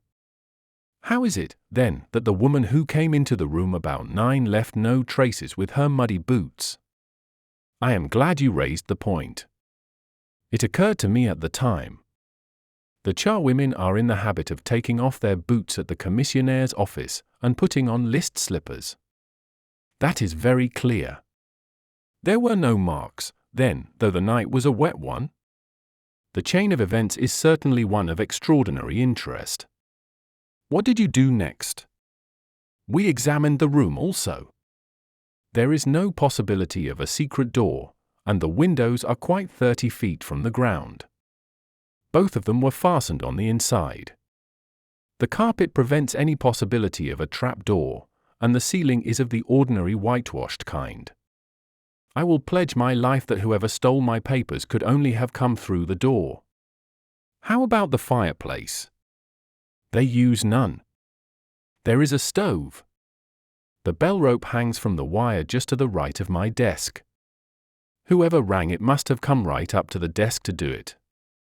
But why should any criminal wish to ring the bell? It is a most insoluble mystery. Certainly the incident was unusual. What were your next steps? You examined the room, I presume, to see if the intruder had left any traces, any cigar end or dropped glove or hairpin or other trifle. There was nothing of the sort. No smell. Well, we never thought of that. A scent of tobacco would have been worth a great deal to us in such an investigation. I never smoke myself, so I think I should have observed it if there had been any smell of tobacco. There was absolutely no clue of any kind.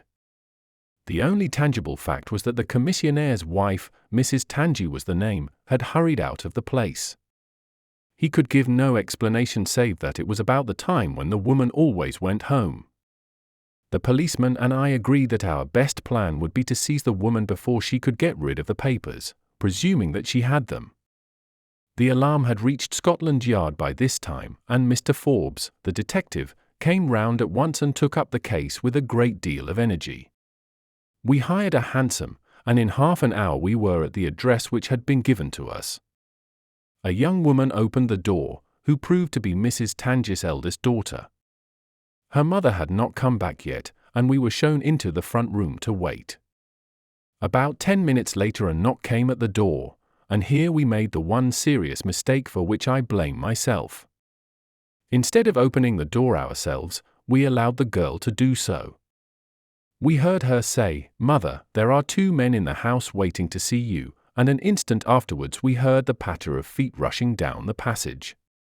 Forbes flung open the door, and we both ran into the back room or kitchen, but the woman had got there before us. She stared at us with defiant eyes, and then, suddenly recognizing me, an expression of absolute astonishment came over her face. "Why, if it isn't Mr. Phelps, of the office," she cried. "Come, come, who did you think we were when you ran away from us?" asked my companion. "I thought you were the brokers," said she. "We have had some trouble with a tradesman." "That's not quite good enough," answered Forbes. "We have reason to believe that you have taken a paper of importance from the Foreign Office, and that you ran in here to dispose of it. You must come back with us to Scotland Yard to be searched." It was in vain that she protested and resisted. A four-wheeler was brought, and we all 3 drove back in it. We had first made an examination of the kitchen, and especially of the kitchen fire, to see whether she might have made away with the papers during the instant that she was alone. There were no signs, however, of any ashes or scraps. When we reached Scotland Yard she was handed over at once to the female searcher. I waited in an agony of suspense until she came back with her report. There were no signs of the papers. Then for the first time the horror of my situation came in its full force. Hitherto I had been acting, and action had numbed thought. I had been so confident of regaining the treaty at once that I had not dared to think of what would be the consequence if I failed to do so. But now there was nothing more to be done, and I had leisure to realize my position. It was horrible. Watson there would tell you that I was a nervous, sensitive boy at school. It is my nature. I thought of my uncle and of his colleagues in the cabinet, of the shame which I had brought upon him, upon myself, upon every one connected with me. What though I was the victim of an extraordinary accident? No allowance is made for accidents where diplomatic interests are at stake. I was ruined, shamefully, hopelessly ruined. I don't know what I did. I fancy I must have made a scene. I have a dim recollection of a group of officials who crowded round me, endeavouring to soothe me. One of them drove down with me to Waterloo, and saw me into the Woking train. I believe that he would have come all the way had it not been that Dr. Ferrier, who lives near me, was going down by that very train. The doctor most kindly took charge of me, and it was well he did so, for I had a fit in the station, and before we reached home I was practically a raving maniac. You can imagine the state of things here when they were roused from their beds by the doctor's ringing and found me in this condition. Poor Annie here and my mother were broken-hearted. Dr. Ferrier had just heard enough from the detective at the station to be able to give an idea of what had happened, and his story did not mend matters. It was evident to all that I was in for a long illness, so Joseph was bundled out of this cheery bedroom, and it was turned into a sick room for me. Here I have lain, Mr. Holmes, for over 9 weeks, unconscious, and raving with brain fever. If it had not been for Miss Harrison here and for the doctor's care I should not be speaking to you now. She has nursed me by day and a hired nurse has looked after me by night, for in my mad fits I was capable of anything. Slowly my reason has cleared, but it is only during the last 3 days that my memory has quite returned. Sometimes I wish that it never had. The first thing that I did was to wire to Mr. Forbes, who had the case in hand. He came out and assures me that, though everything has been done, no trace of a clue has been discovered. The commissionaire and his wife have been examined in every way without any light being thrown upon the matter. The suspicions of the police then rested upon young Gorret, who, as you may remember, stayed over time in the office that night. His remaining behind and his French name were really the only 2 points which could suggest suspicion, but, as a matter of fact, I did not begin work until he had gone, and his people are of Huguenot extraction, but as English in sympathy and tradition as you and I are. Nothing was found to implicate him in any way, and there the matter dropped. I turn to you, Mr. Holmes, as absolutely my last hope. If you fail me, then my honor as well as my position are forever forfeited. The invalid sank back upon his cushions, tired out by this long recital, while his nurse poured him out a glass of some stimulating medicine. Holmes sat silently, with his head thrown back and his eyes closed, in an attitude which might seem listless to a stranger, but which I knew betokened the most intense self-absorption. Your statement has been so explicit, said he at last, that you have really left me very few questions to ask. There is one of the very utmost importance, however. Did you tell anyone that you had this special task to perform? No one. Not Miss Harrison here, for example. No. I had not been back to Woking between getting the order and executing the commission. And none of your people had by chance been to see you? None. Did any of them know their way about in the office? Oh, yes, all of them had been shown over it. Still, of course, if you said nothing to anyone about the treaty, these inquiries are irrelevant. I said nothing. Do you know anything of the commissionaire? Nothing except that he is an old soldier. What regiment? Oh, I have heard, Coldstream Guards. Thank you. I have no doubt I can get details from Forbes. The authorities are excellent at amassing facts, though they do not always use them to advantage. What a lovely thing a rose is! He walked past the couch to the open window, and held up the drooping stalk of a moss rose, looking down at the dainty blend of crimson and green. It was a new phase of his character to me, for I had never before seen him show any keen interest in natural objects. There is nothing in which deduction is so necessary as in religion, said he, leaning with his back against the shutters. It can be built up as an exact science by the reasoner. Our highest assurance of the goodness of Providence seems to me to rest in the flowers. All other things, our powers, our desires, our food, are all really necessary for our existence in the first instance. But this rose is an extra. Its smell and its color are an embellishment of life, not a condition of it. It is only goodness which gives extras, and so I say again that we have much to hope from the flowers. Percy Phelps and his nurse looked at Holmes during this demonstration with surprise and a good deal of disappointment written upon their faces. He had fallen into a reverie, with the moss rose between his fingers. It had lasted some minutes before the young lady broke in upon it.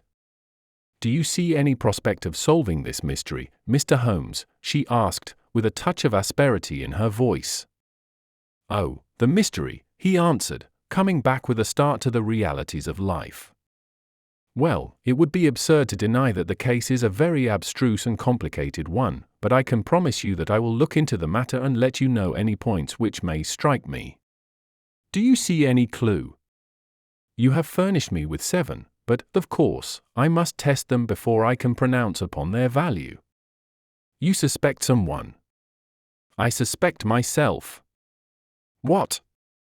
Of coming to conclusions too rapidly. Then go to London and test your conclusions. Your advice is very excellent, Miss Harrison, said Holmes, rising. I think, Watson, we cannot do better. Do not allow yourself to indulge in false hopes, Mr. Phelps. The affair is a very tangled one. I shall be in a fever until I see you again, cried the diplomatist. Well, I'll come out by the same train tomorrow, though it's more than likely that my report will be a negative one. God bless you for promising to come, cried our client.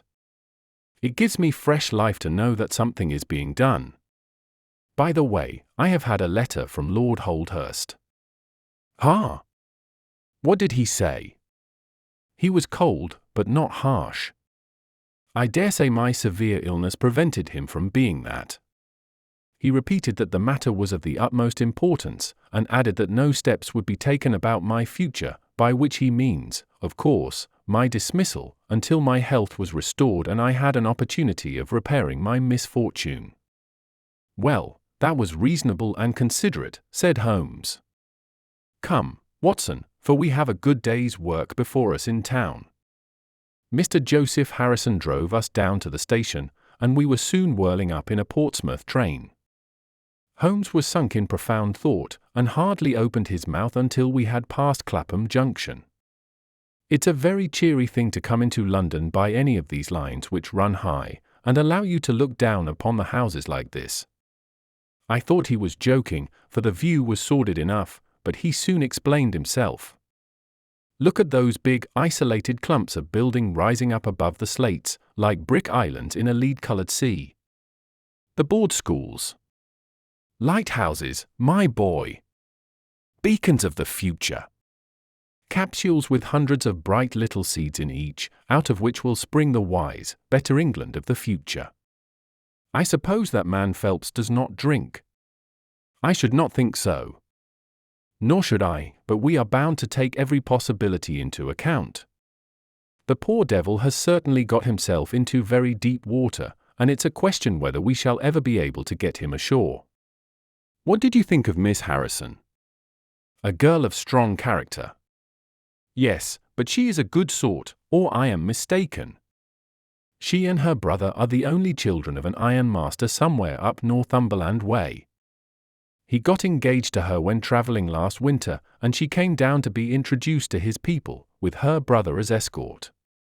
Then came the smash, and she stayed on to nurse her lover, while brother Joseph, finding himself pretty snug, stayed on too. I've been making a few independent inquiries, you see. But today must be a day of inquiries. My practice, I began.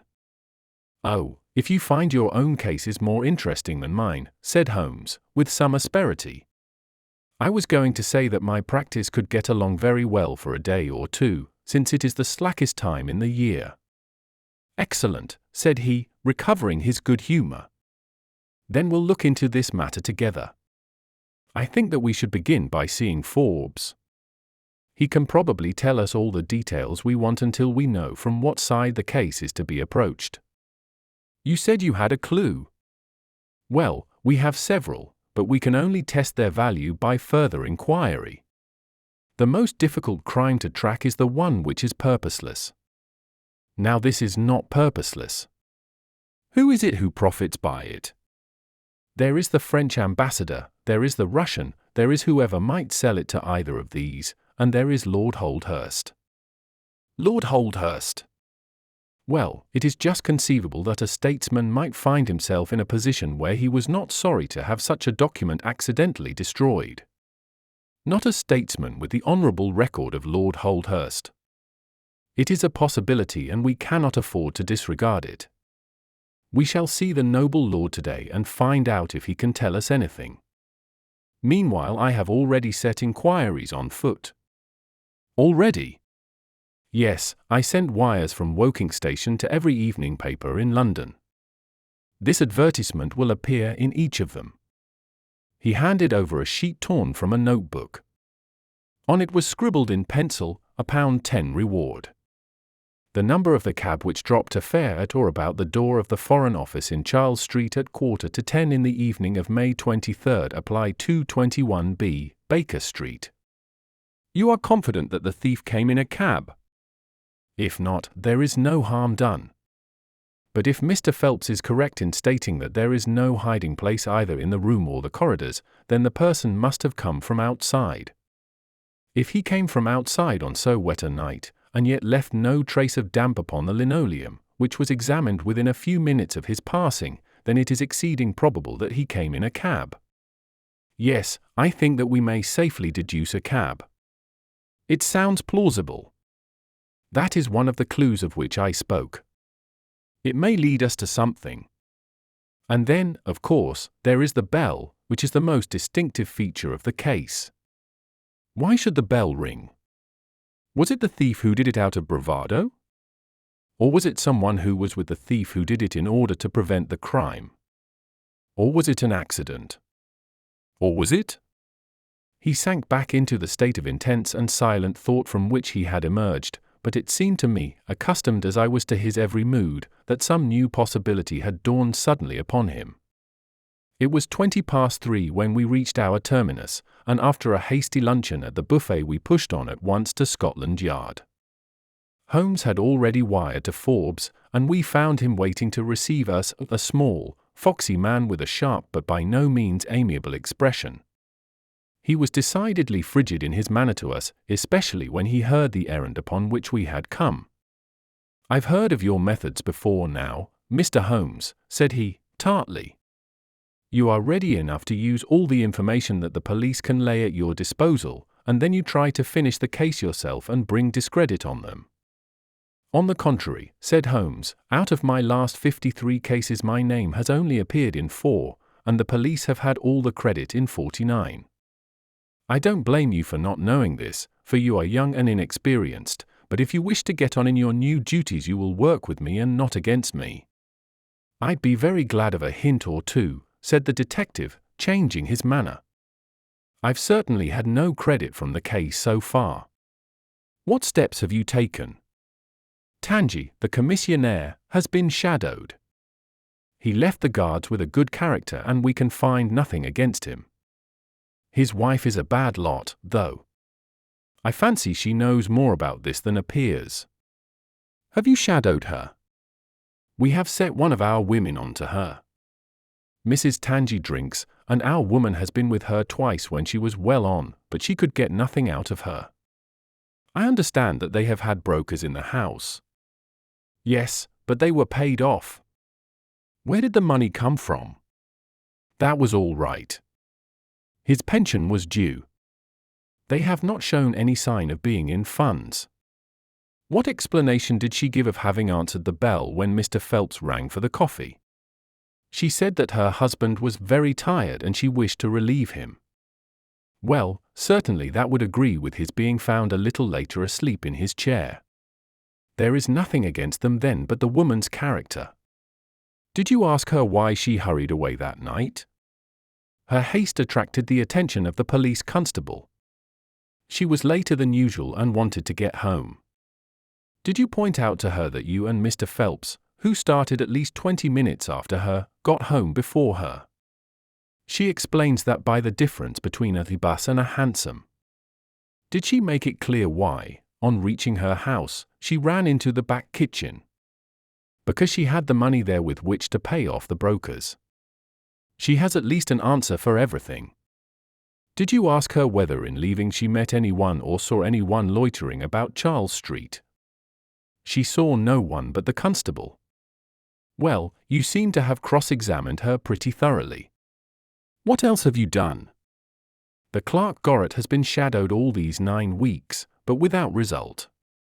We can show nothing against him." "Anything else?" "Well, we have nothing else to go upon, no evidence of any kind." "Have you formed a theory about how that bell rang?" "Well, I must confess that it beats me. It was a cool hand, whoever it was, to go and give the alarm like that." "Yes, it was a queer thing to do. Many thanks to you for what you have told me. If I can put the man into your hands you shall hear from me. Come along, Watson." "Where are we going to now?" I asked, as we left the office. "We are now going to interview Lord Holdhurst, the Cabinet Minister and future Premier of England." We were fortunate in finding that Lord Holdhurst was still in his chambers in Downing Street, and on Holmes sending in his card we were instantly shown up. The statesman received us with that old-fashioned courtesy for which he is remarkable, and seated us on the 2 luxuriant lounges on either side of the fireplace. Standing on the rug between us, with his slight, tall figure, his sharp features, thoughtful face, and curling hair prematurely tinged with grey, he seemed to represent that not too common type, a nobleman who is in truth noble. "Your name is very familiar to me, Mr. Holmes," said he, smiling. "And, of course, I cannot pretend to be ignorant of the object of your visit." There has only been one occurrence in these offices which could call for your attention. In whose interest are you acting, may I ask? In that of Mr. Percy Phelps, answered Holmes. Ah, my unfortunate nephew! You can understand that our kinship makes it the more impossible for me to screen him in any way. I fear that the incident must have a very prejudicial effect upon his career. But if the document is found, that, of course, would be different. I had one or two questions which I wish to ask you, Lord Holdhurst. I shall be happy to give you any information in my power. Was it in this room that you gave your instructions as to the copying of the document? It was. Then you could hardly have been overheard. It is out of the question. Did you ever mention to anyone that it was your intention to give anyone the treaty to be copied? Never. You are certain of that? Absolutely. Well, since you never said so, and Mr. Phelps never said so, and nobody else knew anything of the matter, then the thief's presence in the room was purely accidental. He saw his chance and he took it. The statesman smiled. You take me out of my province there, said he. Holmes considered for a moment. There is another very important point which I wish to discuss with you, said he. You feared, as I understand, that very grave results might follow from the details of this treaty becoming known. A shadow passed over the expressive face of the statesman. Very grave results indeed. And have they occurred? Not yet. If the treaty had reached, let us say, the French or Russian Foreign Office, you would expect to hear of it. I should, said Lord Holdhurst, with a wry face. Since nearly 10 weeks have elapsed, then, and nothing has been heard, it is not unfair to suppose that for some reason the treaty has not reached them. Lord Holdhurst shrugged his shoulders. We can hardly suppose, Mr. Holmes, that the thief took the treaty in order to frame it and hang it up. Perhaps he is waiting for a better price. If he waits a little longer he will get no price at all. The treaty will cease to be secret in a few months. That is most important, said Holmes. Of course, it is a possible supposition that the thief has had a sudden illness, an attack of brain fever, for example, asked the statesman, flashing a swift glance at him. I did not say so, said Holmes, imperturbably. And now, Lord Holdhurst, we have already taken up too much of your valuable time, and we shall wish you good day. Every success to your investigation, be the criminal who it may, answered the nobleman, as he bowed us out the door. He's a fine fellow, said Holmes, as we came out into Whitehall. But he has a struggle to keep up his position. He is far from rich and has many calls. You noticed, of course, that his boots had been resold. Now, Watson, I won't detain you from your legitimate work any longer. I shall do nothing more today, unless I have an answer to my cab advertisement. But I should be extremely obliged to you if you would come down with me to Woking tomorrow, by the same train which we took yesterday. I met him accordingly next morning and we travelled down to Woking together. He had had no answer to his advertisement, he said, and no fresh light had been thrown upon the case. He had, when he so willed it, the utter immobility of countenance of a Red Indian, and I could not gather from his appearance whether he was satisfied or not with the position of the case. His conversation, I remember, was about the Bertillon system of measurements, and he expressed his enthusiastic admiration of the French savant. We found our client still under the charge of his devoted nurse, but looking considerably better than before. He rose from the sofa and greeted us without difficulty when we entered. Any news? He asked, eagerly. My report, as I expected, is a negative one, said Holmes. I have seen Forbes, and I have seen your uncle, and I have set 1 or 2 trains of inquiry upon foot which may lead to something. You have not lost heart, then? By no means. God bless you for saying that, cried Miss Harrison. If we keep our courage and our patience, the truth must come out. We have more to tell you than you have for us, said Phelps, reseating himself upon the couch. I hoped you might have something. Yes, we have had an adventure during the night, and one which might have proved to be a serious one. His expression grew very grave as he spoke, and a look of something akin to fear sprang up in his eyes. "Do you know," said he, "that I begin to believe that I am the unconscious center of some monstrous conspiracy, and that my life is aimed at as well as my honor?" "Ah," cried Holmes. "It sounds incredible, for I have not, as far as I know, an enemy in the world. Yet from last night's experience I can come to no other conclusion." "Pray let me hear it." "You must know that last night was the very first night that I have ever slept without a nurse in the room. I was so much better that I thought I could dispense with one. I had a night light burning, however. Well, about 2 in the morning I had sunk into a light sleep when I was suddenly aroused by a slight noise. It was like the sound which a mouse makes when it is gnawing a plank, and I lay listening to it for some time under the impression that it must come from that cause. Then it grew louder, and suddenly there came from the window a sharp metallic snick. I sat up in amazement. There could be no doubt what the sounds were now. The first ones had been caused by some one forcing an instrument through the slit between the sashes, and the second by the catch being pressed back. There was a pause then for about 10 minutes, as if the person were waiting to see whether the noise had awakened me. Then I heard a gentle creaking as the window was very slowly opened. I could stand it no longer, for my nerves are not what they used to be. I sprang out of bed and flung open the shutters. A man was crouching at the window. I could see little of him, for he was gone like a flash. He was wrapped in some sort of cloak which came across the lower part of his face. One thing only I am sure of, and that is that he had some weapon in his hand. It looked to me like a long knife. I distinctly saw the gleam of it as he turned to run. "This is most interesting," said Holmes. "Pray what did you do then?" "I should have followed him through the open window if I had been stronger. As it was, I rang the bell and roused the house. It took me some little time, for the bell rings in the kitchen and the servants all sleep upstairs. I shouted, however, and that brought Joseph down, and he roused the others. Joseph and the groom found marks on the bed outside the window, but the weather has been so dry lately that they found it hopeless to follow the trail across the grass. There's a place, however, on the wooden fence which skirts the road which shows signs, they tell me, as if someone had got over, and had snapped the top of the rail in doing so. I have said nothing to the local police yet, for I thought I had best have your opinion first." This tale of our client's appeared to have an extraordinary effect upon Sherlock Holmes. He rose from his chair and paced about the room in uncontrollable excitement. "Misfortunes never come single," said Phelps, smiling, though it was evident that his adventure had somewhat shaken him. "You have certainly had your share," said Holmes. "Do you think you could walk round the house with me?"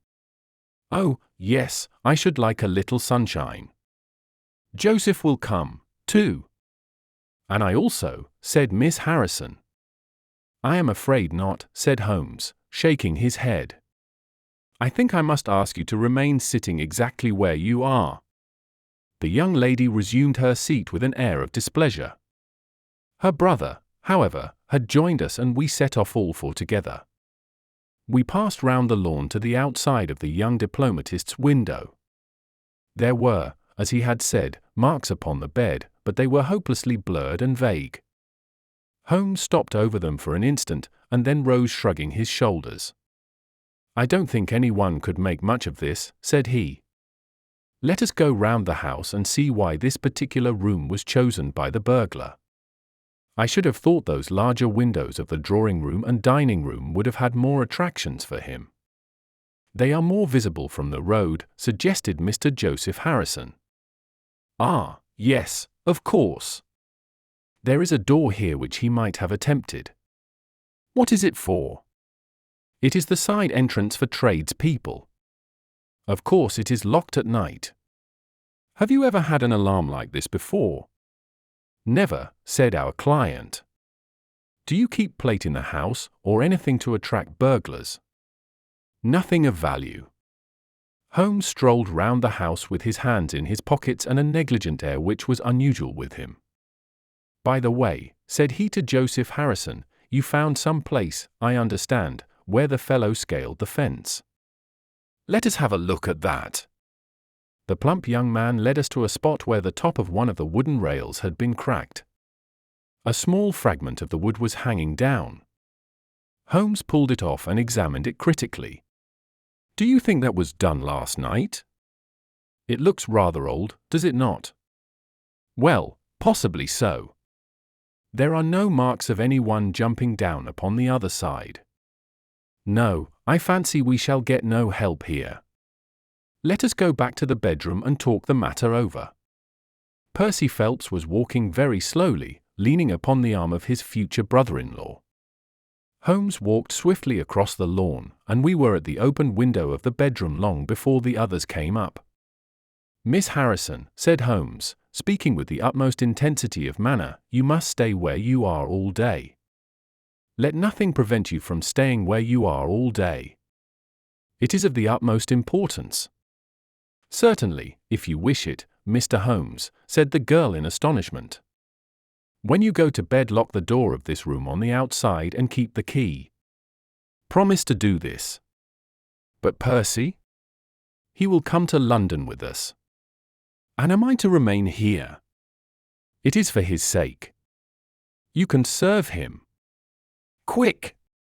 Promise!" She gave a quick nod of assent just as the other two came up. "Why do you sit moping there, Annie?" cried her brother. "Come out into the sunshine." "No, thank you, Joseph. I have a slight headache and this room is deliciously cool and soothing." "What do you propose now, Mr. Holmes?" asked our client. "Well, in investigating this minor affair we must not lose sight of our main inquiry. It would be a very great help to me if you would come up to London with us." "At once." "Well, as soon as you conveniently can. Say in an hour. I feel quite strong enough, if I can really be of any help." "The greatest possible. Perhaps you would like me to stay there tonight?" "I was just going to propose it." "Then, if my friend of the night comes to revisit me, he will find the bird flown. We are all in your hands, Mr. Holmes, and you must tell us exactly what you would like done. Perhaps you would prefer that Joseph came with us so as to look after me?" "Oh, no, my friend Watson is a medical man, you know, and he'll look after you. We'll have our lunch here, if you will permit us, and then we shall all three set off for town together." It was arranged as he suggested, though Miss Harrison excused herself from leaving the bedroom, in accordance with Holmes's suggestion. What the object of my friend's manoeuvres was I could not conceive, unless it were to keep the lady away from Phelps, who, rejoiced by his returning health and by the prospect of action, lunched with us in the dining-room. Holmes had a still more startling surprise for us, however, for, after accompanying us down to the station and seeing us into our carriage, he calmly announced that he had no intention of leaving Woking. "There are one or two small points which I should desire to clear up before I go," said he. "Your absence, Mr. Phelps, will in some ways rather assist me. Watson, when you reach London you would oblige me by driving at once to Baker Street with our friend here, and remaining with him until I see you again. It is fortunate that you are old schoolfellows, as you must have much to talk over. Mr. Phelps can have the spare bedroom tonight, and I will be with you in time for breakfast, for there is a train which will take me into Waterloo at 8. "But how about our investigation in London?" asked Phelps, ruefully. "We can do that tomorrow. I think that just at present I can be of more immediate use here." "You might tell them at Briarbury that I hope to be back tomorrow night," cried Phelps, as we began to move from the platform. "I hardly expect to go back to Briarbury," answered Holmes, and waved his hand to us cheerily as we shot out from the station. Phelps and I talked it over on our journey, but neither of us could devise a satisfactory reason for this new development. "I suppose he wants to find out some clue as to the burglary last night, if a burglar it was.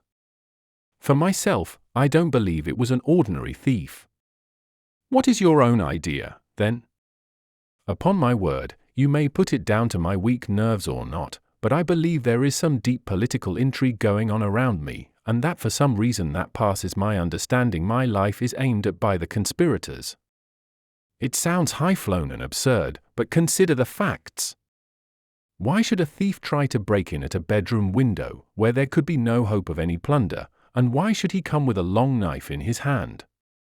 You are sure it was not a housebreaker's jimmy? Oh, no, it was a knife. I saw the flash of the blade quite distinctly. But why on earth should you be pursued with such animosity?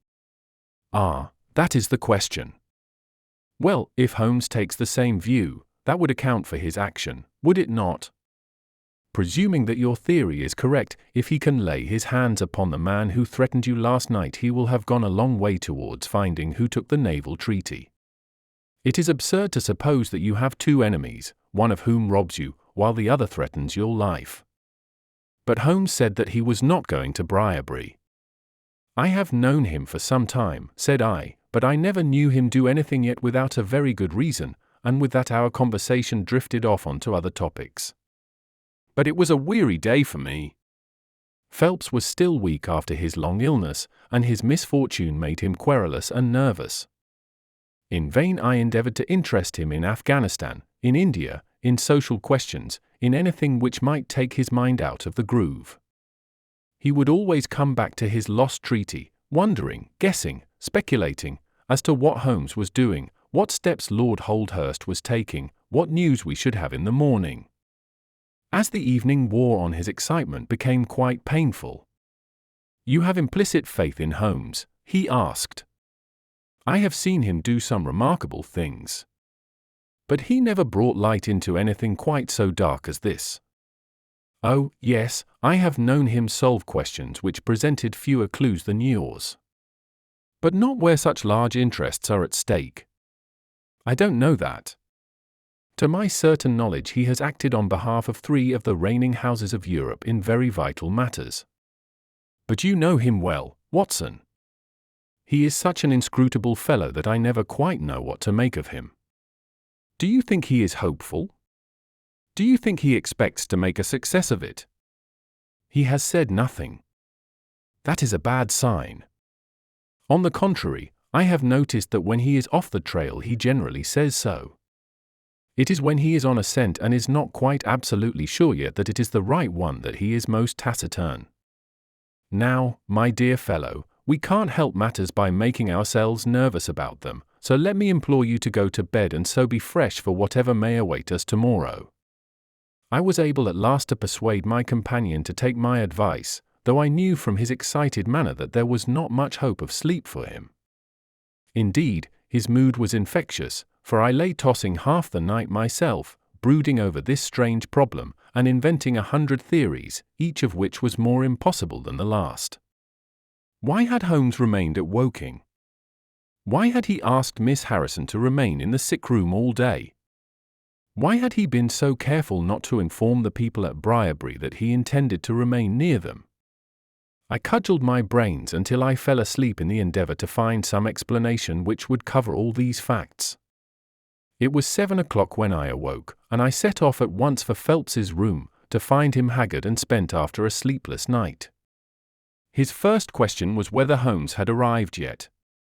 "He'll be here when he promised," said I, "and not an instant sooner or later." And my words were true, for shortly after 8 a hansom dashed up to the door and our friend got out of it. Standing in the window we saw that his left hand was swathed in a bandage and that his face was very grim and pale. He entered the house, but it was some little time before he came upstairs. "He looks like a beaten man," cried Phelps. I was forced to confess that he was right. "After all," said I, "the clue of the matter lies probably here in town." Phelps gave a groan. "I don't know how it is," said he, "but I had hoped for so much from his return. But surely his hand was not tied up like that yesterday. What can be the matter? You are not wounded, Holmes?" I asked, as my friend entered the room. "Tut, it is only a scratch through my own clumsiness," he answered, nodding his good mornings to us. "This case of yours, Mr. Phelps, is certainly one of the darkest which I have ever investigated. I feared that you would find it beyond you. It has been a most remarkable experience. That bandage tells of adventures, said I. Won't you tell us what has happened? After breakfast, my dear Watson. Remember that I have breathed 30 miles of Surrey air this morning. I suppose that there has been no answer from my cabman advertisement. Well, we cannot expect to score every time. The table was all laid, and just as I was about to ring, Mrs. Hudson entered with the tea and coffee. A few minutes later she brought in 3 covers, and we all drew up to the table, Holmes ravenous, I curious, and Phelps in the gloomiest state of depression. Mrs. Hudson has risen to the occasion, said Holmes, uncovering a dish of curried chicken. Her cuisine is a little limited, but she has as good an idea of breakfast as a Scotchwoman. What have you here, Watson? Ham and eggs, I answered. Good. What are you going to take, Mr. Phelps, curried fowl or eggs, or will you help yourself? Thank you. I can eat nothing, said Phelps.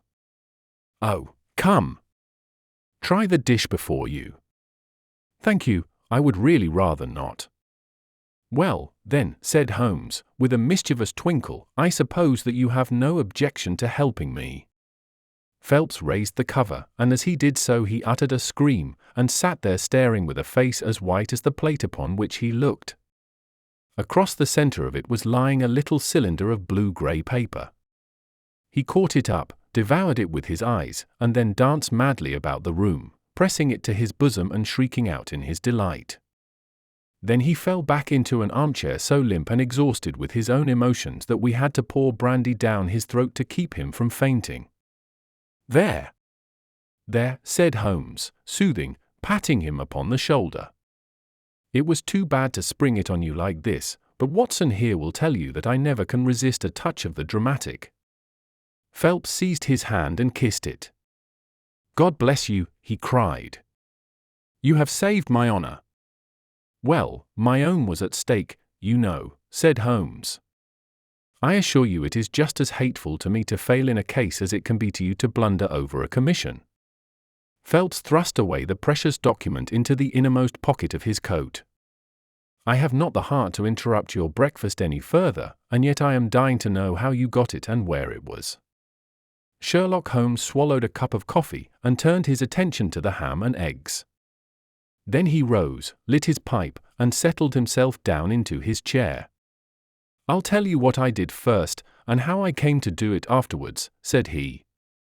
After leaving you at the station I went for a charming walk through some admirable Surrey scenery to a pretty little village called Ripley, where I had my tea at an inn, and took the precaution of filling my flask and of putting a paper of sandwiches in my pocket.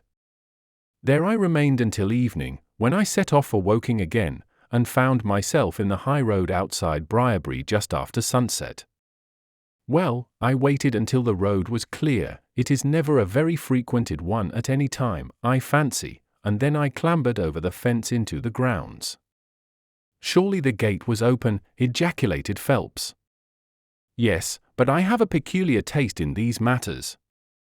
I chose the place where the 3 fir trees stand, and behind their screen I got over without the least chance of any one in the house being able to see me.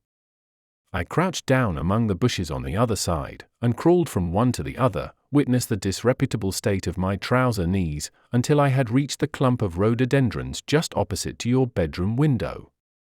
There I squatted down and awaited developments. The blind was not down in your room, and I could see Miss Harrison sitting there reading by the table.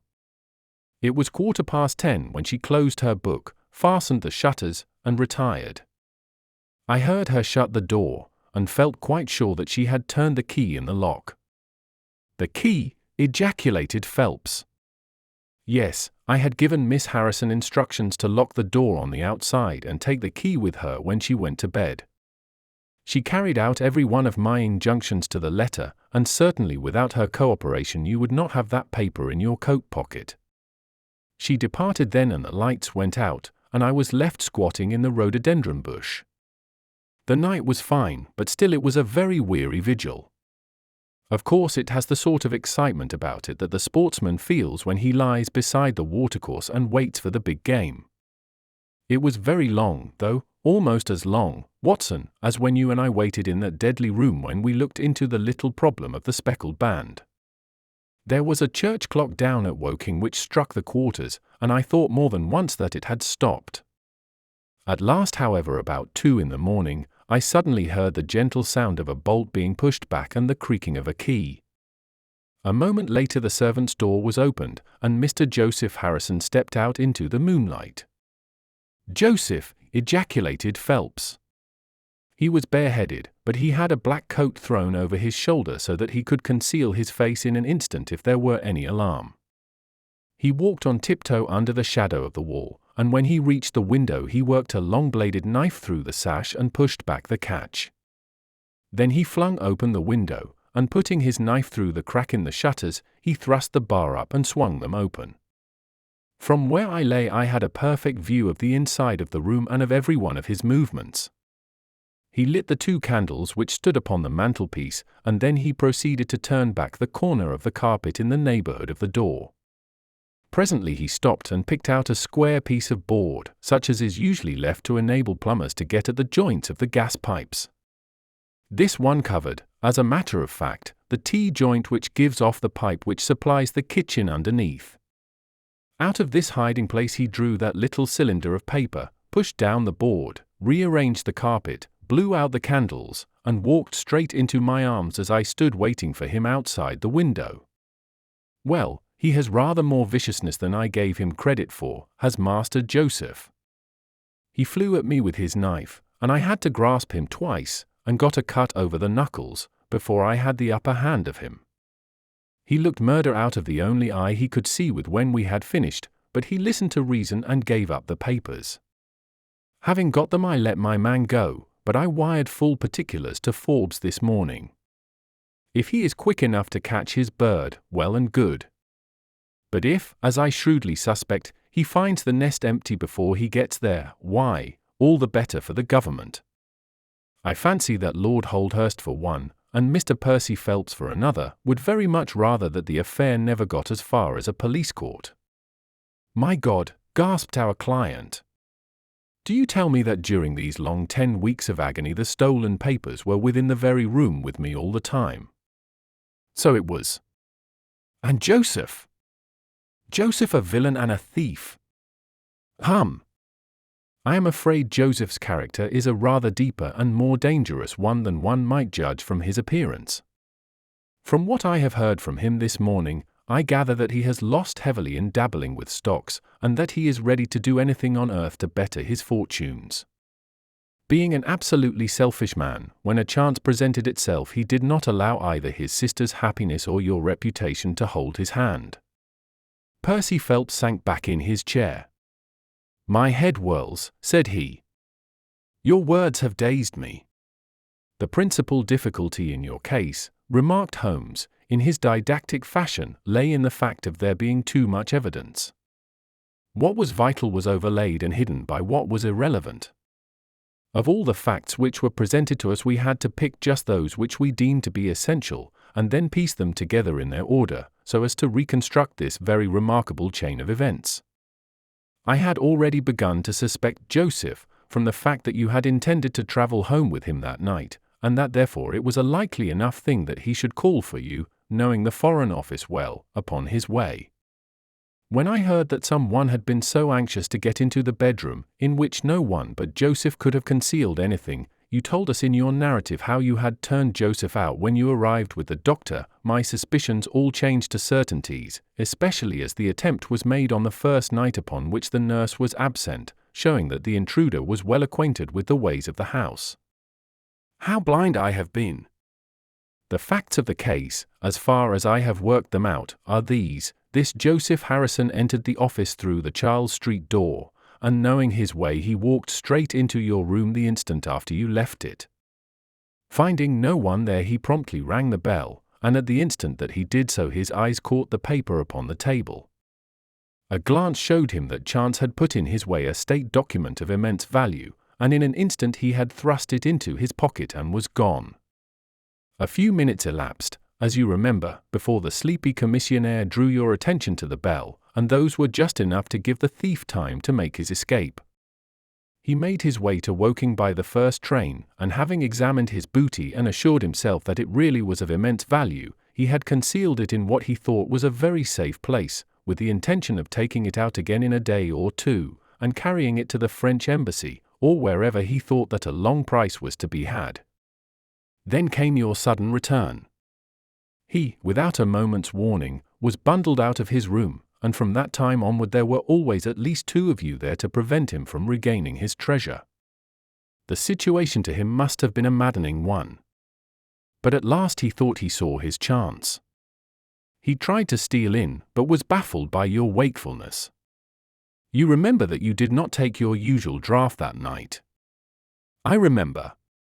I fancy that he had taken steps to make that draught efficacious, and that he quite relied upon your being unconscious. Of course, I understood that he would repeat the attempt whenever it could be done with safety. Your leaving the room gave him the chance he wanted. I kept Miss Harrison in it all day so that he might not anticipate us. Then, having given him the idea that the coast was clear, I kept guard as I have described. I already knew that the papers were probably in the room, but I had no desire to rip up all the planking and skirting in search of them. I let him take them, therefore, from the hiding place, and so saved myself an infinity of trouble. Is there any other point which I can make clear? Why did he try the window on the first occasion, I asked, when he might have entered by the door? In reaching the door he would have to pass 7 bedrooms. On the other hand, he could get out onto the lawn with ease. Anything else? You do not think, asked Phelps, that he had any murderous intention? The knife was only meant as a tool. It may be so, answered Holmes, shrugging his shoulders. I can only say for certain that Mr. Joseph Harrison is a gentleman to whose mercy I should be extremely unwilling to trust. 12. The final problem. It is with a heavy heart that I take up my pen to write these the last words in which I shall ever record the singular gifts by which my friend Mr. Sherlock Holmes was distinguished.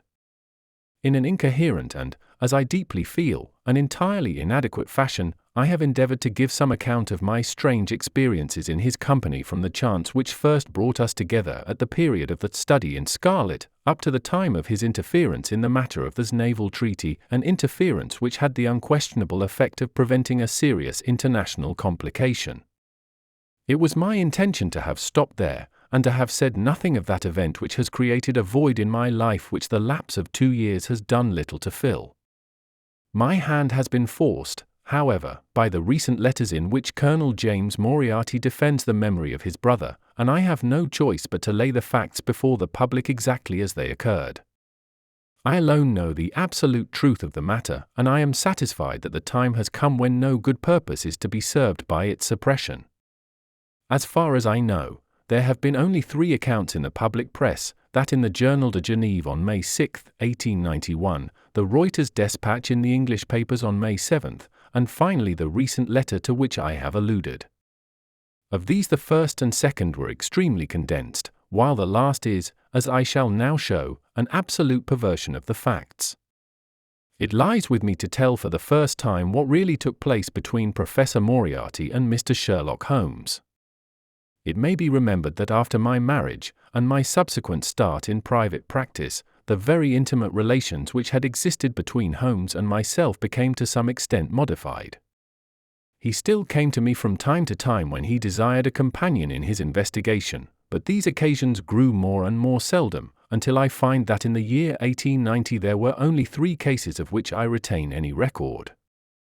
During the winter of that year and the early spring of 1891, I saw in the papers that he had been engaged by the French government upon a matter of supreme importance, and I received 2 notes from Holmes, dated from Narbonne and from Nimes, from which I gathered that his stay in France was likely to be a long one.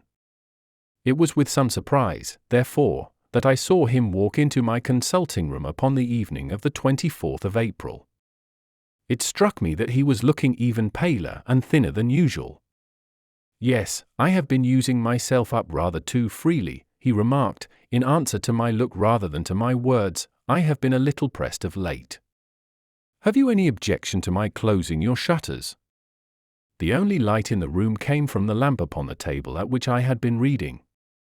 Holmes edged his way round the wall and flinging the shutters together, he bolted them securely. "You are afraid of something?" I asked. "Well, I am." "Of what?" "Of air guns." "My dear Holmes, what do you mean?" "I think that you know me well enough, Watson, to understand that I am by no means a nervous man. At the same time, it is stupidity rather than courage to refuse to recognize danger when it is close upon you. Might I trouble you for a match?" He drew in the smoke of his cigarette as if the soothing influence was grateful to him. "I must apologize for calling so late," said he, "and I must further beg you to be so unconventional as to allow me to leave your house presently by scrambling over your back garden wall." "But what does it all mean?" I asked. He held out his hand, and I saw in the light of the lamp that 2 of his knuckles were burst and bleeding. "It is not an airy nothing, you see," said he, smiling. "On the contrary, it is solid enough for a man to break his hand over. Is Mrs. Watson in?" "She is away upon a visit." "Indeed? You are alone?" "Quite." "Then it makes it the easier for me to propose that you should come away with me for a week to the continent." "Where?" "Oh, anywhere. It's all the same to me." There was something very strange in all this. It was not Holmes's nature to take an aimless holiday, and something about his pale, worn face told me that his nerves were at their highest tension. He saw the question in my eyes, and, putting his fingertips together and his elbows upon his knees, he explained the situation. "You have probably never heard of Professor Moriarty," said he. "Never." "There's the genius and the wonder of the thing," he cried. "The man pervades London, and no one has heard of him. That's what puts him on a pinnacle in the records of crime. I tell you, Watson, in all seriousness, that if I could beat that man, if I could free society of him, I should feel that my own career had reached its summit, and I should be prepared to turn to some more placid line in life. Between ourselves, the recent cases in which I have been of assistance to the royal family of Scandinavia, and to the French Republic, have left me in such a position that I could continue to live in the quiet fashion which is most congenial to me, and to concentrate my attention upon my chemical researches. But I could not rest, Watson, I could not sit quiet in my chair, if I thought that such a man as Professor Moriarty were walking the streets of London unchallenged." "What has he done, then?" "His career has been an extraordinary one. He is a man of good birth and excellent education, endowed by nature with a phenomenal mathematical faculty. At the age of 21 he wrote a treatise upon the binomial theorem, which has had a European vogue. On the strength of it he won the mathematical chair at one of our smaller universities, and had, to all appearances, a most brilliant career before him. But the man had hereditary tendencies of the most diabolical kind. A criminal strain ran in his blood, which, instead of being modified, was increased and rendered infinitely more dangerous by his extraordinary mental powers. Dark rumors gathered round him in the university town, and eventually he was compelled to resign his chair and to come down to London, where he set up as an army coach. So much is known to the world, but what I am telling you now is what I have myself discovered. As you are aware, Watson, there is no one who knows the higher criminal world of London so well as I do.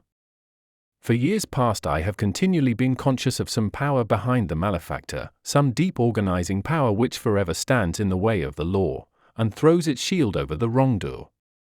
Again and again in cases of the most varying sorts, forgery cases, robberies, murders, I have felt the presence of this force, and I have deduced its action in many of those undiscovered crimes in which I have not been personally consulted.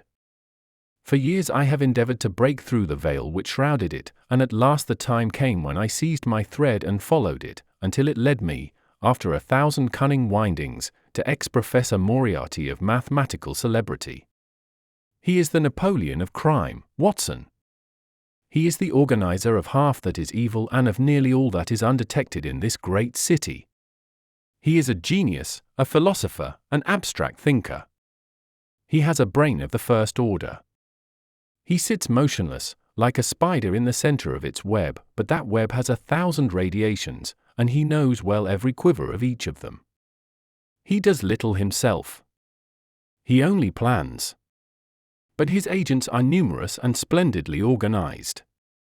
Is there a crime to be done, a paper to be abstracted, we will say, a house to be rifled, a man to be removed, the word is passed to the professor, the matter is organized and carried out. The agent may be caught.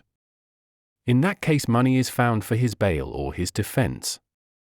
But the central power which uses the agent is never caught, never so much as suspected. This was the organization which I deduced, Watson, and which I devoted my whole energy to exposing and breaking up.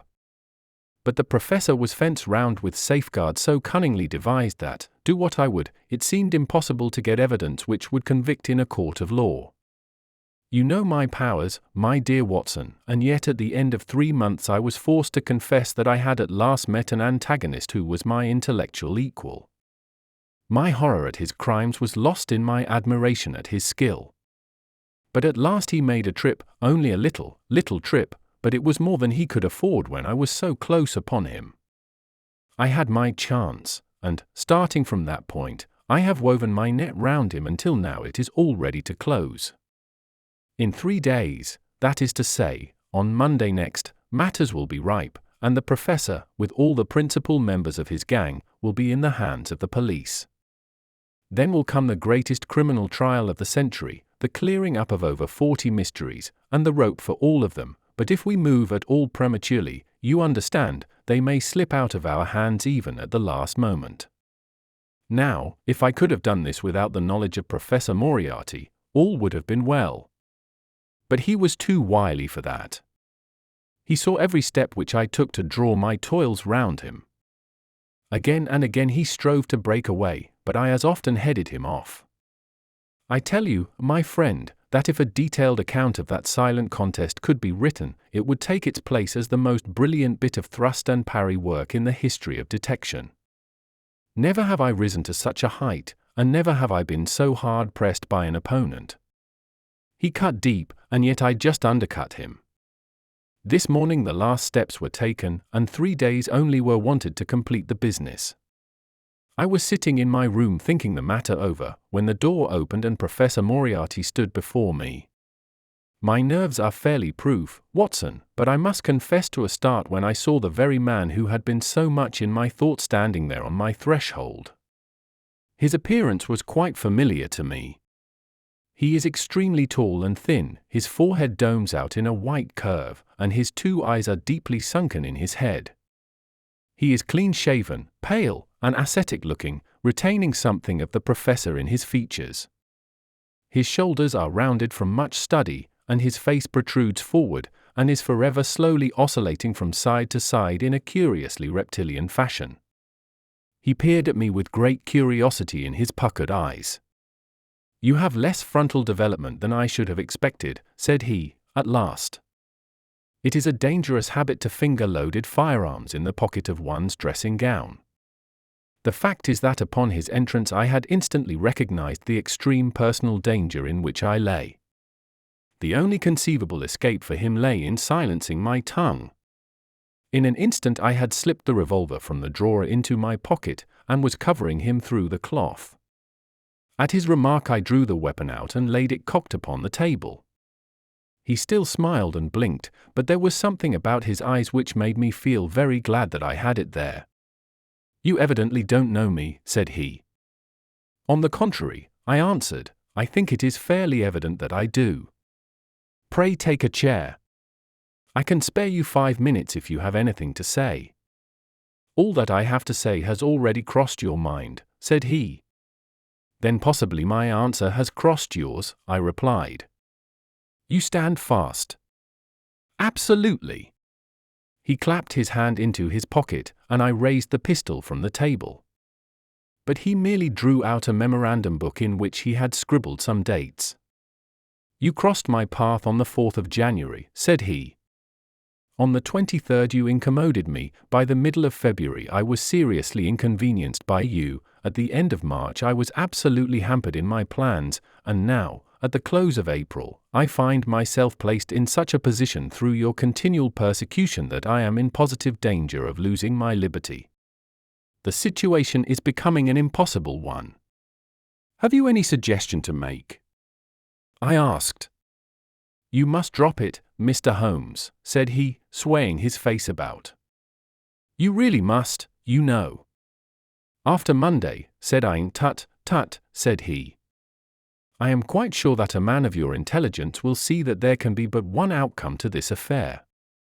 It is necessary that you should withdraw. You have worked things in such a fashion that we have only one resource left.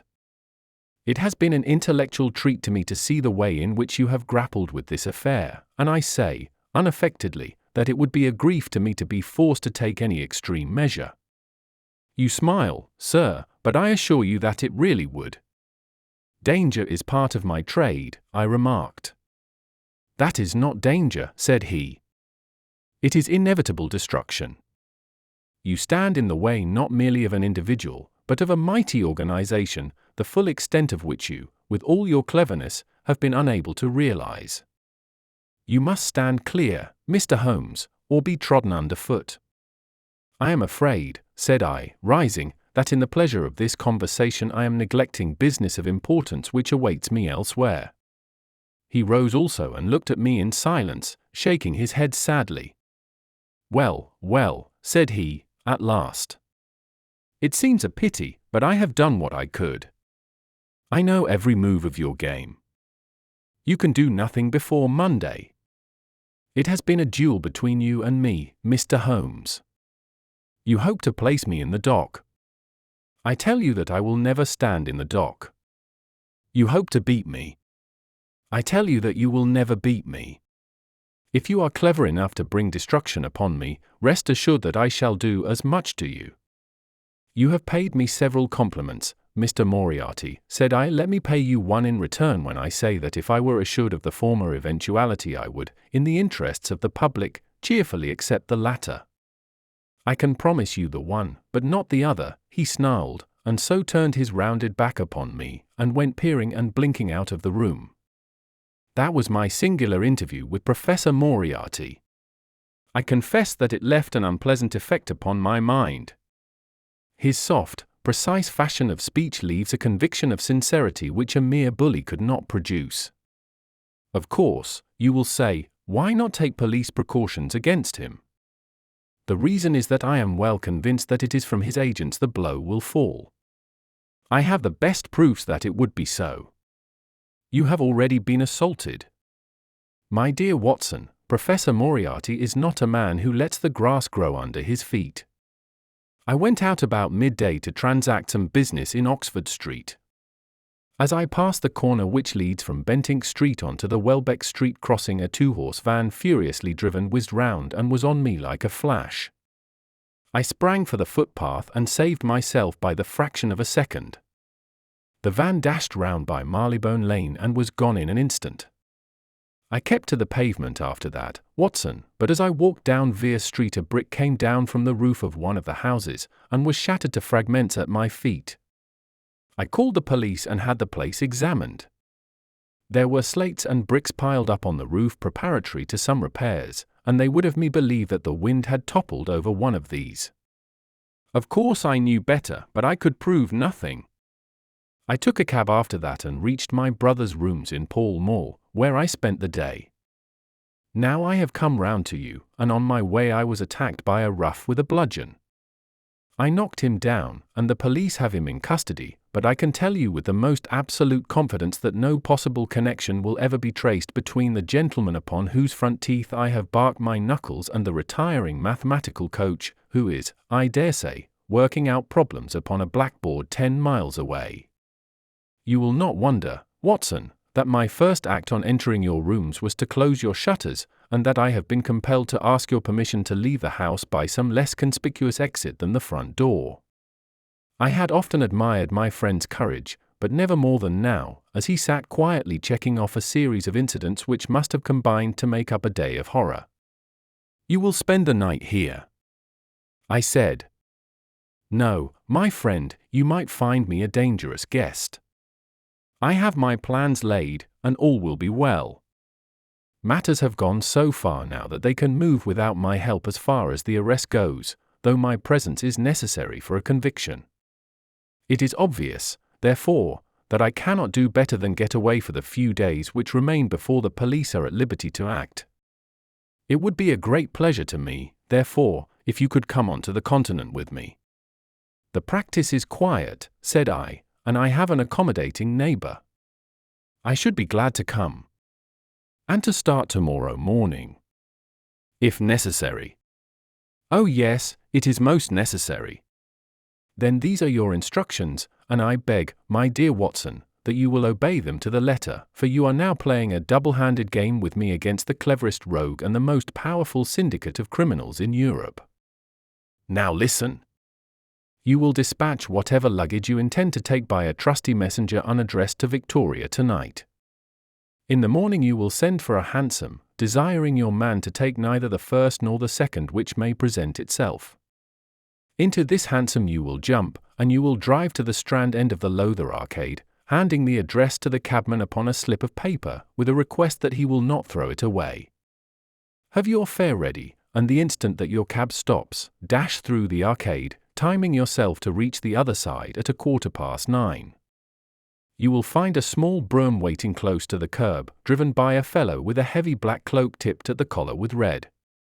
Into this you will step, and you will reach Victoria in time for the Continental Express. Where shall I meet you? At the station. The second first-class carriage from the front will be reserved for us. The carriage is our rendezvous, then? Yes. It was in vain that I asked Holmes to remain for the evening. It was evident to me that he thought he might bring trouble to the roof he was under, and that was the motive which impelled him to go. With a few hurried words as to our plans for the morrow he rose and came out with me into the garden, clambering over the wall which leads into Mortimer Street, and immediately whistling for a hansom, in which I heard him drive away. In the morning I obeyed Holmes's injunctions to the letter. A hansom was procured with such precaution as would prevent its being one which was placed ready for us, and I drove immediately after breakfast to the Lowther Arcade, through which I hurried at the top of my speed. A brougham was waiting with a very massive driver wrapped in a dark cloak, who, the instant that I had stepped in, whipped up the horse and rattled off to Victoria Station. On my alighting there he turned the carriage, and dashed away again without so much as a look in my direction. So far all had gone admirably. My luggage was waiting for me, and I had no difficulty in finding the carriage which Holmes had indicated, the less so as it was the only one in the train which was marked engaged. My only source of anxiety now was the non-appearance of Holmes. The station clock marked only 7 minutes from the time when we were due to start. In vain I searched among the groups of travellers and leave-takers for the lithe figure of my friend. There was no sign of him. I spent a few minutes in assisting a venerable Italian priest, who was endeavouring to make a porter understand, in his broken English, that his luggage was to be booked through to Paris. Then, having taken another look round, I returned to my carriage, where I found that the porter, in spite of the ticket, had given me my decrepit Italian friend as a travelling companion. It was useless for me to explain to him that his presence was an intrusion, for my Italian was even more limited than his English, so I shrugged my shoulders resignedly, and continued to look out anxiously for my friend. A chill of fear had come over me, as I thought that his absence might mean that some blow had fallen during the night. Already the doors had all been shut and the whistle blown, when, "My dear Watson," said a voice, "you have not even condescended to say good morning." I turned in uncontrollable astonishment. The aged ecclesiastic had turned his face towards me. For an instant the wrinkles were smoothed away, the nose drew away from the chin, the lower lip ceased to protrude and the mouth to mumble, the dull eyes regained their fire, the drooping figure expanded. The next the whole frame collapsed again, and Holmes had gone as quickly as he had come. "Good heavens!" I cried. How you startled me! Every precaution is still necessary, he whispered. I have reason to think that they are hot upon our trail. Ah, there is Moriarty himself. The train had already begun to move as Holmes spoke. Glancing back, I saw a tall man pushing his way furiously through the crowd, and waving his hand as if he desired to have the train stopped. It was too late, however, for we were rapidly gathering momentum, and an instant later had shot clear of the station. With all our precautions, you see that we have cut it rather fine, said Holmes, laughing. He rose, and throwing off the black cassock and hat which had formed his disguise, he packed them away in a handbag. Have you seen the morning paper, Watson? No, you haven't seen about Baker Street, then. Baker Street. They set fire to our rooms last night. No great harm was done. Good heavens, Holmes! This is intolerable. They must have lost my track completely after their bludgeon man was arrested. Otherwise they could not have imagined that I had returned to my rooms. They have evidently taken the precaution of watching you, however, and that is what has brought Moriarty to Victoria. You could not have made any slip in coming. I did exactly what you advised. Did you find your brougham? Yes, it was waiting. Did you recognize your coachman? No, it was my brother Mycroft. It is an advantage to get about in such a case without taking a mercenary into your confidence. But we must plan what we are to do about Moriarty now. As this is an express, and as the boat runs in connection with it, I should think we have shaken him off very effectively. My dear Watson, you evidently did not realize my meaning when I said that this man may be taken as being quite on the same intellectual plane as myself. You do not imagine that if I were the pursuer I should allow myself to be baffled by so slight an obstacle. Why, then, should you think so meanly of him? What will he do? What I should do? What would you do, then? Engage a special. But it must be late. By no means. This train stops at Canterbury, and there is always at least a quarter of an hour's delay at the boat. He will catch us there. One would think that we were the criminals. Let us have him arrested on his arrival. It would be to ruin the work of 3 months. We should get the big fish, but the smaller would dart right and left out of the net. On Monday we should have them all. No, an arrest is inadmissible. What then? We shall get out at Canterbury. And then? Well, then we must make a cross-country journey to Newhaven, and so over to Deep. Moriarty will again do what I should do. He will get on to Paris, mark down our luggage, and wait for 2 days at the depot.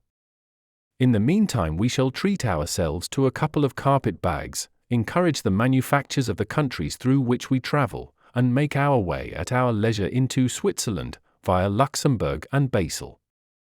At Canterbury, therefore, we alighted, only to find that we should have to wait an hour before we could get a train to Newhaven.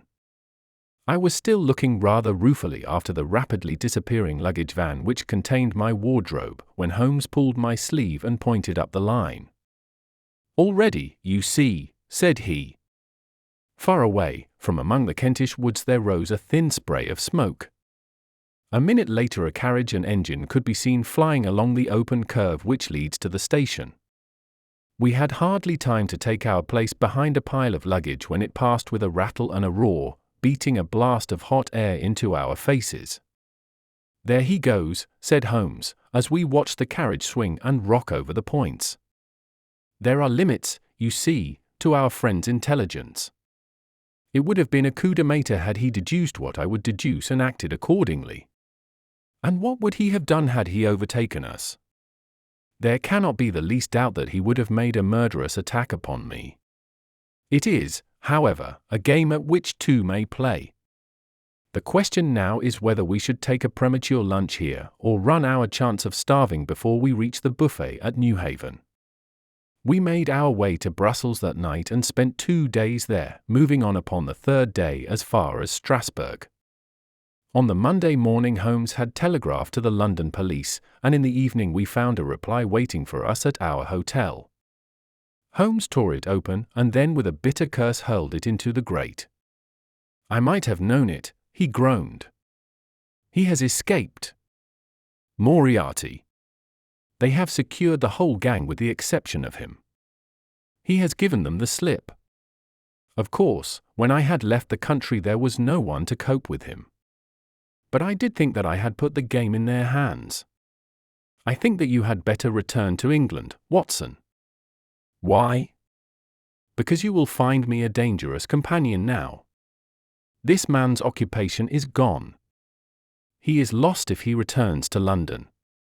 If I read his character right, he will devote his whole energies to revenging himself upon me. He said as much in our short interview, and I fancy that he meant it. I should certainly recommend you to return to your practice." It was hardly an appeal to be successful with one who was an old campaigner as well as an old friend. We sat in the Strasbourg salle manger arguing the question for half an hour, but the same night we had resumed our journey and were well on our way to Geneva. For a charming week we wandered up the valley of the Rhone, and then, branching off at Luc, we made our way over the Gemmi Pass, still deep in snow, and so, by way of Interlaken, to Meiringen. It was a lovely trip, the dainty green of the spring below, the virgin white of the winter above, but it was clear to me that never for one instant did Holmes forget the shadow which lay across him. In the homely alpine villages or in the lonely mountain passes, I could tell by his quick glancing eyes and his sharp scrutiny of every face that passed us, that he was well convinced that, walk where we would, we could not walk ourselves clear of the danger which was dogging our footsteps. Once, I remember, as we passed over the Gemmi, and walked along the border of the melancholy Dorban Sea, a large rock which had been dislodged from the ridge upon our right clattered down and roared into the lake behind us.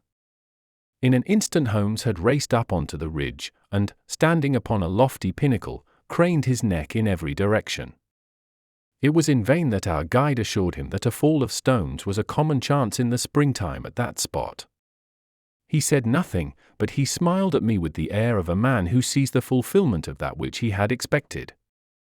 And yet for all his watchfulness he was never depressed. On the contrary, I can never recollect having seen him in such exuberant spirits. Again and again he recurred to the fact that if he could be assured that society was freed from Professor Moriarty he would cheerfully bring his own career to a conclusion. "I think that I may go so far as to say, Watson, that I have not lived wholly in vain," he remarked. "If my record were closed tonight I could still survey it with equanimity. The air of London is the sweeter for my presence. In over 1,000 cases I am not aware that I have ever used my powers upon the wrong side. Of late I have been tempted to look into the problems furnished by nature rather than those more superficial ones for which our artificial state of society is responsible. Your memoirs will draw to an end, Watson, upon the day that I crown my career by the capture or extinction of the most dangerous and capable criminal in Europe. I shall be brief, and yet exact, in the little which remains for me to tell. It is not a subject on which I would willingly dwell, and yet I am conscious that a duty devolves upon me to omit no detail. It was on the 3rd of May that we reached the little village of Meiringen, where we put up at the Englischer Hof, then kept by Peter Steyler the elder. Our landlord was an intelligent man, and spoke excellent English, having served for 3 years as waiter at the Grosvenor Hotel in London. At his advice, on the afternoon of the 4th we set off together, with the intention of crossing the hills and spending the night at the hamlet of Rosenlaui.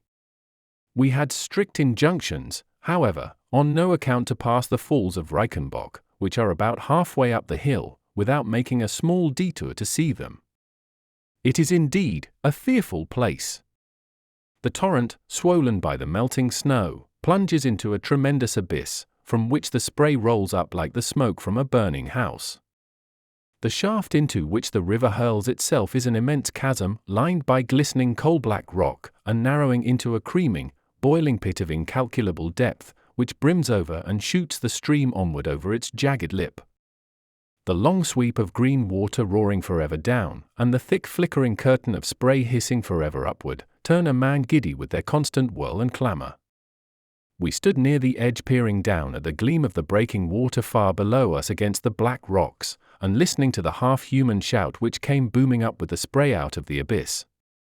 The path has been cut halfway round the fall to afford a complete view, but it ends abruptly, and the traveller has to return as he came. We had turned to do so, when we saw a Swiss lad come running along it with a letter in his hand. It bore the mark of the hotel which we had just left, and was addressed to me by the landlord. It appeared that within a very few minutes of our leaving, an English lady had arrived who was in the last stage of consumption. She had wintered at Davos Platz, and was journeying now to join her friends at Lucerne, when a sudden hemorrhage had overtaken her. It was thought that she could hardly live a few hours, but it would be a great consolation to her to see an English doctor, and, if I would only return, etc. The good Steiler assured me in a postscript that he would himself look upon my compliance as a very great favour, since the lady absolutely refused to see a Swiss physician, and he could not but feel that he was incurring a great responsibility. The appeal was one which could not be ignored. It was impossible to refuse the request of a fellow countrywoman dying in a strange land. Yet I had my scruples about leaving Holmes. It was finally agreed, however, that he should retain the young Swiss messenger with him as guide and companion while I returned to Meiringen. My friend would stay some little time at the fall, he said, and would then walk slowly over the hill to Rosenlaui, where I was to rejoin him in the evening. As I turned away I saw Holmes, with his back against a rock and his arms folded, gazing down at the rush of the waters. It was the last that I was ever destined to see of him in this world. When I was near the bottom of the descent I looked back. It was impossible, from that position, to see the fall, but I could see the curving path which winds over the shoulder of the hill and leads to it. Along this a man was, I remember, walking very rapidly. I could see his black figure clearly outlined against the green behind him. I noted him, and the energy with which he walked, but he passed from my mind again as I hurried on upon my errand. It may have been a little over an hour before I reached Meiringen. Old Steiler was standing at the porch of his hotel. "Well," said I, as I came hurrying up, "I trust that she is no worse." A look of surprise passed over his face, and at the first quiver of his eyebrows my heart turned to lead in my breast. "You did not write this?" I said, pulling the letter from my pocket. "There is no sick Englishwoman in the hotel." "Certainly not," he cried. "But it has the hotel mark upon it." "Ha, it must have been written by that tall Englishman who came in after you had gone," he said, but I waited for none of the landlord's explanations. In a tingle of fear I was already running down the village street, and making for the path which I had so lately descended. It had taken me an hour to come down. For all my efforts 2 more had passed before I found myself at the fall of Reichenbach once more. There was Holmes's alpine-stock still leaning against the rock by which I had left him. But there was no sign of him, and it was in vain that I shouted. My only answer was my own voice reverberating in a rolling echo from the cliffs around me. It was the sight of that alpine-stock which turned me cold and sick. He had not gone to Rosenlaui, then. He had remained on that 3-foot path, with sheer wall on one side and sheer drop on the other, until his enemy had overtaken him. The young Swiss had gone too. He had probably been in the pay of Moriarty, and had left the 2 men together. And then what had happened? Who was to tell us what had happened then? I stood for a minute or 2 to collect myself, for I was dazed with the horror of the thing. Then I began to think of Holmes's own methods and to try to practice them in reading this tragedy. It was, alas, only too easy to do. During our conversation we had not gone to the end of the path, and the alpine stock marked the place where we had stood.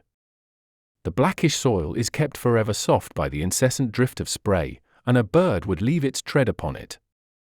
2 lines of footmarks were clearly marked along the farther end of the path, both leading away from me. There were none returning. A few yards from the end the soil was all ploughed up into a patch of mud, and the branches and ferns which fringed the chasm were torn and bedraggled. I lay upon my face and peered over with the spray spouting up all around me. It had darkened since I left, and now I could only see here and there the glistening of moisture upon the black walls, and far away down at the end of the shaft the gleam of the broken water. I shouted, but only the same half-human cry of the fall was borne back to my ears. But it was destined that I should after all have a last word of greeting from my friend and comrade. I have said that his alpine stock had been left leaning against a rock which jutted onto the path.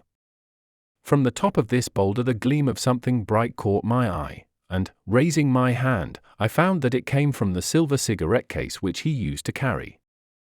As I took it up, a small square of paper upon which it had lain fluttered down onto the ground. Unfolding it, I found that it consisted of 3 pages torn from his notebook and addressed to me. It was characteristic of the man that the direction was precise, and the writing as firm and clear, as though it had been written in his study. "My dear Watson," he said, "I write these few lines through the courtesy of Mr. Moriarty, who awaits my convenience for the final discussion of those questions which lie between us. He has been giving me a sketch of the methods by which he avoided the English police and kept himself informed of our movements. They certainly confirm the very high opinion which I had formed of his abilities. I am pleased to think that I shall be able to free society from any further effects of his presence, though I fear that it is at a cost which will give pain to my friends, and especially, my dear Watson, to you.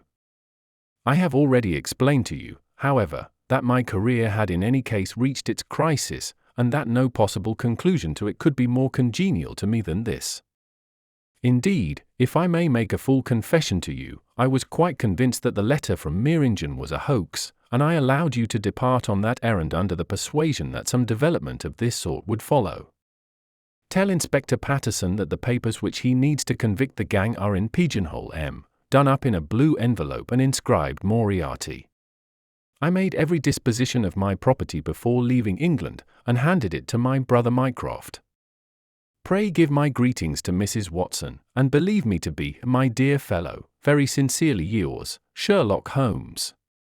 A few words may suffice to tell the little that remains.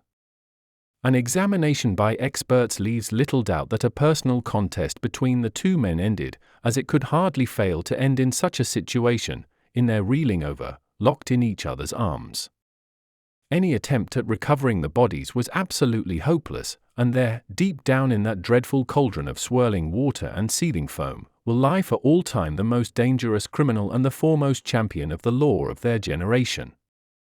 The Swiss youth was never found again, and there can be no doubt that he was one of the numerous agents whom Moriarty kept in his employ. As to the gang, it will be within the memory of the public how completely the evidence which Holmes had accumulated exposed their organization, and how heavily the hand of the dead man weighed upon them. Of their terrible chief few details came out during the proceedings, and if I have now been compelled to make a clear statement of his career, it is due to those injudicious champions who have endeavored to clear his memory by attacks upon him, whom I shall ever regard as the best and the wisest man whom I have ever known. Closing credits. The end. This concludes the audiobook of the Memoirs of Sherlock Holmes. Written by Arthur Conan Doyle. Narrated by Wilfred, UK. The original text of this work is in the public domain. This audio production, sound engineering, and digital master is copyright 2026 by Tranquil Study. All rights reserved. Thank you for listening. Cheerio!